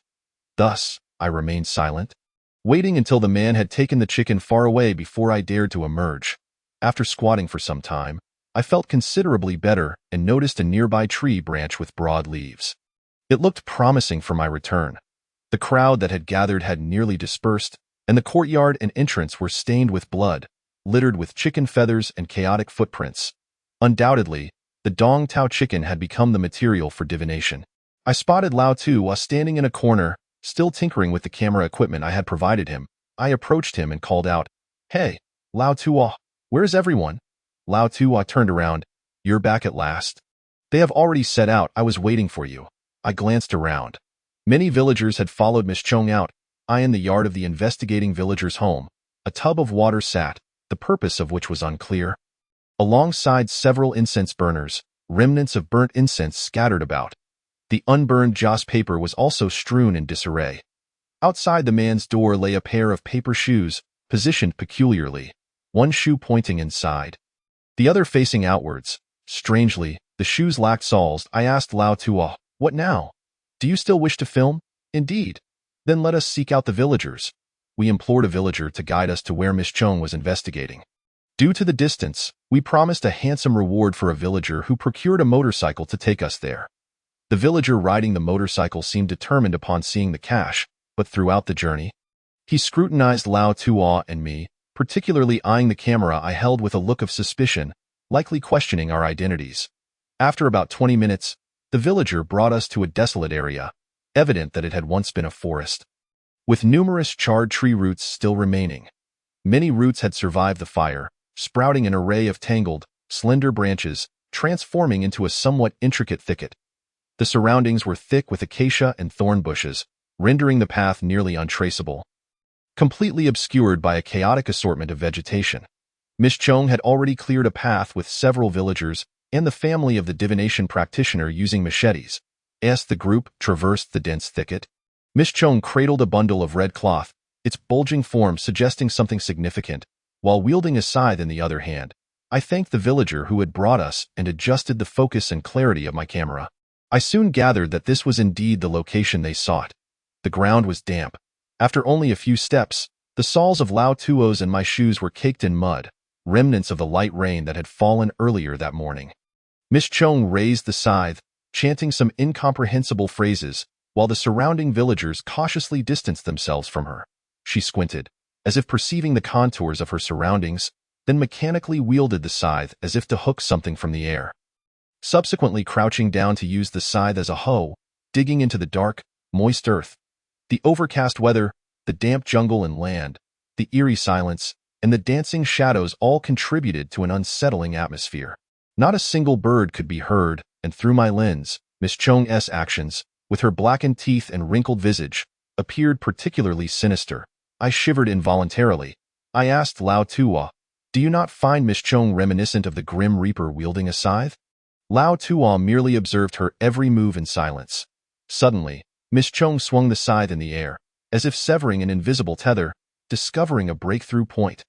Her eyes opened, and she pointed towards a nearby direction. In Vietnamese, Ini refers to here. The surrounding villagers promptly took up their machetes and hoes, clearing away various weeds and branches and swiftly creating a clearing. Miss Chong stood in the center, holding the bundle of red cloth, which she then unfurled to reveal an ancient urn. Simultaneously, she produced 2 paper sawls from her pocket, which were blackened, possibly stained with ink or pot ash. Lao Tuo remarked, "These must be the sawls of the paper shoes we saw at the door." Upon hearing this, I began to comprehend. Placing the paper shoes at the entrance while taking only the sawls likely served to establish a connection. A villager lit incense, placing it sporadically within a 5-meter radius. In an instant, wisps of smoke began to rise. Miss Chong instructed the villagers to dig a pit half a meter deep, into which she buried the 2 sawls, then placed the ancient urn atop. Covering it with soil, though leaving the urn's opening exposed, a thin thread was suspended from a copper coin, which she then hung inside the urn's mouth. Chapter 67. The worms enter the urn. All stood by silently, no one uttering a word, as the wind swept through the desolate landscape, chill and eerie. Miss Chong produced a peculiar instrument from her bosom, featuring metal plates and a plectrum, producing a sound akin to tinkling bells as she began to chant, a rapid cadence, rendering her words unintelligible to me. While it resembled singing, Vietnamese music encompasses 6 major categories, including speech, recitation, calling, singing, and others that I found it exceedingly difficult to discern which style she employed. It sounded bizarre. However, I noticed that moments later, the soil covering the urn's opening seemed to undulate. Upon closer inspection, I realized that robust earthworms were slowly wriggling into the mouth of the urn. Such an occurrence could be incidental, as earthworms are commonplace in soil. But gradually, we also observed a type of insect not akin to earthworms. Rather, it was the larva of a beetle, plump and translucent, revealing its innards. They slithered along, aimlessly crawling towards the ancient urn. These larvae typically feed on plant roots. Decaying organic matter, or even decomposing flesh, would not be remarkable for a single larva to enter the urn. However, 10 minutes later, over 10 larvae had crawled into the urn. A truly extraordinary sight. Miss Chong appeared capable of enticing these creatures to enter her urn. Had she perhaps placed something akin to bait within? Yet, what significance might it hold if she were to summon these insects directly into the ancient urn through her necromantic arts? Lao Tuo murmured, I have a foreboding sense. The air here is thick and murky, suffused with a heavy aura of malevolence. The surrounding woods are steeped in a palpable dread, and I fear that beneath this desolate land, there may lie some sort of corpse, perhaps even human remains. A shiver ran down my spine as I inquired, could it be a grave? Lao Tua shook his head vehemently. Absolutely not a burial site. The geomancy here is unfavorable, with air vents scattered all around, forming a concave basin. No one would choose to inter the dead here. I dread that someone met their demise in this place. A death that was anything but natural. His words sent chills creeping over me. After a quarter of an hour, we observed approximately 20 larvae gradually wriggling their way into the ancient urn. Suddenly, the fine thread suspending the bronze coins at the urn's opening snapped. The coins fell into the urn, and Miss Insect immediately crouched down, retrieving one larva from within. She cupped it near her lips and blew gently upon it.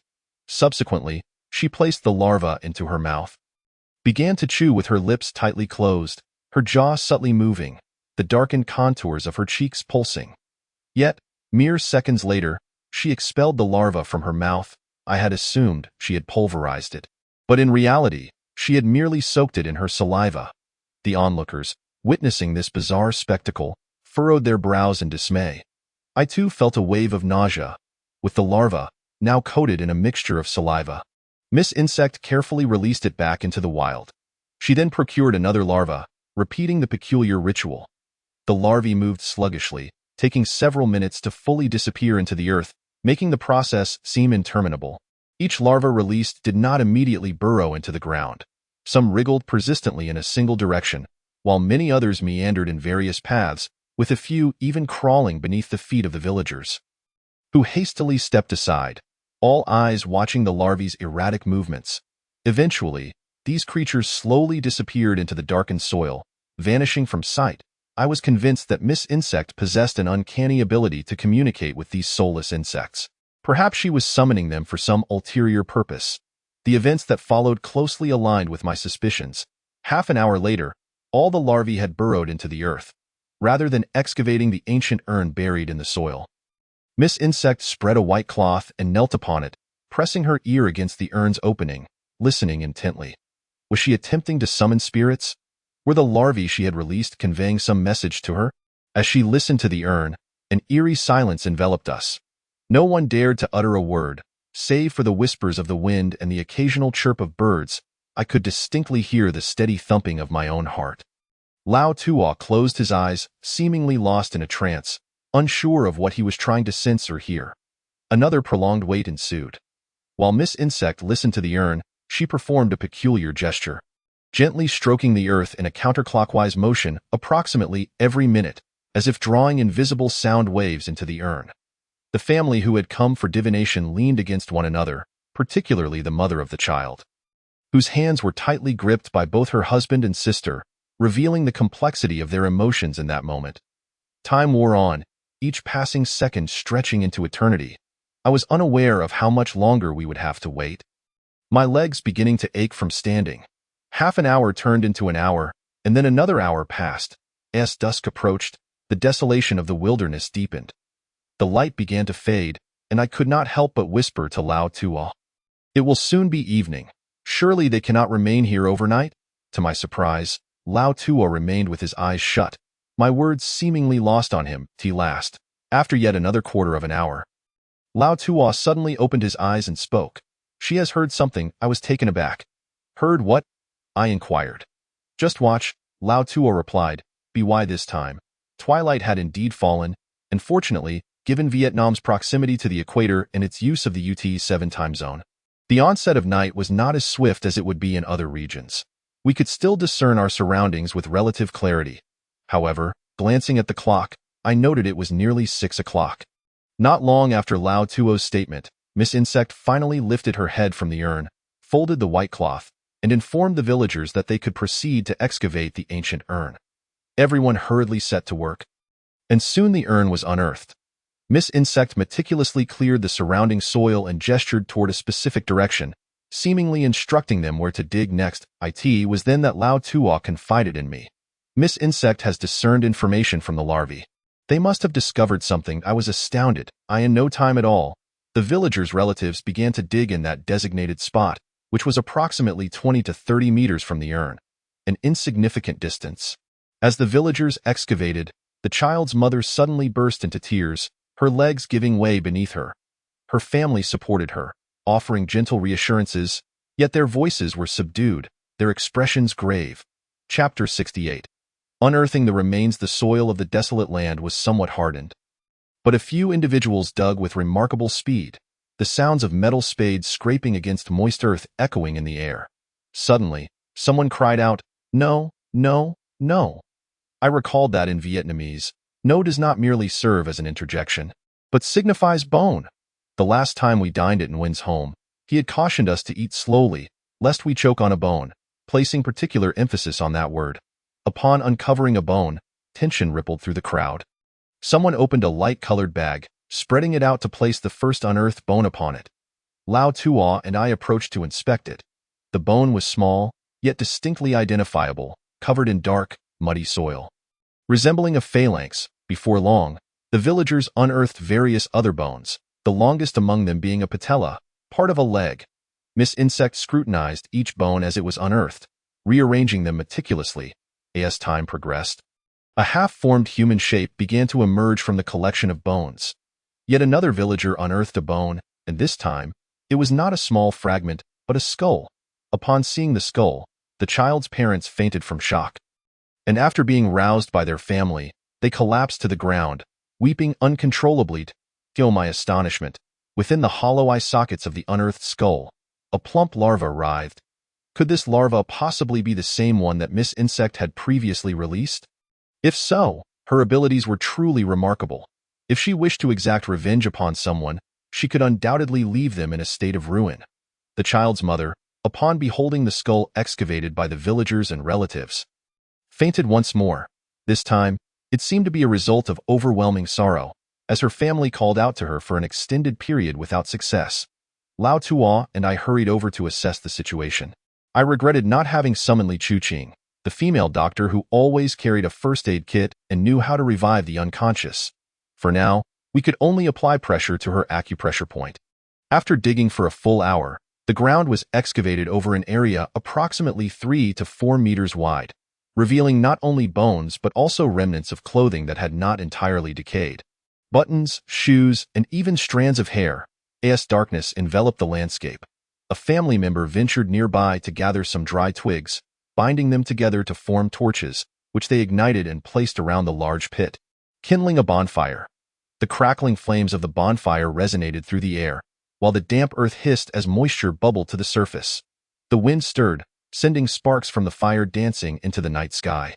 The burning bonfire strangely attracted a flock of crows, which circled overhead, uttering their eerie cawing.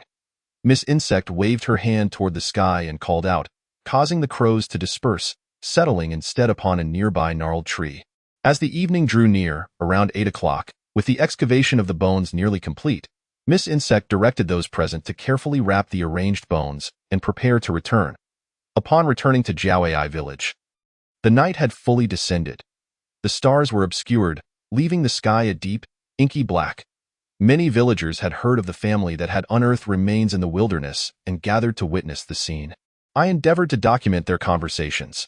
Miss Insect sought confirmation from the child's mother regarding the identity of the remains. The mother immediately recognized certain features of the remains, such as a pair of rubber shoes she had given to her child and a weathered metal belt buckle. The dream had materialized. The child had reached out to her in a dream, guiding her to the remains of her flesh and blood, yet upon discovery, it was merely a pile of bones. The mother's heart-wrenching grief was palpable, and those present could not help but shed tears. Miss Insect declared that the child's skull and some of the other bones were not intact, indicating that the child had likely fallen victim to foul play. The family promptly reported the incident to the local police station that very night. In recovering the child's remains, the family, though engulfed in sorrow, expressed their gratitude to Miss Insect by offering her an abundance of food and clothing. Insisting on providing her with transportation back, we chose not to accompany Miss Insect to her residence. By the time Lao Tua and I returned, it was already past 11 o'clock at night. We made our way to the village entrance, seeking a villager to take us to reunite with Yulei and the others. Lei mentioned that he had arranged accommodation and was waiting for us at a certain location with the rented car. Upon hearing this, I found it quite convenient and asked him to come pick us up. After a little over an hour in the distance, two bright headlights approached. It was Lei. He poked his head out of the car window and said, "I thought you were going to spend the night there. I could hardly dare to do such a thing." After having experienced the ordeal of an ear infestation, I no longer felt safe sleeping anywhere. With a hint of joy, I replied, and we hopped into the car, heading straight to our temporary lodging. In the vehicle, I repeatedly reviewed the footage I had captured during the day. Regrettably, due to an urgent need earlier, I had missed recording an important segment. Lao Tuo, however, was not adept at handling high-tech equipment. I sighed and stared vacantly out the window. The themes I had filmed today felt rather somber, and for reasons unbeknownst to me, I felt an overwhelming sense of oppression. My mood darkening, I cast a glance at Lao Tuo, who appeared to share my sentiment. Witnessing the family unearth their child's remains had left him equally disheartened. Perhaps anyone witnessing such a heart-wrenching scene would be deeply affected. I silently wished for their solace and grief. Throughout the journey, in an attempt to alleviate the oppressive atmosphere and uplift my spirits, I turned to Lei, who was driving, and asked, "Hey, Lei, did you find a restroom today?" Lei responded with excitement, "Found a restroom? Not at all. I had to make do behind some dense foliage." To my surprise, I was chased by a few geese. They were relentless, following me as if I were their target. I barely had time to pull my pants up. Those Vietnamese geese are truly ferocious. I nearly burst out laughing. What a coincidence. I too was pursued by poultry today. Believe it or not, it was a Dong Tao chicken, which even made off with my toilet paper. We exchanged vivid images of each other's embarrassing predicaments, sharing a moment of mutual amusement within the confines of the car. Lao Tuo shot us a cold glance. "Are you two all right? What kind of madness is this?" "No worries. Ever since Miss Chung treated our ears, it seems our brains have returned to normal," Lei replied. "Lao Tuo, don't mock us. The conditions for relieving oneself are indeed quite critical. Today was an eye-opener for me. It was my first time being surrounded and chased by a flock of geese. And to top it off, I was caught with my pants down. What a humiliating experience, by the way. What did you capture in that village today?" I sighed deeply, falling back into my earlier melancholy. Lei redirected the conversation, prompting me to recount the day's events of following Miss Chung to Jiao AI Village, the divinations, and the excavation process. Lei gasped. "Is it truly that uncanny? You can locate the dead underground using a jar?" "That poor child." Lao Tuo interjected. "It's not about finding. It's about listening. It's a method of attuning oneself to the cries of the souls beneath. Today, I observed that the bones unearthed were folded. This indicates that when the child was buried, the perpetrator found the pit too large and time-consuming to dig, so he merely excavated a shallow grave and forced the child into a sitting position before hastily covering the body with soil. Such a burial method is distressing for the deceased spirit. Miss Chung buried the jar in the earth, presumably to hear the sounds of the soul's struggle and contortion beneath." "What? Contortion? The person is dead? Decomposed into bones. How can they still contort?" "You misunderstand. Remember when I mentioned that if someone dies by hanging, the act of dying can be excruciating, and their souls remain in torment? If no one performs a rite for them, their spirits will relive the agony of their last moments on every dog and pig day. For instance, a hanging ghost has its eyes rolled back, and offerings of food and paper money from relatives go unseen and unattainable. Even if they receive food, they are often choked by the noose around their necks. Just like that unfortunate child today, whose body was forcibly contorted and buried, unnatural death leaves a heavy aura, preventing the spirit from lying at ease. Thus, it yearns to stretch its body upright. Using mediums like jars, buried beneath the soil, can indeed capture the sound of its soul's struggle or the cracking of bones." Lei shivered. "I think I understand now. It's akin to being curled up in a confined space, unable to stretch, day and night. It's a harrowing thought." Lao Tuo sighed. Who would argue otherwise? The child's mother dreaming of her offspring was no mere coincidence. Everything has its cause and effect. I believe the child was able to convey dreams to his mother because a person's most primitive state is curled up in the womb. His birth is connected to her, and after death, his soul resembles an unliberated fetus. The only one who could intimately understand and empathize with him is his mother, which is why she received his plea for help in a dream. It is often the closest of kin who share an inexplicable resonance. This is indeed a reality. Upon returning to our temporary dwelling, the two young women were already asleep. I felt no inclination to rest. So I stayed up late editing my footage and recharging the batteries. The next day, I enlisted the help of a local to translate the content I had filmed during the day. Here, I shall elaborate on the sequence of events that transpired 6 years ago. A child, having just turned 18, expressed his desire to venture out for work, accompanied by a fellow villager with prior experience. However, once they left, the child vanished without a trace, along with the villager. Initially, the family assumed he was merely homesick and had not communicated with them. Yet, unlike in China, traveling within Vietnam is akin to attending a market. Regardless of where one is, the Vietnamese are familiar with the locales. The family even sought help from acquaintances nationwide, but years passed, and the child remained unaccounted for. The mother, consumed by worry and longing for her child, gradually fell into depression. Recently, she began dreaming of her child wandering around the village, unresponsive to her calls, yet covered in dirt. When she shared this peculiar dream with her husband and relatives, they dismissed it as merely a manifestation of her overwhelming longing for her child. Strangely, this dream was not an isolated occurrence. The mother dreamt of her child every 2 or 3 days, always perceiving him roaming the village, still present, yet covered in dirt and sometimes crawling with insects.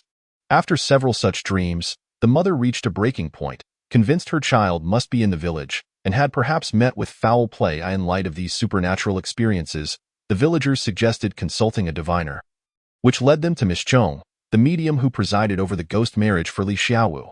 Upon her arrival, the mother recounted her experiences, and Miss Chong administered a potion akin to a sedative, enabling her to seek answers in her dreams. Here, I would like to highlight a remarkable technique. Miss Chong provided the mother with a concoction of chicken bone grass and ghost needle grass. After consuming this mixture, the individual enters a state of delirium, and the extraordinary aspect is that one can repeatedly dream about the same scenario throughout the day. Though I have never tried it, its authenticity remains in question. Lao Tua cautioned me that this potion should not be taken lightly. Once consumed, one may find themselves trapped in a dream, potentially leading to a frightful demise from which they may never awaken. This phenomenon is not merely the effect of the herbs, but rather a form of mind control wielded by Miss Chong. I remained skeptical, yet I was astounded that Miss Chong could discern how far the child had traveled from the village and in which direction. A feat that defied scientific explanation, I began to perceive Miss Chong as a supernatural detective beyond ordinary comprehension. Lao Tu, however, countered that even Miss Chong could not determine where the child had perished. She relied on the mother's dreams. If the mother had not experienced those dreams, Miss Chong would not have been able to divine the child's burial location. Why then was the child buried more than 10 miles away from the village? And what had become of the villager who had promised to guide him to work, who had also disappeared? It turned out that 6 years prior, when the child's mother sent him off, she, fearing her child would struggle to make ends meet while working away from home, discreetly slipped some money into his pocket before the villager. After they left the village, the villager, succumbing to greed, plotted to steal the child's money. When the child discovered this treachery, a conflict ensued, prompting the villager to strike the child with a stone, killing him in a hasty attempt to cover up his crime. He buried the body. How could someone from the same village, a fellow townsman, commit such an act against an 18-year-old? The truth unfolded that the villager had lured the child with promises of lucrative employment. Yet his previous earnings were anything but legitimate. He had been involved with smuggling gangs, operating along the Vietnam-China border, engaging in illegal activities from Dongxing to Nanning. The profit was substantial, yet the risks were immense. He acted as a lookout, responsible for safeguarding the goods to the southern Vietnam-China border. There existed a concealed passage leading to the Baluan River, cleverly disguised from the original riverbank barricades, serving as a pathway between Vietnam and China. If all goes smoothly, the tide will rise and boats will float. There will be ample resources. However, if the ship capsizes, one might lose their very life. Chapter 70. The Contest of Sorcery. The individuals involved in smuggling dealt exclusively in high-risk items, such as narcotics or the skins of protected animals like snakes and crocodiles, and even arms. Clashes along the border were commonplace. Occasionally, to evade pursuit, they would eliminate their accomplices, leaving the bodies behind to delay the authorities, a frequent occurrence. These individuals were ruthless and heartless, making it no surprise that a fellow villager could commit such acts against their own kind. It is lamentable that the mothers of children in the village remain oblivious to the dark and cruel paths those who leave the village may tread. Often, they only witness their return, adorned in finery, and wish the same for their own children. Unaware of the grim realities that lurk beneath, in their ignorance, they unwittingly send their offspring onto a treacherous path. A true testament to the adage that one may know a person's face, yet not their heart. I digress. This is information we later came to learn. The villager who had not returned was rumored to have been shot dead at the China-Vietnam border after refusing arrest. His body swept away into the South China Sea, never to be recovered. This was a revelation that came to us shortly after we concluded our journey through Southeast Asia, which I interject here to provide context to the events that transpired. Returning to the main narrative, we procured the materials we sought in Jiao Ai village, rendering our trip worthwhile. We also witnessed the formidable prowess of Miss Chong's divination. Upon bidding her farewell, we cautiously inquired if she knew anything about the events of yesteryear. She momentarily appeared taken aback, shaking her head in response. It was evident that she wished to avoid engaging with us, particularly when faced with my camera, which seemed to displease her. After expressing our gratitude to Miss Chong, we left behind some items of little use to us, knowing she often frequented the market. We discreetly left her a sum of Vietnamese dong as well. 2 days later, we shifted our focus to the exploration of the semi-viable entities of the Wu sect on Ba Wai Mountain. Previously, we had discovered 2 peculiar corpses beneath a great tree. One was that of a gaunt, desiccated figure, clad in tattered rags, its face covered in grotesque, tumor-like growths, extremely hideous. Although deceased, its eyes were wide open, with dark blood stains around its eyes, mouth, and nose, presenting a particularly ghastly sight. The other corpse was not human but rather a vividly red snake, as thick as a child's arm, measuring about 1 meter in length. Even more astonishing was the fact that this lifeless crimson serpent, belly up, bore a chicken comb-like crest atop its head, and had 2 tiny limbs resembling chicken feet on its abdomen. Such a scene once caused quite a stir. Yet after a brief uproar, all information about it vanished overnight, with many details being officially suppressed. We sought to uncover the astonishing secrets concealed within the former heights of the mysterious 152, and whether any traces of those so-called semi-viable entities remained. Simultaneously, we received encouraging news. Ruan's departure had indeed spared us considerable trouble. He had tirelessly sought information from numerous individuals, bringing us a wealth of anecdotes regarding the conflict. Revealing that this matter had also become a topic of heated discussion in Vietnam, we communicated via phone, and Ruan recounted 2 versions of the tale he had gathered. What I've just learned is fresh, but I'm uncertain which version is accurate. It appears that 2 powerful figures truly arrived. The younger one is exceptionally strong. Our snake-rearing sorcerer was summoned from Thailand, possibly one of the 3 headhunters. I am not entirely sure. Primarily, your side consists of Gu masters from Yunnan, numbering about 40. The forces were evenly matched, resulting in a contest that left both sides severely wounded. The second version had a cause and was not merely a contest of sorcery between the 2 nations. It purportedly began in the early 1980s in Guangzhou, China, sparked by a couple embroiled in a divorce, each hiring sorcerers to curse the other. One of them engaged a Thai female sorcerer working in Guangzhou, who ultimately failed. Upon returning to Thailand, the tale spread, and the Thai sorcerers, unwilling to accept defeat, challenged their Chinese counterparts. To everyone's astonishment, the Chinese sorcerers accepted, in order to conduct the contest without interference. A FAAD of a China-Vietnam sorcery duel was created. The contest commenced one fateful night, with both sides fielding over 40 participants, while those on the periphery dared not intervene. Initially, the skirmishes were minor, with each side trying out small tricks, all of a low caliber. However, tensions escalated, with the Thai side instigating a larger conflict, leading to increasingly exaggerated details as various demons and spirits were summoned. Ultimately, even divine beasts were reported to have appeared, which was hard to believe. The surrounding military forces were too intimidated to enter the fray. A Thai individual even attempted to summon a certain spirit, a move said to jeopardize the lifespans of everyone present, pushing the Chinese side to their limits.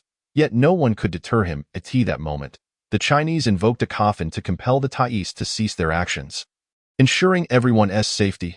However, by that time, the summoning had already progressed significantly, and some malevolent entities had been unleashed. This, they claimed, was the root of the incident. In the end, both sides agreed to terminate the contest without a clear victor.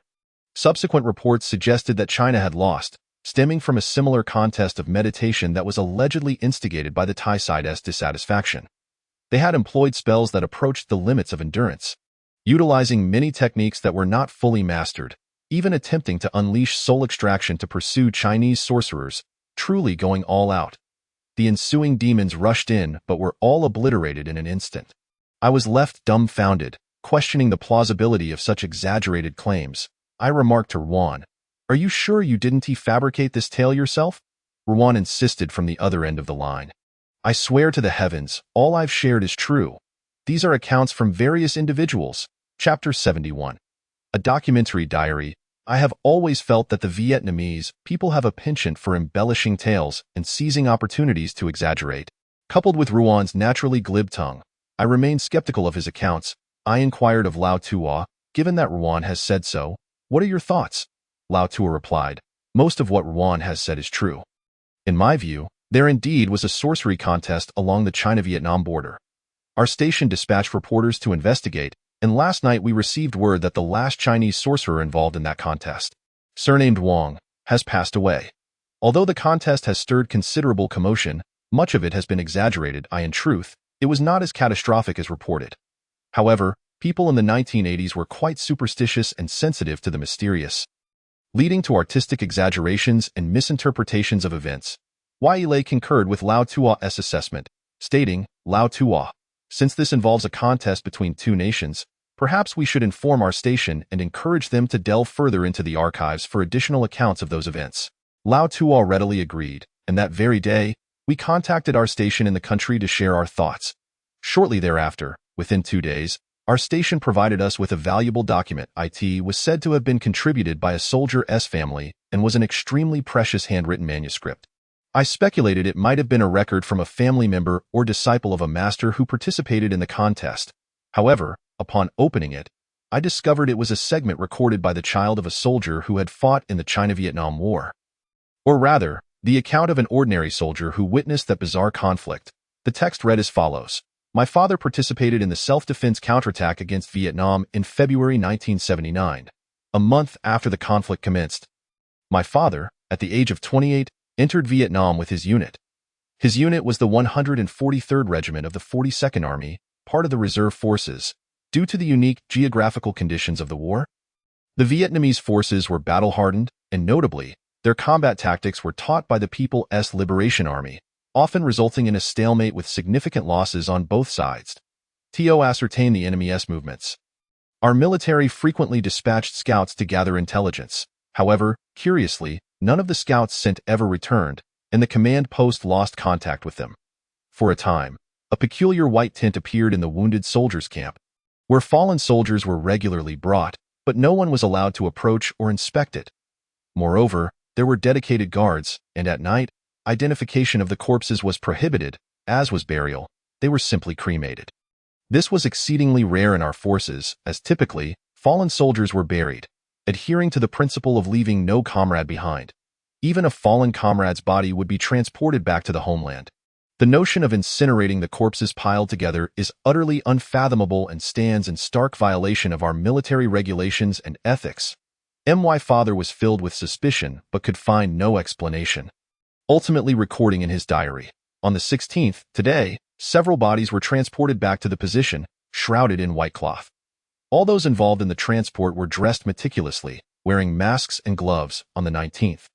The diary reads, "This afternoon, several more bodies appeared in the quarantine zone, their faces completely obscured, rendering their identities unrecognizable. At 4 in the afternoon, they were hastily incinerated using gasoline, which was directly siphoned from military vehicles. On the 20th, today, the number of corpses has increased significantly. I suspect the Vietnamese military has employed biological warfare. The comrades throughout the entire position are now exceedingly anxious, all taking great care with their hygiene. A chilling rumor has spread through the camp, claiming that the Vietnamese have developed a type of bioweapon that is internationally banned. Thwarting our military's advance, I am uncertain of the reality at the front lines. Yet our regiment is to be dispatched to the foremost lines soon, on the 21st. Today, Whispers circulated among the ranks, suggesting that enemy troops may have infiltrated our army, leading to instances of fratricide in numerous units. At 3 this morning, the 193rd Unit reported comrades firing upon one another, with the cause remaining a mystery.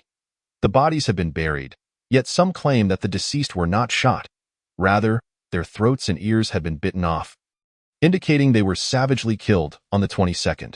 At dawn, just as the light began to break, I received orders to rise early to deliver bandages to the wounded. As I passed through the quarantined area, I inadvertently lost my way.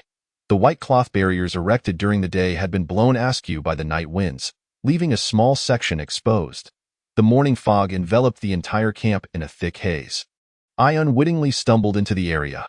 The subsequent entries in the diary have been rendered illegible, but the aforementioned passages are preserved verbatim from my father's diary. He never once shared this with me. At that moment, he was entirely unaware that he had entered a zone designated for the deceased soldiers. As he prepared to turn back, he inadvertently glimpsed several bodies that had not yet been incinerated, all clad in the attire of the People's Liberation Army. They were likely his own comrades. Over the course of several days, my father had witnessed a considerable number of fallen friends being transported directly to this quarantine zone. During the transport, all personnel donned gloves and even wore gas masks. My father concluded that the front lines had been subjected to a gas attack, and in the days that followed, the higher-ups supplied the camp with a substantial quantity of gas masks. He was acutely aware of the dangers posed by gas munitions, having studied them in military school, and understood the horrors of chemical warfare. Just as he was preparing to retrace his steps, he discovered a familiar canteen, inscribed with the name of a soldier from the adjacent camp, a scout with whom he had conversed just days prior. It was a heartbreaking realization that this soldier had perished in battle. The soldier lay hastily covered with a white cloth and a straw mat. My father felt compelled to identify him. As he approached the body and pulled back the mat, he was struck with terror. The deceased's eyes remained wide open, their pupils rolled back, revealing only the whites, grotesquely bulging. The face had contracted into a dry, scaly texture reminiscent of snake skin or chicken feet, as if all moisture had evaporated, rendering it a ghastly gray in the dim light of dawn. My father remarked that he had never encountered such an eerie and horrifying demise, although he had seen the dead on the battlefield before. This particular death was unlike any he had previously witnessed. Apart from the monstrous visage, the soldier's uniform was intact, with not a single wound or even a trace of a bullet graze. He had simply perished. Later, my father speculated that the soldier's internal organs might have been ruptured by a shell blast, yet he concluded that such a cause would not account for such a bizarre appearance. Chapter 72. The half-living in the late 1970s, biological weapons underwent further development, with nations vying to employ various viral and toxic agents. The array of biological warfare agents expanded, encompassing bacteria, viruses, chlamydia, rickettsia, fungi, and toxins. These agents were available in forms beyond liquids, including freeze-dried powders, primarily disseminated as aerosols. At that time, my father conjectured that the soldier had succumbed to poisoning. Typically, exposure to a biochemical agent would result in a purplish-black complexion. However, the transformation into a ghastly visage with rolled-back white pupils and a face contorted into a blue-white scaly pallor was unprecedented, and my father theorized that this could be a novel type of necrotizing toxin, a category of agents capable of causing severe skin blistering and decay, leading to a slow and agonizing death without any effective antidote.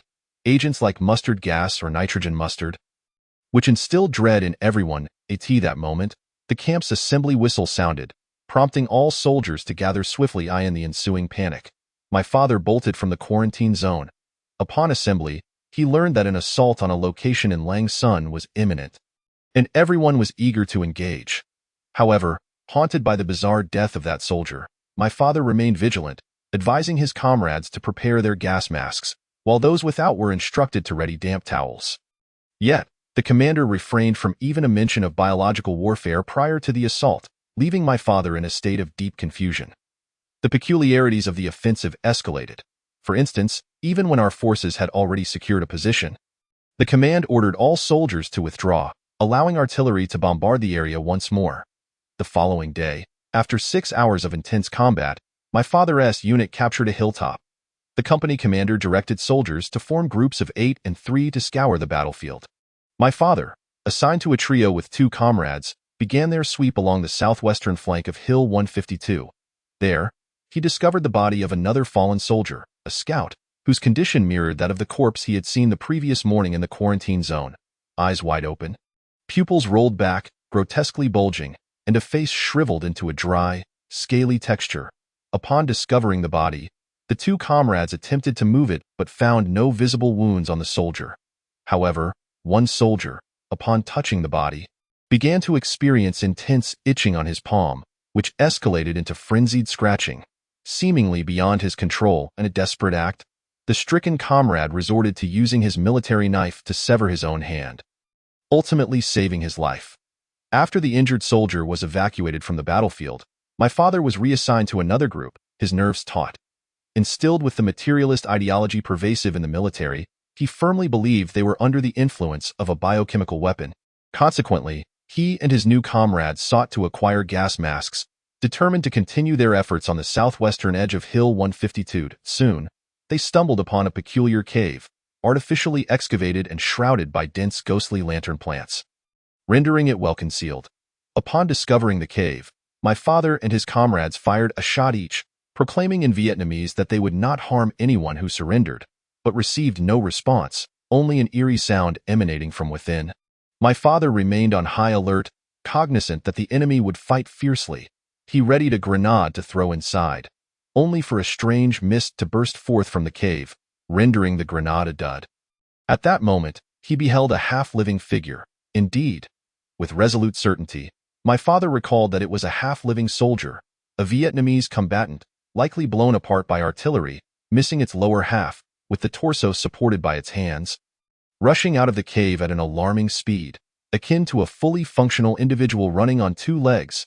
In the blink of an eye, this half-living being was upon my father. Despite the smoke and chaos, he clearly discerned that the figure's eyes rolled back, its pupils bulging, with skin resembling the grotesque scales of chicken feet, an expression not befitting a wounded man.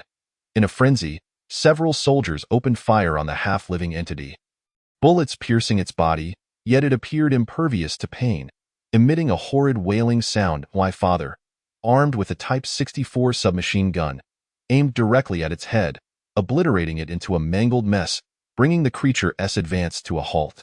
In a state of shock, everyone continued to unleash a barrage of gunfire into the darkened cave, my father and a few comrades pulling the triggers until their magazines ran dry as they reloaded.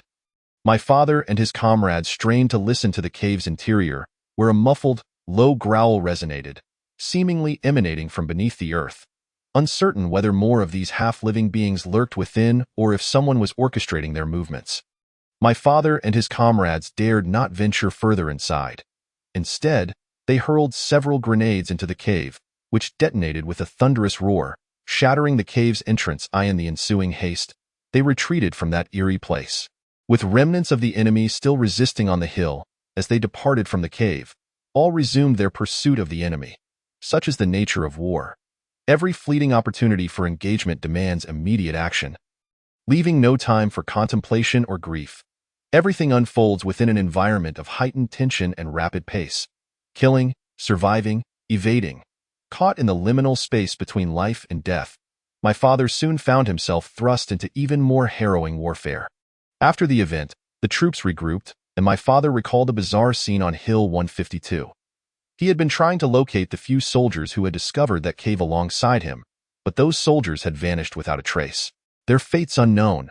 Perhaps they had perished in battle. When my father recounted this experience to his comrades, none believed him. They thought he had been traumatized on the battlefield and had conjured up a figment of imagination. Later, my father spent a week in a military hospital, where he shared his battlefield experiences with the doctors, yet they too were incredulous. Then, one day, an officer from the higher command approached my father, advising him never to speak of this experience again, under the threat of being accused of sowing discord among the troops. What my father learned was that shortly after that day, around March, all the units received a message, a command from the general stating that not a single building in Lang Son was to be spared. Consequently, many areas were subjected to relentless bombardment, leaving no stone unturned. The connection between these two events remained a mystery. Chapter 73. Return to the Heights. My father chronicled this history in a diary, documenting everything he could remember and witness on paper. After his discharge, he shared this story with our family, urging us to keep it a secret. Throughout the remainder of his life, he sought counsel from various masters and received an astonishing revelation. It was possible that the Spirit Army had been deployed during the Vietnam conflict. What does this imply? It strays far from the realm of objective reality. As for the existence of the Spirit Army, no one knows for certain, and those who do have not disclosed the truth to the world. Now, many years have passed since my father's departure, and I have taken it upon myself to meticulously document his experiences. The above text is a faithful transcription of my father's oral narration. Devoid of any embellishments, I once promised my father not to disclose this matter. However, in this century, many secrets and documents from that war can be revealed, and I believe my father's experience deserves to be shared. I merely wish for everyone to understand that such inexplicable events transpired during the Sino-Vietnamese War. The document sent by the station is as follows. After reviewing the materials, we were even more astonished. If the initial document we received lacked corroboration, this one should serve as the most compelling evidence, as it was witnessed by an ordinary soldier during that bizarre conflict. Lao Tuo, accustomed to pondering while smoking, remarked after a moment, the closest place to the Sino-Vietnamese border is a sect called Shengshi Min. I recall rumors that they had ventured to Vietnam. He then called the station, requesting an investigation into whether there existed a magical sect known as Shengshi Min. The results of this inquiry unearthed a wealth of crucial information.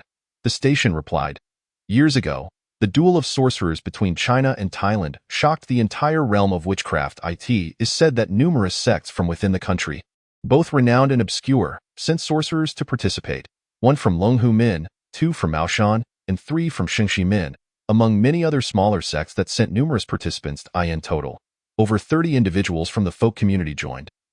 Ultimately, only 3 from the 3 major sects returned, along with a few from the folk, yet many of them soon met with misfortune. This led to countless inexplicable occurrences on the Sino-Vietnamese battlefield. Insiders claim that China suffered significant losses during the sorceress duel. During that time, over 70 mages from central China participated in this fierce conflict, yet fewer than 10 returned. The last elder who took part in the duel passed away 3 years ago. He was named Jiang Wenqing. The scale of this duel was so vast that it extended to Zhishuangbana, with many soldiers dispatched from Minghai. Many local troops from Minghai went to battle, most of whom never returned, and the personnel roster indicated they were missing. Upon receiving this news, we were convinced that a brutal sorceress battle had indeed occurred on Hill 152, regardless of whether it was a duel between China and Vietnam or between China and Thailand. Tales of the sorcery duel have circulated in the narratives of both nations. Ultimately, there must be verifiable evidence regarding this matter. After much deliberation, we resolved to return to the old battlefield of Hill 152 for further investigation and filming. We packed all necessary filming equipment, along with a first aid kit, provisions, and water, as well as warm clothing and machetes, and set off for Lang Son once more. We arrived at the mountain forest we had entered a few days prior. Once again, there was only one road leading south to Lang Son, surrounded by mountainous jungles. This time, the area was shrouded in thick fog, accompanied by persistent drizzle. That morning, the weather was even worse than before. A light rain fell before dawn, and the entire forest was cloaked in mist. We waited until past 10 in the morning, yet there were no signs of the fog lifting. Therefore, we decided to venture directly into the woods. Before entering the forest from the fork in the road, we each hung a safety whistle around our necks, ensuring that if we became lost in the mist, we could signal each other. Following the path marked by the bandage I had previously tied, we progressed swiftly, covering in half an hour what had previously taken us over an hour to traverse, with the machete clearing our way. Our path was relatively smooth. Soon, we arrived at the spot where we had rested last time, and not far away stood a prominent boulder. It was beneath this very rock that I had tumbled down the slope, narrowly escaping death. Due to the thicker fog today, only half of the boulder's outline was visible. I captured the surrounding scenery on camera, while Manishuan explained to the lens, we are currently situated on the southwestern slope of Ba Wai Mountain, where the surrounding peaks generally rise to heights of 200 to 300 meters. Perhaps many are unaware that the land of Lang Son once bore the brunt of our artillery fire. Reduced to rubble. In the aftermath, a comparison of Lang Son's actual area with the number of shells fired by our troops revealed that the shelling density amounted to 3 shells per square meter. It can be said that everything was ground to dust. Now, the forests of Lang Sun have flourished, the once devastated land now concealed beneath a thick blanket of vegetation. Gazing at the lush forest before me, the scars of past battles have long been obscured by the passage of time, and one cannot help but reflect on the profound transformations of the world. We took a break near the boulder. And this time, I deliberately focused on that large rock for a while, yet nothing unusual occurred. Followed Lao Tuo to the vicinity of the boulder, where he crouched down to sift through the dead branches and soft soil. After a moment, he unearthed a rusted piece of metal. Look, these metal fragments must be remnants from the artillery battles of that time. He then stood up, placing his hand on the massive rock. It is quite possible that the attacking People's Liberation Army once sought refuge beneath this boulder. But tragically, they were met with devastating losses from grenades thrown down by the enemy above. I carefully observed the complex terrain. I noted that many rocks still bore the pockmarks of various projectiles. Some even shattered into pieces. The scars were covered in patches of green and black moss, weathered by years of sun and rain, the sharp edges worn down. From these bullet-riddled rocks, one can imagine the fierce and treacherous nature of the assault. Both sides incurred tremendous losses. We continued our ascent, navigating around half of the mountain peak, passing numerous caves of various shapes and sizes, yet none were the ones we sought. By chance, we discovered a relatively open area at the foot of the mountain, where the trees were not as densely packed as in other regions. However, that area was enveloped in mist and eerily silent. To facilitate our progress, we chose to traverse this less densely vegetated section. Chapter 74. Ghost Lantern Grass. Strangely enough, as we entered this forest, we noticed that the nearby trees grew in an exceedingly peculiar manner. Many were crooked and gnarled, twisted and intertwined, while the rocks were oddly shaped. The air was no longer humid and oppressive but had turned distinctly cool, bordering on chilly. Lao Tuo paused frequently, glancing left and right with each few steps. I inquired, "Lao Tuo, what is it?" He pointed to a rock, saying, "This rock has a high mineral content, and the soil beneath it is either overly alkaline or acidic. Look at the surrounding plants. They all grow strangely. Especially this ghost lantern grass, it is everywhere." Upon hearing this, I observed that the trees in front of us were not dense, but the ghost lantern grass, also known as Niu Jiao Qi and Lao Shi Lian, was growing thickly at about half a meter in height. This plant thrives in shady conditions, with leaves displaying a half-black, half-red coloration, creating a rather gloomy color palette. Why were other plants not flourishing, yet the ghost lantern grass thrived? The name of this plant evokes a somewhat eerie connotation. As if ghosts are holding lanterns, I glanced at my watch, and following the hands, it suddenly struck me that we were in the southwestern corner of Hill 152, according to the documents from the station. During the assault on Hill 152 by the People's Liberation Army, some bizarre events were reported. The troops discovered a strange cave, within which appeared an inexplicable half-human figure. We exchanged glances, and Lao Tuo's expression was clear. We must find that cave. Indeed, as we circumvented the region and continued our journey southwestward, a sunken mountain foothill unfolded before our eyes. This was a collapsed section of the mountain, modest in size yet nearly entirely cloaked by various flora, particularly the surrounding ghostly lantern plants that grew ever more luxuriantly. The veins of their leaves appeared as if infused with blood, and the once dark green edges of the leaves now bore a purplish hue.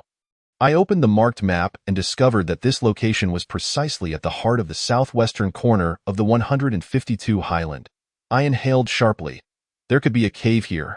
Yilei, visibly anxious, exclaimed, "This is the spot." We arrived at the very entrance where the half-man once crawled out. If the documents from the station were accurate, the skeletal remains of the half-man who was killed in the cave might still be present.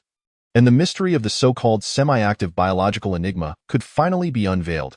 Li Chuqing set down her luggage, and Yi Xian remained in place, as we gathered around the area of the collapsed mountain. In the past, whenever the People's Liberation Army encountered a suspicious cave entrance, they would unleash flames or hurl various grenades inside. It was indeed plausible that the entrance had collapsed, and furthermore, the area had been fiercely contested, subjected to repeated bombardments, thus rendering its current state unrecognizable amidst the disarray of stones. To uncover the true face of the cave, it was imperative that we start moving the rocks. While this may sound simple, undertaking such a task proved to be an insurmountable challenge. The abundance of rubble made it arduous to shift larger boulders, particularly those weighing over a ton, which were beyond our capabilities. Fortunately, we had brought gloves. And Eli and I emerged as the most robust members of our team. The collapsed area spanned approximately 6 or 7 square meters, and we could vaguely sense that the dubious cave lay somewhere within. As we toiled, I inadvertently stumbled upon a fragment of stone, causing the heavy rock I was carrying to tumble down the slope. "Clear out!" I shouted. Thankfully, the rock did not strike anyone but rolled straight down the hill, stirring up debris and creating a cacophony as it careened for several dozen meters. I paused, struck by a sudden realization. Why were we moving one rock at a time? Eli grabbed the mountain knife and chopped down a few thicker branches. We can simply pry the larger stones down the slope. The branches proved effective. By using them as levers inserted into the crevices of the rocks, we conserved considerable effort and could shift even the heftiest boulders. Some stones that had previously resisted our efforts became movable once we cleared away the smaller debris, removing the obstructions. Before long, we had cleared a significant amount of rubble, revealing a considerable indentation in the collapsed mountain area. While Eli and I were engrossed in our labor, an odd noise emanated from the debris, prompting us to retreat a few paces. "Why, Eli," brandishing his stick, cautioned, "the half-man is about to crawl out." I admonished him, "What nonsense are you spouting? After all these years, the body would have long since turned to bones." Yet, the strange sounds persisted, accompanied by a hissing noise. I surmised that we were nearing the cave entrance. Should we continue digging or cease our efforts? I handed the camera to Ixin. "Ixin, hold the camera and point it at this spot." Old Tuo focused intently, assuring us, "Everyone remain calm. This sound is likely from bats or perhaps snakes." "Snakes?" Ixin quivered, clutching the camera. "I'm terrified of snakes." Eli immediately positioned himself in front of her, boasting, "Fear not, Ixin. I shall shield you from harm." I found his bravado ridiculous. Eli Chuqing pushed Eli aside, asserting, "Enough of that. You weren't so valiant back in the wooden house in Jiao Ai village. Allow me to take charge. If it is a snake, I might be able to handle it." Seeing Li Chuqing standing protectively before Ixin seemed to ease Ixin's anxiety, much to Eli's chagrin, as his opportunity to play the hero was swiftly thwarted. He retorted, "Ixin, I will stand behind you to ensure your safety." I quipped, "Are you ensuring Ixin's safety, or are you just hiding behind her as a shield?" Eli protested, "What kind of accusation is that? Am I that sort of person? Do not judge my character so harshly." Old Tuo's hands moved slowly over the pile of rubble, sometimes pausing, sometimes shifting side to side. We exchanged confused glances, wondering if Old Tuo was performing some sort of ritual. Eli Chuqing speculated. Old Tuo must be sensing the airflow. Upon her remark, I too placed my hand upon the debris, and indeed, a cool breeze wafted through the crevices. If the cave was exhaling air, it must connect to another opening. If that opening were a vent, then the presence of cave-dwelling creatures would come as no surprise. "Here," Old Tuo suddenly exclaimed. I glanced at him. "Should we pry it open?"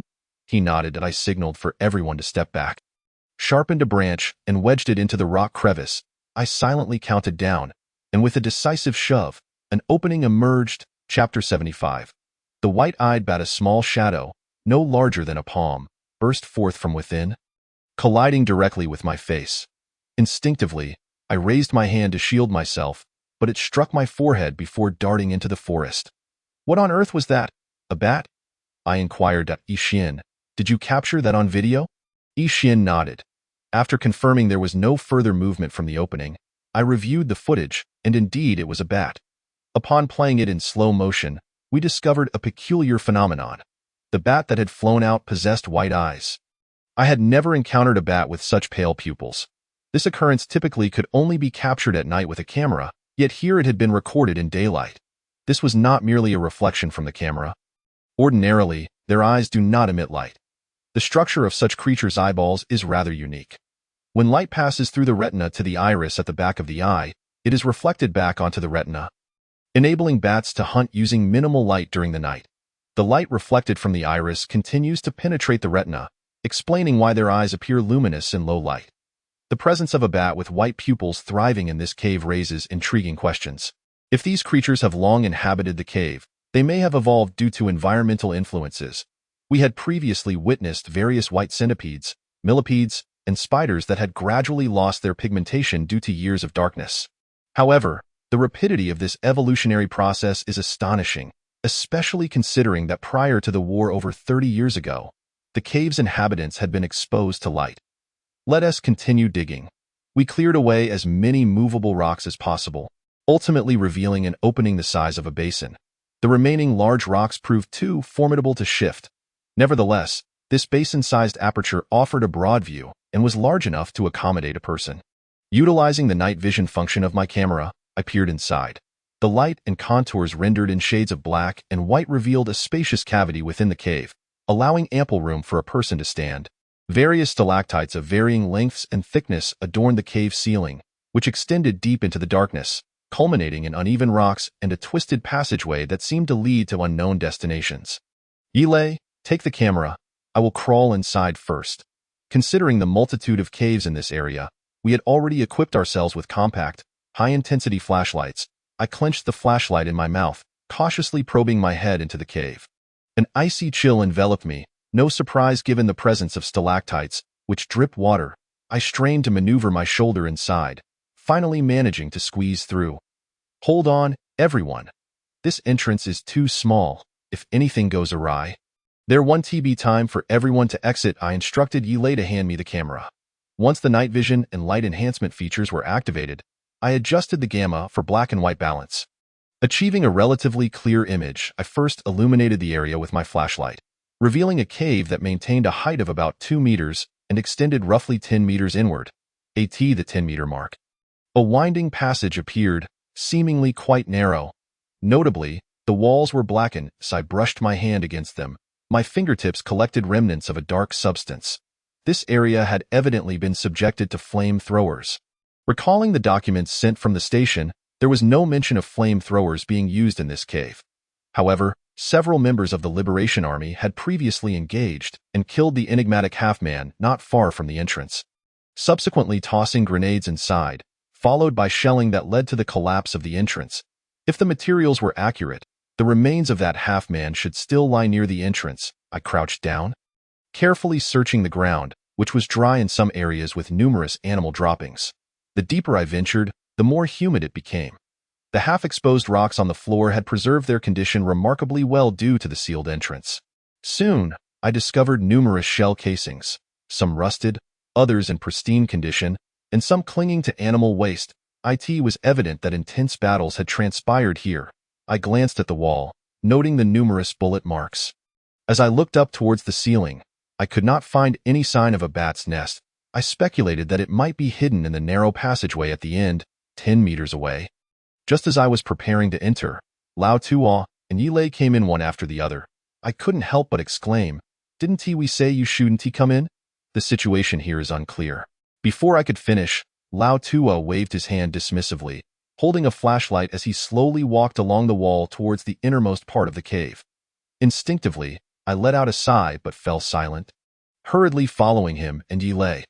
About 6 meters deep into the cave, we were astonished to discover a strange sight: 2 rows of peculiar claw marks on the ground. The impressions were remarkably well preserved, the indentations having hardened over time. One side had 3 digits, resembling the traces of a chicken's foot, yet they were distinctly thicker. How could chicken claw prints appear in a cave? Lao Tuo whispered. These are not footprints, they are handprints. How could that be? Who walks on 3 fingers? Lao Tuo explained. Look at these marks. The handprints are incomplete. In the space between the 2 rows of handprints, something has been erased. Perhaps an injured person was crawling on the ground. However, if a person were crawling, their toes would likely leave some traces. The smudged marks in the center are almost flat. What does that imply? What does it imply? I held my breath in an instant. Lao Tuo continued. This is the path of a half-person. Half-person? Indeed, only a half-person could leave such traces. We can imagine, on the soft ground, a half-person crawling with their hands, as their lower body is missing. This would mean they are dragging half their belly along the ground, and thus, the handprints left by their 2 hands would naturally be wiped out by their own half-belly. This explains why we see only 3 fingers remaining in the handprints. Sure enough, as we continued to observe, we found that the claw marks were not limited to 3. At times, there were 4 or even 5. At that moment, we realized that the series of handprints actually extended deeper into the cave. Lao Tua immediately gestured for us to halt our advance. I felt a surge of tension when Yilei entered. He still held a machete tightly in his grip. The cave was eerily silent, our breaths sounding heavy in the stillness. Chapter 76. The terrifying discovery of bones. The handprints climbing deeper into the cave indicated that the half-person, after having its skull crushed, had not perished but continued to crawl in search of a target to attack. With such intense and supernatural combat capabilities, we could not guarantee whether this mysterious entity still existed after more than 30 years. Lao Tua remarked, "These handprints have hardened as if they were stone, suggesting that this thing has been crawling for decades. The humidity in this cave has preserved the indentations in the soil, maintaining the current state we see. If that half-person truly existed, it would have long since turned into a skeleton." Yilei remained tense. The sorcery of Vietnam is formidable. Even as a skeleton, it might carry a curse-like spell. If the skeleton were to attack us, we would have no means of defense. I retorted, "Have you watched too many movies? If the corpse has truly turned to bone, then the flesh, tendons, and ligaments between the bones would completely disintegrate. The bones could not form any connecting bonds, so the skeleton would not be able to stand, let alone attack us." Lao Tua nodded in agreement. Summoning our courage, we pressed onward until we reached the end of the cave, where we encountered a winding passage, half a meter wide, just enough for a person to pass through. Uncertain of what lay beyond the turn, I picked up a stone and tossed it inside. The stone bounced once and disappeared into the darkness without a sound.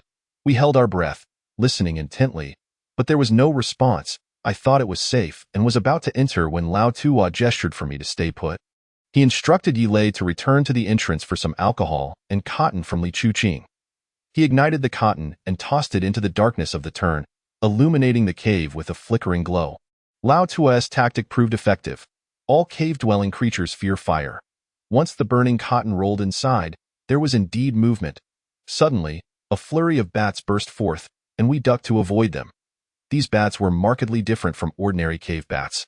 Their mouths and claws crimson as blood, their wing veins distinctly visible, and all possessed white pupils. Upon emerging from the darkness, they flew directly toward the opening we had created, with a few hovering above the entrance. Lao Tua threw in another burning piece of cotton, waiting until no bats emerged before we bent low and entered. At the junction, we shone our flashlights inside and discovered two passageways, one blocked by stones and some clothing, while the other was lower, about 1.5 to 6 meters high, but unobstructed. We proceeded into the latter passage. Upon reaching the end, we were completely taken aback by the scene before us. In this dimly lit space, roughly 5 to 6 square meters wide, lay 6 scattered remains, all completely decomposed into skulls. However, the clothing, hats, and belt buckles, which had not entirely disintegrated, clearly indicated they were the gear and attire of the Vietnamese army. Curiously, none of the 6 skeletons were intact. Some were missing arms or legs, while others lacked ribs or even a skull. They appeared to be soldiers who had perished here in captivity. We cautiously navigated past the skeletons and noticed 2 skulls leaning against the stone wall. One was intact, while the other was a half-skeleton. The complete skeleton was not in military garb but rather civilian clothing. Upon inspecting it, we found numerous needles hidden within the fabric, along with bird bones, peculiar beads, and some congealed jars. The contents appeared to resemble turtle jelly. Lao Tua immediately deduced the identity of this individual. This was a sorcerer. All these items on him are for casting spells. Given the chaotic state of the surroundings, it seemed that a struggle had occurred here before his demise. I attempted to tear away the not entirely decayed clothing, hoping to find more useful clues. However, as I pulled, strange sounds erupted, and something seemed to fall from the chest cavity of the skeleton. Once I tore the clothing apart, I discovered several small bones nestled within the ribcage. These tiny bones were remarkably small, suggesting they had grown within the thoracic cavity. Yilei speculated, could it be that this sorcerer was not a normal person, that his anatomical structure was different? A deformity? I surveyed the surroundings. It felt as though we had stumbled upon a complete crime scene, one we could not fully decipher. However, one person might be able to deduce what transpired here. Dr. Li Chuqing, I said. I'll go fetch Li Chuqing. Lao Tua nodded in agreement. Upon returning to the cave entrance, I found the 2 young women sitting at the opening, drinking water. so I called for Li Chuqing to come in. Yixian could no longer contain herself. Hey, quickly tell us, what did you find inside? I didn't beat around the bush and replied directly, bones, many bones. And then, it was hard to summarize in just a few sentences, but it was chaotic inside. Li Chuqing, we want you to come in and take a look. Li Chuqing immediately set down her bottle of mineral water. Yixian protested. Hey, don't leave me outside alone. It's creepy out here in the wilderness. I want to go in too, but we needed to leave someone outside to keep watch. If everyone went in, who would maintain an overview? I insisted, either I go in, or you bring Yilei out. Unable to argue further, I let both young women enter. Once Li Chuqing entered the dim chamber, she carefully examined the intact skeleton before picking up the small bone fragments on the ground for comparison. I shared my thoughts. These small bones are finger bones, but they aren't from the same person. I speculate that when the cave entrance was sealed, they were unable to escape and, in their despair, went mad, leading to inexplicable actions. This person likely resorted to eating another's hand. After death, the contents of the stomach would gradually decompose, leaving behind indigestible remnants. If he had consumed a person's finger and died before excreting it, the finger bones would likely be preserved. Li Chuqing, however, shook her head. She meticulously compared the torn clothing with the remains scattered on the ground and thoughtfully remarked, "It's not that simple. I believe the finger bones present in this individual's body were not eaten by him. Rather, another person's hand pierced through the chest cavity and struck the heart, leading to a sudden death." Chapter 77. The assembly of human bones, a hand piercing through the chest cavity and causing death. Li Chuqing, you are being overly dramatic. The gruesome scene of fingers being inserted into a person's abdomen is a sight one would only encounter in martial arts novels. The human skin is remarkably resilient and thick. To penetrate the body in such a manner with bare hands is nearly impossible, particularly in the chest cavity, which is protected by bones. Moreover, with clothing still worn externally, the force from the fingers might even result in self-injury. Years of moisture have left the fabric in tatters, resembling mere rags. Thus I cannot ascertain whether the phalanges have indeed traversed the clothing to penetrate the individual's thoracic cavity. Li Chuqing, a medical student, remarked, I find it difficult to accept this explanation myself, yet given the current circumstances, it seems plausible that such an occurrence transpired. I glanced at another skeleton scattered across the ground. Barely recognizable. Had it not been for a few threads of fabric, the remains would have long since disintegrated into a disordered heap. Li Chuqing instructed, please wait a moment. With that, she began the meticulous task of reassembling the bones. Bone reconstruction is Li Chuqing's forte. She can recite the 206 bones of the human body from memory. As she sifted through the remains, she muttered to herself, this is the clavicle, this is the humerus, this is the radius, this is the ulna. We all held our flashlights high to illuminate her work. However, after approximately 10 minutes of arranging the skeletal remains, she once again dismantled her assembly. After a pause, Li Chuqing shook her head, her brow furrowed. Li Chuqing, what troubles you? I inquired. She stood, pointing at the assembled skeleton on the ground, stating, there are only these bones. They must have fallen from a height of about 1 meter. Scattering upon impact, I hoped to find the remaining bones, but after searching the entire dark chamber, I found no matching remains. This implies that this individual possesses only half the number of bones one would expect. Half a person. Does this not align with the account of a half-man?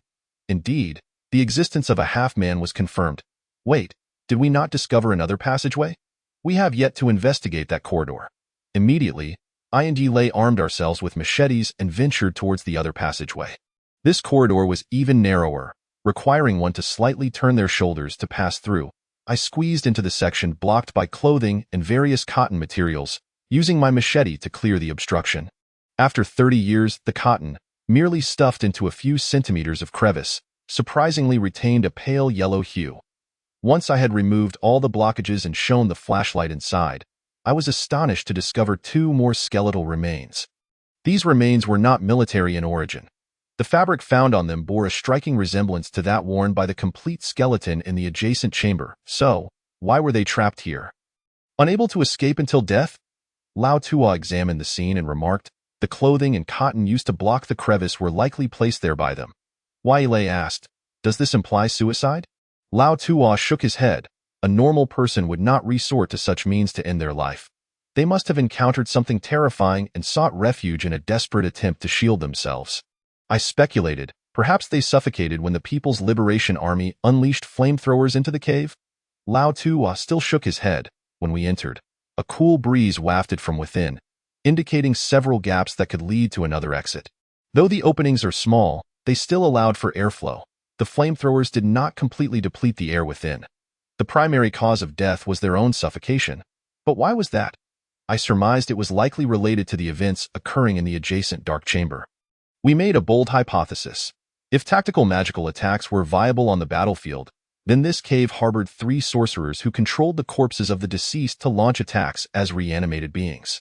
Numerous esoteric practices detail methods of controlling such revenants, though the specifics remain unknown to us. When several sorcerers sent a half-man to attack, they were met with a fatal blow from the People's Liberation Army, resulting in the destruction of the brain. The magical control faltered, and the half-man became an unconscious zombie. Following the collapse of the cave entrance, darkness enveloped the interior. Sensing movement in the passageway, the reanimated corpses returned and suffocated the sorcerers. Oh no, it was not merely suffocation, but rather, the fingers were plunged into the sorcerer's chest, leading to their demise.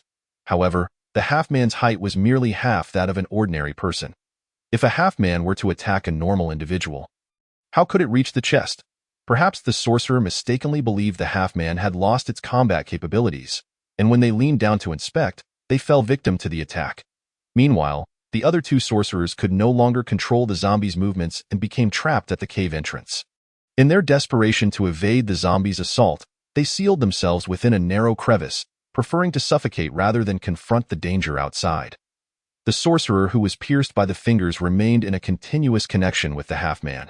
The sorcerer leaned against the wall, lifeless, while the half-man, after prolonged decay, lost its muscle and bone, leading its fingers to detach from the sorcerer's body while the phalanges remained within the latter. When we discovered them, it appeared as though the sorcerer had ingested the fingers of another, dying without digesting them. Who, then, were these 3 sorcerers? We could not ascertain. Their garments seemed ordinary, resembling those of common folk, yet we noticed peculiar adornments. Remnants left behind. Lai Chuqing speculated that the strange items scattered on the ground might be jewelry, likely once worn on ears or noses, or perhaps tied in hair, reduced to mere hard remnants after death and decay. Lao Tua discovered remnants of seeds from a dodder plant on one of the sorcerers, and we also found glass bottles, tightly sealed. Within them were substances resembling steel wool. I nearly twisted the cap open when Lao Tua urgently stopped me. Do not touch that. Once you open it, none of us will escape this cave. I gazed at the old glass bottle in confusion. Surely, it appears rather ordinary. Lao Tua examined the bottle and stated solemnly, "Do you know what is contained within?" Chapter 78. The terrifying silkworm. Lei remarked, "Isn't that sorcerer's material? You know this is sorcerer's material. Do you comprehend what sorcerers do? Their items are not to be trifled with by ordinary folk." Then, what exactly is inside? Lao Tua scrutinized the glass bottle for a long moment before slowly stating, "The threads inside are likely silkworm silk.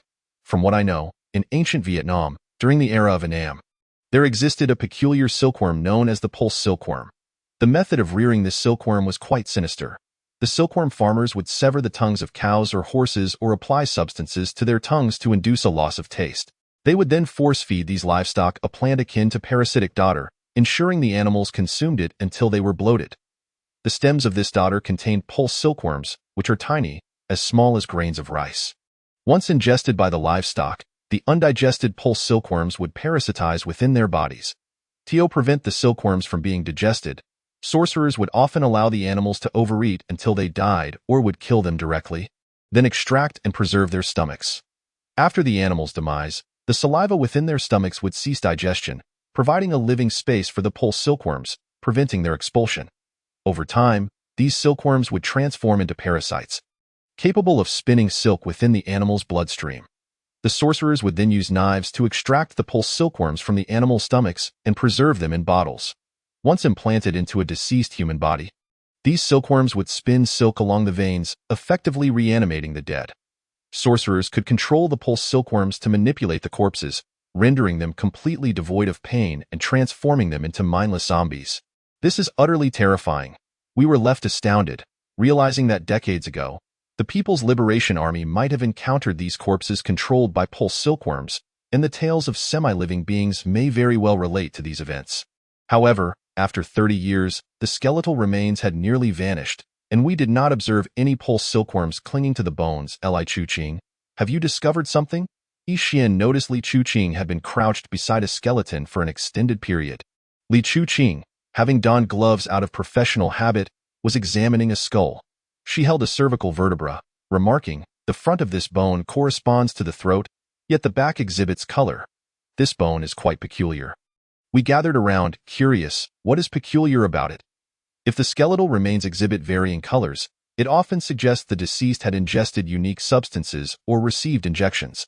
The effects of such substances tend to adhere to the surface of the bones.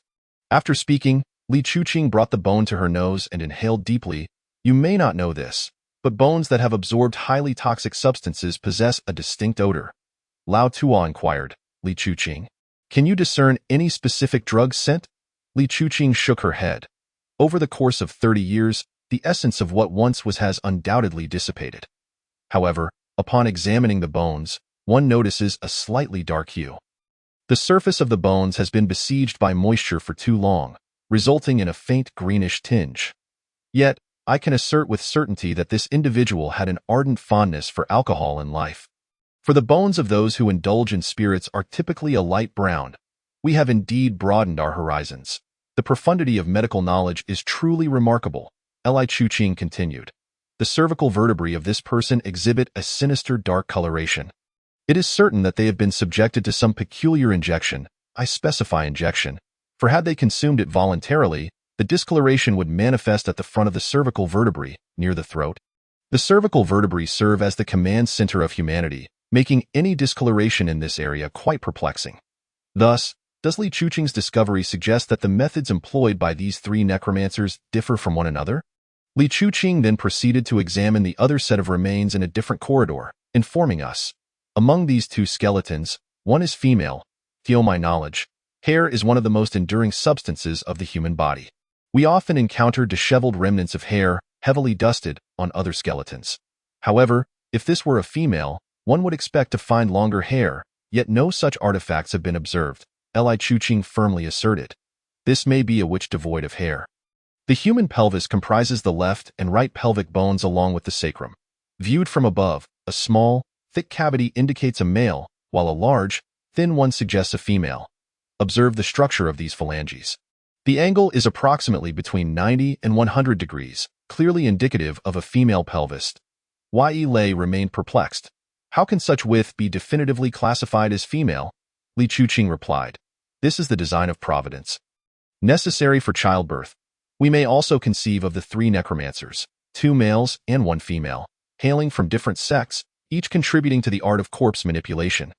The female sorceress may have been one who typically donned a headscarf, rendering her gender indiscernible to the untrained EYE.AS for their conscription by the military to control corpses on the battlefield. It is plausible that the local defenses were severely undermanned at the time.